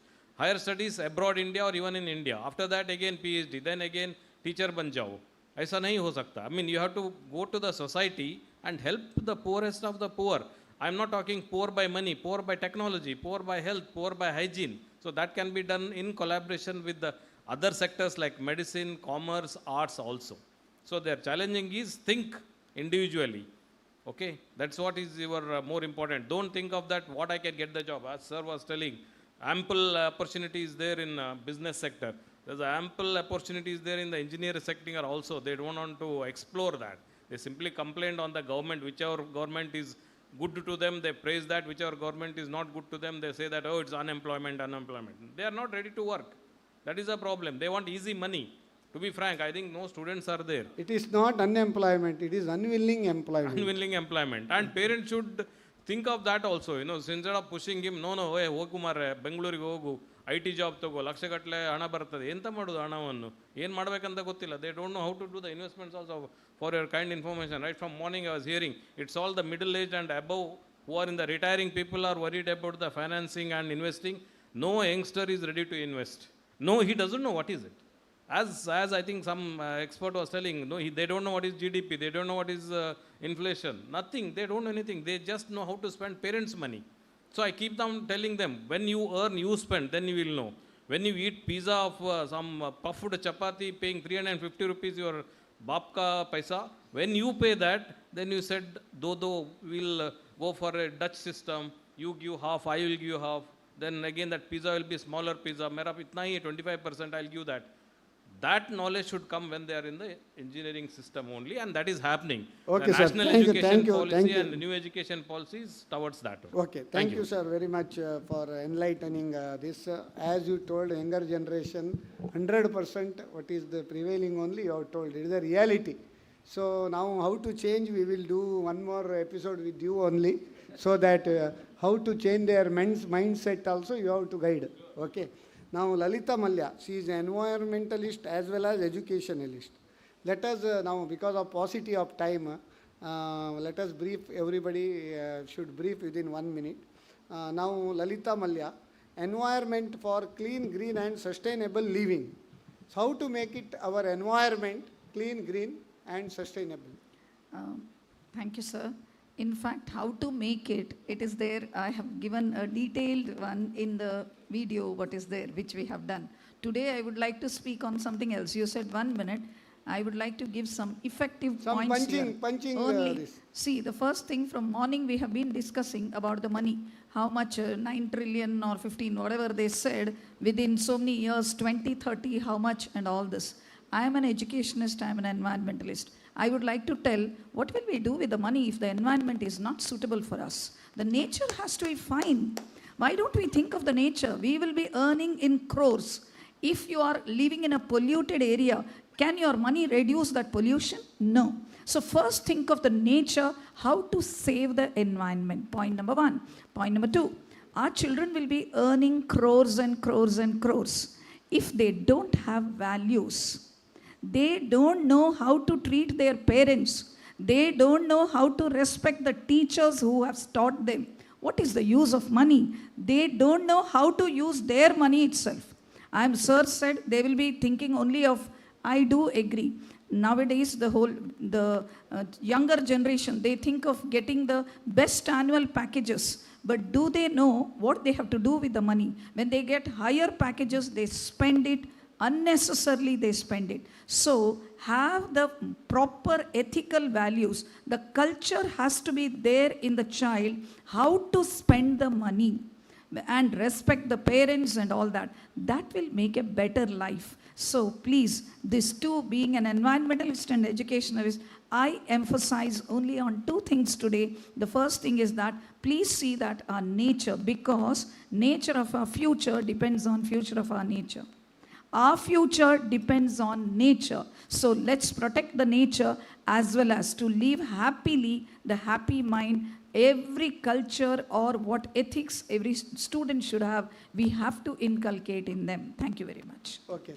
As you told, nature is our future and our future is in nature. Very nice. That is the takeaway for today. See, Hanumantappar. So, opportunities and challenges for MSMEs. So, what are the opportunities now for MSMEs? What are the new schemes that you have already told? How to make use of that? Just in 1 minute, you can brief. Yeah, state government and central government have rolled out so many new schemes, whether it is PM Prime Minister Employment Guarantee Scheme or state level. There are so many tens of schemes are there. On that day we have in detail discussed. The only thing is, if we want to become biggest economy, as in the morning we have discussed, so MSME sector has to flourish. So there are so many opportunities available for the manufacturers, service providers, everybody, especially banks are lined up to finance the good MSMEs. So MSMEs have to make use of banking and financial institutions to come up and help in the nation building activities. Very nice. Even MSMEs without collateral up to 2 crores loan, that no bankers are staying. So up to 2 crores, bankers can fund without collateral free loans for MSMEs, Jaminu Beda, Jaminu Beda, under credit guarantee scheme. So that is also one of the beautiful scheme. And PMEGP scheme, Prime Minister Employment Guarantee Scheme, subsidy and lower margin money. Lot of schemes are there, but people should make use of this scheme, and they should become entrepreneur. Just because scheme is there, you should not start any unit. If you are starting the unit, then you have to see what is the scheme suitable for you. Thank you, sir, very much.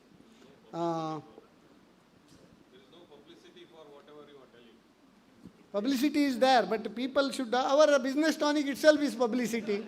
How many people are seeing? That is important. Okay.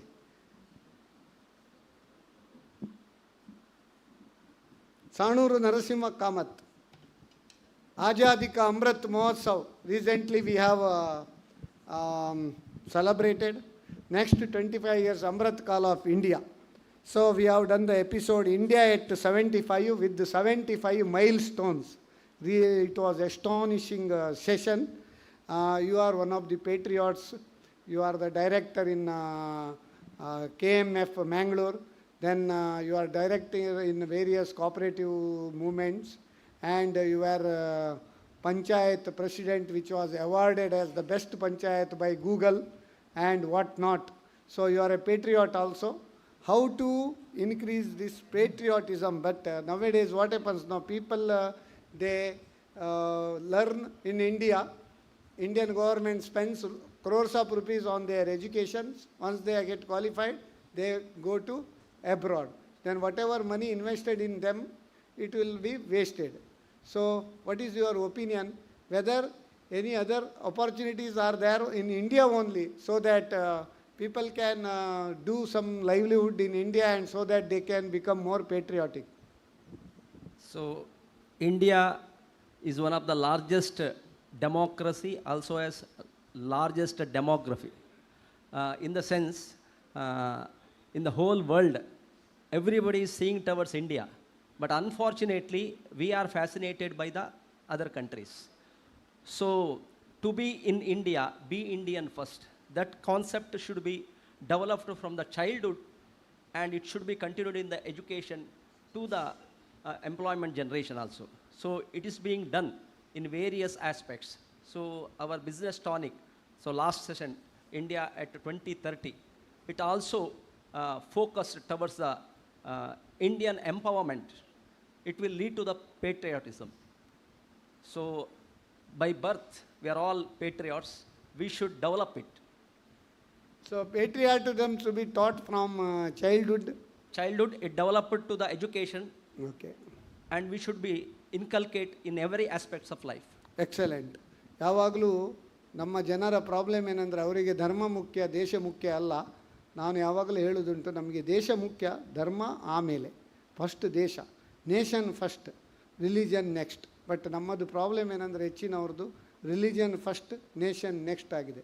That is that mind set we should change. ನಾವು madam Geetha Kulkarni ACP, ಇವತ್ತು ಅವರು ACP ಡ್ರೆಸ್ಸಲ್ಲಿ ಬರಲಿಲ್ಲ, ಯಾರು ಹೆದರ್ತಾರಂತ ಏನು ಬರಲಿಲ್ವಾ ಅಂತೇಳಿ. So but ಅವರು ಹೇಗಂತ ಹೇಳಿದರೆ, I have seen the way in which she was presenting Har whatever questions posed by our audience, presenting in very coolly.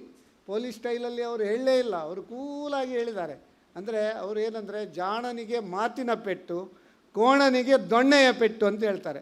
ನಮ್ಮ ಬಿಸ್ನೆಸ್ ಟಾನಿಕ್ ವೀಕ್ಷಕರೆಲ್ಲರೂ ಜಾಣರು, ಆದ್ದರಿಂದ ಅವರು ಮಾತಿನ ಪೆಟ್ಟಲ್ಲೇ ಸುಧಾರಿಸಿದ್ದಾರೆ. ಲಾಠಿಯನ್ನು ಕೂಡ ಆ ದಿನ ತರಲಿಲ್ಲ. ಯಾವ ಕೋಣ ಇಲ್ಲ ಇಲ್ಲಿ, ಎಲ್ಲ ಜಾಣರೇ. Madam, traffic rules dos and don'ts ನೀವೊಂದು ಬಾರಿ ಒಂದು ಎಪ್ರಿಷಿಯೇಟ್ ಮಾಡಿದ್ರಿ. ಮಂಗಳೂರು ಜನತೆ ಭಾರಿ ಲಾ ಅಬೈಡಿಂಗ್ ಸಿಟಿಸನ್ಸ್ ಅಂತ ಆವಾಗ ನಮ್ಮ ಈ ಡಾಕ್ಯುಮೆಂಟ್ರಿಯಲ್ಲಿ ಕೂಡ ಹಾಕಿದ್ದೇವೆ, ಎಲ್ಲರೂ ಕೈ ಚಪ್ಪಾಳೆ ತಟ್ಟಿದ್ರು.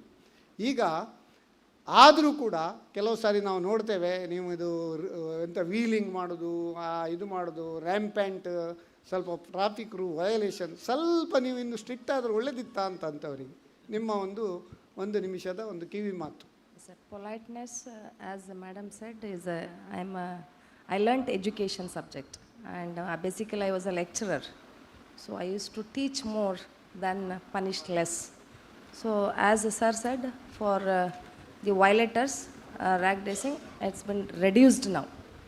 Drastically it has been reduced by, maybe you are the witness for that. And definitely we'll see the best of the best can be for the punish for the violators. And definitely we'll have a best of the best environment, madam. Thank you so much. Very nice. ನೀವು ಹೇಳಿದ್ರಿ teach more and punish less, ಬಹಳ ಒಂದು ಉತ್ತಮವಾಗಿ ಹೇಳಿದ್ರಿ. ಯಾಕಂದರೆ while training a person you should generate more light than heat. While training a person you should generate more light than heat ಅಂತ. So ಬಹಳ ಒಂದು ಉತ್ತಮವಾಗಿ ಹೇಳಿದ್ರಿ. ನಿಜವಾಗಿ ನಿಮ್ಮಲ್ಲಿ ಆ ಒಂದು ಟೀಚಿಂಗ್ ಇನ್ಸ್ಟಿಂಕ್ಟ್ ಉಂಟಂತ ಹೇಳ್ತೇವೆ, ಬಹಳ ಒಂದು ಉತ್ತಮ. ಆದರೂ ನಾನು ಹೇಳಿದಾಗೆ ಜಾಣನಿಗೆ ಮಾತ್ರ ಮಾತಿನ ಪೆಟ್ಟು, ಕೋಣನಿಗೆ ಮಾತಿನ ಪೆಟ್ಟಾಗೋದಿಲ್ಲ, ದೊಣ್ಣೆಯ ಪೆಟ್ಟು ಬೇಕೆ. ಆಯಿತಾ? Okay, thank you. ಈಗ ನಮ್ಮ ಶಮಂತ್ ಸುವರ್ಣ, ನಮ್ಮ ಎಲ್ಲಿ ಯಾವಾಗಲೂ ನಮ್ಮ ಲೈಫ್ ಇನ್ಶೂರೆನ್ಸ್ ಸಬ್ಜೆಕ್ಟ್ ಇದ್ದರೆ we always call Shamanth Suvarna. Is a expert in that field. And annuity ಬಗ್ಗೆ ಒಂದು ಜಸ್ಟ್ ಒಂದು ಬ್ರೀಫ್ ಮಾಡಿಬಿಡಿ ಅಷ್ಟೇ. ಓಕೆ, ಸೊ ಎಲ್ರಿಗೆ ಡೇಟ್ ಆಫ್ ಬರ್ತ್ ಗೊತ್ತಿದೆ, ಅದು ಡೇಟ್ ಆಫ್ ಡೆತ್ ಗೊತ್ತಿರೋದಿಲ್ಲ. ಸೊ ಎಲ್ಲರೂ ಡೆತ್ ಬಗ್ಗೆ ಥಿಂಕ್ ಮಾಡ್ತಾರೆ, ಅದು ರಿಸ್ಕ್ ಆಫ್ ಲಿವಿಂಗ್ ಲಾಂಗರ್ ಬಗ್ಗೆ ಥಿಂಕ್ ಮಾಡೋದಿಲ್ಲ. ಸೊ ಲೈಫಲ್ಲಿ ಈಗ ಏನಾಗಿದೆ ಅಂದರೆ, ಮುಂಚಿನಾಗೆ ಜಾಯಿಂಟ್ ಫ್ಯಾಮಿಲಿ ಇಲ್ಲ, ಎಲ್ಲ ನ್ಯೂಕ್ಲಿಯರ್ ಫ್ಯಾಮಿಲಿ ಆಗಿದೆ. ಸೊ ಆದ ಕಾರಣ ಲಿವಿಂಗ್ ಸ್ಪ್ಯಾನ್ ಜಾಸ್ತಿ ಆಗಿದೆ, ಮೆಡಿಕಲ್ ಎಕ್ಸ್ಪೆನ್ಸ್ ಜಾಸ್ತಿ ಆಗಿದೆ, ಆ್ಯಂಡ್ ಇನ್ಫ್ಲೇಷನ್ ಕೂಡ ಜಾಸ್ತಿ ಆಗ್ತಿದೆ. ಸೊ ಪೆನ್ಷನನ್ನು ಪೋಸ್ಟ್ಪೋನ್ ಮಾಡಬೇಡಿ, ಪ್ರೀಪೋನ್ ಮಾಡಿ. ಪ್ರೊಟೆಕ್ಷನ್ ಮತ್ತು ಸೇವಿಂಗ್ ಸೊಲ್ಯೂಷನ್ನು ನಿಮಗೆ ನೀಡ್ ಇರುವಾಗ, ಆಪರ್ಚುನಿಟಿ ಇರುವಾಗ, ಪ್ರೀಮಿಯಂ ಪೇಯಿಂಗ್ ಕೆಪಾಸಿಟಿ ಇರುವಾಗ, ಫಿಸಿಕಲ್ ಫಿಟ್ನೆಸ್ ಇರುವಾಗ ಮಾತ್ರ ಸಿಗೋದು. So this is one thing, please don't postpone, prepone is my suggestion. Thank you. Please don't postpone, prepone, ಬಹಳ ಒಂದು ಉತ್ತಮ. ಅದೇ ಟೇಕ್ ಅವೇಸ್ ತುಂಬ ಸಿಕ್ಕಿದೆ ನಮಗೆ.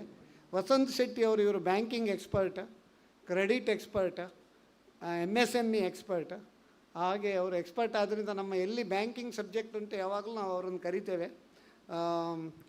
ವಸಂತ್ ಶೆಟ್ಟಿ ಅವರೇ, you are the resource persons on the topic enhancing competitiveness of MSME strategies and solutions.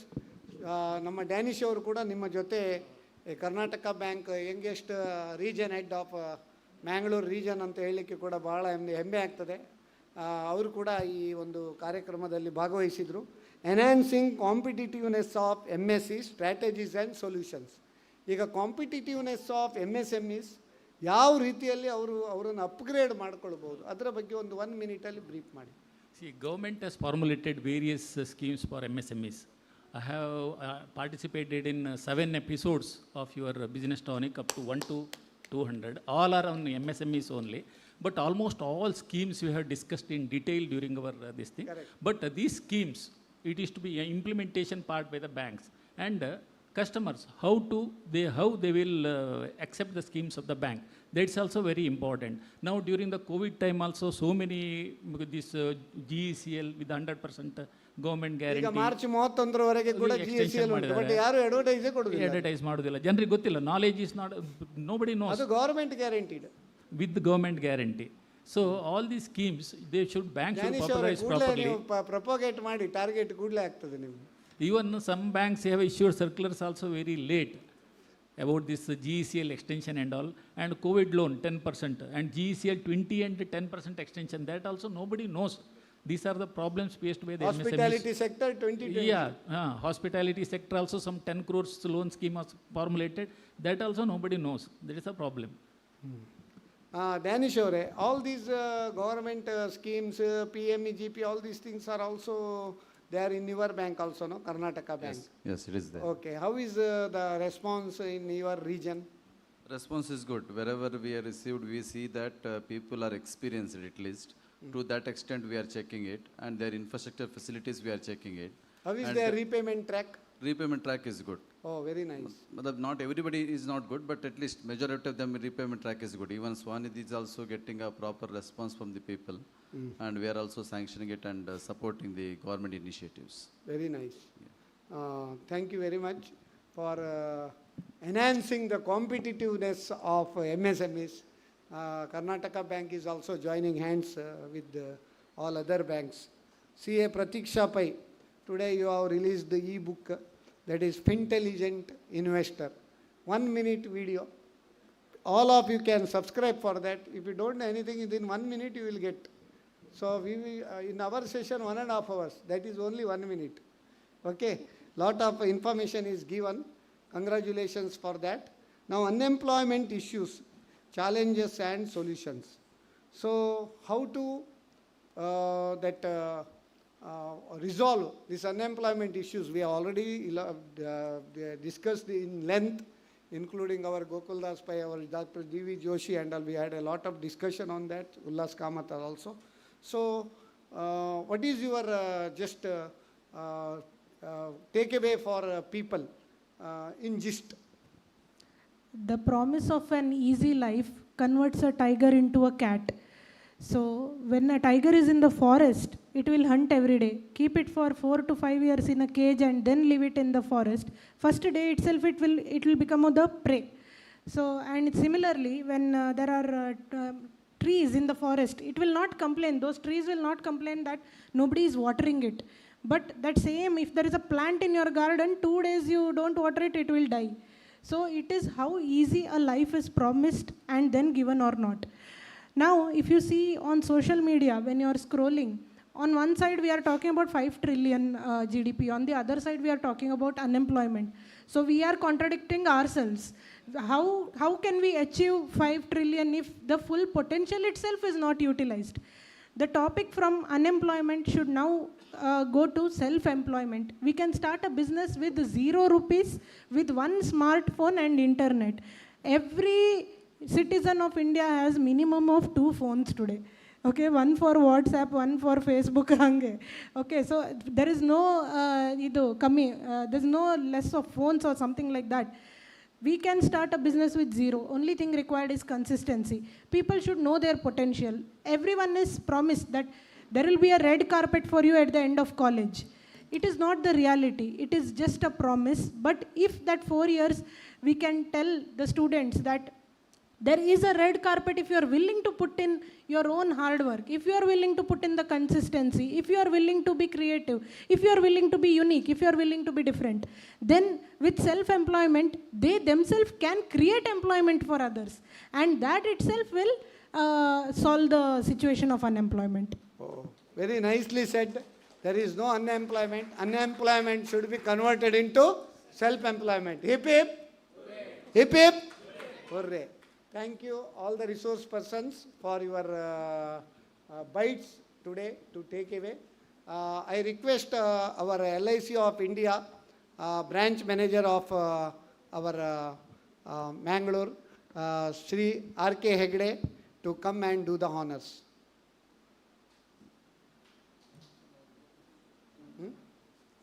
Royson Sequera, sorry.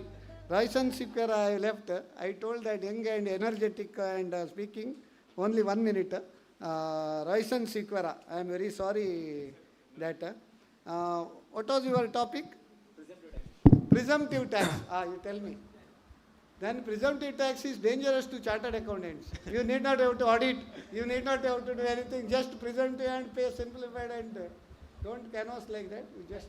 Yeah, basically I think in the morning, Chairman of Visa Group, B.M. Farooq sir, he rightly said that accounting is one of the key important area that you have to take care if you want to manage your business in a systematic way. But at the same time, you have to feed the accountant also, and you have to feed the chartered accountant also, as sir rightly said.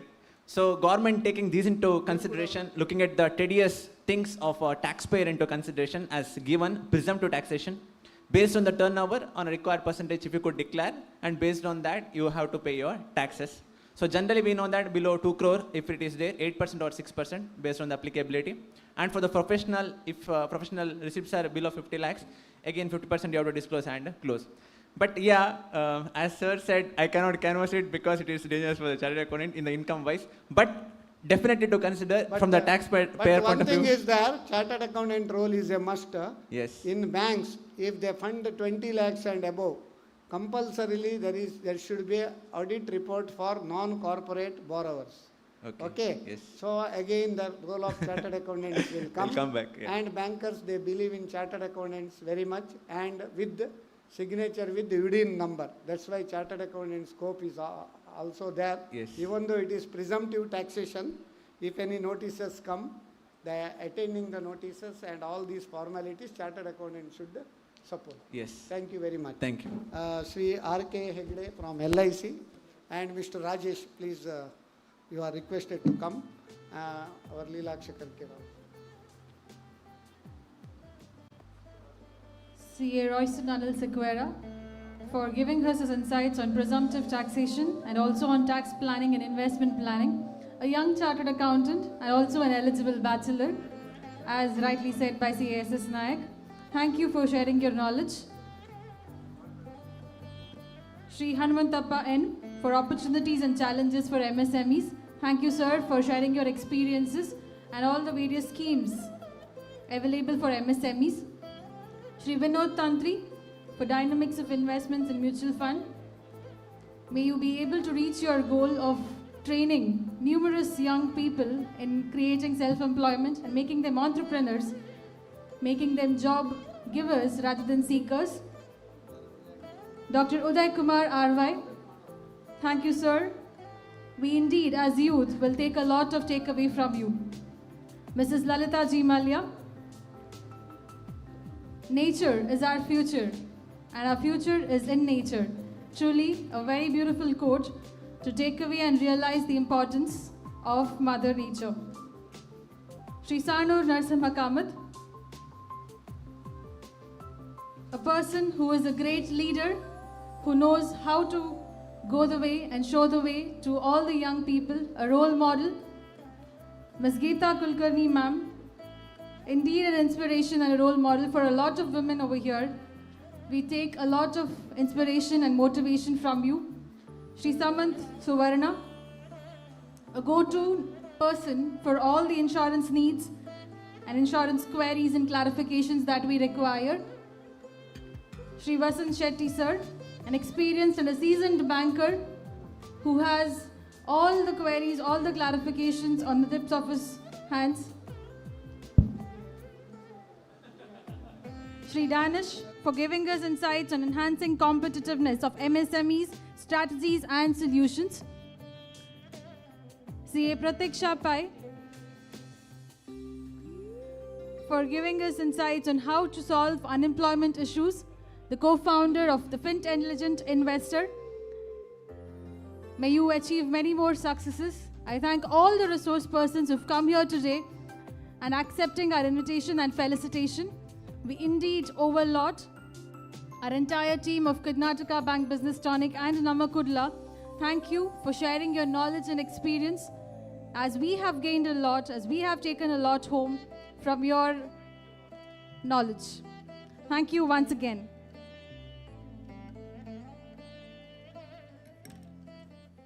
Next topic, plastic ban unta avagidi kodbedi.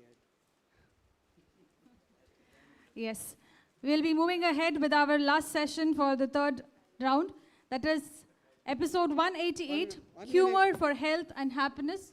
Yeah, wholeheartedly I have to thank our Nayak sir, who has given a very good tonic to everybody in the name of business. Thank you, sir. And I request you make one session on ಈ tax ಕಳ್ಳತನ ಮಾಡೋರನ್ನು ಹೇಗೆ ಹಿಡಿಬೇಕಂತ ಹೇಳಿ, because the tax collected as for as the statistics is I think less than 5% as per the Indian sector. So ಎಲ್ಲ tax ಈ tax ಕೊಡೋರ ಮೇಲೆ ತಲೆಗೆ ಬರ್ತದೆ. So how to it has to be done by the government people and finance people only.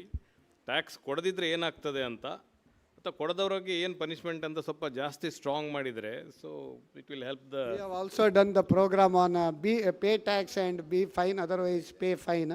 Then we have done the program on be careful, you are watched anta. Eradu program ಮಾಡಿದ್ದೇವೆ ಅಲ್ವಾ? One more strong is important. Yes, we will definitely do. We will take your Thank you, Uday Kumar sir, for those advices. We indeed will be taking it into account.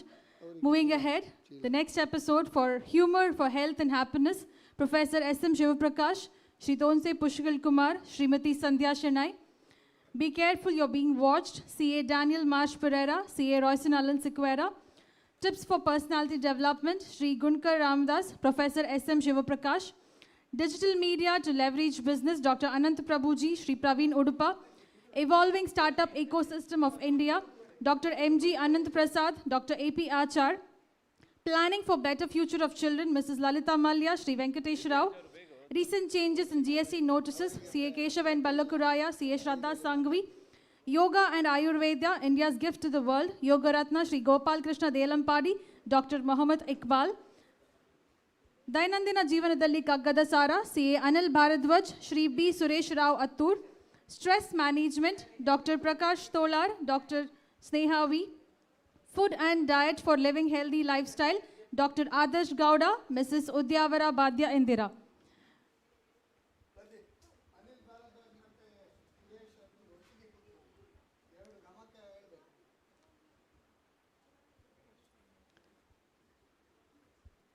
It is time to honor and felicitate our resource persons for all the 200 episodes.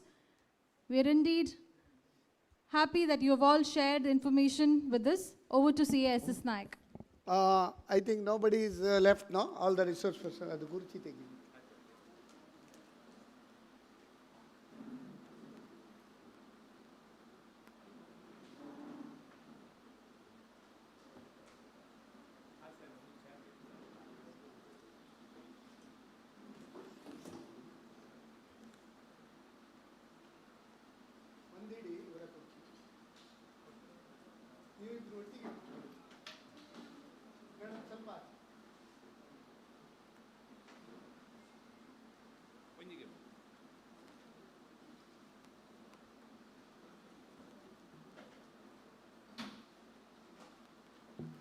ರವಿವಾರದ ಶುಭ ಸಂಜೆಯ ಶುಭಾಶಯಗಳು.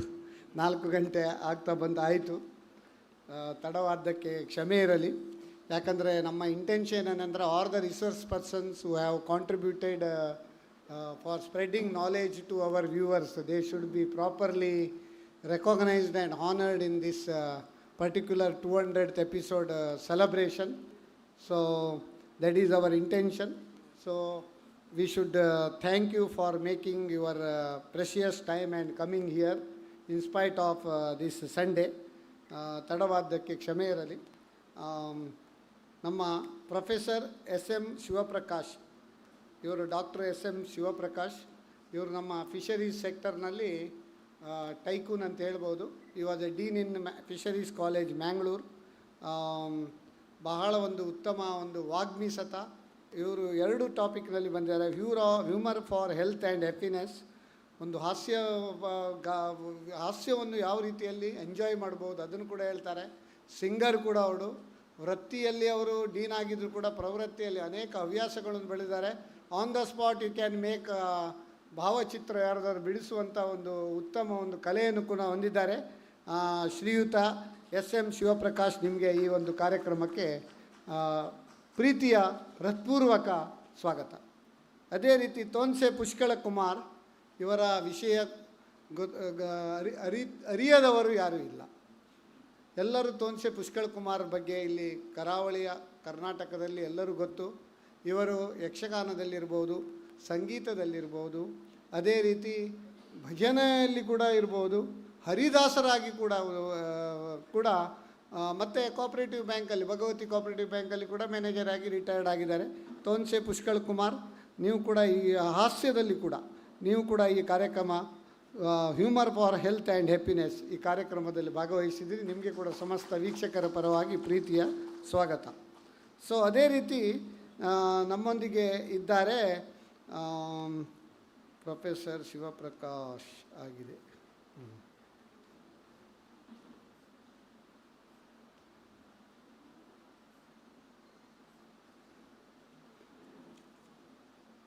ಯೋಗರತ್ನ ಶ್ರೀ ಗೋಪಾಲಕೃಷ್ಣ ದೇಲಂಪಾಡಿ.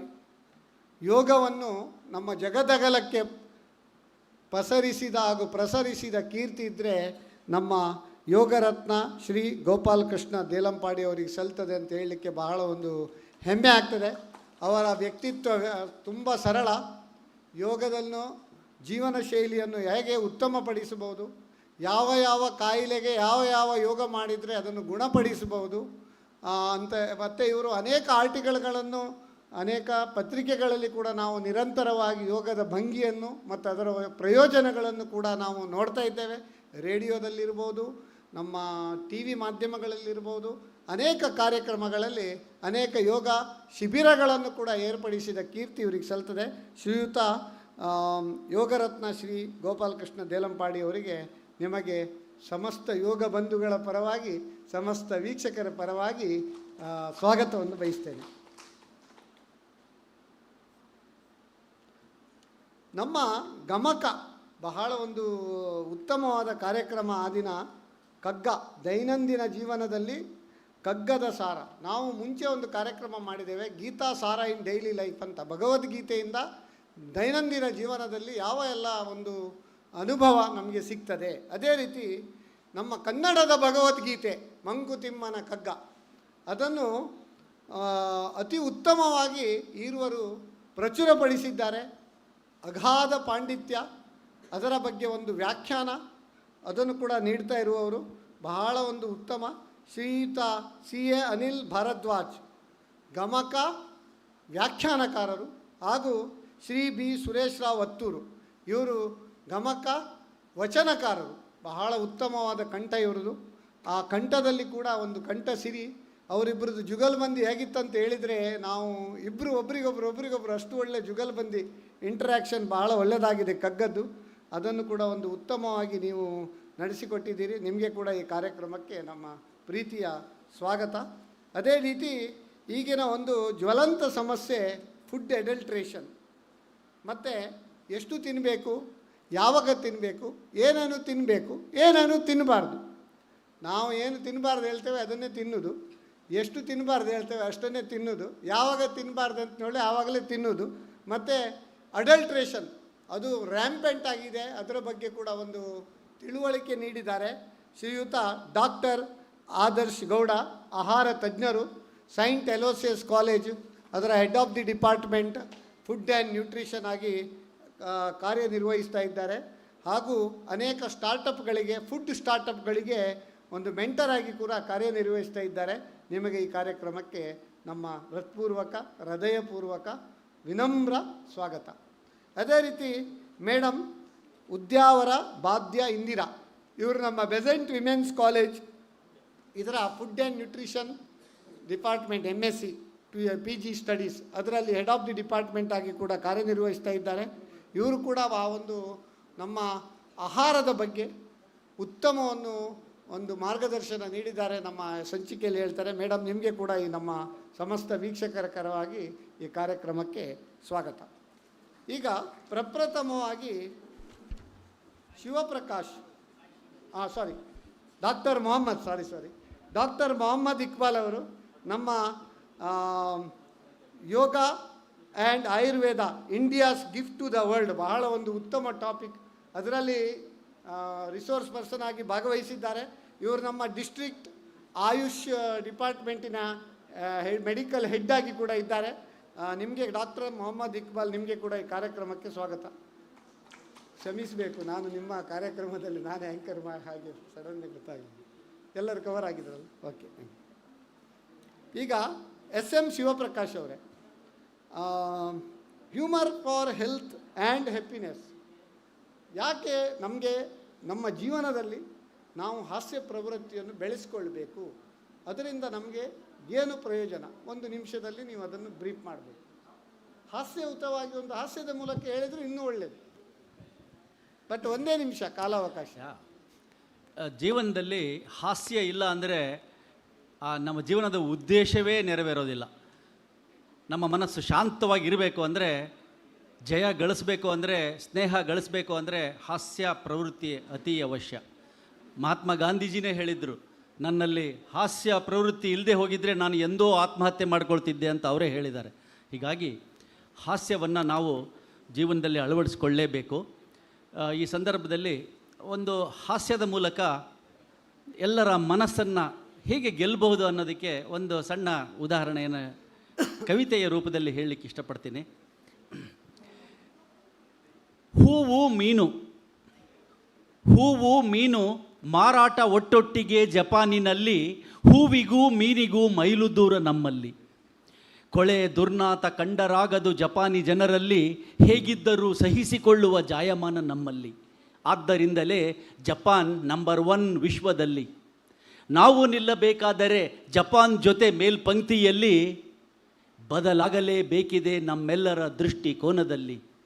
ಒಂದೊಮ್ಮೆ ನಮ್ಮಲ್ಲೂ ಪರಿಸರದ ಬಗ್ಗೆ ಜಾಗೃತಿ ಮೂಡಿದಲ್ಲಿ, ಸ್ವಚ್ಛತೆ ನೈರ್ಮಲ್ಯತೆಗಡೆ ಗಮನ ಹರಿದಲ್ಲಿ, ಎಲ್ಲರೂ ಕೈಜೋಡಿಸಿ ಪ್ರಯತ್ನ ಮಾಡಿದಲ್ಲಿ ಮಾವು ಮಾರಾಟವಾದೀತು ನಮ್ಮಲ್ಲಿ, ಹೂವು ಮೀನಿನ ಜೊತೆಯಲ್ಲಿ.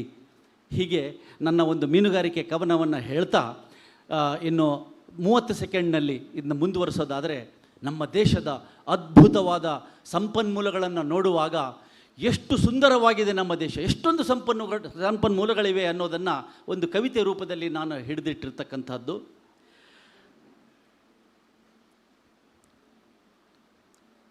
ವರ್ಷಂಪ್ರತಿ ನಿಯಮಿತವಾಗಿ ಸುರಿಯುವ ಧಾರಾಕಾರ ಮಳೆ ಜನಜೀವನವನ್ನು ಹಸನಾಗಿಸಿ ಸುಭಿಕ್ಷೆ ತರುವ ಸಮೃದ್ಧ ಮಳೆ, ಉಕ್ಕಿ ಹರಿವ ನದಿ ಜಲಾಶಯ ಜಲಪಾತಗಳ ರಮಣೀಯ ದೃಶ್ಯ, ಪಶು ಪಕ್ಷಿ ಪ್ರಾಣಿ ಜೀವ ಸಂಕುಲಗಳಿಂದ ಕೂಡಿದ ವೈವಿಧ್ಯಮಯ ಶ್ರೀಮಂತಿಕೆ, ನಿತ್ಯ ಹರಿದ್ವರ್ಣದಿಂದ ಕೂಡಿ ಕಂಗೊಳಿಸುವ ದಟ್ಟ ಅರಣ್ಯ, ಚಾರಣಿಗರಿಗೆ ಸವಾಲಾಗಿ ಜಲಧಾರೆಗೆ ಸೆಲೆಯಾಗಿ ನಿಂತಿಹ ಪಶ್ಚಿಮ ಘಟ್ಟಗಳ ಸಾಲು, ಅಡಿಕೆ ತೆಂಗು ಮಾವು ಹಲಸು ಗೋಡುಂಬೆ ವೃಕ್ಷಗಳ ರಾಶಿ ರಾಶಿ ಮೆರುಗು, ಹಿಮಾಚ್ಛಾದಿತ ಮೇರು ಪರ್ವತಗಳ ವಿಹಂಗಮ ನೋಟದ ಬೆರಗು, ವಿದೇಶಿಯರ ಆಕ್ರಮಣ ಎದುರಿಸಲು ಬೆಂಗಾವಲಾಗಿ ನಿಂತಿವೆಯೋ ಎಂಬಂತೆ ಕಂಡುಬರುವ ಸಾಗರ ಸಮುದ್ರಗಳು, ಮೀನುಗಾರರ ಬಾಳಿಗೆ ಬೆನ್ನೆಲುಬಾಗಿ ನಿಂತಿಹ ಕರಾವಳಿ ತೀರ, ಎನಿತು ಸೋಜಿಗ ಸಂಪನ್ಮೂಲ ಸಂಪದ್ಭರಿತ ದೇಶ ನಮ್ಮಿ ಭಾರತ. ಧನ್ಯವಾದಗಳು. ಬಹಳ ಒಂದು ಸ್ಪಿರಿಟೆಡ್ ಆಗಿದ್ದೀರಿ ನೀವು. ನಿಜವಾಗಿ ನಿಮ್ಮ ಹತ್ರ ಒಂದು ವಿದ್ಯಾಭ್ಯಾಸ ಮಾಡಿದ ವಿದ್ಯಾರ್ಥಿಗಳು ಧನ್ಯರು ಅಂತ ನಾವು ಹೇಳ್ತೇವೆ. ಶ್ರೀಯುತ ತೋನ್ಸೆ ಪುಷ್ಕಳ್ ಕುಮಾರ್ ಅವರು ಆಲ್ರೌಂಡರ್, ನಮ್ಮ ಸಂಗೀತ ಇರ್ಬೋದು, ಯಕ್ಷಗಾನ ಇರ್ಬೋದು, ನಮ್ಮ ಮಿಮಿಕ್ರಿ ಇರ್ಬೋದು, ಎಲ್ಲ ಅದರಲ್ಲಿ ನೀವು ಎತ್ತಿದ ಕೈ. ಹೇಳ್ತಾರೆ ನೋಡಿ, ಸಾಹಿತ್ಯ ಸಂಗೀತ ಕಲಾವಿಹೀನಃ ಸಾಕ್ಷಾತ್ ಪಶು ಪುಚ್ಯ ವಿಷಾಣಹೀನಃ ತೃಣನ್ನ ಖಾದನ್ನಪಿ ಜೀವಮಾನಃ ತದ್ಭಾಗದೇಯಂ ಪರಮಂ ಪಶೂನಾಂ ಅಂತೇಳಿ. ಅಂದರೆ ಸಾಹಿತ್ಯ ಸಂಗೀತ ಕಲೆ ಇದರಲ್ಲಿ ಅಭಿರುಚಿ ಇಲ್ಲದ ವ್ಯಕ್ತಿ ಅವನು ಪಶುವಿಗೆ ಸಮಾನ ಅಂತೆ. ಸೊ ಸಾಹಿತ್ಯ ಸಂಗೀತ ಅಭಿರುಚಿಯ ಬಗ್ಗೆ ಮತ್ತೆ ಅಥವಾ ನಿಮ್ಮ ಹಾಸ್ಯ ಪ್ರವೃತ್ತಿ ಬಗ್ಗೆ 1 ನಿಮಿಷ ಅಲ್ಲಿ ನಿಮ್ಮ ಒಂದು ಥಳಕ್. ಮೊದಲನೇದಾಗಿ ನಿಜವಾಗಿ ಸಂತೋಷ ಆಗ್ತಾ ಇದೆ. ನಮ್ಮಲ್ಲಿ ಆರೋಗ್ಯವನ್ನು ಕಾಪಾಡಿಕೊಡಲಿಕ್ಕೆ ಆಯುರ್ವೇದದಲ್ಲಿ ಮತ್ತು ನಮ್ಮ ಇಂಗ್ಲೀಷ್ನಲ್ಲಿ ಭಾಳ ವಿಶೇಷವಾಗಿರ್ತಕ್ಕಂಥ ಬೇರೆ ಬೇರೆ ಥರದ ಟಾನಿಕ್ಗಳಿವೆ. ಆದರೆ ಆರ್ಥಿಕತೆ ಮತ್ತು ವ್ಯವಹಾರ ಬಿಸ್ನೆಸ್ಸನ್ನು ಅಭಿವೃದ್ಧಿ ಮಾಡಲಿಕ್ಕೆ, ಇಂಪ್ರೂವ್ ಮಾಡಲಿಕ್ಕೆ ಯಾವ ರೀತಿಯ ಟಾನಿಕ್ ಅಂತೇಳಿ ಎಲ್ಲ ವೆರೈಟಿಯನ್ನು ಆರಿಸಿ ಇಂಥ ಒಂದು ಪ್ರೋಗ್ರಾಮ್ ಮಾಡಿದಾರಲ್ಲ, ಕರ್ನಾಟಕ ಬ್ಯಾಂಕ್ನ ಒಂದು ವಿಶೇಷವಾದಂಥ ಪ್ರೋತ್ಸಾಹದಿಂದ ನಮ್ಮ CA ನಾಯ್ಕ ಅವರು, ಅದೇ ರೀತಿ ನಮ್ಮ ಕುಡ್ಲದ ಶ್ರೀಯುತ ಲೀಲಾಕ್ಷ ಬಳಗದವರಿಗೆ ಮೊದಲನೇದಾಗಿ ನಾನು ಹೃತ್ಪೂರ್ವಕ ಅಭಿನಂದನೆಗಳನ್ನು ಸಲ್ಲಿಸ್ತಾ ಇದ್ದೇನೆ. ಹಾಗೆ ಇವತ್ತು ಯಾವುದೇ ರೀತಿಯ ಲಾಭಕ್ಕೋಸ್ಕರವಾಗಿ ನಾವು ಏನೇನೋ ಪ್ರಯತ್ನವನ್ನು ಮಾಡ್ತೇವೆ, ಏನೇನೋ ಆಲೋಚನೆ ಮಾಡ್ತೇವೆ ಅಂತೆ. ಒಬ್ಬರು ಒಂದು ಹೋಟ್ಲಿಗೆ ಹೋಗುವಾಗ ಅಲ್ಲಿ ಬೋರ್ಡ್ ಹಾಕಿದ್ದಾರಂತೆ. ಏನಂತ ಹೇಳಿದ್ರೆ, ವಿಶೇಷವಾಗಿ ನಿಮ್ಮ ಹತ್ರ ನಾವು ಹಣ ತಗೊಳ್ಳೋದಿಲ್ಲ, ನಿಮ್ಮ ಮಕ್ಕಳ ಹತ್ರ ತಗೊಳ್ತೇವೆ, ಏನು ಬೇಕಾದ್ರೆ ತಿನ್ಬೋದು ಅಂತ ಬೋರ್ಡ್ ಹಾಕಿದ್ದಾರಂತೆ. ಅಮ್ಮ ಹೋದ ಭಾರಿ ಖುಷಿ ಆಯಿತು. ಅಯ್ಯೋ ದೇವರೇ, ನನ್ನ ಮಕ್ಕಳ ಹತ್ರ ಹಣ ತಗೊಳ್ಳೋದಲ್ವ, ನನಗೇನು ಕೊಡಲಿಕ್ಕಿಲ್ಲ ಅಲ್ವ ಅಂತೇಳಿ 400 ರೂಪಾಯಿದು ತಿಂದುಬಿಟ್ಟು ಹೊರಗೆ ಹೋಗುವಾಗ ನಿಲ್ಲಿಸಿದ್ರಂತೆ. ನಿಲ್ಲಿ ಸ್ವಾಮಿ ಅಂತ. ಯಾಕೆ? ಒಂದು ಬಿಲ್ ಉಂಟು, ಪೇಮೆಂಟ್ ಮಾಡಿ ಅಂತ.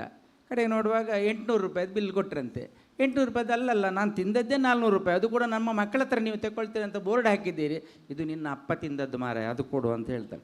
ಈ ಥರದಲ್ಲಿ ವಿಶೇಷವಾಗಿ ಬಿಸ್ನೆಸ್ಸನ್ನು ಮಾಡುವವರು ಇದ್ದಾರೆ. ಅದಕ್ಕೆಲ್ಲ ನಾವು ಒಂದು ಬೇರೆ ಲಾಭ ಸಿಗ್ತದೆ ಅಂತೇಳಿ ಬೋರ್ಡ್ ನೋಡಿ ಹೋದಾಗ ಅಲ್ಲಿಯೂ ಕೂಡ ತೊಂದರೆ ಆಗ್ತದೆ.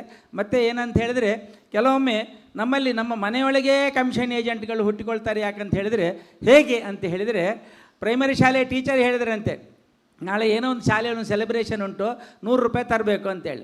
ಕೂಡಲೇ ಆ ಪ್ರೈಮರಿ ಶಾಲೆ ಅಣ್ಣ ಹೈಸ್ಕೂಲ್ನವನ ಹತ್ರ ಹೇಳಿದವ, ಅಣ್ಣ ನಾಳೆ ಟೀಚರ್ ಹೇಳಿದ್ದಾರೆ 200 ರೂಪಾಯಿ ತರಲಿಕ್ಕೆ ಹೇಳಿದ್ದಾರೆ ಅಂತ. ಹೇಳಿದ್ದು ಟೀಚರ್ 100. ಹಾಗೆ ಹೈಸ್ಕೂಲ್ನ ಅಣ್ಣ ಹೇಳಿದೆ, ನಾನು ಅಮ್ಮನ ಹತ್ರ ಹೇಳ್ತೇನೆ ಮಾರೆ, ನೀವು ಸುಮ್ಮನೆ ಕೂತ್ಕೊಳ್ಳಂತ ಹೇಳಿ ಆ ಹೈಸ್ಕೂಲ್ನವ ದೊಡ್ಡವ ಇವನು ಅಣ್ಣ ಹೋಗಿ ತಾಯಿ ಹತ್ರ ಹೇಳಿದ, ನಾಳೆ ನನ್ನ ತಮ್ಮನಿಗೆ 300 ರೂಪಾಯಿ ತರಲಿಕ್ಕೆ ಹೇಳಿದ್ದಾರಂತೆ ಶಾಲೆಯಲ್ಲಿ ಅಂತೇಳಿ. ಹೌದಾ, ಆಯ್ತು, ರಾತ್ರಿ ಅಪ್ಪ ಬರ್ತಾರಲ್ಲ ಹೇಳ್ತೇನೆ ಅಂತೇಳಿ ಇವರ ತಾಯಿ ಅವರ ಹೆಂಡತಿ ಹೋಗಿ, ನೋಡಿ ನಿಮ್ಮ ಮಗನಿಗೆ 400 ರೂಪಾಯಿ ಬೇಕಂತೆ ನಾಳೆ ಅಂತ. ಅಂತೂ ಇಂತೂ ಬಿಸ್ನೆಸ್ಸಲ್ಲಿ ಮನೆಯೊಳಗೆ ಹುಡ್ತಾ ಉಂಟು ನೋಡಿ. ಹಾಗೆ ಕಡೆಗೆ ಅವನು ಕೊಟ್ಟ 500 ರೂಪಾಯಿಗೆ ಉಳಿದ 100 ರೂಪಾಯಿ ನೀನು ಇಟ್ಕೊಳ್ಳಂತ, ಇವಳು ಬುದ್ಧಿ ಅವಳಿಗೆ ಗೊತ್ತುಂಟು. ಹಾಗೆ ಈ ರೀತಿಯಲ್ಲಿ ಆ ಬಿಸ್ನೆಸ್ಗಳು ಬೆಳೆಯುವುದು ಈ ರೀತಿ ಬೆಳೆಯಬಾರ್ದು, ಪ್ರಾಮಾಣಿಕವಾಗಿ ಇರಬೇಕೆಂಬುದು ಒಂದು ಆಶಯ. ಸಂಗೀತಕ್ಕೆ ಸಂಬಂಧಪಟ್ಟ ಹಾಗೆ ಗಮಕದವರು ಇದ್ದಾರೆ ಸರ್. ಹಾಗಾಗಿ ಇಂಥ ಒಂದು ಕಾರ್ಯಕ್ರಮವನ್ನು ಆಯೋಜಿಸಿದಂಥ, ಇದನ್ನು ಕೇಳಿದ ನೋಡುತ್ತಿರುವ ಎಲ್ಲ ವೀಕ್ಷಕ ಬಂಧುಗಳಿಗೆ ನನ್ನ ಅಭಿವಂದನೆಗಳನ್ನು ಸಲ್ಲಿಸ್ತಾ ಇದ್ದೇನೆ. ನಮಸ್ಕಾರ. ನಮ್ಮ ಯೋಗರತ್ನ ಗೋಪಾಲಕೃಷ್ಣ ದೇಲಂಪಾಡಿಯವರು,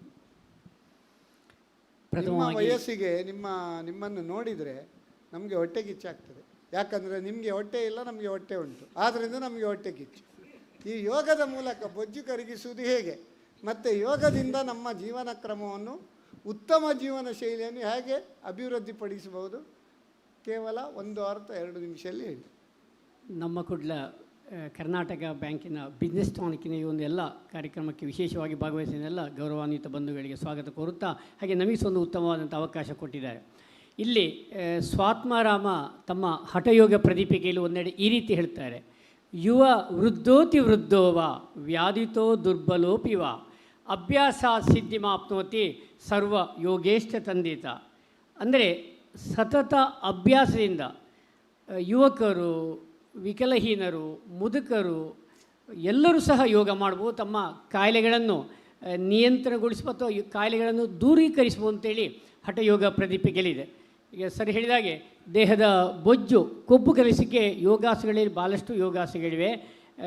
ಅರ್ಧ ಮತ್ಸ್ಯೇಂದ್ರಾಸನ, ಭುಜಂಗಾಸನ, ಮತ್ಸ್ಯಾಸನ, ಹಾಗೆ ಊರ್ಧ್ವ ಪ್ರಸಾರಿತ ಪಾದಾಸನ, ಭಾಳಷ್ಟು ಯೋಗಾಸನ. ಅದೆಲ್ಲ ಒಮ್ಮೆ ಗುರುಮುಖೇಂದ್ರ ಕಲಿಬೇಕು. ನಮ್ಮದು ನಾಳೆಯಿಂದ ಮಂಗಳೂರಿನ ರಾಮಕೃಷ್ಣ ಮಠ ಮಂಗಳಾದೇವಿ ಹತ್ತಿರದಿಂದ ಸಂಜೆ 5:45 ಯೋಗ ಪ್ರಾರಂಭ ಆಗ್ತದೆ. ಅದಕ್ಕೂ ಸಹ ಆಸಕ್ತರು ಭಾಗವಹಿಸ್ಬೋದು. ಮತ್ತು ಕೊನೆಯಲ್ಲಿ ಒಂದಿಷ್ಟು ಮಾತು, ಕೆಲವೊಮ್ಮೆ ಯೋಗ ಮಾಡಲಿಕ್ಕೆ ಆಗ್ತಾಯಿಲ್ಲ, ಎಕ್ಸಸೈಸ್ ಮಾಡಲಿಕ್ಕೆ ಆಗ್ತಾಯಿಲ್ಲ, ಜಿಮ್ ಮಾಡಲಿಕ್ಕೆ ಆಗ್ತಾಯಿಲ್ಲ, ವಾಕಿಂಗ್ ಹೋಗಲಿಕ್ಕೆ ಆಗ್ತಾಯಿಲ್ಲ. ಈಗ ಬಿಸ್ನೆಸ್ ಟಾನಿಕಲ್ಲಿ ಭಾಳಷ್ಟು ವಿಷಯಗಳು ಮಾತಾಡಿದ್ದೀವಿ. ಬಟ್ ನಮಗೆ ಆರೋಗ್ಯ ಬಹಳ ಮುಖ್ಯ. ಅದಕ್ಕೋಸ್ಕರ ಸರ್ವಜ್ಞನ ಒಂದು ವಚನ ಮತ್ತು ಚರಕ ಸಂಹಿತೆಯಲ್ಲಿ ಈ ರೀತಿ ಹೇಳ್ತಾರೆ, ಕೊನೆಯ ಪಕ್ಷ ಅದನ್ನಾದರೂ ಮಾಡಿ, ಆರೋಗ್ಯಕ್ಕೆ ಮಾಡಿ ಅಂತೇಳಿ. ಸರ್ವಜ್ಞನ ವಚನದಲ್ಲಿ ಹೇಳ್ತಾರೆ, ಚರಕ ಸಂಹಿತೆಯಲ್ಲಿ ಹೇಳ್ತಾರೆ, ಉಂಡು 100 ಅಡಿ ಎಣಿಸಿ, ಉಂಡು 100 ಅಡಿ ಎಣಿಸಿ, ಊಟ ಮಾಡಿ 100 ಅಡಿ ಹೆಜ್ಜೆ ಹಾಕಿ ಹೇಳ್ತಾರೆ. ಅವು ಸ್ವಲ್ಪ ಡೈಜೆಸ್ಟಲ್ ಆಗಲಿಕ್ಕೆ ಬಹಳ ಒಳ್ಳೆಯದು. ಆಮೇಲೆ ಕೆಂಡಕ್ಕೆ ಕೈ ಕಾಯಿಸಿ, ಹಿಂದೆ ಎಲ್ಲ ಹಳ್ಳಿಯಲ್ಲೆಲ್ಲ ಕೆಂಡಕ್ಕೆ ಕೈ, ಈ ಕೊನೆಯ ಪಕ್ಷ ಕೈಯನ್ನಾರು ಜೋರು ರಬ್ ಮಾಡಿ ಹೇಳಿ. ಉಂಡು 100 ಅಡಿ ಎಣಿಸಿ, ಊಟ ಮಾಡಿದ ಕೂಡಲೇ ರಾತ್ರಿ ಊಟ ಆಗಲಿ ಅಥವಾ ಮಧ್ಯಾಹ್ನ ಊಟ ಆಗಲಿ ಅಥವಾ ಬ್ರೇಕ್ಫಾಸ್ಟ್ ಆಗಲಿ ಆದ ಕೂಡ ಒಂದು 100 ಹೆಜ್ಜೆ ನಡಿಬೇಕಂತೆ, ಯಾಕೆಂದರೆ ಸ್ವಲ್ಪ ಡೈಜೆಸ್ಟ್ ಆಗಲಿಕ್ಕೆ. ಆಮೇಲೆ ಕೆಂಡಕ್ಕೆ ಕೈ ಕಾಯಿಸಿ, ಕೈಯನ್ನು ಒಂದು 2 ನಿಮಿಷ ರಬ್ ಮಾಡಿ, ಕೈ ಬಿಸಿ ಆಗೋಲ್ಲಿವರೆಗೆ. ಗಂಡು ಭುಜ ಮೇಲಾಗಿ ಮಲಗಿ, ಈಗ ಊಟ ಆದ ಕೂಡಲೇ ಮಧ್ಯಾಹ್ನ ಅಥವಾ ರಾತ್ರಿ ಒಂದಿಷ್ಟು ನಾವು ಮಲಗ್ತೀವಲ್ಲ, ಮಲಗುವಾಗ ನಮ್ಮ ಬಲ ಭುಜ ಮೇಲಾಗಿ ಮಲಗಬೇಕಂತೆ. ಆವಾಗ ನಮ್ಮ ಲಿವರ್, ಪ್ಯಾಂಕ್ರಿಯಸ್, ಕಿಡ್ನಿ ಎಲ್ಲ ಕರೆಕ್ಟ್ ಇರಬೇಕು. ಮಾನವನಿಗೆ ಹಾರ್ಟ್, ಲಂಗ್ಸ್, ಲಿವರ್ ಭಾಳ ಕರೆಕ್ಟ್ ಇರಬೇಕು. ಇದೆಲ್ಲ ಸುಲಭದಲ್ಲಿ ಸಾಧ್ಯ ಅಂತೇಳಿ ಆವತ್ತು ಚರಕ ಸಂಹಿತೆಯಲ್ಲಿ ಹೇಳಿದ್ದಾರೆ. ವೈದ್ಯನ ಗಂಡ ಕಾಣ ಸರ್ವಜ್ಞ, ಅಂದರೆ ವೈದ್ಯರನ್ನು ಕಾಣೋದು ಹೆಚ್ಚು ಬೇಡ ಅಂತೇಳಿ. ಆ ರೀತಿ ಕೊನೆಯ ಪಕ್ಷ ನಾವು ಊಟ ಆದ ಕೂಡಲೇ 100 ಅಡಿ ಹೆಜ್ಜೆ ಹಾಕೋಣ, ಕೈಯನ್ನು ರಬ್ ಮಾಡೋಣ. ಕೈ ಬಿಸಿಯಾದಾಗ ನಮ್ಮ ಕೈಯಲ್ಲಿ 12 ರಾಶಿಗಳಿವೆ, 27 ನಕ್ಷತ್ರಗಳಿವೆ, ನವಗ್ರಹಗಳಿವೆ, ಪಂಚತತ್ವಗಳಿವೆ, ಭಾಳಷ್ಟು ಎನರ್ಜಿ ಕೈಯಲ್ಲಿವೆ ನೋಡಿ. ಅದರ ಬಗ್ಗೆ ಇಷ್ಟು ಹೇಳಿದ್ದಾರೆ ನಮ್ಮ ಋಷಿಮುನಿಗಳು. ಹಾಗೆ ಕೆಂಡಕ್ಕೆ ಕೈ ಕಾಯಿಸಿ, ಕೈಯನ್ನು ರಬ್ ಮಾಡೋಣ. ಆಮೇಲೆ ಮಲಗುವಾಗ ಬಲ ಭುಜ ಮೇಲಾಗಿ ಮಲಗಿ ಅಂತೇಳಿ, ಅಂದರೆ ಅವಾಗ ಇಲ್ಲಿ ಡೈಜೆಸ್ಟ್ ಆಗಲಿಕ್ಕೆ ಬಹಳ ಸುಲಭ ಆಗ್ತದೆ ಅಂತ ಹೇಳ್ತಾರೆ. ಊಟ ಆದ ತಕ್ಷಣ ಯಾರು ಮಲಗ್ತಾರೆ ಅವರಿಗೆ ಬೊಜ್ಜು ಕಟ್ಟಿಟ್ಟ ಬುತ್ತಿ. ಆದ ಕಾರಣ ದೈಹಿಕ ಆರೋಗ್ಯ, ಚಿತ್ತ ಶಾಂತಿ, ಆಧ್ಯಾತ್ಮಿಕ ಸಾಧನೆಗೆ ನಮ್ಮ ಭಾರತೀಯ ಸಂಸ್ಕೃತಿ ಕಲೆಯಾದ ಯೋಗ ಬಹಳ ಅರ್ಥಪೂರ್ಣ. ಯಾರು ಜೀವನದಲ್ಲಿ ಒಮ್ಮೆ ಕಲಿತಿಲ್ಲ ದಯವಿಟ್ಟು ಒಮ್ಮೆ ಕಲಿಯಿರಿ. ಯಾಕೆಂದರೆ ಭಾಳಷ್ಟು ಈಗ ಸನ್ಮಾನ್ಯ ಪ್ರಧಾನಮಂತ್ರಿ ಮೋದಿಯವರು ಯೋಗ ಡೇಗೆ ಮೈಸೂರಿಗೆ ಬಂದು ಯುವಜನರು ಎದ್ದೇಳಿ ಯೋಗ ಮಾಡಿ ಅಂತೇಳಿ ಅಲ್ಲಿ ಯೋಗ ಡೇ ಆಚರಿಸಿದ್ದಾರೆ. ಆದ ಕಾರಣ ನಾವೆಲ್ಲ ಯಾರು ಕಲಿತಿಲ್ಲ, ಯಾವುದೇ ರೀತಿಯ ಎಕ್ಸಸೈಸ್ ಇಲ್ಲ, ಯಾವುದೇ ರೀತಿಯ ವ್ಯಾಯಾಮ ಇಲ್ಲ, ಅಂಥವರಿಗೆ ನಮ್ಮ ಭಾರತೀಯ ಸಂಸ್ಕೃತಿ ಕಲೆಯಾದ ಯೋಗ ಆರೋಗ್ಯವರ್ಧಕ, ರೋಗ ನಿವಾರಕ, ರೋಗ ನಿರೋಧಕ ಅಂತ ಹೇಳುತ್ತಾ ನನಗೆ ಒಂದು ಉತ್ತಮವಾದಂಥ ಅವಕಾಶ ನೀಡಲಿಕ್ಕೆ ಮತ್ತೊಮ್ಮೆ ನಮ್ಮ ಕುಡ್ಲ ಕರ್ನಾಟಕ ಬಿಸ್ನೆಸ್ ಟಾನಿಕ್ಕಿನ ಎಲ್ಲ ಸಿಬ್ಬಂದಿವರಿಗೆ, ವಿಶೇಷವಾಗಿ ನನ್ನ ಆತ್ಮೀಯರಾದಂಥ ಶ್ರೀಯುತ SS ನಾಯ್ಕ್ ಸರ್ ಅವರಿಗೆ ಸಹ ವಂದನೆಗಳು. ಥ್ಯಾಂಕ್ ಯು, ಶುಭಾಶಯಗಳು. ಡಾಕ್ಟರ್ ಮೊಹಮ್ಮದ್ ಇಕ್ಬಾಲ್ ಅವರೇ, ಆಯುರ್ವೇದದ ಬಗ್ಗೆ ನಮ್ಮದು ಹಿತ್ತಲ ಗಿಡ ಮದ್ದಲ್ಲ ಅಂತ ಜನರಿಗೆ ಅದರ ಬಗ್ಗೆ ಒಂದು ತಾತ್ಸಾರ ಇತ್ತು. ಈಗಿನ ಒಂದು ಪರಿಸ್ಥಿತಿ ಏನಂದರೆ ಮದ್ದು ಮಾಡಿದ ಕೂಡಲೇ ಎದ್ದು ಬರಬೇಕು ಜನರಿಗೆ. ಮದ್ದು ಮಾಡಿದ ಕೂಡಲೇ ಎದ್ದು ಬರಲಿಕ್ಕೆ ಸಾಧ್ಯ ಇಲ್ಲ. ಆಯುರ್ವೇದದಲ್ಲಿ ಒಂದು ನ್ಯಾಚುರಲ್ ಆಗಿ ವಿದೌಟ್ ಸೈಡ್ ಇಫೆಕ್ಟ್ಸ್ ಅನೇಕ ಒಂದು ಗಿಡಮೂಲಿಕೆಗಳಿಂದ ಅನೇಕ ಒಂದು ಔಷಧೀಯ ಗುಣಗಳು ಉಂಟು. ನಮ್ಮ ಡೇ ಟು ಡೇ ನಾವು ಯೂಸ್ ಮಾಡುವ ಕೆಲವು ಪದಾರ್ಥಗಳಲ್ಲಿ ಕೂಡ ಉಂಟು. ಅದರ ಬಗ್ಗೆ ನಮಗೆ ಒಂದು ಜ್ಞಾನ ಬಂದದ್ದು ನಮ್ಮ ಕೋವಿಡ್ ಟೈಮಲ್ಲಿ. ಅರಿಶಿನ ಇರ್ಬೋದು ಅಥವಾ ನಿಮ್ಮ ಪೆಪ್ಪರ್ ಇರ್ಬೋದು, ಬೇರೆ ಬೇರೆ ವಸ್ತುವನ್ನು ನಾವು ಆ ಟೈಮಲ್ಲಿ ಜಾಸ್ತಿ ಉಪಯೋಗಿಸಿದ್ದು. ಆಯುರ್ವೇದದಿಂದ ನಮ್ಮ ಆರೋಗ್ಯವನ್ನು ಯಾವ ರೀತಿಯಲ್ಲಿ ಉತ್ತಮವಾಗಿ ಉತ್ತಮಪಡಿಸ್ಬೋದು ಅದರ ಬಗ್ಗೆ ಒಂದು ಮಾತು. ಈಗ ಆಯುರ್ವೇದದ ಬಗ್ಗೆ ಹೇಳುವುದಾದರೆ, ಕಳೆದ ಸಾವಿರಾರು ವರ್ಷಗಳಿಂದ ನಮ್ಮ ಭಾರತೀಯರ ಆರೋಗ್ಯವನ್ನು ಕಾಪಾಡಿದ್ದೇ ಆಯುರ್ವೇದ ಅಂತ ಹೇಳ್ಬೋದು. ನಮ್ಮ ದೇಶೀಯ ಚಿಕಿತ್ಸಾ ಪದ್ಧತಿ ಇತ್ತೀಚೆಗೆ ಕಳೆದ 5-6 ಸಾವಿರ ವರ್ಷಗಳಿಂದ ಇದ್ದರೂ ಕೂಡ ಅಪ್ಸ್ ಆ್ಯಂಡ್ ಡೌನ್ಸ್ ಎಲ್ಲ ಇತ್ತು. ಈಗ ಪುನಃ ಇದು ಮೇನ್ ಸ್ಟ್ರೀಮಿಗೆ ಬರ್ತಾ ಇದೆ. ಇದು ಕೇವಲ ಚಿಕಿತ್ಸಾ ಪದ್ಧತಿ ಮಾತ್ರ ಅಲ್ಲದೆ ಇದು ನಮ್ಮ ಭಾರತೀಯರ ಜೀವನ ಪದ್ಧತಿ ಕೂಡ ಆಗಿತ್ತು. ಸೊ ಆಯುರ್ವೇದದ ಮೇಯ್ನ್ ಮುಖ್ಯ ಕಾನ್ಸೆಪ್ಟ್ ಏನಂತ ಹೇಳಿದರೆ, ಸ್ವಸ್ಥಸ್ಯ ಸ್ವಾಸ್ಥ್ಯ ರಕ್ಷಣ ಮತ್ತು ಆತುರಸ್ಯ ವಿಕಾರ ಪ್ರಶಮನ. ಅಂದರೆ ನಮ್ಮ ಪ್ರಿವೆನ್ಷನ್, ಹೆಲ್ತ್ ಪ್ರಮೋಷನ್ ಮತ್ತು ಡಿಸೀಸ್ ಮ್ಯಾನೇಜ್ಮೆಂಟ್, ಈ 3 ತತ್ವದ ಅಡಿಯಲ್ಲಿ ಇದು ಕಾರ್ಯನಿರ್ವಹಿಸ್ತಾ ಇದೆ. ಇದರಲ್ಲಿ ಹೇಗೆ ನಾವು ಆರೋಗ್ಯವಂತರಾಗಿರಲಿಕ್ಕೆ ನಮ್ಮ ಜೀವನ ಶೈಲಿ ಇರಬೇಕು, ನಮ್ಮ ದಿನಚರ್ಯೆ, ಆಹಾರ ವಿಹಾರ, ನಮ್ಮ ಲೈಫ್ ಸ್ಟೈಲು, ಇದೆಲ್ಲವನ್ನು ಹೇಳಿದೆ. ಈ ಸಂದರ್ಭದಲ್ಲಿ ಬೆಳಗಿಂದ ಎಲ್ಲರೂ ಕೂಡ ಚರ್ಚಿಸ್ತಾ ಇದ್ದರು. ಬಿಸ್ನೆಸ್ ಮ್ಯಾನೇಜ್ಮೆಂಟ್ ಹೇಗೆ ಮಾಡಬೇಕು, ಫೈನಾನ್ಷಿಯಲ್ ಮ್ಯಾನೇಜ್ಮೆಂಟ್ ಹೇಗೆ, ನಮ್ಮ GDP ಗ್ರೋತ್ ಹೇಗಿರಬೇಕು, ಟೋಟಲ್ ನಮ್ಮ ಲೈಫ್ ಪ್ಲ್ಯಾನಿಂಗ್ ಹೇಗಿರಬೇಕು, ನಮ್ಮ ಇನ್ಶೂರೆನ್ಸ್ ಹೇಗಿರಬೇಕು. ಸೊ ಇದೆಲ್ಲ ಕೂಡ ನಾವು ಮ್ಯಾನೇಜ್ ಮಾಡಬೇಕಿದ್ರೆ, ಪ್ಲ್ಯಾನ್ ಮಾಡಬೇಕಿದ್ರೆ ನಮ್ಮಲ್ಲಿ ಉತ್ತಮವಾದಂತಹ ಆರೋಗ್ಯ ಇರಬೇಕು. ಆರೋಗ್ಯ ಇದ್ದರೆ ಮಾತ್ರ ನಮಗೆ ಜೀವನ ಇದೆ, ಇಲ್ಲದಿದ್ದರೆ ನಮಗೆ ಜೀವನವೇ ಒಂದು ಸಂಕಷ್ಟ ಅಂತ ಹೇಳ್ಬೋದು. ಹಾಗಾಗಿ ಈ ಸಂದರ್ಭದಲ್ಲಿ ನಿಮ್ಮಲ್ಲಿ ನಾನೆಲ್ಲರ ಹತ್ರ ಕೇಳ್ಕೊಳ್ತಾ ಇರೋದು ಏನಂತ ಹೇಳಿದರೆ, ಉತ್ತಮ ಆರೋಗ್ಯಕ್ಕಾಗಿ ಆಯುರ್ವೇದವನ್ನು ಬಳಸಿ, ಆಯುರ್ವೇದದ ದಿನಚರ್ಯೆ, ಋತುಚರ್ಯೆ, ಆಹಾರ ವಿಹಾರ ಪದ್ಧತಿಗಳನ್ನು ಬಳಸಿ ಎಲ್ಲರೂ ಕೂಡ ಆರೋಗ್ಯವಂತರಾಗಿ ಬಾಳಬೇಕು ಅಂತ ಆಯುಷ್ ಇಲಾಖೆಯ ಪರವಾಗಿ ತಮ್ಮೆಲ್ಲರಿಗೂ ಕೂಡ ಹಾರೈಸ್ತೇನೆ. ಅದರ ಜೊತೆಗೆ ಕೆಲವೊಂದು ವಿಚಾರಗಳನ್ನು ನಿಮ್ಮ ಹತ್ರ ನಾನು ಹಂಚಿಕೊಳ್ಬೇಕು ಅಂತ ಹೇಳಿದರೆ, ಸಾಧಾರಣವಾಗಿ ಈ ಎಲ್ಲರ ಅಭಿಪ್ರಾಯ ಏನಂತ ಹೇಳಿದರೆ, ಆಯುರ್ವೇದ ಅಂತ ಹೇಳಿದರೆ ಕೇವಲ ಗಿಡಮೂಲಿಕೆಗಳ ಇದರಿಂದ ಆಗೋದು ಅಂತ ಹೇಳಿದರೆ. ಈಗ ನಮ್ಮ ಜಿಲ್ಲೆಯ ಮಟ್ಟಿಗೆ ನಾನು ಹೇಳಬೇಕಿದ್ರೆ, ನಮ್ಮ ಜಿಲ್ಲೆಯಲ್ಲಿ 14 ಆಯುಷ್ ಕಾಲೇಜುಗಳಿದೆ. 5,000 ಜನರು ಇಲ್ಲಿ ಸ್ಟೂಡೆಂಟ್ಸ್ಗಳು ವಿಶ್ವದ ಬೇರೆ ಬೇರೆ ಕಡೆಗಳಿಂದ ಇಲ್ಲಿ ವಿದ್ಯಾರ್ಜನೆ ಮಾಡ್ತಾ ಇದ್ದಾರೆ. ಇದರಲ್ಲಿ ಗ್ರ್ಯಾಜುಯೇಷನ್ ಇದೆ, ಪೋಸ್ಟ್ ಗ್ರ್ಯಾಜುಯೇಷನ್ ಇದೆ, PhD ಇದೆ. ಈ ಲೆವೆಲಿಗೆಲ್ಲ ನಮ್ಮ ಆಯುರ್ವೇದ ಆಯುಷ್ ಶಿಕ್ಷಣ ಪದ್ಧತಿಗಳು ಮುಂದೆ ಬಂದಿದೆ. ಈ ವರ್ಷ ನಮ್ಮ ಇಂಡಿಯಾದ್ದು, ಭಾರತ ದೇಶದ ಮೊದಲನೆಯ ಆಯುಷ್ ಸ್ಪೋರ್ಟ್ಸ್ ಮೆಡಿಸಿನ್ ಸೆಂಟರ್ ಮಂಗಳೂರಿಗೆ ಸ್ಯಾಂಕ್ಷನ್ ಆಗಿದೆ. ಮುಂದಿನ ದಿನಗಳಲ್ಲಿ ಇನ್ನೊಂದು 5 ವರ್ಷಗಳಲ್ಲಿ ಭಾರತೀಯ ಒಲಿಂಪಿಕ್ ಸಂಸ್ಥೆಗೆ ಫಿಟ್ನೆಸ್ ಪಾರ್ಟ್ನರ್ ಆಗಿ ಲಾಂಚ್ ಆಗಬೇಕು, ಅದರ ಜೊತೆ ಕೆಲಸ ಮಾಡಬೇಕು ಅಂತ ನಮ್ಮ ಉದ್ದೇಶ ಇದೆ. ಈ ಎಲ್ಲ ಲೆವೆಲಲ್ಲಿ ಆಯುಷ್ ಇವತ್ತು ಮುಂಚೂಣಿಗೆ ಬರ್ತಾ ಇದೆ. ಸೊ ಜನಸಾಮಾನ್ಯರಿಗೆ ಇದರ ಬಗ್ಗೆ ಎಲ್ಲರಿಗೆ ವಿವರ ಇರಲಿ ಅಂತ ನಾನು ಹೇಳ್ತಾ ಇದ್ದೇನೆ. ಈ ಸಂದರ್ಭದಲ್ಲಿ ಮತ್ತೊಮ್ಮೆ ಎಲ್ಲರಿಗೂ ಕೂಡ ಉತ್ತಮ ಆರೋಗ್ಯವನ್ನು ಹಾರೈಸಿ ನಾನು ಮಾತು ಮುಗಿಸ್ತೇನೆ. ನಮಸ್ಕಾರ. ಯೋಗದ ಬಗ್ಗೆ ಒಂದು ಸಣ್ಣ 2 ಚುಟುಕು ಹೇಳಿ ನೆಕ್ಸ್ಟ್ ನಾವು ಹೋಗುವ. ಯೋಗ ಖಚಿತ, ಆರೋಗ್ಯ ಉಚಿತ. ಯೋಗ ಮಾಡದಿದ್ದರೆ ಅನಾರೋಗ್ಯ ಖಚಿತ. ಓಡಿ ಹೋಯ್ತು, ಇರಲಿ. ಎಲ್ಲಿದ್ದರೇನಂತೆ, ನಾವೆಲ್ಲ ಯೋಗ ಬಂಧುಗಳು ಪಕ್ಕ. ಎಷ್ಟು ಮಾಡಿದ್ದೇನೇನು ರಕ್ಕ, ಮಾಡಿ ದಿನವೂ 1 ಗಂಟೆ ಯೋಗ ತಕ್ಕ, ಆಗಲೇ ನಮಗೆ ಆರೋಗ್ಯ ಲಭಿಸುವುದು ಪಕ್ಕ ಅಂತೇಳಿ.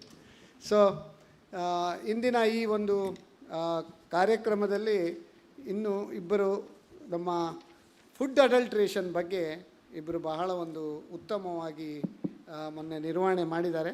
Food adulteration doctor Adarsh Gowda. ಈಗಿನ ಒಂದು ಪರಿಸ್ಥಿತಿಯಲ್ಲಿ ಎಲ್ಲ ಫುಡ್ಡಲ್ಲಿ ಅಡಲ್ಟ್ರೇಷನ್ ಉಂಟು. ಆ ಅಡಲ್ಟ್ರೇಷನ್ನನ್ನು ನಾವು ಹೇಗೆ ಅವಾಯ್ಡ್ ಮಾಡ್ಬೋದು, ಯಾವ ಫುಡ್ಡು ಅವಾಯ್ಡ್ ಮಾಡಿದರೆ ಒಳ್ಳೆಯದು, ಅದ್ರ ಬಗ್ಗೆ ಬ್ರೀಫಾಗಿ 1 ಮಿನಿಟಲ್ಲಿ ಹೇಳಿ. First of all, thank you, sir, for giving this opportunity and giving this platform from Namma Kudla channel. and good evening for everyone who gathered here. ಆಹಾರ ಅಂದಾಗ ವೆರಿ ಇಂಪಾರ್ಟೆಂಟ್ ಆಗುತ್ತೆ, ಯಾಕಂದರೆ ನಾವು ಇಷ್ಟೇ ದುಡ್ಡು ಆಗಲಿ ಏನೇ ಆಗಲಿ ಯಾವುದೂ ನೆಮ್ಮದಿ ಕೊಡಲ್ಲ. ಆದರೆ ಆಹಾರ ಒಂದು ಪದಾರ್ಥ ನಾವು ಚೆನ್ನಾಗಿ ಊಟ ಮಾಡಿದರೆ ನಾವು ನೆಮ್ಮದಿಯಾಗಿರ್ತೀವಿ. ಆ ಆಹಾರ ತಿನ್ನುವ ಕ್ವಾಲಿಟಿ ಸರಿ ಇಲ್ಲ ಅಂದಾಗ ನಮ್ಮ ಲೈಫ್ ಸ್ಪ್ಯಾನ್ ಡಿಸೀಸ್ಗಳು ಇನ್ಕ್ರೀಸ್ ಆಗ್ತಾನೆ ಹೋಗುತ್ತೆ. ಇವತ್ತಿಗೂ ನೋಡ್ಬೋದು, ನಮ್ಮ ಅಜ್ಜ ಆಗಲಿ ಇವತ್ತಿಗೂ ನೀಟಾಗಿ ಪೇಪರ್ ಓದ್ತಾರೆ, ಅವ್ರಿಗೆ ಯಾವುದೇ ಥರದ ಲೈಫ್ ಸ್ಟೈಲ್ ಡಿಸೀಸಸ್ಗಳಿಲ್ಲ. ಆದರೆ ಇವತ್ತು 40 ವರ್ಷಕ್ಕೆ ನಮಗೆ ಬಿ ಪಿ ಬರುತ್ತೆ, ಡಯಾಬಿಟಿಕ್ಸ್ ಬರುತ್ತೆ. ಯಾಕಂದರೆ ಅರ್ಧಕ್ಕರ್ಧ ಜೀವನ ನಾವು ಅಲ್ಲೇ ನೆಮ್ಮದಿ ಹೋಗ್ಬಿಟ್ಟಿರುತ್ತೆ, ಕ್ಲಿನಿಕ್ಕಿಗೆ ಹೋಗೋದು ಇದಕ್ಕೆ ಹೋಗೋದು. ಆಹಾರ ತಿನ್ನುವ ಪದ್ಧತಿ ಹೇಗೆ ಅಂದರೆ ಭಗವಂತ ಕರೆಕ್ಟಾಗಿ ಮಾಡಿದ. ಹಿಂದೆ ಹೇಗಿತ್ತಂದರೆ ಸೂರ್ಯ ಮುಳುಗೋತ್ತಿಗೆ ನಮ್ಮ ಹಿರಿಯರು ಮಲ್ಕೊಂತಿದ್ರು, ಸೂರ್ಯ ಉದಯ ಆಗೋತ್ತಿಗೆ ಕರೆಕ್ಟಾಗಿ ಹೇಳ್ತಿದ್ರು. ಊಟಕ್ಕೂ ಅವ್ರು ಗ್ಯಾಪ್ ಕೊಡೋರು, ಮಲ್ಗಕ್ಕೂ ಮತ್ತು ಊಟಕ್ಕೂ ಗ್ಯಾಪ್ ಕೊಡೋರು. ಮತ್ತು ಆ ತಿನ್ನುವ ಜೀರ್ಣಕ್ಕೆ ಒಂದು ಕ್ರಮ ಕರೆಕ್ಟಾಗಿ ಹೋಗ್ತೀವಿ. ಈಗ ಹಾಗಲ್ಲ, ಈಗ ದುನಿಯಾ 7 ಗಂಟೆ ಮೇಲೆ ಇನ್ನೊಂದು ದುನಿಯಾ ಶುರು ಆಗುತ್ತೆ. ಲೈಟ್ ಆನ್ ಆಗುತ್ತೆ, 9 ಗಂಟೆಗೂ ತಿಂತೀವಿ, 11 ಗಂಟೆಗೆ ತಿಂತೀವಿ, 12 ಗಂಟೆಗೂ ತಿಂತೀವಿ. ಮತ್ತು ನಾವು ಹೇಳ್ತೀವಿ ನಮ್ಮ ಡೈಜೆಸ್ಟಿವ್ ಸಿಸ್ಟಮ್ ಚೆನ್ನಾಗಿ ವರ್ಕ್ ಮಾಡಬೇಕು ಅಂತ. ಸೊ ಭಗವಂತ ಏನೇ ಒಂದು ಸಣ್ಣ ಡ್ಯಾಮೇಜ್ ಆಗಿದ್ರು ಅದಕ್ಕೊಂದು ಕೆಮಿಕಲ್ ಕ್ರಿಯೇಷನ್ ಅಂತ ಒಂದು ಕ್ರಿಯೇಟ್ ಮಾಡಿದ್ದಾನೆ. ನಾವು ರಾತ್ರಿ ಮಲಗಿದಾಗ ಅದು ತನ್ನ ದೇಹದಲ್ಲಿ ಉತ್ಪತ್ತಿಯಾಗಿ ತನ್ನ ಕ್ರಿಯೆಯನ್ನು ಕರೆಕ್ಟಾಗಿ ಮಾಡಿ ಎಲ್ಲ ಡ್ಯಾಮೇಜಸ್ಗಳನ್ನು ಸರಿ ಮಾಡುವ ಒಂದು ಕ್ರಮ. ಅದಕ್ಕೊಂದಿಷ್ಟು ಟೈಮ್ ಕೊಟ್ಟಿರ್ತಾನೆ. ಆ ಟೈಮನ್ನು ನಾವೇನು ಮಾಡ್ತೀವಿ, 9 ಗಂಟೆಗೆ ತಿಂತೀವಿ, 11 ಗಂಟೆಗೆ ತಿಂತೀವಿ, ಮತ್ತೆ ಹೇಳ್ತೀವಿ ನಾವು ಬೆಳಗ್ಗೆ ಆದ ತಕ್ಷಣ ಆರೋಗ್ಯವಾಗಿರಬೇಕು ಅಂತ. ಅದಕ್ಕೆ ಭಗವಂತಕ್ಕಂದೇನೂ ಏನೂ ಮಾಡೋಕ್ಕಾಗೋದಿಲ್ಲ. So food is very important. ನಾನು ಈಗ ಒಂದು ಸ್ಮಾಲ್ ಎಕ್ಸಾಂಪಲಿಂದ ಒಂದು ಎಂಡ್ ಮಾಡ್ತೀನಿ ನನ್ನ ಮಾತನ್ನು. ನನ್ನ ಒಬ್ಬರು ಆತ್ಮೀಯರೇ ಒಬ್ಬರು, ಅವರ ತಂದೆಗೆ ಪ್ರೋಸ್ಟೇಟ್ ಕ್ಯಾನ್ಸರ್.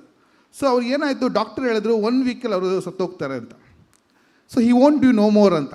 ಆದರೆ ಎರಡನೇದೇನೆಂದರೆ ಅವ್ರಿಗೆ ಏನು ಬೇಕು ಅದನ್ನೆಲ್ಲ ಕೊಡಿ ಅಂತದ್ದು. ಆದರೆ ಅವ್ರು ಆ ಥರ ಎಲ್ಲ ಫುಡ್ ಕೊಡಲಿಲ್ಲ.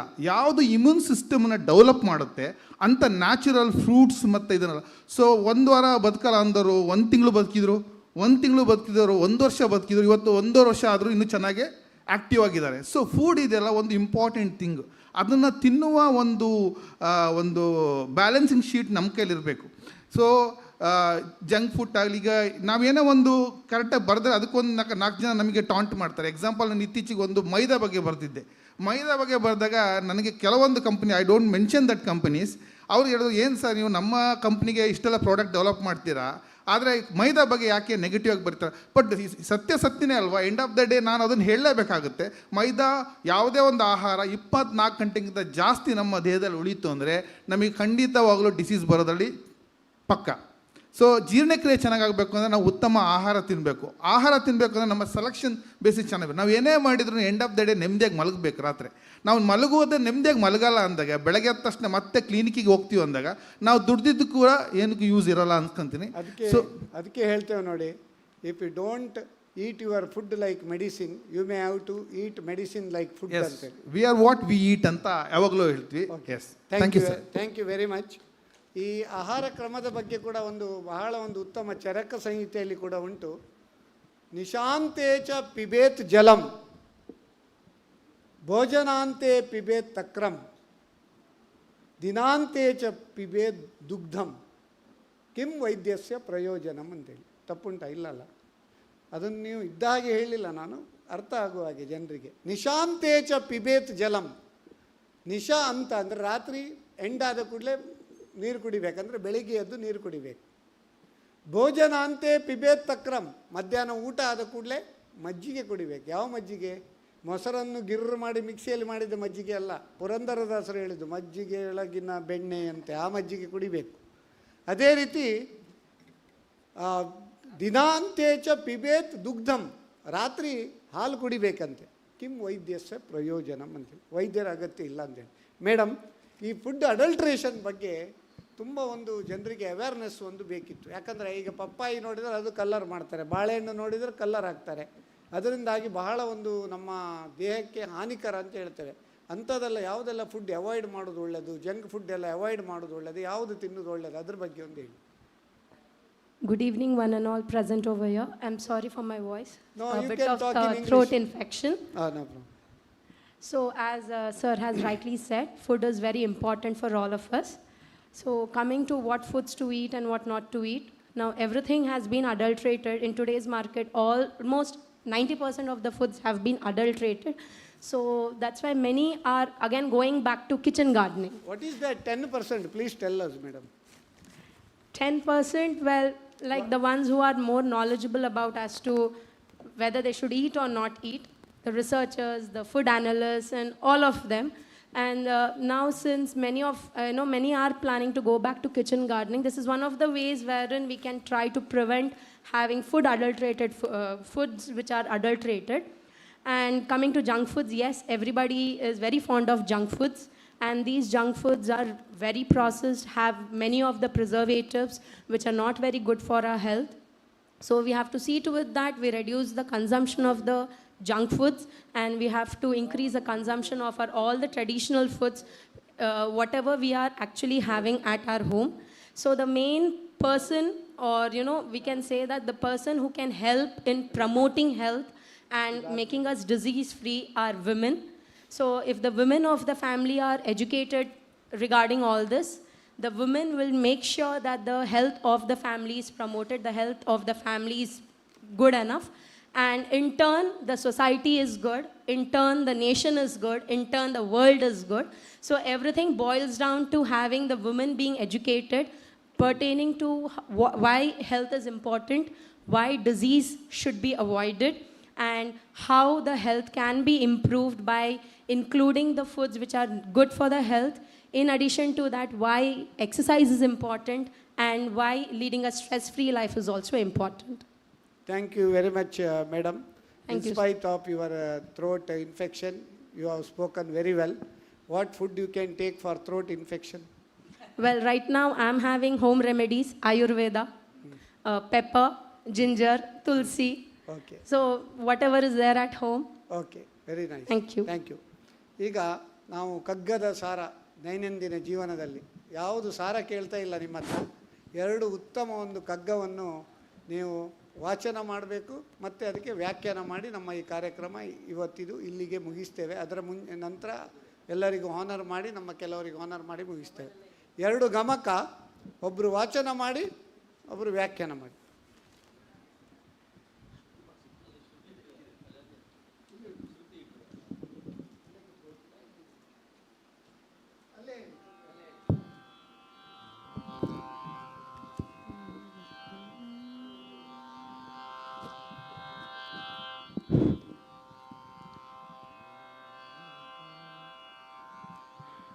ತನಗೆ ಬಾರದ ಲಾಭ ತನಯಂಗೆ ಬಂದಾಗ, ತನಗೆ ಬಾರದ ಲಾಭ ತನಯಂಗೆ ಬಂದಾಗ, ಜನಕನ್ ಅದು ತನದೆಂದು ಸಂತಸಿಪ ತೆರದಿ. ತನಗೆ ಬಾರದ ಲಾಭ ತನಯಂಗೆ ಬಂದಾಗ, ಜನಕನ್ ಅದು ತನದೆಂದು ಸಂತಸಿಪ ತೆರದಿ. ಜನದೊಳಾದಾವ ಜನದೊಳಾರ್ಗಾವ ಸೊಗವಾದೊಡಂ, ತನದೆನ್ನು ತನುಭವಿಪನೋ ಜ್ಞಾನಿ. ಜನದೊಳ್ ಆರ್ಗೆ ಆವ ಸೊಗವಾದೊಡಂ, ತನದೆನುತ ಅನುಭವಿಪನೇ ಜ್ಞಾನಿ ಮಂಕುತಿಮ್ಮ. ಈ ಪದ್ಯದಲ್ಲಿ DVG ಒಬ್ಬ ಜ್ಞಾನಿ ಅಂತಂದರೆ ಯಾರು ಅನ್ನುವಂಥದ್ದನ್ನು ತುಂಬ ಉತ್ಕೃಷ್ಟ ಮಟ್ಟದಲ್ಲಿ ಹೇಳಿದ್ದಾರೆ. ನಾವು ನಮ್ಮ ದೈನಂದಿನ ಜೀವನದಲ್ಲಿ ಸಾಮಾನ್ಯವಾಗಿ ಕೇಳಿರ್ಬೋದು, ಸರ್ ನನಗೆ ಇದು ಆಗಲಿಲ್ಲ, ನನಗೆ ಸುಮಾರಷ್ಟು ಕಷ್ಟಗಳಿತ್ತು, ಆದರೆ ನನ್ನ ಮಕ್ಕಳು ಈ ಕಷ್ಟವನ್ನು ಪಡಬಾರ್ದು, ಅವರು ಈ ಸಾಧನೆಯನ್ನು ಮಾಡಬೇಕು ಅನ್ನುವಂಥ ವಿಚಾರವನ್ನು ನಾವು ತಂದೆ ತಾಯಂದ್ರ ಹತ್ರ ಕೇಳ್ತಾನೆ ಇರ್ತೀವಿ. ಬೇರೆ ಬೇರೆ ತಂದೆ ತಾಯಂದ್ರ ಹತ್ರನೂ ಕೇಳ್ತಾ ಇರ್ತೇವೆ. ಅದೇ ರೀತಿ DVGಯಲ್ಲಿ ಏನು ಹೇಳ್ತಾರೆ, ತನಗೆ ಬಾರದ ಲಾಭ ತನಯಂಗೆ ಬಂದಾಗ, ತನ್ನ ಮಗುಗೆ ತಾನೇನು ಸಾಧನೆ ಮಾಡೋದಕ್ಕಾಗಲಿಲ್ವೋ ಅದು ತನ್ನ ಮಗ ಅಥವಾ ಮಗಳು ಅದನ್ನು ಸಾಧನೆ ಮಾಡಿದಾಗ ಜನಕನಿಗೆ, ತಂದೆ ತಾಯಿಗೆ ಅದು ಅತ್ಯಂತ ಹಿರಿದು. ಅದೇ ರೀತಿ ಜ್ಞಾನಿ ಆದಂಥವನು ಯಾರು, ತನ್ನ ಮಕ್ಕಳು ಸಾಧನೆ ಮಾಡಿದ್ರೆ ಸಂತೋಷ ಪಡೋದು ಸಾಮಾನ್ಯ, ಆದರೆ ಜನಗಳ ಆರ್ಗಾವ ಯಾರಾದರೂ ಒಂದು ಸಾಧನೆಯನ್ನು ಮಾಡಿದ್ರೂ ಅದು ತಾನೇ ಸಾಧನೆ ಮಾಡಿದಷ್ಟು ಖುಷಿ ಪಡುವಂಥ ವ್ಯಕ್ತಿನೇ ನಿಜವಾದ ಜ್ಞಾನಿ ಅಂತ DVGಯಲ್ಲಿ ಹೇಳಿದ್ದಾರೆ.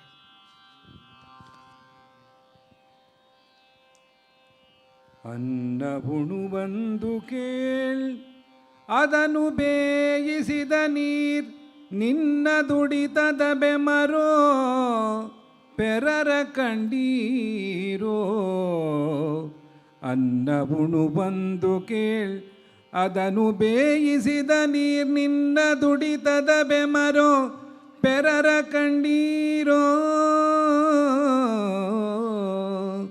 ತಿನ್ನು ನೀಂ ಜಗಕ್ಕೆ ತಿನ್ನಲಿತ್ತನಿತ ಮಿಕ್ಕೂಟ ಜೀರ್ಣಿಸದ ಋಣಶೇಷ ಮಂಕುತಿಮ್ಮ ತಿನ್ನು ನೀಂ ಜಗಕ್ಕೆ ತಿನ್ನಲಿತ್ತನಿತ ಮಿಕ್ಕೂಟ ಜೀರ್ಣಿಸದ ಋಣಶೇಷ ಮಂಕುತಿಮ್ಮ ಮಿಕ್ಕೂಟ ಜೀರ್ಣಿಸದ ಋಣಶೇಷ ಮಂಕುತಿಮ್ಮ. ಈ ಕಗ್ಗವನ್ನು ನಾವು ಸಾಮಾನ್ಯವಾಗಿ ಪ್ರತಿಯೊಂದು ಶಾಲಾ ಕಾಲೇಜಿನಲ್ಲೂ ಪ್ರಾರ್ಥನೆಯಾಗಿಡಬೇಕು ಅನ್ನುವಂಥದ್ದು ನನ್ನ ಆಶಯ. ಏನು ಅಂತಂದರೆ, ಒಬ್ಬ ಮನುಷ್ಯನಿಗೆ ಎಥಿಕ್ಸ್ ಅನ್ನುವಂಥದ್ದು ಈ ಕಗ್ಗದಿಂದ ನಾವು ಕಲ್ತ್ಕೋಬೋದು. ಅನ್ನ ಉಣುವೊಂದು ಕೇಳು.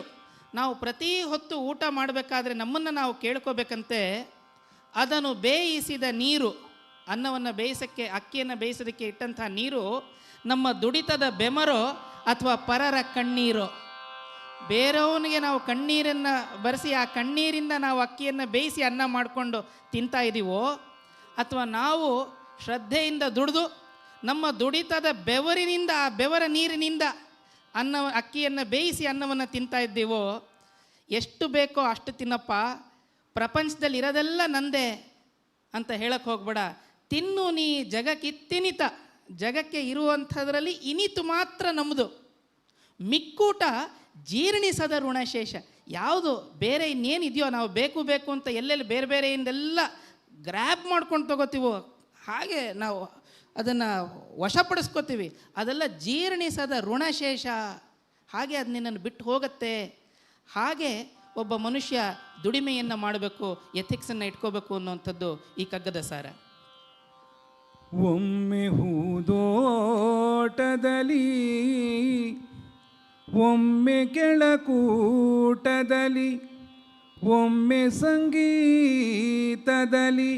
ಒಮ್ಮೆ ಶಾಸ್ತ್ರದಲ್ಲಿ, ಒಮ್ಮೆ ಹೂದೋಟದಲ್ಲಿ, ಒಮ್ಮೆ ಕೆಳಕೂಟದಲ್ಲಿ,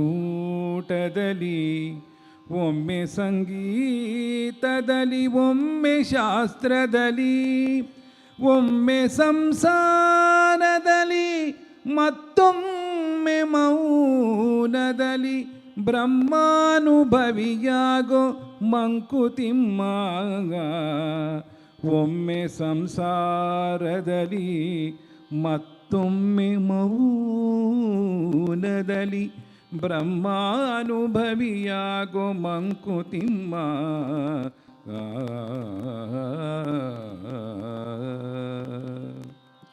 ಈ ಕಗ್ಗದಲ್ಲಿ ನಾವು ಅರ್ಥಕೋಬೇಕಾಗಿರುವಂತಹ ವಿಚಾರ ಅಂತಂದರೆ, ಮನುಷ್ಯನ ಸರ್ವತೋಮುಖ ಬೆಳವಣಿಗೆ. ಮನುಷ್ಯನ ಸರ್ವತೋಮುಖ ಬೆಳವಣಿಗೆ ಹೇಗಿರಬೇಕಪ್ಪ ಅಂತಂದರೆ, ಆಡು ಮುಟ್ಟಿದ ಸೊಪ್ಪಿಲ್ಲ ಅನ್ನೋ ರೀತಿ ಇರಬೇಕು. ಒಬ್ಬ ಮನುಷ್ಯನಾದಂಥವನಿಗೆ ಎಲ್ಲದರ ಮೇಲೂ ಆಸಕ್ತಿ ಇರಬೇಕಾಗತ್ತೆ. ಅವನು ಮುಖ್ಯವಾಗಿ ನಡೆಸ್ತಿರುವಂತಹ ಜೀವನದಷ್ಟೇ ಅಲ್ಲದೆ ಒಂದೊಂದು ಸರಿ ಸಂಗೀತದಲ್ಲಿ ಮತ್ತು ಜ್ಞಾನ ಹೆಚ್ಚು ಮಾಡುವಂಥ ಶಾಸ್ತ್ರದಲ್ಲಿ, ಮತ್ತು ಸಂಗೀತ ಶಾಸ್ತ್ರದಲ್ಲೇ ನೀನು ಯಾವಾಗಲೂ ಮಗ್ನನಾಗಿರ್ಬೇಡಪ್ಪ. ಒಮ್ಮೆ ಕೆಳೆಕೂಟರು ಅಂತಂದರೆ ನಮ್ಮ ಸ್ನೇಹಿತರೊಡನೆ ನಾವು ಒಂದು ಹರಟೆ ಹೊಡಿಬೇಕಾಗತ್ತೆ, ಹಾಸ್ಯ ಮಾಡಬೇಕಾಗತ್ತೆ, ಕೂತ್ಕೊಂಡು ಮಾತಾಡಬೇಕಾಗತ್ತೆ, ಚರ್ಚೆ ಮಾಡಬೇಕಾಗತ್ತೆ. ಕೆಳಕೂಟದಲ್ಲಿ, ಒಮ್ಮೆ ಹೂದೋಟದಲ್ಲಿ, ಇಷ್ಟನ್ನೇ ಮಾಡಿಕೊಂಡು ನಿನ್ನ ಈ ವೈಭವವಾದಂಥ ಜೀವನವನ್ನು ಮರಿಬೇಡ. ಹೂದೋಟದಲ್ಲೂ ಹೋಗು, ಪ್ರೇಯಸಿ ಜೊತೆ ಮಾತಾಡು, ಪ್ರೇಮ ಮಾಡು, ಪ್ರೀತಿ ಮಾಡು, ಇದೆಲ್ಲ ಮಾಡಿ ಸಂಸಾರಿ ಆಗು. ಸಂಸಾರ ಅಷ್ಟೇ ಅಲ್ಲ, ಇದೆಲ್ಲ ಆದಮೇಲೆ ಮೌನದಲ್ಲಿರು, ತನ್ನನ್ನು ತಾನೇ ಅರ್ಥ ಮಾಡ್ಕೋ, ನಿನ್ನೊಳಗೆ ನೀನೇ ಜೀವನವನ್ನು ಮಾಡು, ಅರಿತ್ಕೋ, ಆತ್ಮಾನುಭವ ಮಾಡು. ಆವಾಗ ನಿನಗೆ ಬ್ರಹ್ಮಾನುಭವ ಆಗತ್ತೆ. ಇಲ್ಲದೇ ಇದ್ದರೆ ನಮ್ಮ ಜೀವನ ಕಂಪ್ಲೀಟ್ ಆಗೋದೇ ಇಲ್ಲ, ಅರ್ಧಕ್ಕೆ ನಿಂತು ಹೋಗುತ್ತೆ. ಒಮ್ಮೆ ಹೂದೋಟದಲ್ಲಿ, ಒಮ್ಮೆ ಕೆಳಕೂಟದಲ್ಲಿ, ಒಮ್ಮೆ ಸಂಸಾರದಲ್ಲಿ, ಮತ್ತೊಮ್ಮೆ ಮೌನದಲ್ಲಿ, ಒಮ್ಮೆ ಸಂಗೀತದಲ್ಲಿ, ಮತ್ತೊಮ್ಮೆ ಶಾಸ್ತ್ರದಲ್ಲಿ ಬ್ರಹ್ಮಾನುಭವಿಯಾಗು ಮಂಕುತಿಮ್ಮ ಅಂತ ಡಿ ವಿ ಜಿ ಹೇಳಿದ್ದಾರೆ.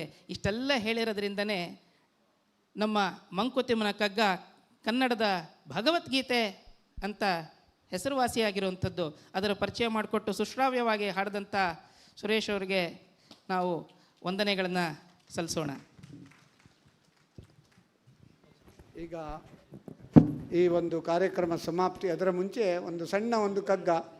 ಹುಲ್ಲಾಗು ಬೆಟ್ಟದಡಿ ಮನೆಗೆ ಮಲ್ಲಿಗೆಯಾಗು, ಕಲ್ಲಾಗು ಕಷ್ಟಗಳ ವಿಧಿಯ ಮಳೆ ಸುರಿಯೆ, ಬೆಲ್ಲ ಸಕ್ಕರೆಯಾಗು ದೀನ ದುರ್ಬಲರಿಂಗೆ, ಎಲ್ಲರೊಳಗೊಂದಾಗು ಮಂಕುತಿಮ್ಮ ಅಂತೇಳಿ. ಸೊ ಇದರ ಅರ್ಥ ಹೇಳಲಿಕ್ಕೆ ಹೋಗೋದಿಲ್ಲ, ಟೈಮ್ ಆಯಿತು, ಎಲ್ಲರಿಗೂ ಗೊತ್ತುಂಟು. ಸೊ ಈಗ ನಮ್ಮ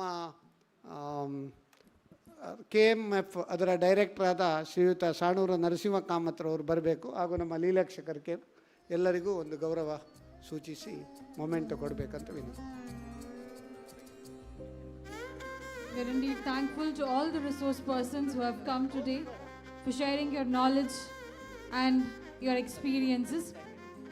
ಪ್ರತಿಯೊಬ್ಬ ರಿಸೋರ್ಸ್ ಪರ್ಸನ್ನಲ್ಲಿ ಅಥವಾ ಸಂಪನ್ಮೂಲ ವ್ಯಕ್ತಿಗಳಲ್ಲಿ ನಾವು ಕಾಣಬಹುದು, ವೃತ್ತಿಯಲ್ಲಿ ಬೇರೆ ಬೇರೆ ಕ್ಷೇತ್ರದಿಂದ ಬಂದರೂ ಕೂಡ ಪ್ರವೃತ್ತಿಯಲ್ಲಿ ಹಾಸ್ಯ ಇರಬಹುದು ಅಥವಾ ಯೋಗ ಕಲಾವಿದರಿರಬಹುದು, ಗಮಕ ಇರಬಹುದು, ಅನೇಕ ವಿಚಾರಗಳನ್ನು ತಮ್ಮೊಳಗೆ ಮೈಗೂಡಿಸಿಕೊಂಡು ಸಕ್ಸಸ್ ಅಥವಾ ಫೇಮ್ ಅನ್ನು ಕರ್ಕೊಂಡು ಬಂದಿದ್ದಾರೆ.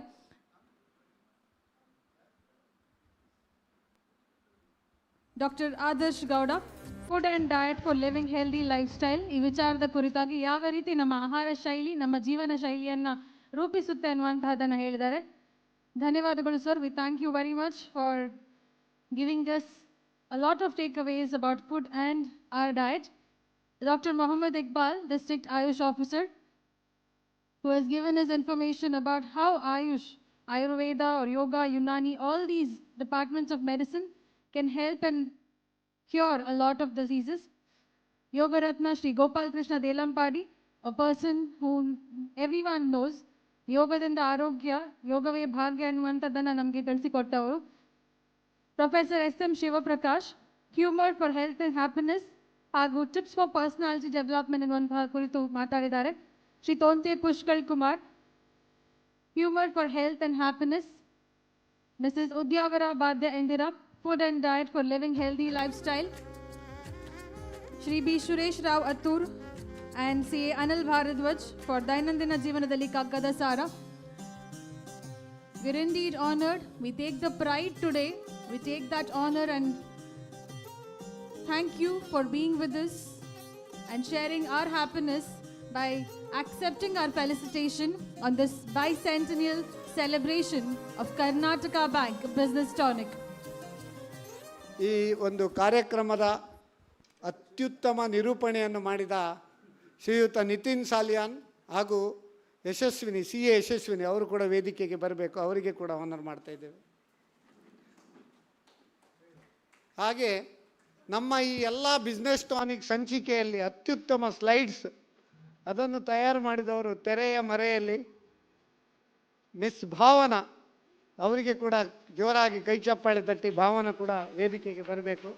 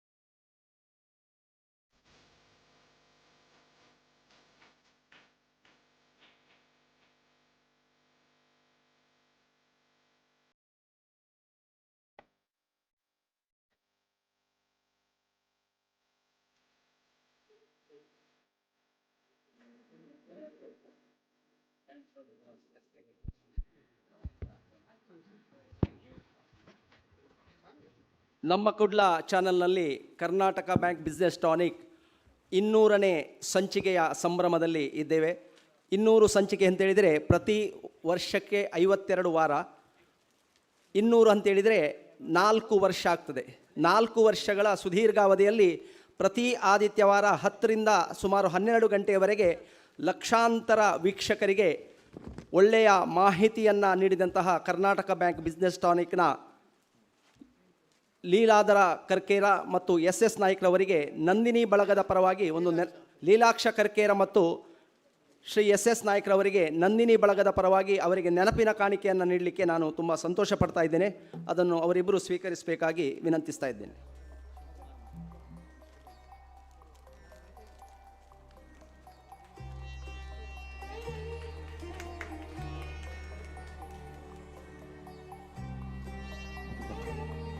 S sir, thank you so much ಎಲ್ರಿಗೂ ಕೂಡ. Karnataka bank presents business tonic ಇವತ್ತು 200ನೇ ಎಪಿಸೋಡ್ನ ಸಂಭ್ರಮ ಸಡಗರದ ಆಚರಣೆ ನಡೆದಿದೆ.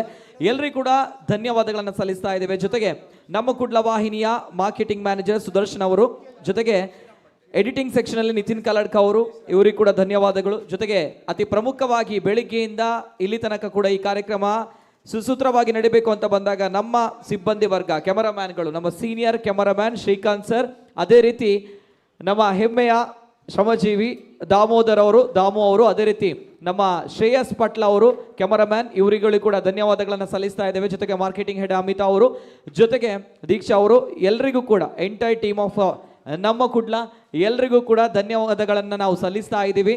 ಜೊತೆಗೆ ನಮ್ಮ ಪ್ರಮುಖವಾಗಿರುವಂತಹ ಪ್ರಾಯೋಜಕರು, ಪ್ರತಿ ಬಾರಿಯೂ ಕೂಡ ನಮ್ಮ ಜೊತೆ ಬೆನ್ನೆಲುಬಾಗಿ ನಿಂತಿರುವಂತಹ ಸಂಸ್ಥೆ ಕರ್ನಾಟಕ ಬ್ಯಾಂಕ್